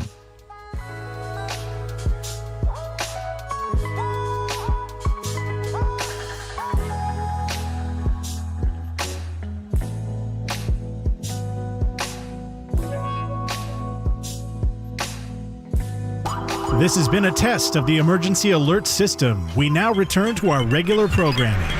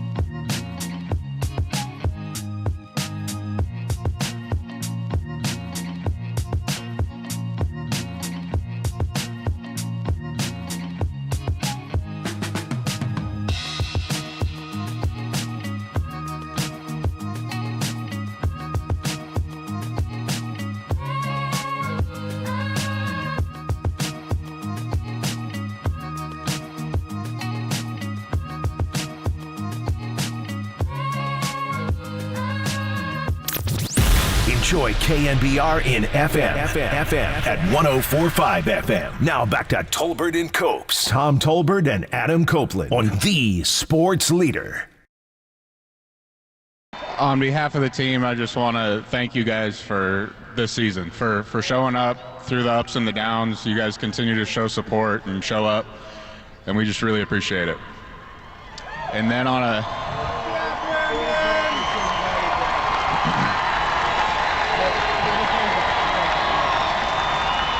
And then personally, from the Grand Slam in Milwaukee to the World Series wins to today, you guys always showed me love.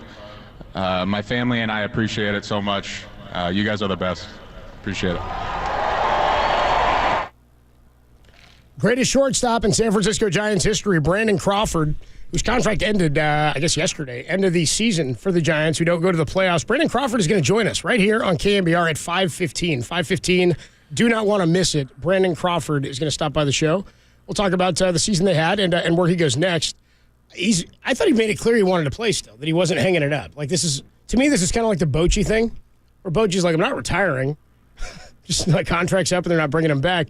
Then every city he went to, they were like, congrats, Boch, on your retirement. They give him a gift.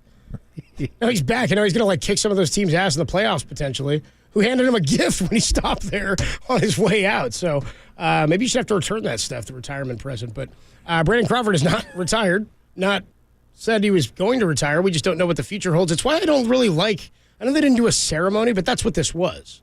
And I wonder, I hope for him that if this is it, that's something that he'll reflect on and like that happened, because if this is it, then I get that. But if this isn't it, then you were preemptively doing, like, it's funny because it's not like Barry Bonds got a goodbye. Barry didn't get a comeback goodbye. That's why they did the jersey retirement. Like that. I haven't retired. Thank you. That's it. Thank you. He said it. He was like still hanging around. I don't know what everybody's doing. So, like, reflecting on Crawford, I don't think I've really gotten a chance to fully reflect because of the way the season ended, because of how little he was there in the last couple of weeks. And I wasn't there yesterday and watching the game, but my mom texted me yesterday. And baseball's about, I was talking about the line Krug had at the World Series in 2010. You owe it to the people who taught you the good book of Giants baseball. Somebody taught it to you, you pass it on, whether it was a mom or a dad or a grandfather. And my mom texted me yesterday and she said, this is really emotional for me. And I hadn't thought about it this way, but she said, this is the last World Series champion of those three teams to leave the Giants, if that's the case. And he's the last guy we got to see with Grandpa play, or the last like, champion player we saw with Grandpa, which is pretty cool. Like, he passed away a couple of years back, and it's Bumgarner was here, but then he's gone. Some guys that were here have left since then. So, you tie baseball to me more than anything. I'm a romantic about it. You tie it to people and your lives and what moments you lived and what experiences you associated with different moments in your life. It's a different grind for a baseball fan than a football fan, right? So, in that reflection, that's tough, especially because this guy lived the Giants fan dream, grew up in the Bay Area, a Giants fan, plays for his hometown team, becomes the greatest player at that position in its history, and wins championships. Just as cool of a career as you could have for an all-time great.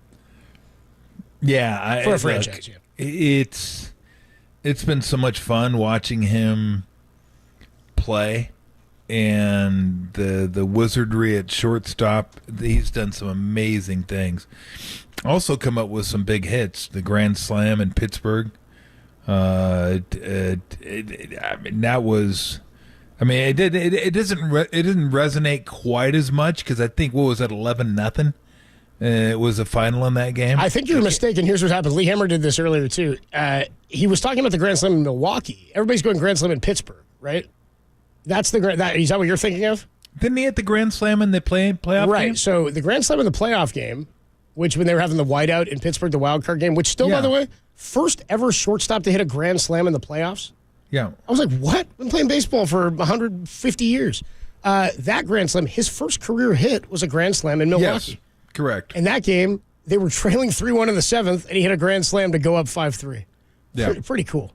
Yeah, I was thinking of the playoffs. So he was saying from that first hit in Milwaukee. That's what he was talking about. And I think it's funny. A lot of people here were going, but no, it's Pittsburgh. I was like, he knows. He hit a lot of them. He hit some big. Here's the thing. He was a very clutch player.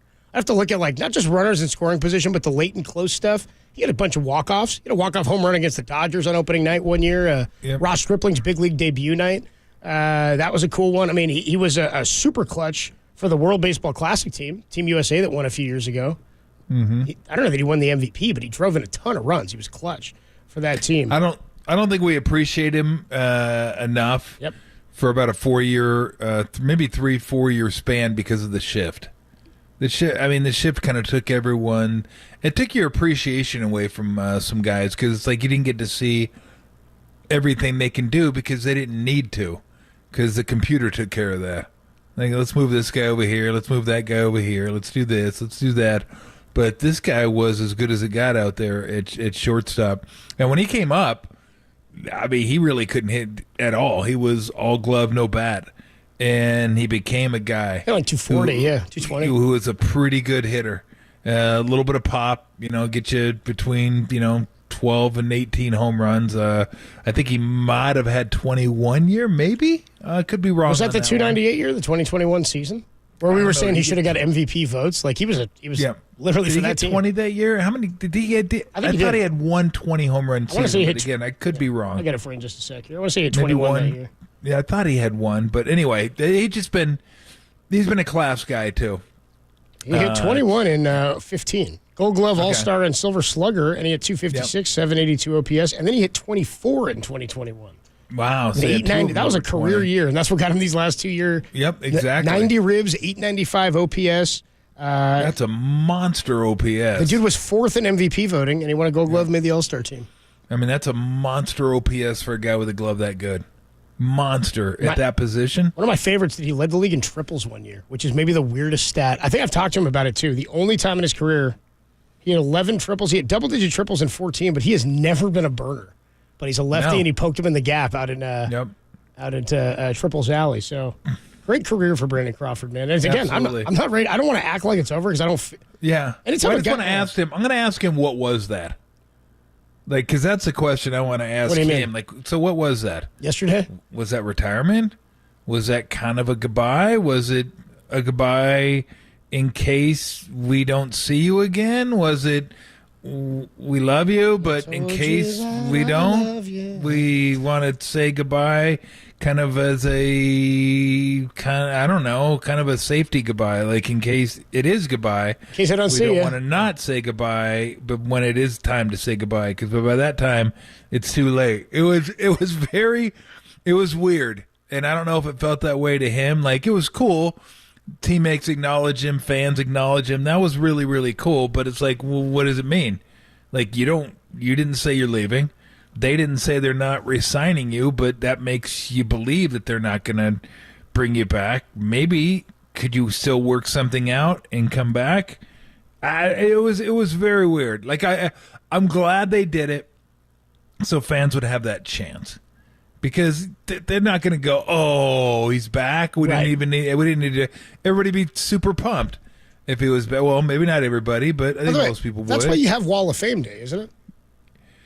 I don't know. Like, I thought that was the opportunity to honor guys who were here for. Yeah, but you don't get to. They don't get to do it on the field like that in your uniform and walking off. There's something about that. Coolest one ever, dude. JT Snow. I still have to this day never seen a team do it. Never seen the Giants do this. I don't even know that I've seen a team do it.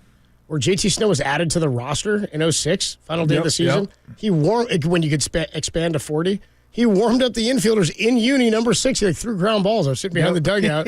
He threw ground balls, and then before the pitcher before the umpire says play ball, they call time, and JT get to walk off because I don't think he played all year. I think it was the season before was his year in Boston, maybe. Is that right? And then he comes over. By the way, did he play with Kapler in Boston? Then he comes back here and does the farewell walk up. That was kind of cool. Like, I thought that was cool. Like, that, I like the retirement for a day thing. They should let more guys do that. That's the way to do that. That's if you're not actually walking off the field to call it right then and there, that's how you should do it. The one-day contract.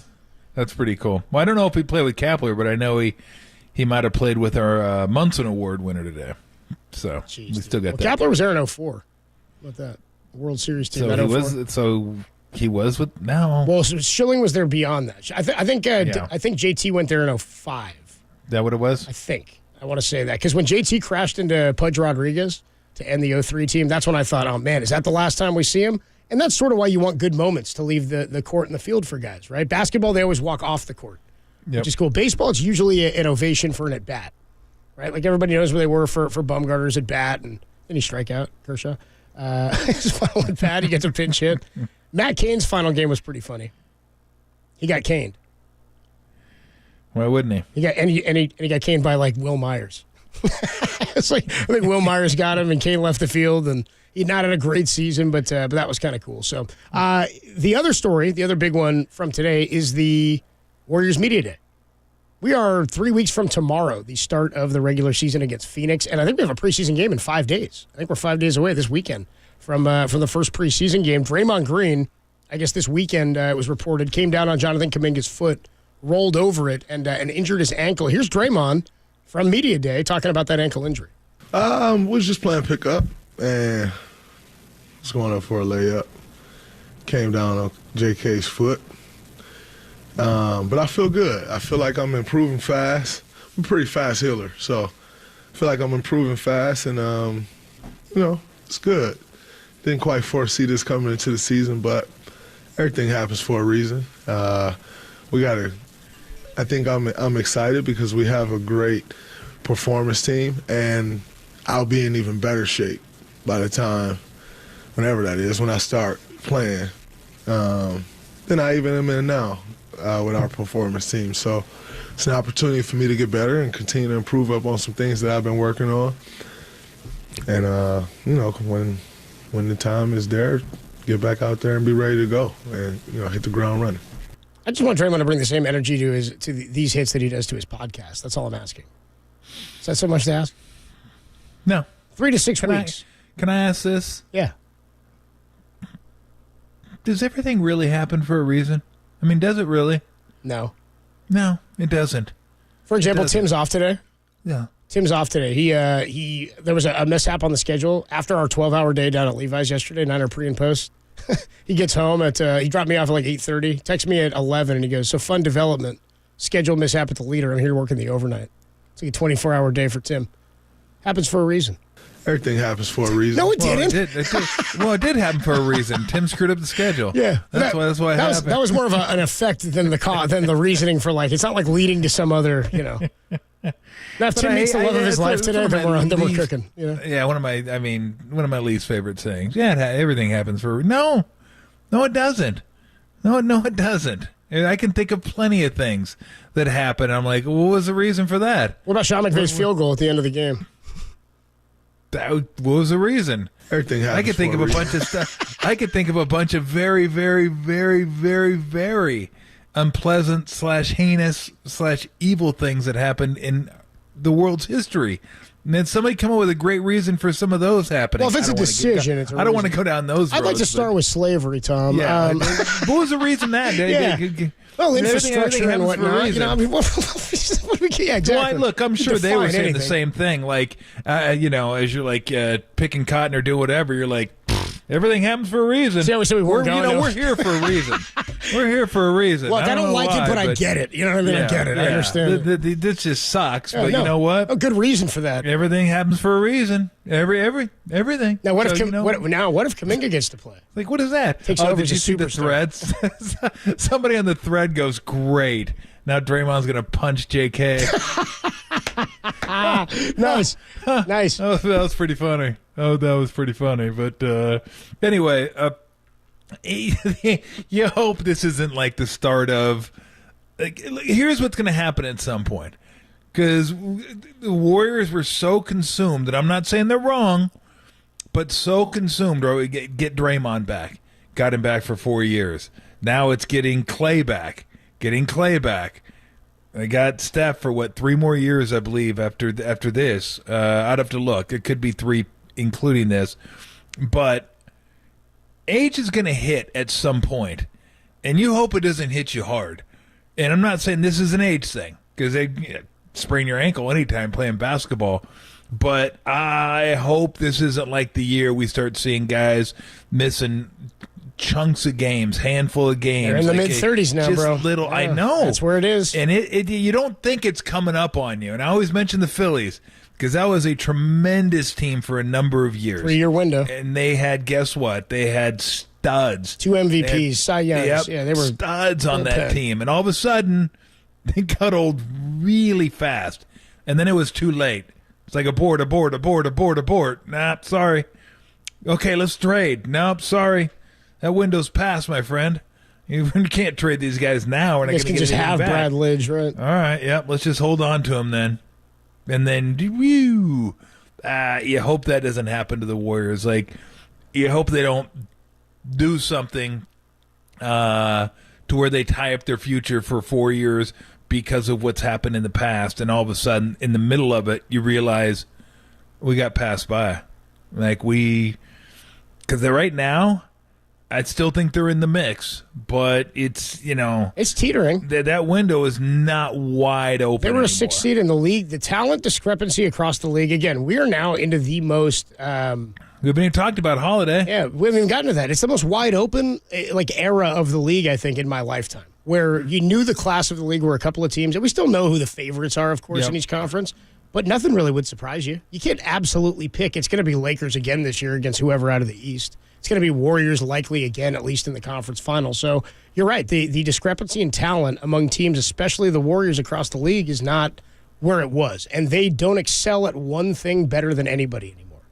You know what I mean? Like, they don't shoot the volume of threes that more than people do. So this is something we've got to continue with because it's a hefty conversation. How do they start the season on the road without Draymond? It's not going to be an easy road trip to start. And you open against the Phoenix Suns and Kevin Durant, who just got a whole lot better in the last week. We will talk more about some of that trade stuff to Drew Holiday. That was a big one. Boy, the Bucks got to be pissed, dude. Like, we ship him across the country. 2 days later, he's like next door with your opponent, and he's probably better than what they had in Brogdon. But Robert Williams III also gets traded. So, by the way, Brent Jones 350, Matt Mayoko 450, Brandon Crawford at 515, Marcus Thompson off Warriors Media Day at 5:30. When we come on back, big weekend in college football. Deion Sanders, he lost again, but he thinks you're a hater if you don't see what's coming for Colorado. We'll get you that when we come on back. I thought he didn't care what people said. No, he does. No, he does. You can't have it both ways. You can't have it both ways. We should take that up. We'll give you what he said last. This is what he said last week, where he didn't care, and then what he says this year. If you're a hater, then this is what he thinks about you. I mean, come on, Deion, the gift that keeps on giving. We'll have that for you next. Is he thought about Giants manager? We'll discuss that only here on KNBR 104.5 and 680, the Sports Leader. Redwood City. Shout out to you for supporting KNBR, Redwood City's sports leader.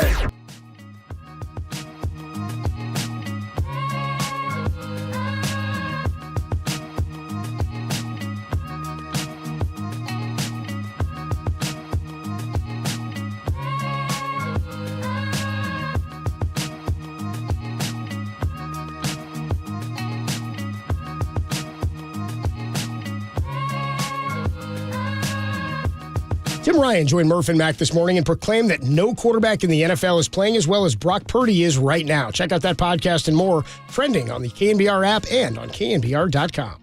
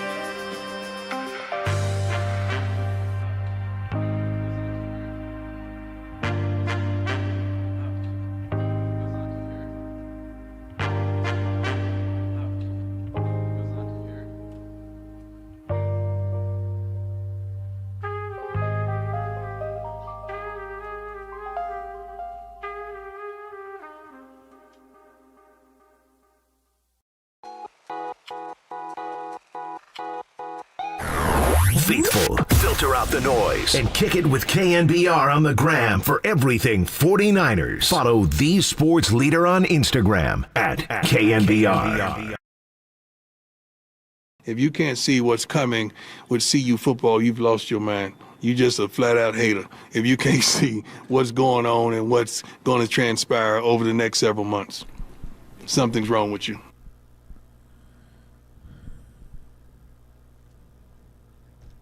Dude, so we said everything happens for a reason. I think that's why Tim. Just we could get this song under the Dion cut.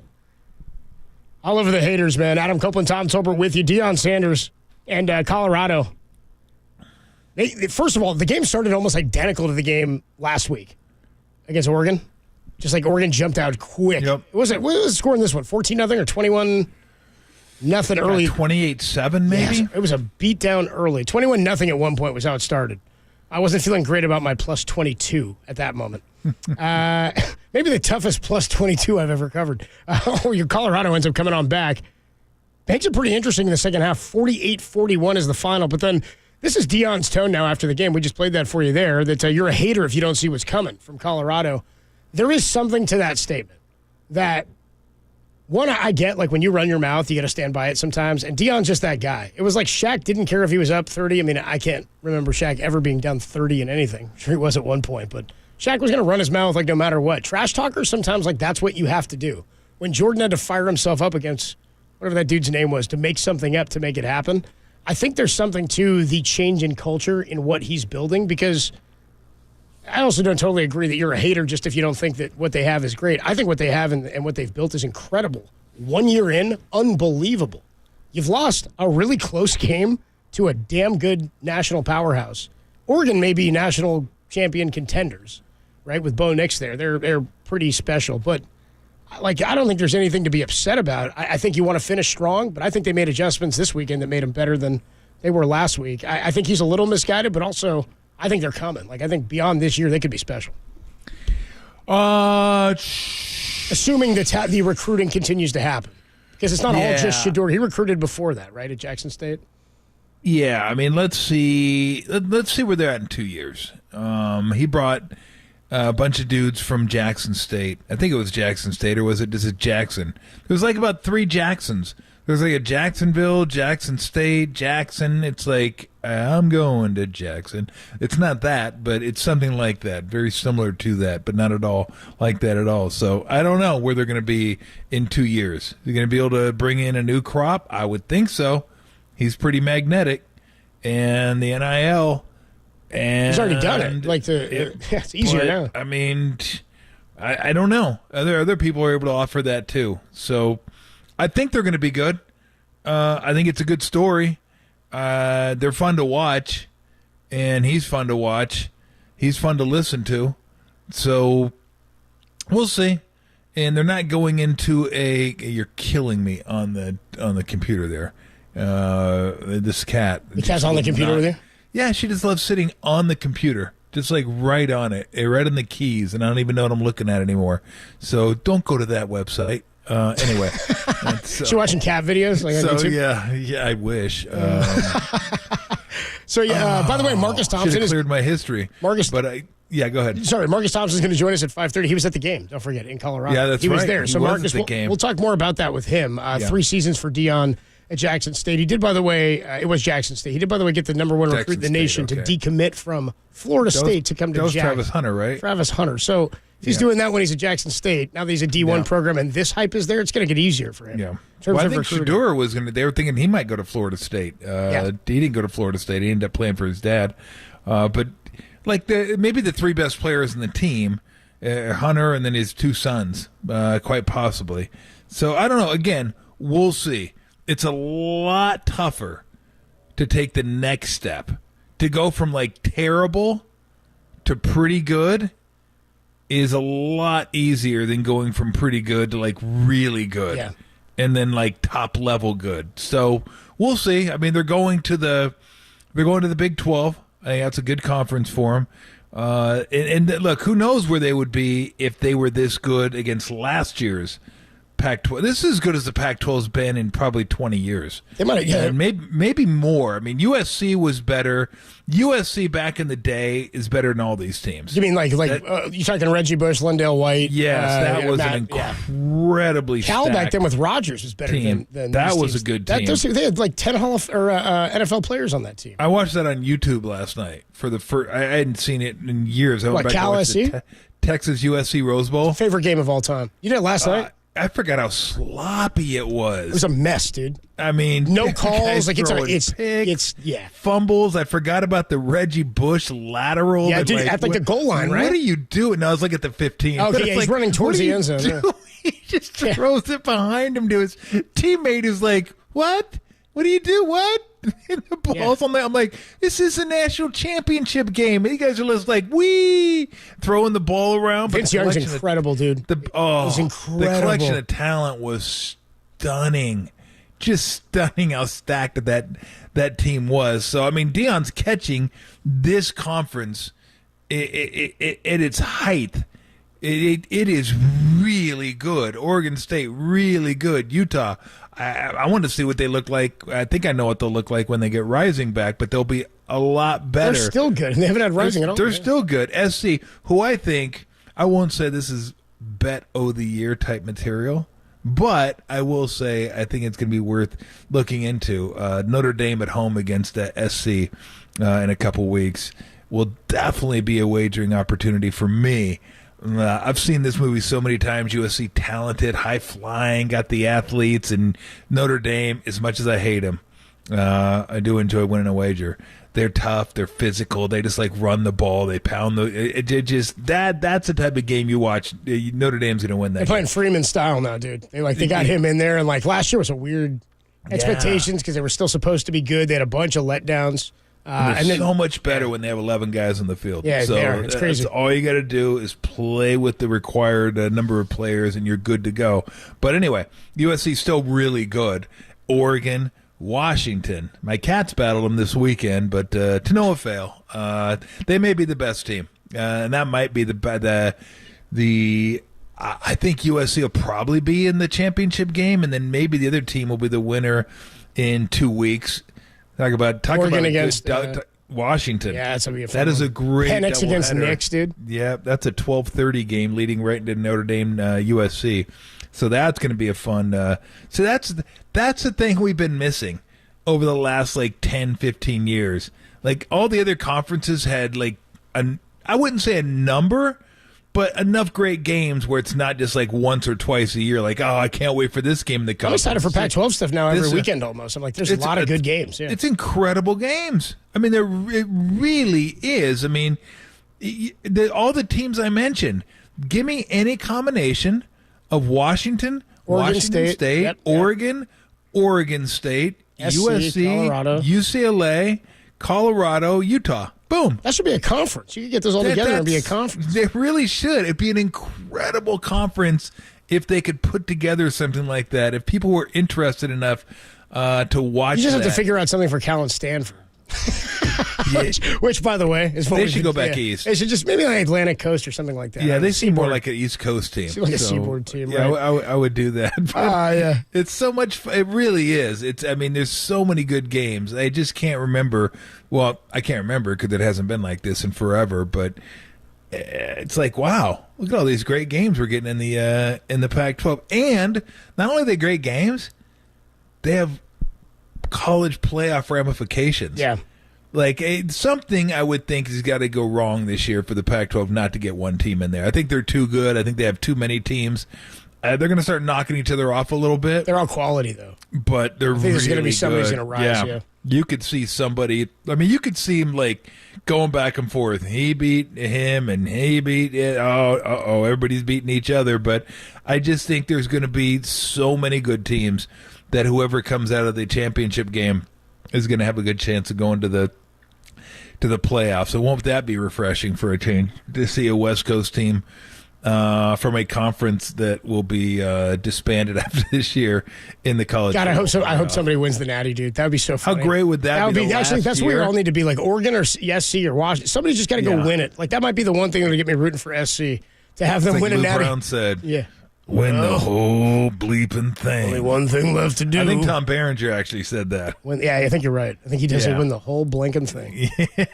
All right, a little from college, like we do on Saturday, to the pros, like we do on Sunday. Had an early kick, a 6:30 a.m. Falcons and Jags kick. Jags, by the way, back-to-back weeks in London. They're playing next weekend also at Tottenham Hotspur Stadium. We'll talk more about Week 4 around the NFL. I said Week 3 was crazy. Week 4 maybe even crazier with the way a bunch of these games went down. Only 2 remaining 4-0 teams, the Eagles and the 49ers. Week 4 talk around the NFL, and then Brent Jones only here on the Sports Leader.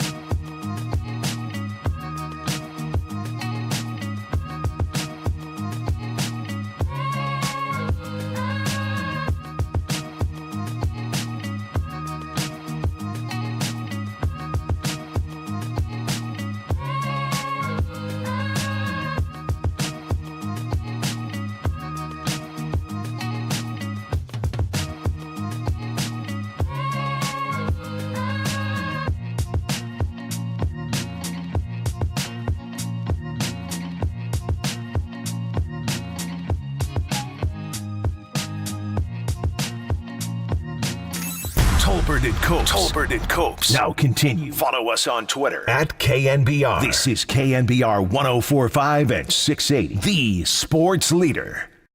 Apparently, Matt Eberflus, in his second season, in a tied game, in a season they've yet to win a game, will go for it here. 4th and 1 on the Denver 18. They snap it. They run it straight ahead, and he is stopped short. And the Broncos defense hold. Throws to the left sideline, complete to Diggs, but there's a flag. Trying to spin away from the tacklers, and he does. 35-30, 25-20, headed to the end zone. Touchdown, Stephon Diggs. Stafford ready, calls for the snap. Here comes the rush. He throws right side alone. It's Puka at the 5 to the end zone. A walk-off winner. O'Connell looking in the middle of the field. Hit. And he is dropped, sacked. Who do you think it was? Unbelievable. The 6th sack for Khalil Mack, a new Chargers record, a loss of 10, a new individual record for Khalil Mack in a single game. By the way, he had 2 forced fumbles also in the game, Khalil Mack. Derek Pop, our producer here, DP, which we got to remind you, the D does not stand for DeSantis, despite what you might think. The noted Raider fan, well, he's always going down to Florida to canvas for him. We got to make note there. That's a good point. There's no relation. That's a good point. It's such a stupid joke. Derek tweeted out yesterday, for everybody who thinks I talk too much about the Khalil Mack trade, he has 5 sacks. And they still got one more and forced 2 fumbles. A bunch of incredible performances over the last 2 weeks in the NFL. Like, some of the most, as far as potency goes in the first 4 weeks, some of the most potent NFL, defensive and offensive performances, for individuals, I think we've ever seen. 4 touchdowns for 2 different players last week for Miami. Achane and Mostert, they're both going nuts. You get 4 touchdown passes for Tua. You get 4 more yesterday for McCaffrey. Got that kid Kyron Williams who had 2 receiving and I think it was 2 receiving touchdowns week 1 and another rushing. Then he had 2 more touchdowns yesterday. A lot of big-time performances. TJ Watt had an incredible day a couple of weeks ago in week 1 against the Niners. He had a good one. Drake Jackson had 3 sacks, and we haven't heard from him since. But then yesterday, this performance from Micah Parsons had a big one a couple of weeks ago, too. Had an insane day. And then yesterday, Khalil Mack was the defensive story. Let's start just with the early game, and then we'll jump around all with the NFL and run through some stuff. Jump around. Why don't you use that one? Where do you want to go? Where do you want to start? I'm going to go ahead and guess. Derek wrote this down. I know the answer to the question, but I'll ask it. Yes. Did you wake up at 6:30 to watch Falcons and Jags? Tom? Are you serious? Derek, are you serious? I'm not. It's not me. It's Derek. You can direct your answer. You believe Derek. It was a rhetorical question, Derek. Then why'd you write it down? How about as a rhetorical? Did anybody wake up? By the way, Derek, that was a rhetorical question that I just asked you. I woke up at 6:30 because I had to go to work, and if I'm going to work, I may as well be watching the game that's on. So I was watching. Really? I was watching while I was on my way. You had to get up at 6:30 to get to. What time do you have to be there? I had to get to Tim's house by 7. We were on the air at 9. Ooh. It's an hour-ish drive, and we had get this, just for kicks, 101 closed yesterday. So really, I had to get there to make sure we were way early. Yeah, we had to make sure in case there was a backlog on 101. So there wasn't, and not a chance in hell. Or 280. Now ask me. I don't know if I'm going to get up at 6:30. Although I will say this, and this is also something we might want to get into at some point today. I did stay up till 3 o'clock in the morning Thursday and Friday watching Ryder Cup. We were texting about it on Thursday. Yeah, it was. It was fun. I mean, it was.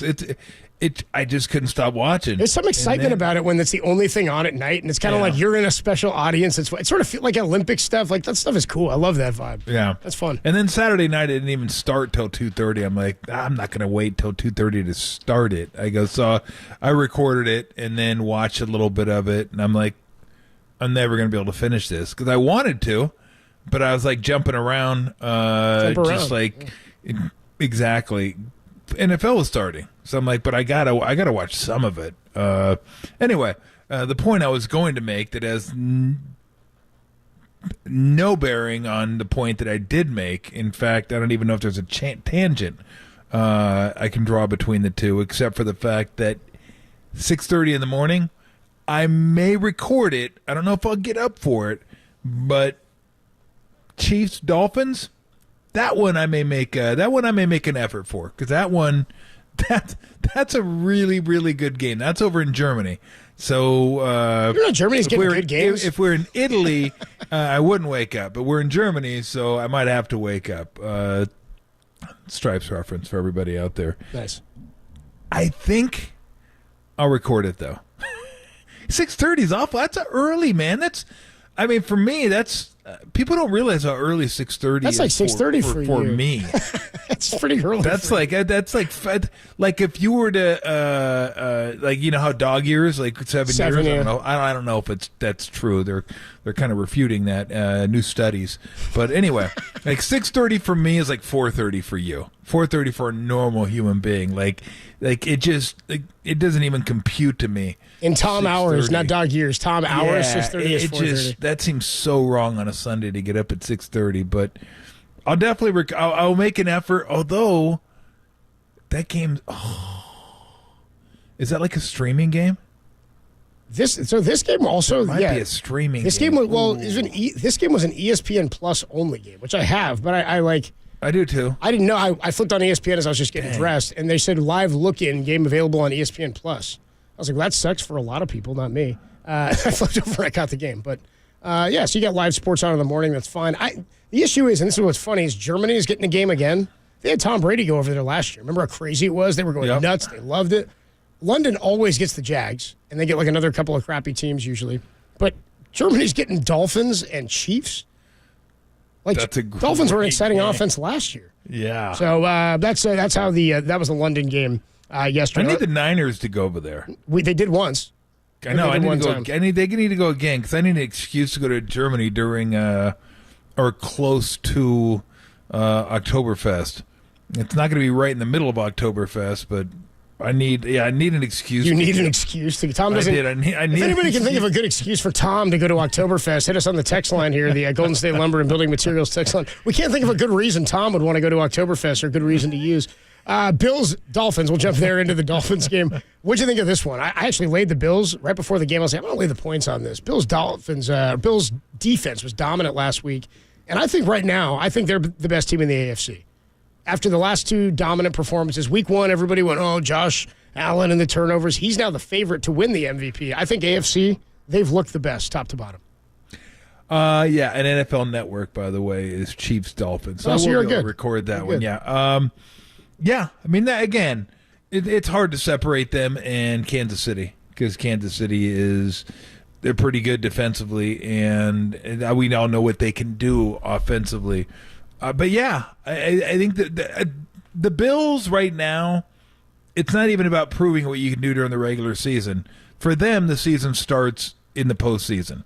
We've seen them do this now. Now it's time to prove you can win a game, whether it be on the road against Kansas City, at home against Cincinnati. You got to figure out a way to get to a championship game. So that's kind of where their season starts, even though it's still a grind to get there. And I understand from their standpoint, I get it. I get all that. But from 20,000 feet, look, you've been there before. We know how good you are. Get it done in the postseason. It's time to advance a little bit further. But yeah, I agree with you. I think they're right there at the again, I think they're with Kansas City at the very top. They took a team that scored 70 points, and certainly we didn't expect them to do that again. And they got off to a fast start and then just suffocated them. Then it was just over. They were all over Tua, and they didn't have any answers. McDaniels didn't have any answers for that. And they got up on the receivers enough. They completely shut Tyreek Hill down. This guy has been a monster all season long. He was out of the offense. So whatever they did a really good job of it. I got news for you, too. As a Jalen Waddle owner, they shut him down, too. Shut him? Well, they shut everybody down. Yeah. I mean, basically. I mean, everyone was shut down except for Berrios, who got off a little bit. But that was impressive. And the thing that's most impressive about them this year is they're not using the big fella to run. They're using Cook. Allen will run when he has to, but it's not a lot of design runs. It's throw it. He's rushing for touchdowns. He's kind of around the goal line is when they're using him more. And they're not running any of those QB sweeps anymore, which I loved them. But they were fun to watch, but they're going to kill him. Yeah, it's nice to have a running back you can hand the ball off to. And Cook has proven very reliable for him, and he can catch the ball out of the backfield too. Damian Harris too. They're kind of by committee. Like they'll and Cook wasn't great yesterday, but he did find the end zone. 12 for 29. It's only 2.4 a carry and a touchdown. Damian Harris 6 for 29, 4.8, and then Latavius Murray works in too. So they're kind of staggering you with four different types of runners, speed and power, and that's pretty good. They sort of like made they Frankenstein their backfield together to work behind Josh Allen. It's working out great so far. Yeah, I like that team a lot. So do I. Look, Miami's good. There's no doubt about it. But they just ran into a buzzsaw yesterday. Absolute buzzsaw. But again, I think that team will only get better as the season. But it's funny because we were talking about MVP earlier on, and it's way, way, way, way, way too early to even start talking about MVP. I mean, you almost got to wait till week 12. The narratives will start forming. That's when the weather changes. About 7 or 8, and people will start like, oh, this guy's a favorite, that guy's a favorite, because it happens in the NBA all the time. About halfway through the season, people start saying, oh, this guy is the MVP, this guy's a front runner. It's like, well, geez, there's so much season left. Let's let him play a little bit more before we figure it out. But hell, Tua was a guy a couple weeks ago. I'm like, really? After 2-3 weeks, we're going to start talking about the MVP? And, he didn't look as good yesterday, but they got to him. They put pressure on him. You put pressure on him, make him move right, and it's going to become a different ball game. And that's what happened yesterday. So But I think Miami will be there. I mean, Miami, and you know what? They caught a break too because they got a chance to play Buffalo when it wasn't even cold. So I thought that was a nice break for them, but didn't matter. Buffalo, that was just, it happens. Sometimes it's just not your day, and when you run into a really good team and it's not your day and it is their day, that's what happens. You're the one that gets smacked. Sometimes you do the smacking. Sometimes you get smacked. Sometimes you're the hammer, sometimes you're the nail. That's it, man. Exactly. Or sometimes you're the hammer, sometimes you're the crow. That was my old joke, dude. Inside KNBR joke. The Bills dominate the Dolphins. I look at the Bills now, and I see what they can do running the ball. Josh Allen, we talk about Brock Purdy, 20-21. Josh Allen yesterday, 21-25, 320, 4 touchdowns through the air. 158.3 was the rating. And he ran for one also, 4 for 17, and a rushing touchdown. So he accounted for 5 touchdowns. You got that, Stephon Diggs, Gabe Davis. That would be a tough matchup for the 49ers. I think in the offense that they could put up and the defense they have too. Browns and Bengals was one that was crazy yesterday for the Bengals side of things. They looked awful. The Rams blew a 23-point lead. They came back to win. Puka Nacua continues his unbelievable start to his career. That guy's a lot of fun. And part of the reason you and I are tops in the Free the Gruden Fantasy League, Puka Nacua is holding down for you. McCaffrey just handing L's to everybody. Not tops anymore after Did you fall? yesterday. Did you lose? Yeah, Weston got me. My son. You put up a bunch of points. Dang, Weston. No, my team wasn't bad, but Weston had a really good week. So it wasn't like I lost. My guys lost per se. I got beat by. You were the crow. Sometimes you're the hammer. Sometimes you're the crow. Exactly. I don't know what that means, but the nail. I was the crow then. Apparently, we have some good. Go ahead. Yeah. No. I was going to say he had, he had Josh Jacobs. I had Olave get me 1.4. Which was fantastic. But I had Puka, who was incredible. And then I had Richardson for the Colts, who had like 5 points at halftime, ended up with like 32. He's fun to watch. But, yeah, here's the thing with Nacua, though. What's going to happen when Kupp comes back? Is Kupp coming back? Basically, he's Puka Kupp. He does everything that Kupp does. And Kupp's eligible to come back this week. I doubt he will. But with hamstrings, you never know. But when he comes back, I'm sure he'll still play and get some touches. Oh, dude, I think he's a part of it. I think it's super. I think it's gone past that. I think you're right, but if he does all the same stuff Kupp does, when Kupp comes back, Kupp will do the stuff Kupp does. So where does that leave Nacua? Well, I think it's the Debo Ayuk situation and McCaffrey and Ayuk situation. Somebody's going to garner a lot of attention. Kyron Williams is a threat now out of the. That's the thing is the Rams kind of have weapons.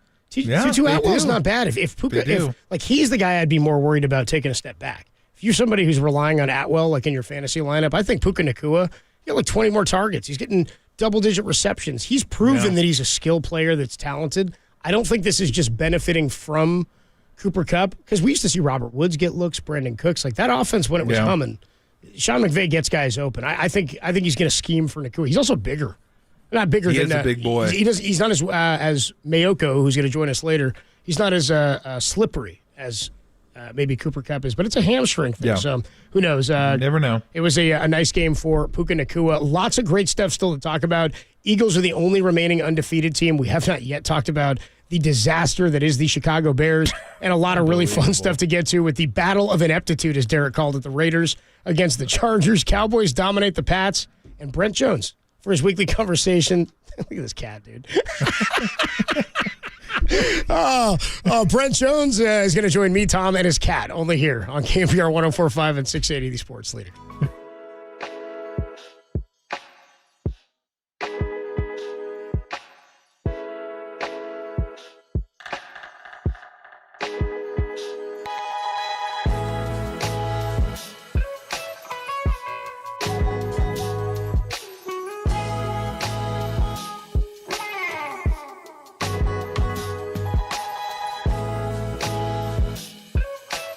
The 49ers stay unbeaten at 4-0 with Christian McCaffrey scoring 4 touchdowns in the 35-16 win over the Cardinals. How about this? Last week, 2 players scored 4 touchdowns. This week, it was McCaffrey and only Mr. McCaffrey, trending on KNBR.com.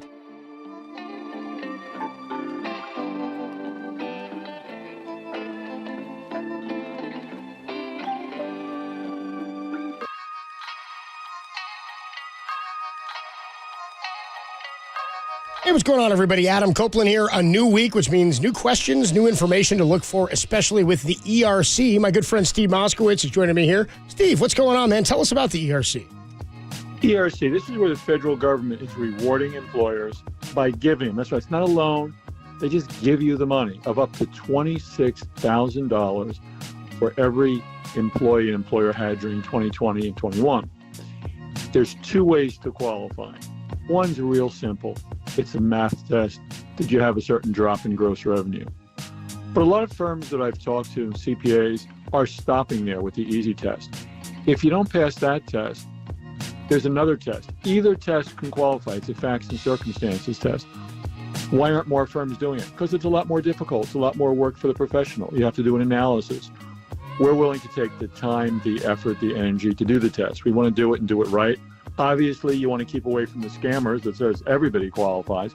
But there are a lot of people that did not have the needed drop in gross revenue that do qualify under this matter. Think of us like a medical doctor getting that second opinion. And you may have hundreds of thousands of dollars or more at stake. Call us for our free consultation. Let's find out if you qualify. You can find out if you qualify by getting in touch with Steve. Give him a call, 1-888-TAX-DEAL, or find him online at MoskowitzLLP.com.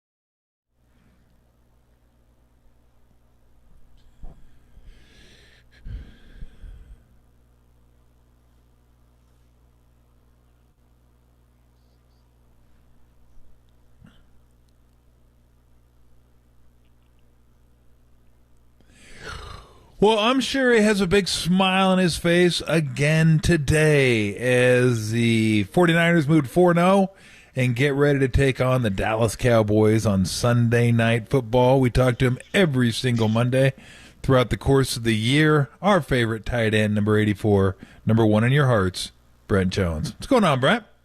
Thomas, how's it going? Tremendous. Yourself?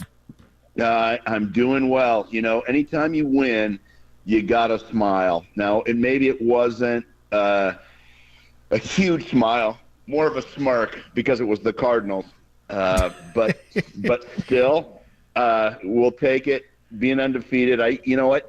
I really felt like this could be a trap game, and fortunately the Cowboys did it to themselves the week prior because I think the Cardinals are better than people realize, and they're sneaking up on people. I totally agree. I thought they were pretty buttoned up. I thought the coaching staff did a real nice job. I love the aggressive play, not the aggressive play calling, just the aggressive calls, going for it, 4th and 2 at your own 18, whatever it was, when you're down, but you're 2 touchdown underdogs. Dobbs, I thought, played really well. Like, that game, they kind of kept him at arm's length, but you never really felt super comfortable because they couldn't get those damn guys off the field, and they were pesky, and the Niners had to be on top of their game offensively. They were super efficient, but you almost felt like they had to score every time to keep them at bay because they didn't give up, and they made some huge plays, and I thought that was a really good performance by the Niners. You know what? The offense was remarkable, and I mean, we're going to have time to talk about that coming up. Yeah. But I'm going to say this about our D. I feel like our defense is a Ferrari, and so far we've been driving it like it's a BMW 3 Series. You know, we barely squeezed in to get a name brand BMW, just barely. But it hasn't been the Ferrari. It's not loaded. It wasn't loaded. You're no, killing it's not people loaded. with not loaded at all. BMWs. Brent, manual windows, dude. Manual. You know, we're rolling them down. We barely have AC. Yeah. And it's give air. You know, it's nitpicking. It is, but we're at the point now where you can't be satisfied with the Arizona Cardinals beating you in time of possession, having multiple extended drives. I think we had 1 3-and-out, and it's the Arizona Cardinals. Now, I'm impressed. Good for Josh Dobbs. There's a kid you root for because, let's face it, he's been on the scrap heap of most teams, and he came to this team the week before the season started, and he's been super impressive. And so I got to give him some credit. But if we're going to be a world champion defense, we cannot play like that against the Cardinals. We're going to have to start getting the Ferrari engine revving. And right now we're petering along at BMW level, and it's been good enough to win games. But this is a dang Ferrari. We got to drive it like a Ferrari, and we haven't been. We're paying that gas mileage. We may as well, you know? You're exactly right. You know what? We have unlimited dollars, Copes, to fill up the tank. It doesn't matter. We don't care about our gas mileage with this crew. Fill it up and let it go. All kinds of money. Yeah, here's what I feel, because they only forced 3 punts yesterday, but I feel like they're like when they need their best, I feel like they can do what they did in Pittsburgh, although that may say more about Pittsburgh than the Niners defense, because Pittsburgh's offense is busted. I'm not sure what happened to Kenny Pickett, but I'm kind of with you. Like, because Copes asked me earlier on if the offense has passed the defense up, and I go, I still feel like the identity of the team is defense, but the offense is clearly at that level. Like, they're both top 5 units in the NFL, but if you were to ask me at the end of the game, do you want the ball or do you want the defense to stop the other team? I would say before this year, give me the defense all day. You're not going to drive on that team. I don't know if I'd say that anymore. I think I'd say, you know what, I want the ball the way this offense is going. Let the offense win the game for us instead of the defense. I agree, and I'm trying to figure it out. And I don't know if we're, playing a little softer coverage, if we're not blitzing enough and relying, 100% on our front four, and which has obviously worked well for us in the past. But teams are I don't want to say they're starting to figure us out, but they're accounting for our heavy pass rush. And so maybe we need to, be a little bit more aggressive on the blitz, or more attack oriented, or more man-to-man coverage, and let's get after these guys. I'm not quite sure because I don't see the all 22, but I know it doesn't feel like it has in the past. We obviously have a new defensive coordinator, and he's learning, all the players. But at this point, heading into week 5, you know what? The training camp blues, the training camp sit on the sideline and have a party and sip a margarita days are over. It's time. Everyone's in playing shape now, and it's time to play real football, and we're going to find out on Sunday night. So it's a nitpick for sure, but we can't play this type of defense down the stretch and into the playoffs and expect to move along. So that's all I'm saying. So we got to jump over to the other side of the ball, because it was a clinic on offense. And I have to say, McCaffrey is just a man amongst boys right now. And I love seeing that. Golly sakes, it looked like he was just doing everything across the board the whole game. And then Brock Purdy coming in and just throwing one incomplete pass. That's pretty remarkable. There's times where I wish we'd freaking throw the ball more. I mean, 20 for 21 for 283 and a touchdown.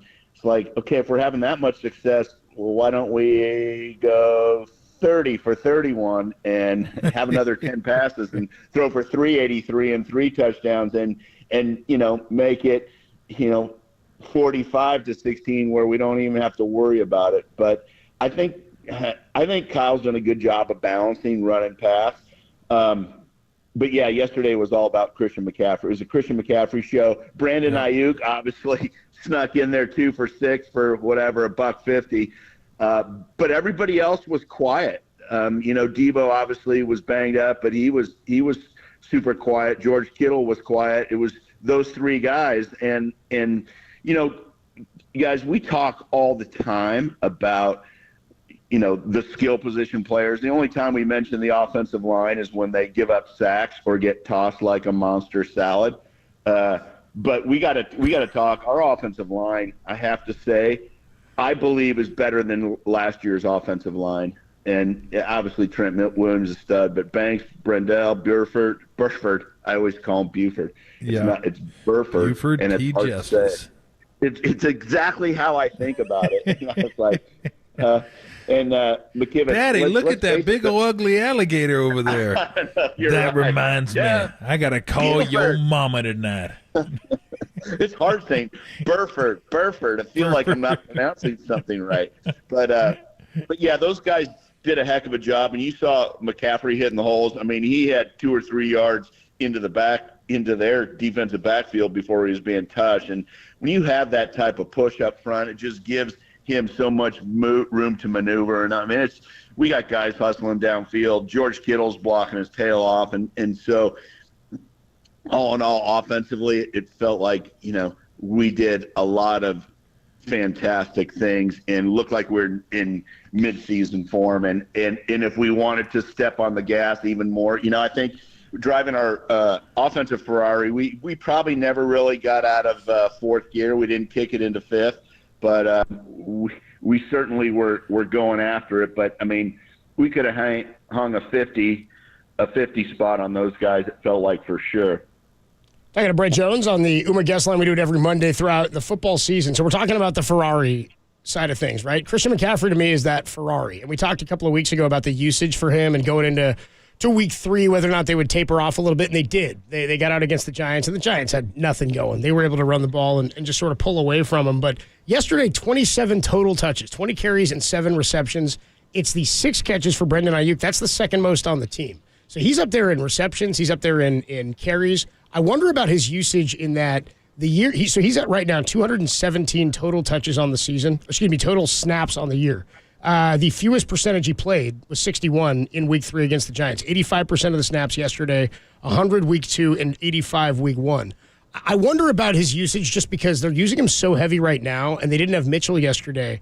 I wonder if because we've talked so much about stockpiling wins in this part of the season where schedule's a little bit softer, do you use a bunch of him now, taper it off in the middle part of the year where maybe the wins aren't quite as crucial and you've established where you are in the standings, and then you use them more when you need them at the back end of the year? I feel like there's got to be a balance, and it has to be more thought out than they've led to believe. Copes, I think you're onto something, and I do agree. My guess is Kyle would rather have him play a few less snaps right now, but you said Elijah was out. They need him. Yeah, I agree. And Christian was on a roll, and I get it. He didn't have the 30 carries, but you look at most backs don't catch 7 balls as well. So he's certainly taking some licks out there with the contact and the amount of time.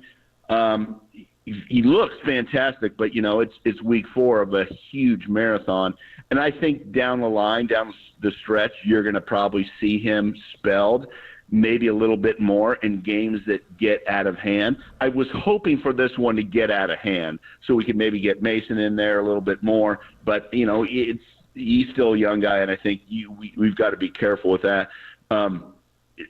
Which is, the reason you hope that we can, throw a 50 on these guys and not feel like, gosh, we got to score every time we get the ball, because their offense is going to hold the ball for 8 minutes and have a 10-play drive.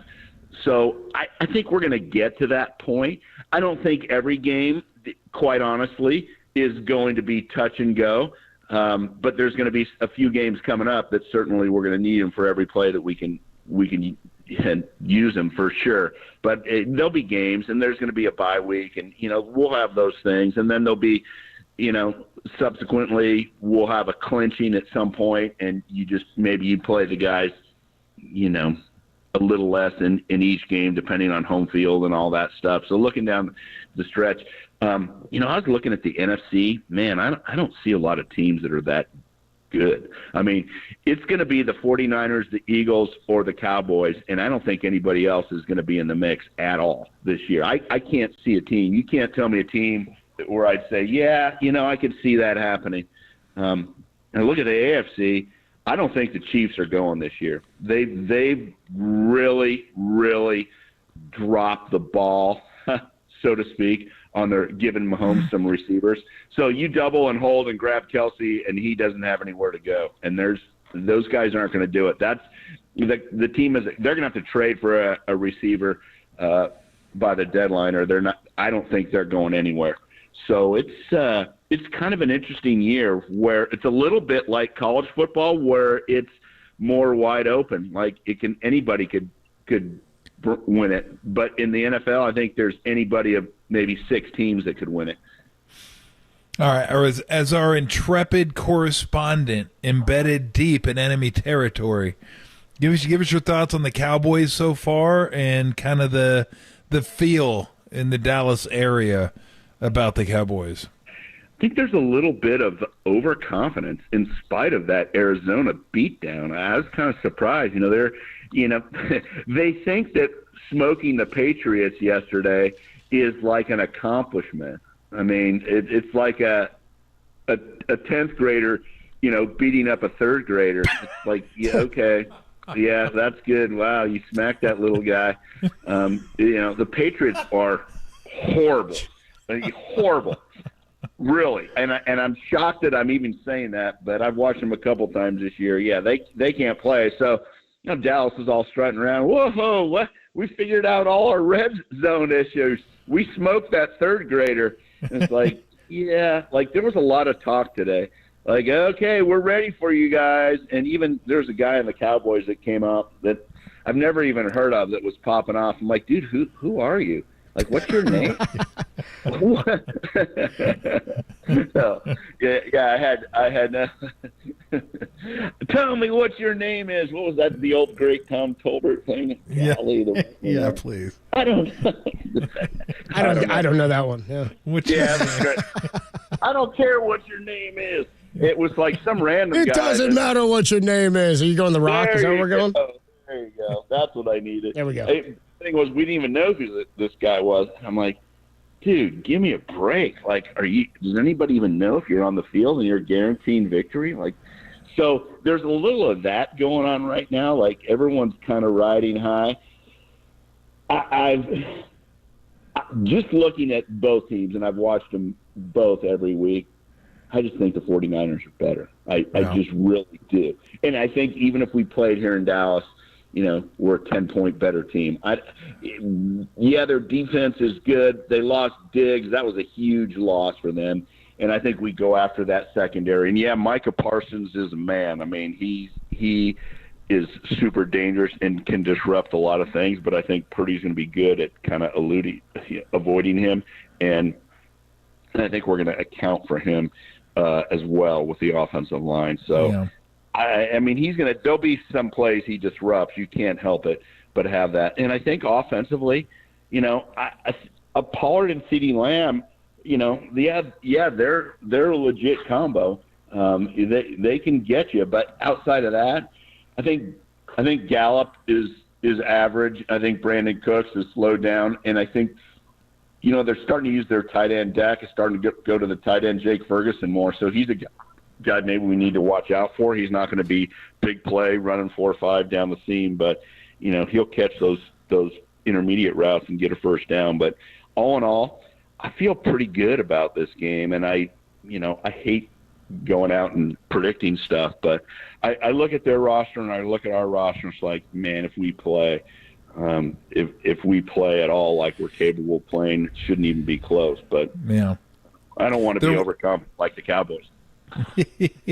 Well, there was, I don't know if you remember, this was a long time ago, Brent, when Elvis Grbac was on the team. And Elvis Grbac didn't play well at all in Green Bay. And Mayor Willie Brown called him an embarrassment to the to the city. Yeah, so we had Willie Brown on, and I was like kind of ripping him, like, what are you talking about? Like, he was terrible, but what do you mean embarrassment? Like, you know what it's like to suit up. And he goes, who am I talking to? and I go, it doesn't matter. Answer the question. What are you talking about? that was Ralph was dying. Who am I talking to? that was. Oh, my God. Man. Mayor Brown. Way to step in the political arena, Thomas. Yeah, you know me. Big political guy. You got to let Willie going on offense. Maybe we'll get Willie calling some defensive plays, turn the Ferrari over and get it going. Wouldn't be the first time, Yeah, let's not.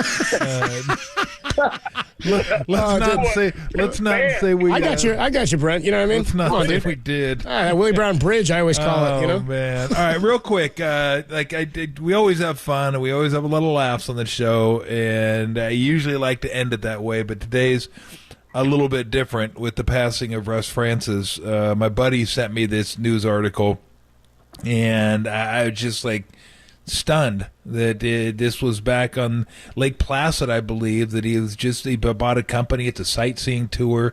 They take you around in planes around Lake Placid, and the pilot, they got up, they had an emergency and they crashed, and I guess the pilot, I think he was an Air Force pilot, so this guy was very, very accomplished. I'm not sure what happened to the plane, but it's just sad. It's like, you knew him, so, I don't know how that hit you. It had to hit you like a ton of bricks, but my goodness, this guy, anytime I think of Russ Francis, I think of like just a guy that lived life. Like, he wanted to talk about adventurous and intrepid, and a guy that just got out there and did things. That was kind of the motto that I think he lived by, reading about him and listening to his interviews and stuff like that. But I'm just curious to get your thoughts, Brent. Yeah, Tom, thanks for bringing it up. And I didn't want to lead the show with that, but obviously I saw it early this morning, and I just was pummeled. I was it kind of threw me into a kind of a loop for the whole day, just thinking about Russ and knowing him. And he was, when my first year was his last year, and he was kind of that veteran mentor, and have seen him a few times over the years, and just, always a big hug. How you doing, man? You're looking great. And he's just he was a dear guy. just a free spirit starting in college where he didn't play as senior. You know, he was on the track team and then quit, played football, and then wasn't going to play his senior year. Was such a ridiculously amazing athlete. He was a first-round draft choice in the NFL. I mean, that just doesn't happen. And I know Bill liked him, but he got under Bill's skin, would say crazy stuff, would fly his plane over the field at Rockland, like during practice when he was supposed to be out there. Like, it was like crazy stuff you wouldn't even think about. And that was him in a nutshell. And I don't know that I ever came across anybody that didn't love Russ Francis. Just a fun-loving, dear guy, certainly marching to the beat of his own drummer. And talked to a few guys today, and he's flown forever and was an expert at it. I mean, it's not much solace, but I guarantee you, if you ask Russ, he'd say, "This is the way I want to go out in a plane." And it's just his attitude, and it's sad. He just, seeing he was 70, I was like, "What, 70? That sounds old." But I mean, I'm old, and so it's just like he had so much life in him, and I know he's going to be missed by so many. It's just, I mean, he used to just give me hilarious tips when I was a rookie, and it would be like, "Oh man, yeah, I can do that, but I don't think I can get away with doing that." And he was just he was a fun-loving guy, loved the game, did it his way, just pure athleticism, and had one of my all-time favorite quotes, and I still quote it, about training camp and his off-season workout program. And his quote was, "Why get in shape to get in shape?" and it's a beauty. I mean, and it is him personified. And so I love him. I love Russ, and I'm going to miss him dearly. That was a tough one. Yeah, packed a lot of living in 70 years. There is no doubt. Yeah. No doubt he about was that. his era's Tom Tolbert on steroids. Please. I doubt that. He did a lot more living than I've done. I'll beat him on sitting on the couch watching football games, though. There is no doubt about that. Well, I'm glad you got a chance to. I wanted to get your thoughts on it because I knew you'd have some, and just it's tough when things like that just smack you in the face in the morning. So, man, it was a smack. Yeah, there's no doubt about it. Well, tell the family we said hi. I hope you're doing good. Hope the grandkids are doing. You still taking care of them like during the week? They're doing good. Occasionally? I'm not. They're at age now where they have practice. In fact, right before I came on, I was over. Oh, really? I was at juniors football practice. He was a machine. They're playing a lot of defense. Got to pull some flags. You watch these 5-year-olds run around and you just laugh to yourself. Like, when I was 5, did I even know what I was doing? Like, holy smokes. So, yeah, it's great. And my other little guy, Kaysen, scored 3 goals on Saturday, and he's mad because he didn't score 5, but 3 was good. His team lost for the first time, so he was not happy at all. And I'm like, when I was 3, did I know if I lost? He was not happy. And so his team was falling apart at the seams. And so he was super frustrated. You got to love a 3-year-old. 3-year-old. They're trying to get off the field on third down, coach. You know what I mean? Trying to get off the field, man. Let's get these guys off the field. Got to hit that mesh point, coach. Come on, man. What are we doing? What are we doing out here? Let's go. Oh, What's happening? What's happening to us on the back end? You guys are killing me over here. God, no juice boxes for you, Larry and Judy. And no Skittles or juice boxes. No Skittles or juice boxes. Oh man! Well, tell everybody we said hi. Have a great week, and we will look forward to chatting with you after the Cowboys and the Niners, my friend. It's going to be great. You know what, you guys? It needs to be great because I need to be strutting around Texas. Yes, you do, with all your Niner gear on. So hopefully Niner guy. Hopefully that'll happen on Sunday. Yeah. Have a good week, Brent. See you, man. All right, fellas. Take care. All right, man. Talk to you. Good deal. The great Brent Jones. Number 84. I was going to say 85. I was like, that's Rich Kittle. Number 84, Brent Jones. Does it every week with us. Around this time, catching up on the week in football. Each week, though, we have to pick somebody, Tom, who is just an absolute fool. Somebody who pulled something bad or just had a bad week. Somebody, Tom, who had the world in the palm of their hand and they just let it all slip away. You know what I'm talking about? Yeah, I know exactly. I'm talking about a real Munson. Call that a Munson. We're going to pick this week's Munson when we come on back. Then your sound soiree, then a couple of guests. We'll talk to Matt Mayoko. We'll also catch up with shortstop Brandon Crawford, as well as Marcus Thompson, who was on hand for the Colorado Buffaloes game against SC this weekend, and we can talk some Warrior Media Day. But before we get to all that, we got to get the bad stuff out of the way. This week's Munson next on the Sports Leader. Menlo Park, shout out to you for supporting KNBR. Menlo Park's Sports Leader.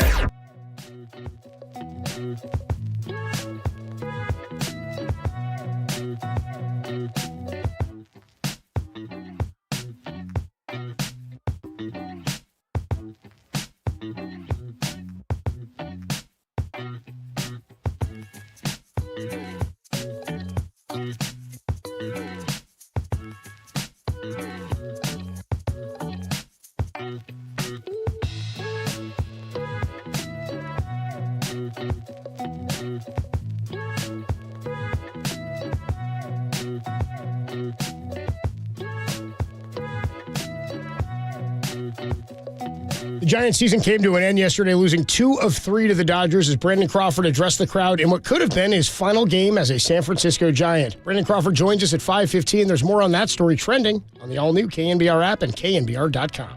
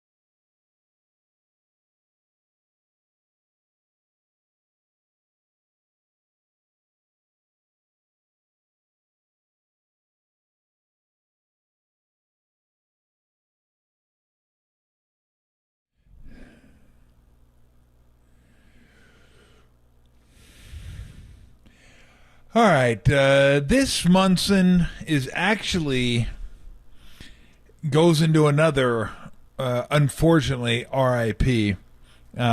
Tim Wakefield passed away today, I believe. And maybe it was yesterday. And 17 years with the Red Sox. And I didn't know this. I just know that, watching Tim Wakefield, one of the last knuckleballers to pitch in the big leagues. 17 years with the Red Sox. I didn't know it was that long. I was like, good night. He's 17 of 19 seasons. That's forever. He was with the Red Sox. And just a guy, seemed like a really cool guy, too. And I read stories about him. Everybody loves him. Everybody loved him. This great teammate, a guy you want representing your organization, a guy you want representing your city, big into charity work. They loved him in Boston. Oh, he passed away. Again, it could have been yesterday, today. I had brain cancer and had to get surgery, and then I don't know what happened, but brain cancer. So nobody knew. Teammates didn't know. It wasn't public. It wasn't public knowledge. No. Nobody knew. I told his teammates, but didn't tell anybody else. Just those close to him. And that's what brings us to our Munson of the week. Which, this guy, Lifetime Munson, feel free. Curt Schilling decided to share that information with everybody in his podcast when it wasn't his information to share. How, who doesn't know? Information, common sense dictates, I can't tell anybody this. Unless you're told, go ahead and tell everybody. Please, share it with, I'd like other people to know, share it with other people. Yeah, if you want people to know, then they will be the one to share it. It's such personal medical information. So personal. And it's a life or death thing. And you've got family members. The air. He's got kids. I think he was doing a game. He was in the booth. He could have told people if he wanted to, but now he's got to answer those things because yo-yo, and I'm using that word because I can't use other words. Curt Schilling decides on his podcast to tell people. The stupidity of this guy is unbelievable. And he says, "I know it's not out there." I think he said I think he said, "I know it's not out there in public knowledge, but I'm a believer in the power of prayer. And so I think we need to put it out there to pray for him." And I'm like, why don't you, if you believe her and you love your friend, why don't you care about what your friend's families and wishes are? Why don't you ask him? Yeah. If he's a believer in the power of prayer. That was you saying, hey, don't forget about me. Yeah. Screw Curt Schilling. It's unbelievable, this guy. Unbelievable. It just, again, yeah, I know it's not out there, but yeah, I'm gonna trust the big guy. I'm gonna trust the big fella, and I just can't with this guy. He's such a douchebag. He really is. He is. And he could have got the Munson. He could have got the stepped in it. We could just give him everything. He sucks. He does. He can't get is in the Hall of Fame. How about that, Curt? Screw you. He can't get in the Hall of Fame. You're a real Munson, Curt. You have the world in the palm of your hands, and you just wasted it because you're just a D for no reason. Exactly. And you had the money in the palm of your hand, and you've invested in that video game company. How'd that go? Right. How many people loved him after the whole bloody sock thing? A lot of people. It's great. I didn't love him, but he beat the Yankees. That was incredible effort. I didn't even think that injury was that serious. By the way, I don't buy that it was ever a serious injury. I kind of agree with you. I don't buy it. It's cool, but who cares? You hurt your ankle. Especially now. You're not Gibson. You know what I mean? You're not. You're not Tatum out there. You know what I'm saying? So that's it. I don't want to waste any more breath or time on Curt Schilling. He's our Munson. Not a fun one for the Munson today. We do have some fun stuff coming up in the next segment. We're going to do a sound soiree. A lot of great sound from across the NFL. But before we get to that, I told you it's a potpourri of sports day. We had Brandon Crawford's going to join us 5:15. Warriors Media Day. Lots of Niners stuff. And because we care about you, we're giving away some Sharks tickets. How about this? A Sharks giveaway, 2 tickets to see the San Jose Sharks. Tom, you might like this. Vegas Golden Knights. How about that matchup? Coming to town October 12th, 10 days from today at SAP Center in San Jose. Tune in all week long between 2 and 6. If you're caller number 10 to the studio, the number to call, 415. I see you calling, Anissa Dunning. That's not right. That's not the right number. I see you calling right there. 415-896 KNBR. 415-896 KNBR is the number to call, and you'll win when we give you the cue to call. Furnished by the San Jose Sharks. Tickets are on sale now at Ticketmaster.com. Check this out. There's going to be it's the home opener, pregame food festival. Again, it's home opener against the Knights. That's going to be sweet. And there's going to be a big festival with local vendors, photo opportunities. That all starts at 4 o'clock. But when you hear the cue to call, and here's the cue to call. Go Sharks. There you go. That's the cue to call. I could have guessed. When you hear that, be caller number 10, 415-896-KNBR, and you'll win those 2 tickets to see the Sharks and the Vegas Knights 10 days from today, the home opener. When we come on back, a sound soiree, and then we're going to wrap it up with a bunch of guests. A sound soiree from the weekend in sports. Then Matt Mayoko, Brandon Crawford, Marcus Thompson. That's all coming up only on the Sports Leader.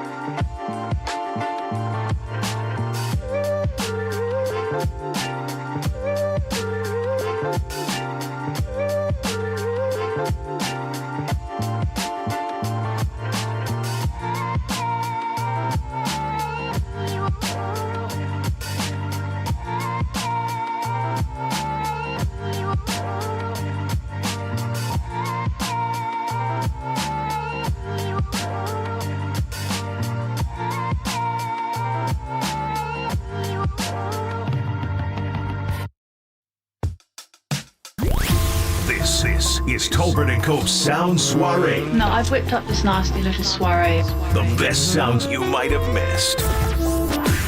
Soiree, what? Soiree, honey. I think that means party. On the Sports Leader. Tolbert & Cobes with you on Monday. How about this? We're into October, man. Crazy. October 2nd, 2023. Wow.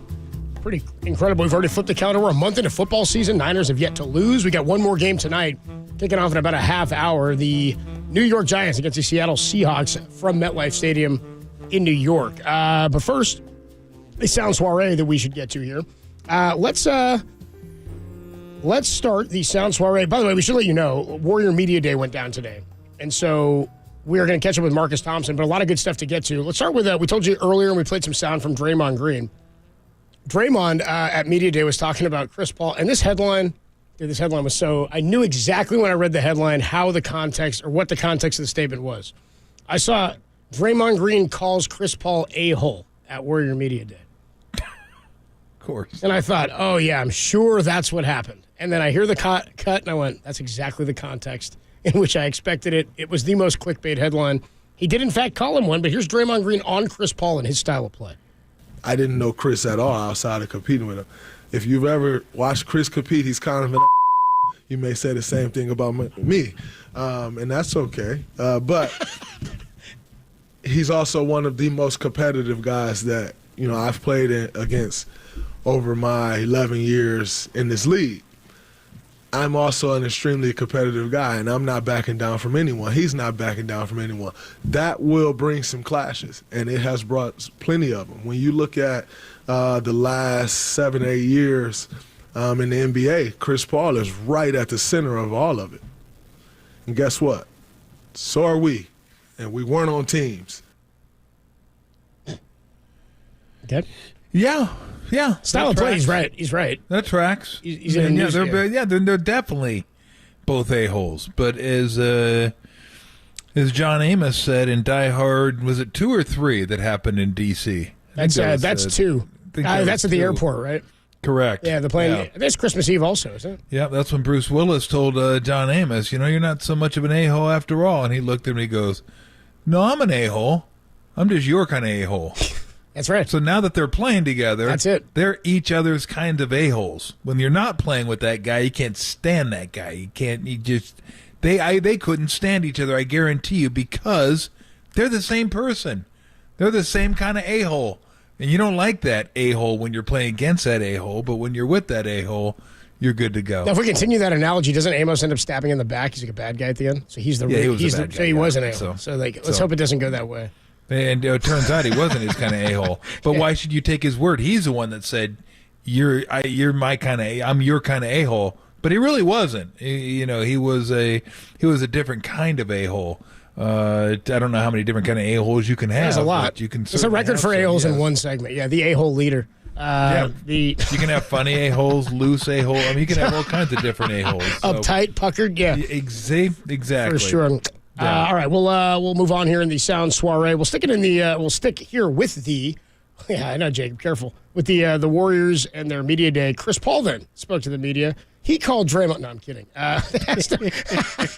asked him about coming off the bench, and all of a sudden, Chris Paul, he's all for it. Here's Chris Paul at media day. For me, I actually had an opportunity in 2008 to come off the bench for the Olympic team. You know what I mean? And that went pretty well. And I think anybody who knows me knows that I'm all about winning. You know what I mean? Whatever I can do to help our team win. So I know coaching us, we're going to talk about it and see what it looks like. We've been hooping all summer, and I think, for the season, it's going to be whatever to help our team win. And I think I've at least tried to show or proven that my entire career. So his example is that he came off in the Olympics, so it's not the first time it'll have ever happened. Certainly in an NBA season or the course of a year, it'll be a different role that he's playing. I don't know that that's apples to apples. I don't either, but per se. But look, I think he will. I do. I don't. We've talked about it, and I think for the most part, it'll be much ado about nothing. But again, if you're winning. If you're losing, then it becomes a little bit of, well, if I was starting, but everything's louder. Let's get rid of the starting, because I don't know that starting will be as big an issue as closing. Now maybe it will. Some guys dig starting. Some guys love going out there and doing their, goofy ass handshakes, and they love the lights being off and the music playing and everybody cheering for you and them announcing your name.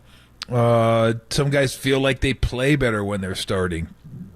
But the closing is, as Nelly used to say, that's nut cutting time. Yeah. I didn't really know what it meant, but I'm guessing it has something to do with farm animals. But I wasn't positive, and I didn't dig into it. I didn't delve into it with him. It's a vet saying, veterinarians usually. I don't know, but that's where I kind of I was like, how'd that it's make crunch time. Yeah, that's what he's saying. Well, yes. Well, I got that analogy. I was just wondering where did it come from? Why couldn't it just be crunch time? Why did it have to be nut? It's not crunch time. Why was it? Yeah, right. Yeah.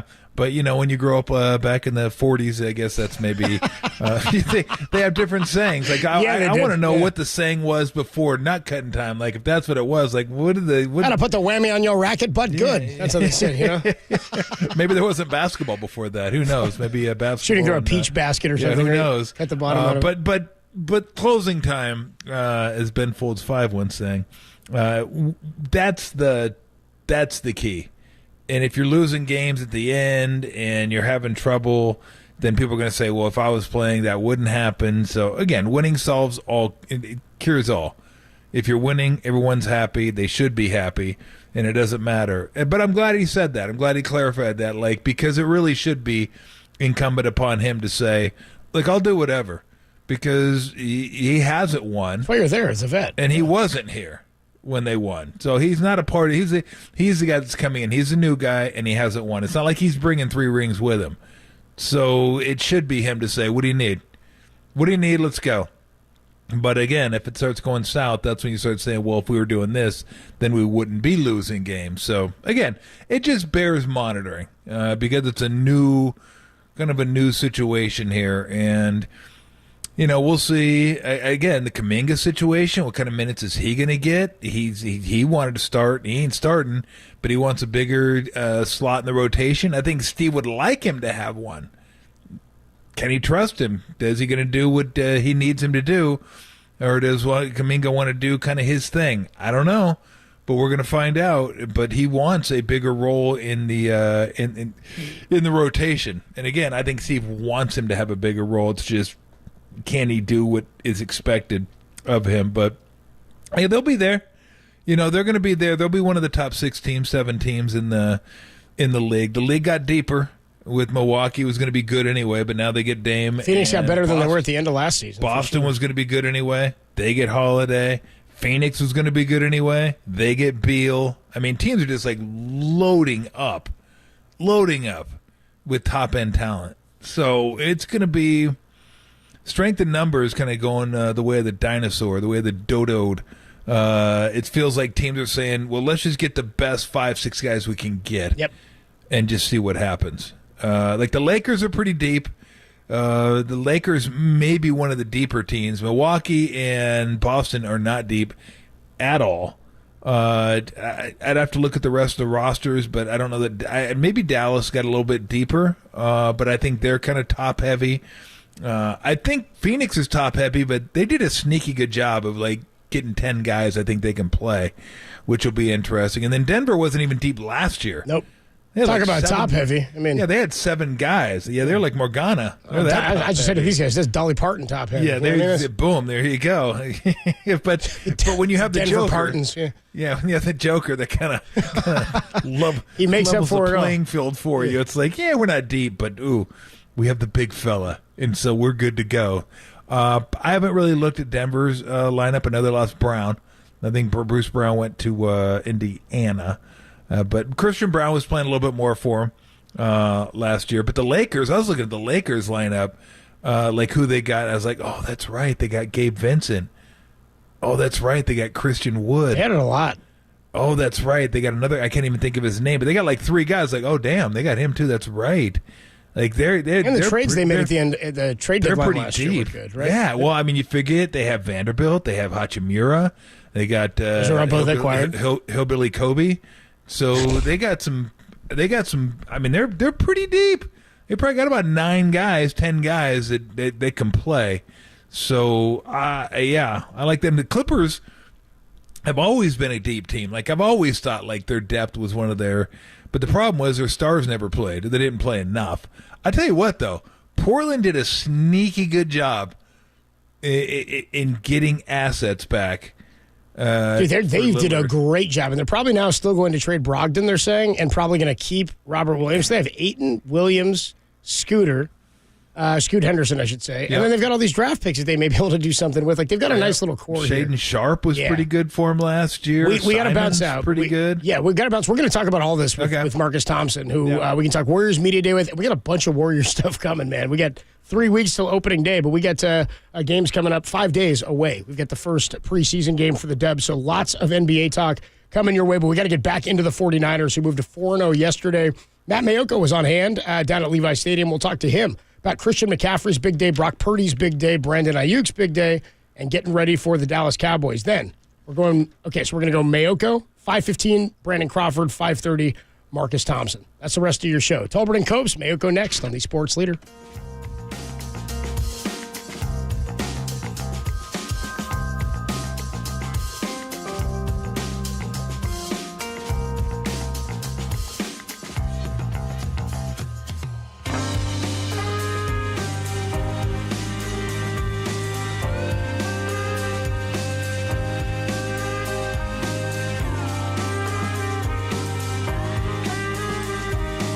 Tim Ryan joined Murph and Mac this morning and proclaimed that no quarterback in the NFL is playing as well as Brock Purdy is right now. Check out that podcast and more trending on the KNBR app and on KNBR.com.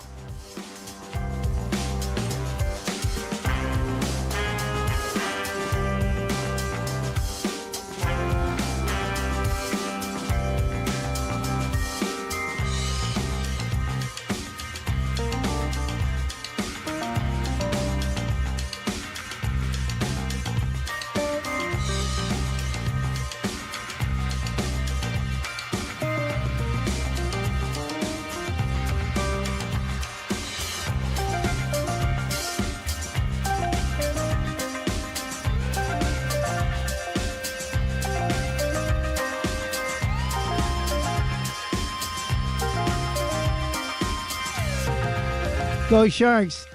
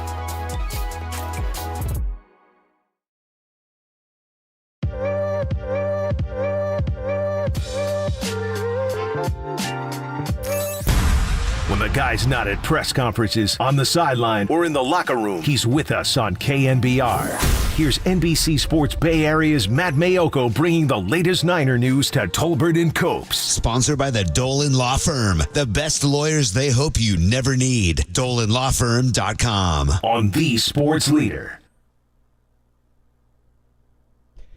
We are making the connection with Matt Mayoko. He covers the 49ers for NBC Sports Bay Area and joins us every Monday throughout the football season talking 49ers. Tom, is there anybody, I was looking, just watching some Bills highlights during the commercial break there, and I was talking some Buffalo Bills with FP Santangelo in the bullpen there. Looking at the Bills, I think that's the best team in the AFC through 4 weeks when we're looking and doing our sort of quarter poll mark. I got Niners as the best in the NFC. I do think they've played more complete than the Eagles have at this point. Is there anybody else you have that's, and I don't know, maybe the Bills are there. Is there anybody else you think that's maybe top 5 offensively and defensively on both sides? Because the Cowboys right now, their scoring has them at number 4 at 30-something, 30 even or something points per game. Niners are number 3. Buffalo and Miami are right above them. Miami came down a bunch after the 70-point performance put them at 43 a game. They came back down to earth. So those are your top 4 scoring teams, but that's not scoring offenses, right? Dallas put up 38. And then and got 2 defensive touchdowns. We actually made the connection with Matt Mayoko. We can talk to him about this very topic. Niners beat the Arizona Cardinals 35-16, and Matt Mayoko covers the Niners for NBC Sports Bay Area. What's up, Matt? How are you, man? Happy Monday.